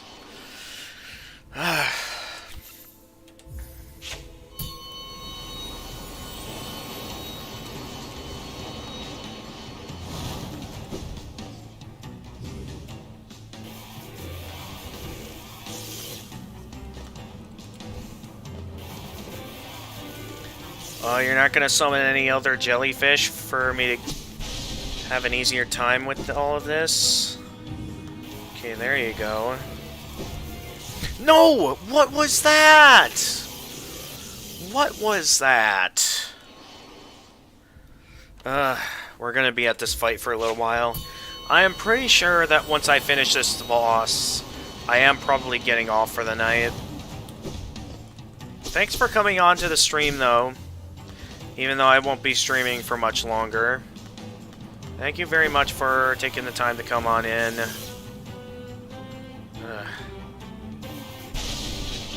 Okay, now you unleash something. Well,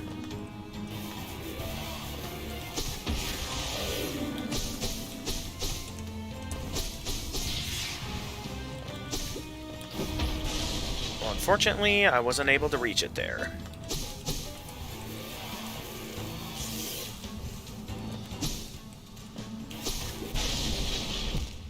No! I should have just let that jellyfish go. I just really wanted to get some hits on Umu. Because, like, your only way of damaging Umu is to make sure those jellyfish with their explosives hit Umu. That's pretty much your only way of being able to deal damage to Umu in this fight. And it's like... Of course, not even summoning any jellyfish. So it's like, what exactly am I supposed to be doing here? Okay, now you unleash some jellyfish for me to work with here. Except, unfortunately, now I have to focus on avoiding some attacks! No! If only I just dropped down regularly. I could have landed a hit on Umu there.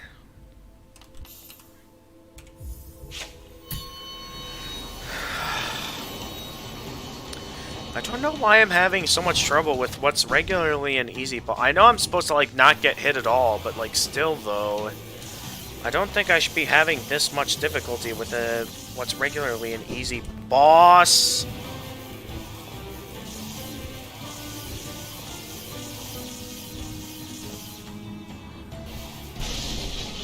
Alright, where's it coming from? Probably from the other side or something. Yep, there they are. Ah, it like circled back around when I wasn't ready to counter it. Okay. I can't really do anything about the ones that are far away from Umu. Because these things are specifically homing on me, not Umu. And I need to make sure these attacks specifically hit Umu.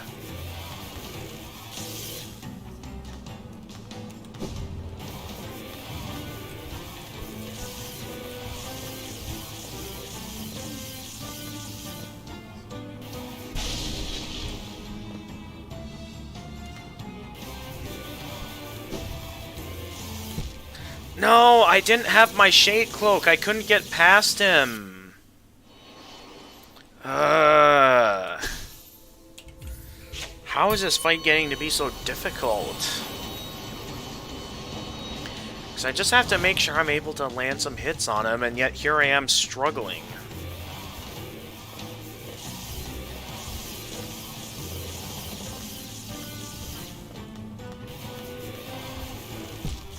Alright, I wasn't ready for that attack.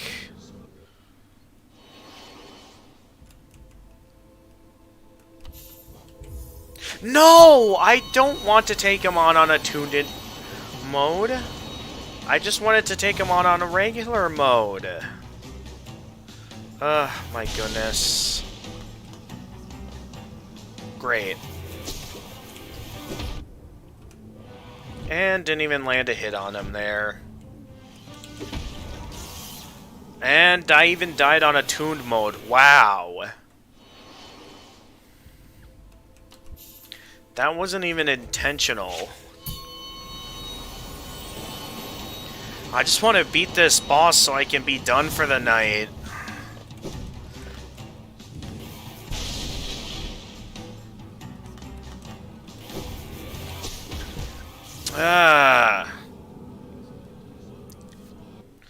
Thought something would happen there, but nope.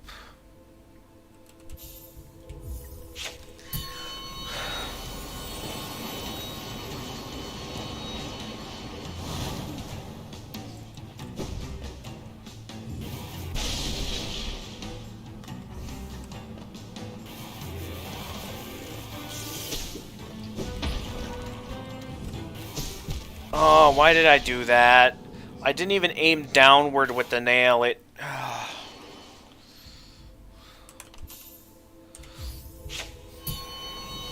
I don't want to end this week's stream disappointed. I managed to beat the Pantheon of Hollow Nest, what's known for being the hardest challenge in the game, yet here I am struggling with something that shouldn't be that hard. I get that I'm supposed to, like, not be getting hit at all, but why am I having so much trouble?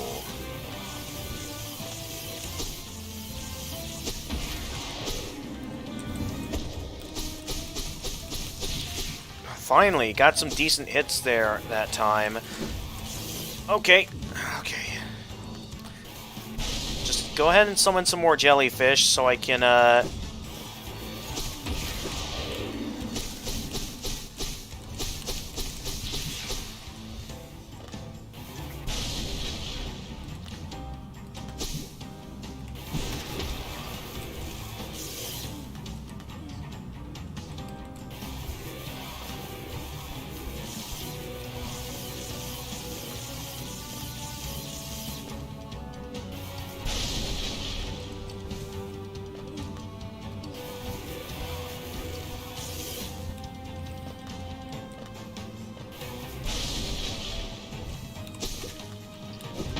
that was probably a bad idea, but I'd say it was worth the risk.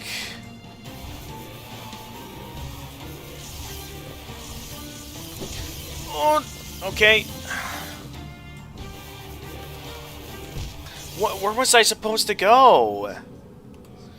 I was making so much progress in that fight, and then of course I end up dying.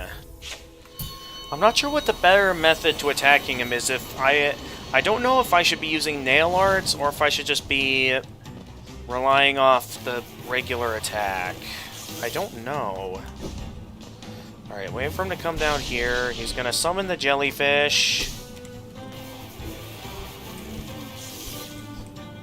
Now I need to get him to come over here. No! Ah!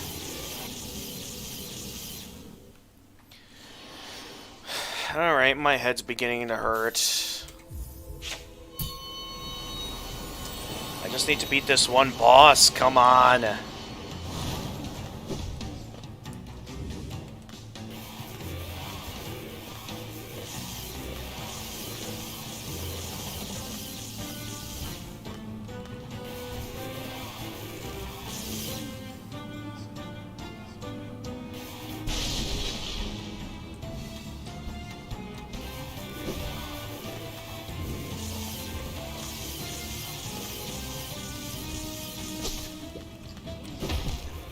What?!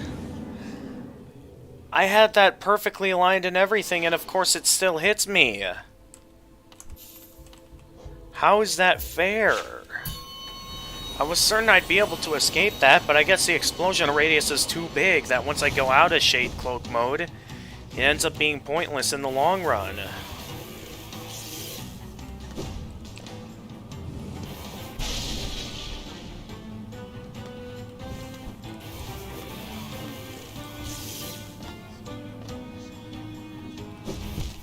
Why? I did not mean to press the dash button there.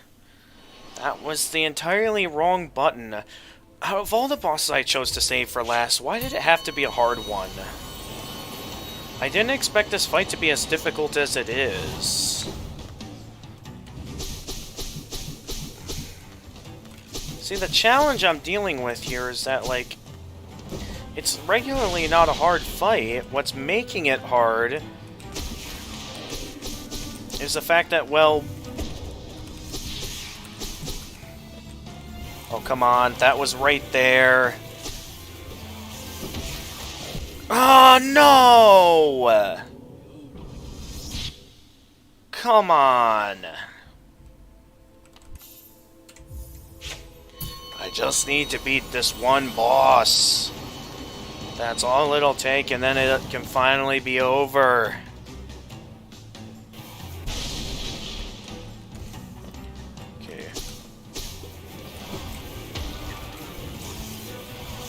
Okay, it didn't quite hit, but that's Why?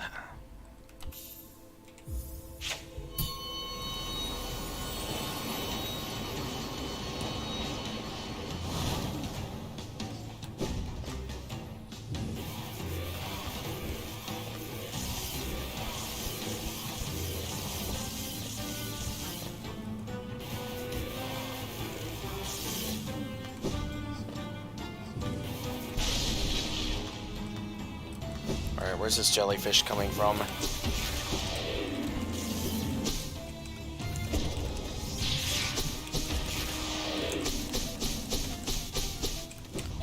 Oh, okay, we're fine. We're fine.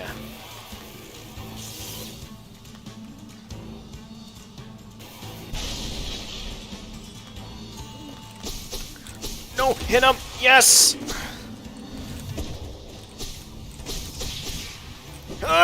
Okay.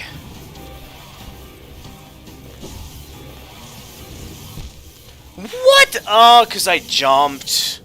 Oh, I was doing so well that attempt. I was certain I had him there. I'm pretty sure it would only take maybe one more jellyfish explosion, and I probably would have had him finished off.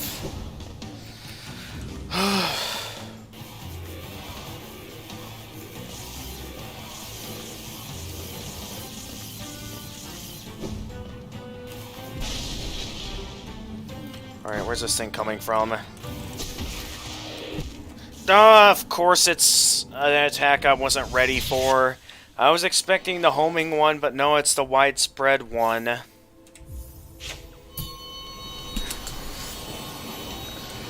Yikes, I do not like this mode. And I'm doing this just for that statue, too. It's like, that doesn't seem like very much worth it.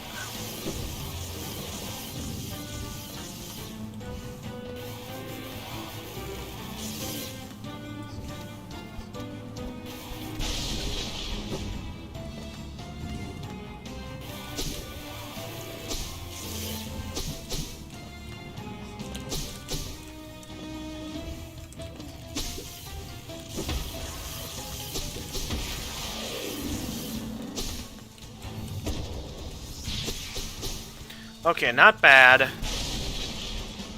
Could be better, though. Oh, I was certain that that would land a hit.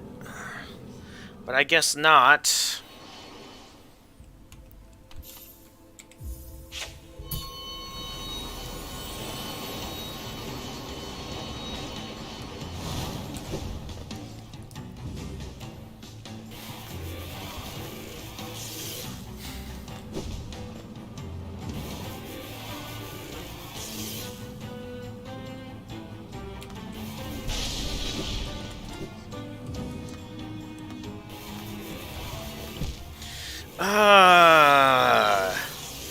It's just the widespread of, like, when those charge flies and, like, combined with, like, the radius and how quickly they activate, it's just, like, you have to be precise with your movements if you want to survive this.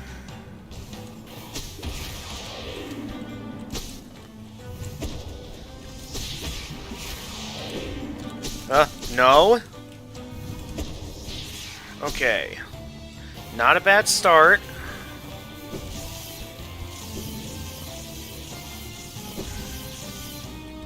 Alright, where's this thing at? Whipping out another jellyfish, okay.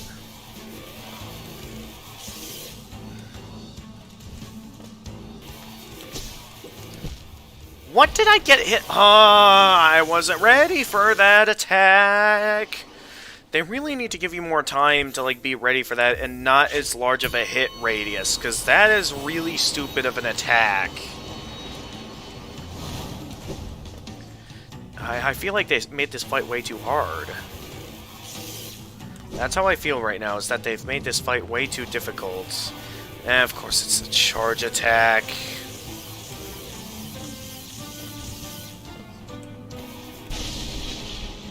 Alright, where's this one coming from? It's a jellyfish.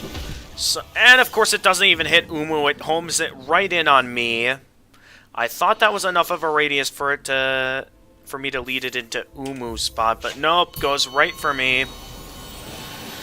Been like over 20 minutes now on this one boss, just trying to beat it on Radiant difficulty. I feel like the remaining bosses I have to beat on Radiant difficulty I could save an entire live stream for. So I'm pretty sure as soon as I beat the... I don't want to end this stream in shame, which is why I want to finish this before I end the stream.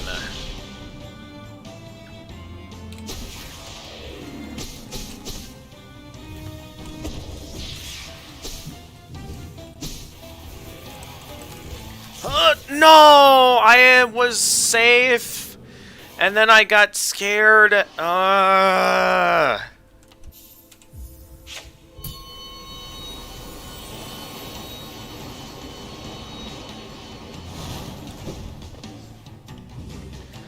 There's gotta be something I can do here. There has got to be something I can do here to make this fight easier. I'm not sure how the professionals do this fight, but I feel like either I'm doing something wrong or something else that's making this fight way too hard for me.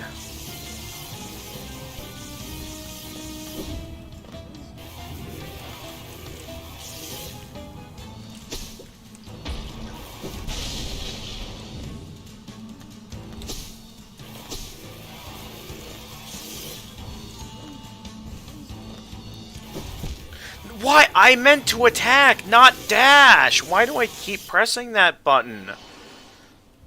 That's the second time now this fight that I've seen myself pressing the wrong button, and then that ends up ruining the entire thing.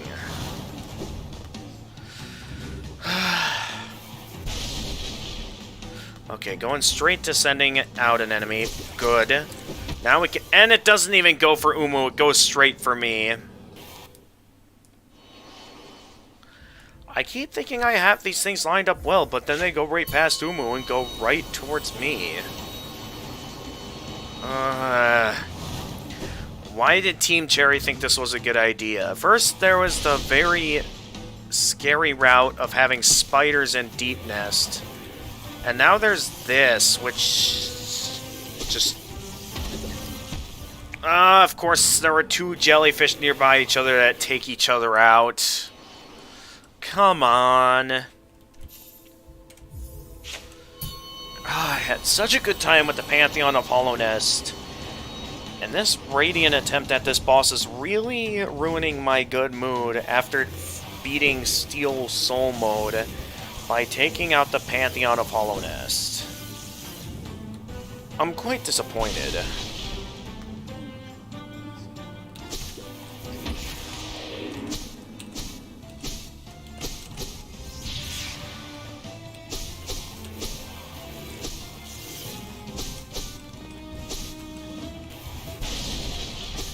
Don't hit him already.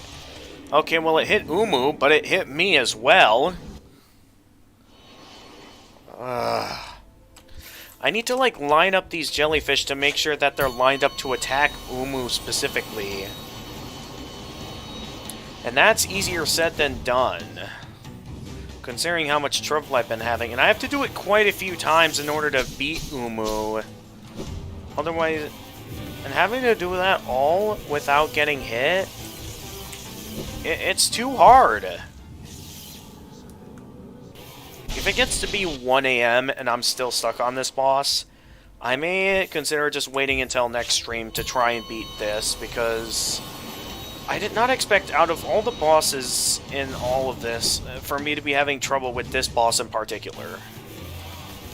I was not expecting this to be the boss that ends up being the bane of my existence on Radiant difficulty. Yet here we are. Alright, you're gonna unleash that to awaken some jellyfish. Alright, I see the jellyfish. I just have to lure in the right direction now, and I can do that as well. 2 explosion hits from the 2 jellyfish. Not bad.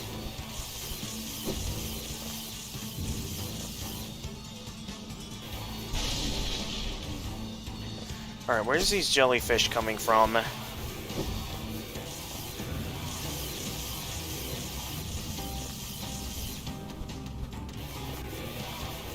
Alright, I don't think I'm going to be landing any hits with that jellyfish, so let's just let that one go. That one is quite well lined up. No! Okay, I'll admit I was a bit focused on trying to hit that jellyfish, but yeah, Umu got in the way too much. I could have managed to land a hit there, but nope, Umu had to get in the way too much. The good runs, they go so well, and all it takes is the slightest slip-up to ruin the entire experience.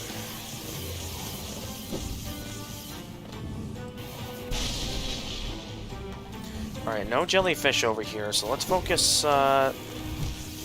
Come on, what was the radius of that attack? This fight is really getting on my nerves. This fight should not be that hard. I just want to end stream at this point.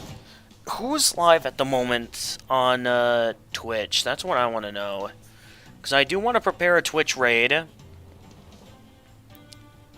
So let me take a peek here at who's live. Those guys are streaming that. Those guys are streaming that. Okay, those guys are streaming Elden Ring. So go for those guys streaming Minecraft. What's this streamer playing? They're playing some Breath of the Wild. I'm just considering early on who I want to raid. This has nothing to do with the game or anything. I just want to make sure I have a plan in mind for when it gets to the point that I'm ready to end stream and everything. And I don't even know how much longer that's going to be, but I'm only going to go as far as to give up in shame if it's like, if I'm still here by like 1 a.m. That's when I'm going to be like so disappointed to the point that it's like, okay, I've been here way too long now. I'm ready to go to bed.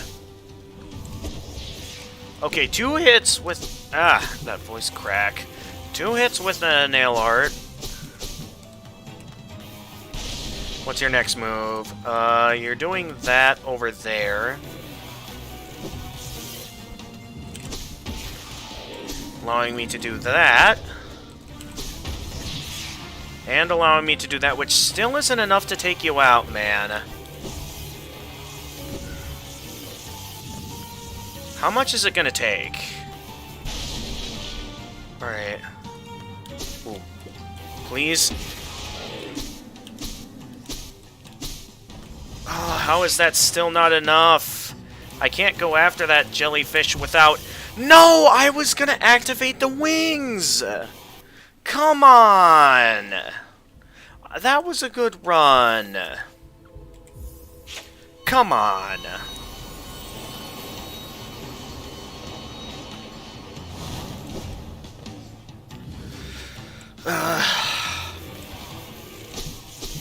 Why is this fight being so annoying? Out of all the bosses to face on Radiant difficulty, it's this one that ends up being more annoying than I expected. I should have just done these fights in order, and it would have been a while till I got to Umu. At least that way I wouldn't be having as much frustration as I am now.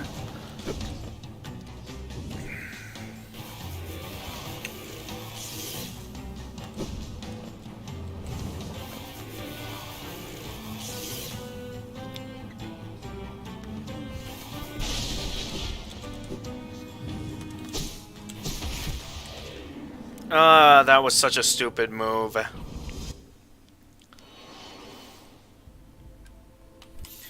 It's just one of those moments where it seems like it's so perfectly aligned, yet I end up getting messed up each time. And the run just keeps getting ruined every single time. What was that? I thought I had it there. But apparently not. Okay, that time I had it. What?! Why did that kill me? And why did it explode there? Out of all the places it could have exploded, it explodes there. Alright, just be ready here.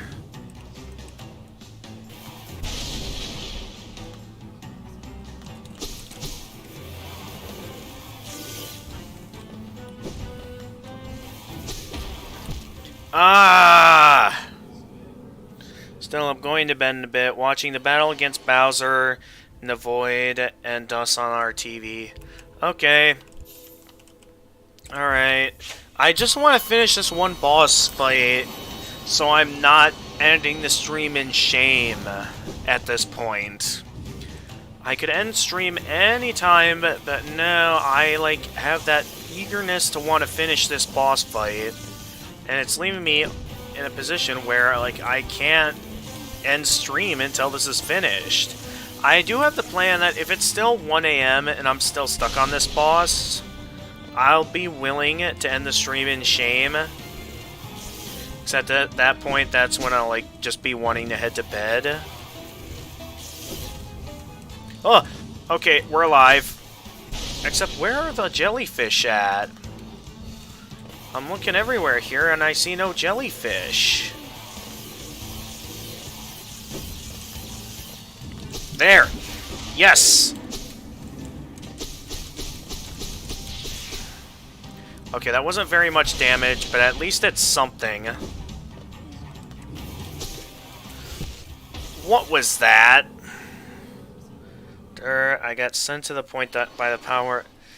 yeah, I remember what happened. You don't need to remind me of what happened there.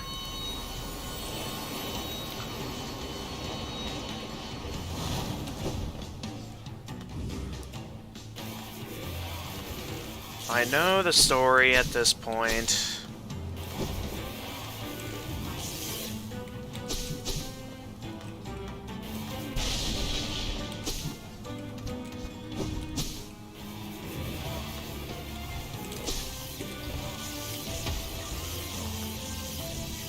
Thought I had him there. Okay, that was pretty good. Alright, where's the next jellyfish coming from? Come on, hurry up and get over here.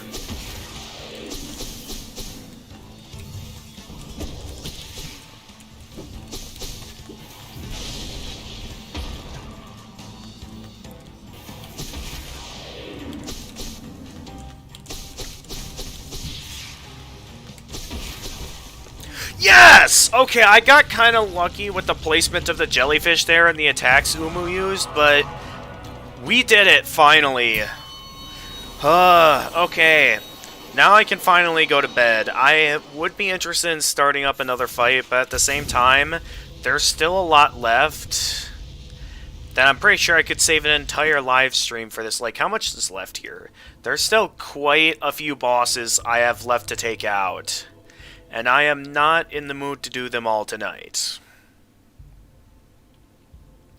Because, yeah, there is still quite a bit left for me to do here.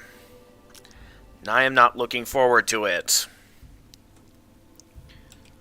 Nonetheless, I would be interested in doing more, but at the same time, considering that how hard Umu was, that took me, like, up to over 30 minutes to beat. So I'm in the mood. I'm not in the mood to be doing anything at this point. I'm ready to call it a night. Anyway, this stream, we did great. We got up to 109% on our Steel Soul save file. Of course, it doesn't show it, but it did show that in the results. But yeah, we got up to 109%. The missing 3 from being the fact that we didn't take the Dreamers out. I still don't entirely know if I want to go as far as to do that, considering how difficult it is. So with where I am at this point in the game, I'm satisfied. I know there's still more to do. So what I think I'm gonna do is I think knowing how difficult it's gonna be, taking on the Pantheons individually with each binding, that's going to be hard. So I think what I'm going to do is I'm just going to take them on individually, offline, considering the fact that I am still kind of in the mood to play this game. And then what I can do is, once I have each individual binding, next time I come on stream, I can show you guys the reward for beating every Pantheon with each individual binding, the reward you get for doing that. As well as the, finishing up the, remaining bosses on Radiant difficulty, which I don't know how long that's gonna take. And then, that'll leave only one last challenge, which will be beating the Pantheons with all 4 bindings equipped at once, which, the other Pantheons I don't think will entirely be worth my time. I think I'm gonna go straight to doing the Pantheon of Hollownest with all 4 bindings equipped. While the only reward for beating a Pantheon with all 4 bindings equipped is just having the door light up, I'm pretty sure, it is still technically a challenge you can do in the game. And if we can beat the Pantheon of Hollownest, I'd say that's my ultimate objective. So with that being said, we're pretty much mostly done here. We're almost done with everything in Hollow Knight. We beat our Steel Soul run at last. In only 18 hours, we got 109%. We could have gotten the full 112% if we took out the Dreamers, but I was in the mood to, you know, consider the route of the fact that they'll be still alive. I am considering if it might be a good idea to just go back and get them, though. Considering the fact that it doesn't alter the ending, you could still speculate that, yeah, technically, there is still a bit to get out of it, but at the same time, we already got the Mr. Mushroom cliffhanger in this route. Maybe I'll do a bit more offline just to do it. If we really want to have that full completion on the God Home save file. Because really there's nothing else we really have to do on the Steel Soul save file, but, you know, we can still do stuff if we want to. So I'd say, yeah, just finishing the remaining bosses on Steel Soul mode. Offline, I'm going to beat the Pantheons individually with the individual bindings, so I can eventually show you guys the reward for doing that.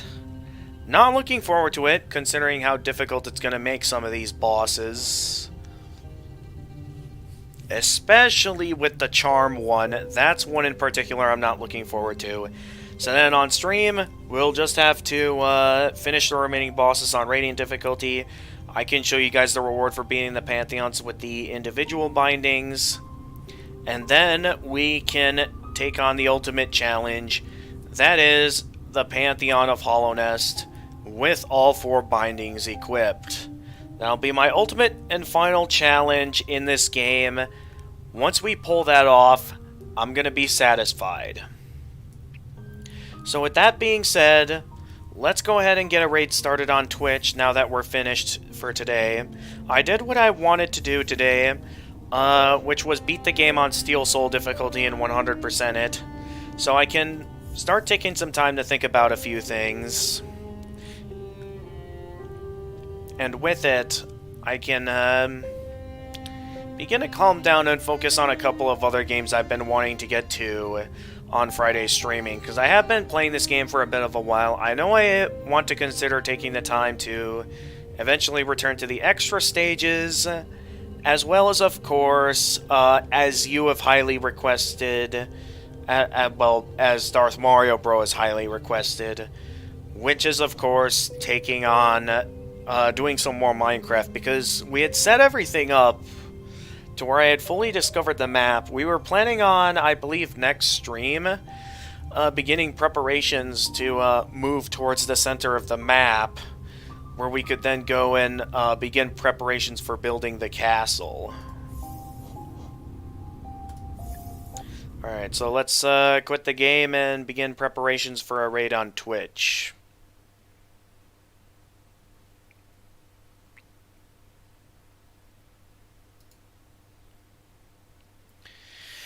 Alright, let's begin.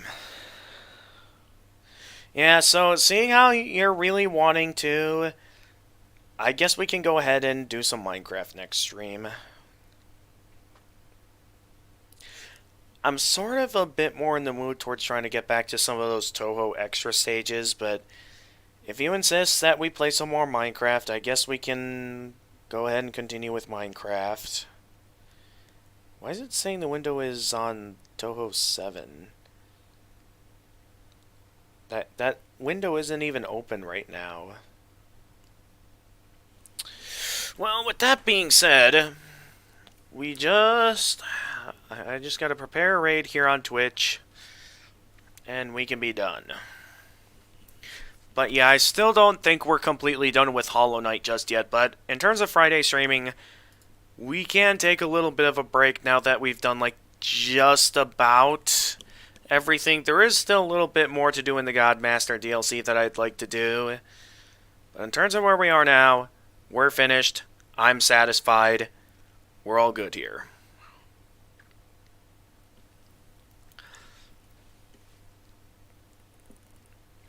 Alright, let's see here.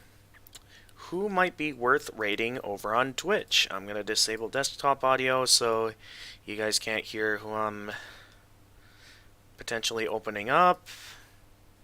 So we can get the... oh, I opened up my own stream. I keep accidentally doing that rather than going onto the creator dashboard and going on to stream manager. I always make that wrong move.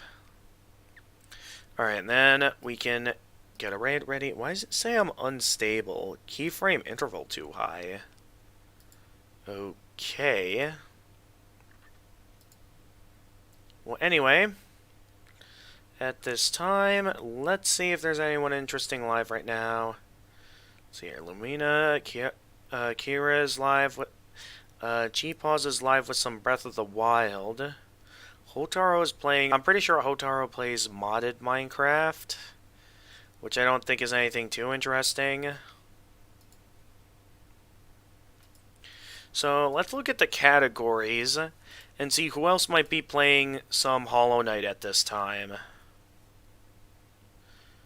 Let's see if there's anyone interesting live at this time who is playing Hollow Knight. We got a couple of interesting streamers. Some of them are of a foreign language, though, that I don't think I'll be able to rate those guys. Some of these streamers aren't even playing Hollow Knight. So looking at it from this angle, it doesn't look like we'll find any decent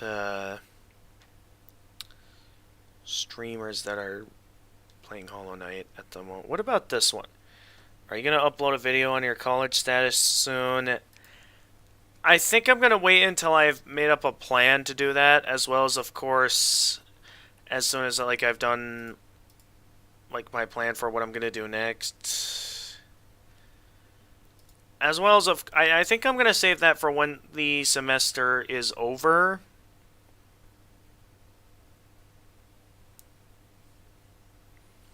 So yeah, I'm in a position where there's a lot to think about at this time. Okay, let's see here.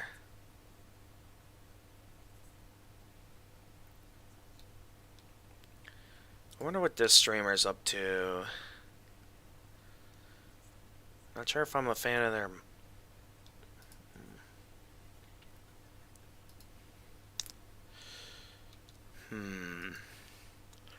Who would be a good streamer to rate right now? I'm looking around at my options, seeing what's on the table at the moment.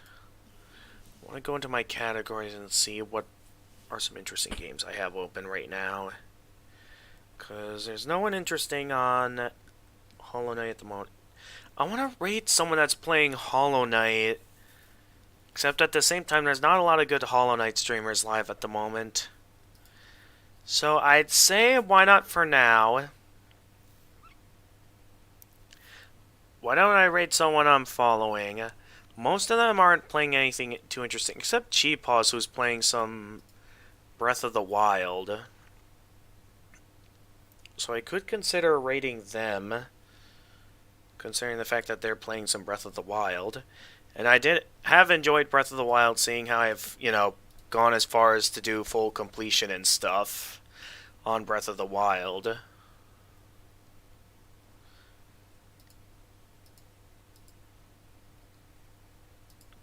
I'm thinking either Hotaro, who's playing Minecraft at this time, or Cheapause, who's playing some Breath of the Wild.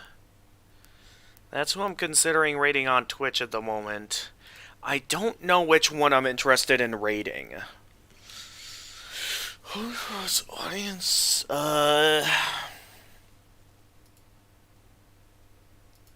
Who's been streaming for longer? Cheapos has been streaming less. Seems like Hotaro's preparing like a song number maybe or something. I can't quite tell.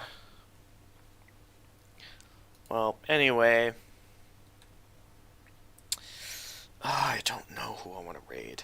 Cheapaws has a smaller audience, though. Hotaro currently has a decent audience. And... hey there, Phoenix360. Welcome to this week's Friday streaming. We were just preparing a raid at this time. So, yeah, unfortunately I'm wrapping things up.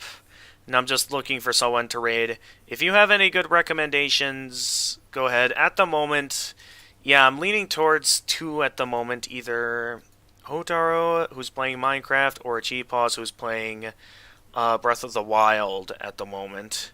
So you recommend Cheapaws? Yeah, if you have any other recommendations on someone interesting to raid at this time, go ahead and offer some recommendations. But yeah, if you think we should rate Cheapaws, why don't we go ahead and do that? Considering the fact that they look like they could use some audience members. Alright. Alright, I gotcha, Fennis. Try not to spam the chat now. We got the message on who you want to raid. Alright, so preparing the raid for Cheapaws. Alright. Raid is all set. Alright, so with that, thank you everyone for coming in. I apologize those of you who just came in, considering the fact that I'm wrapping things up. Because, yeah, you did miss a lot. I pretty much finished the Steel Soul run. Managed to get the Embrace the Void ending, yet again, on Steel Soul mode. So with that being said, we've done pretty much everything now that, yeah, we're good. So with that being said, thank you guys for who just came in. And with that, if you enjoyed my content and wish to see more, for those of you on YouTube, be sure to leave a like and subscribe and click that notification bell. Those of you on Twitch, be sure to leave a follow, as well as also click that notification bell. And until next time, this is the Gamer of Gamers, and stay excellent, everyone. Alright, let's get this raid started. 9, 8, 7, 6, 5, 4, 3, 2, 1. Alright, let the raid begin.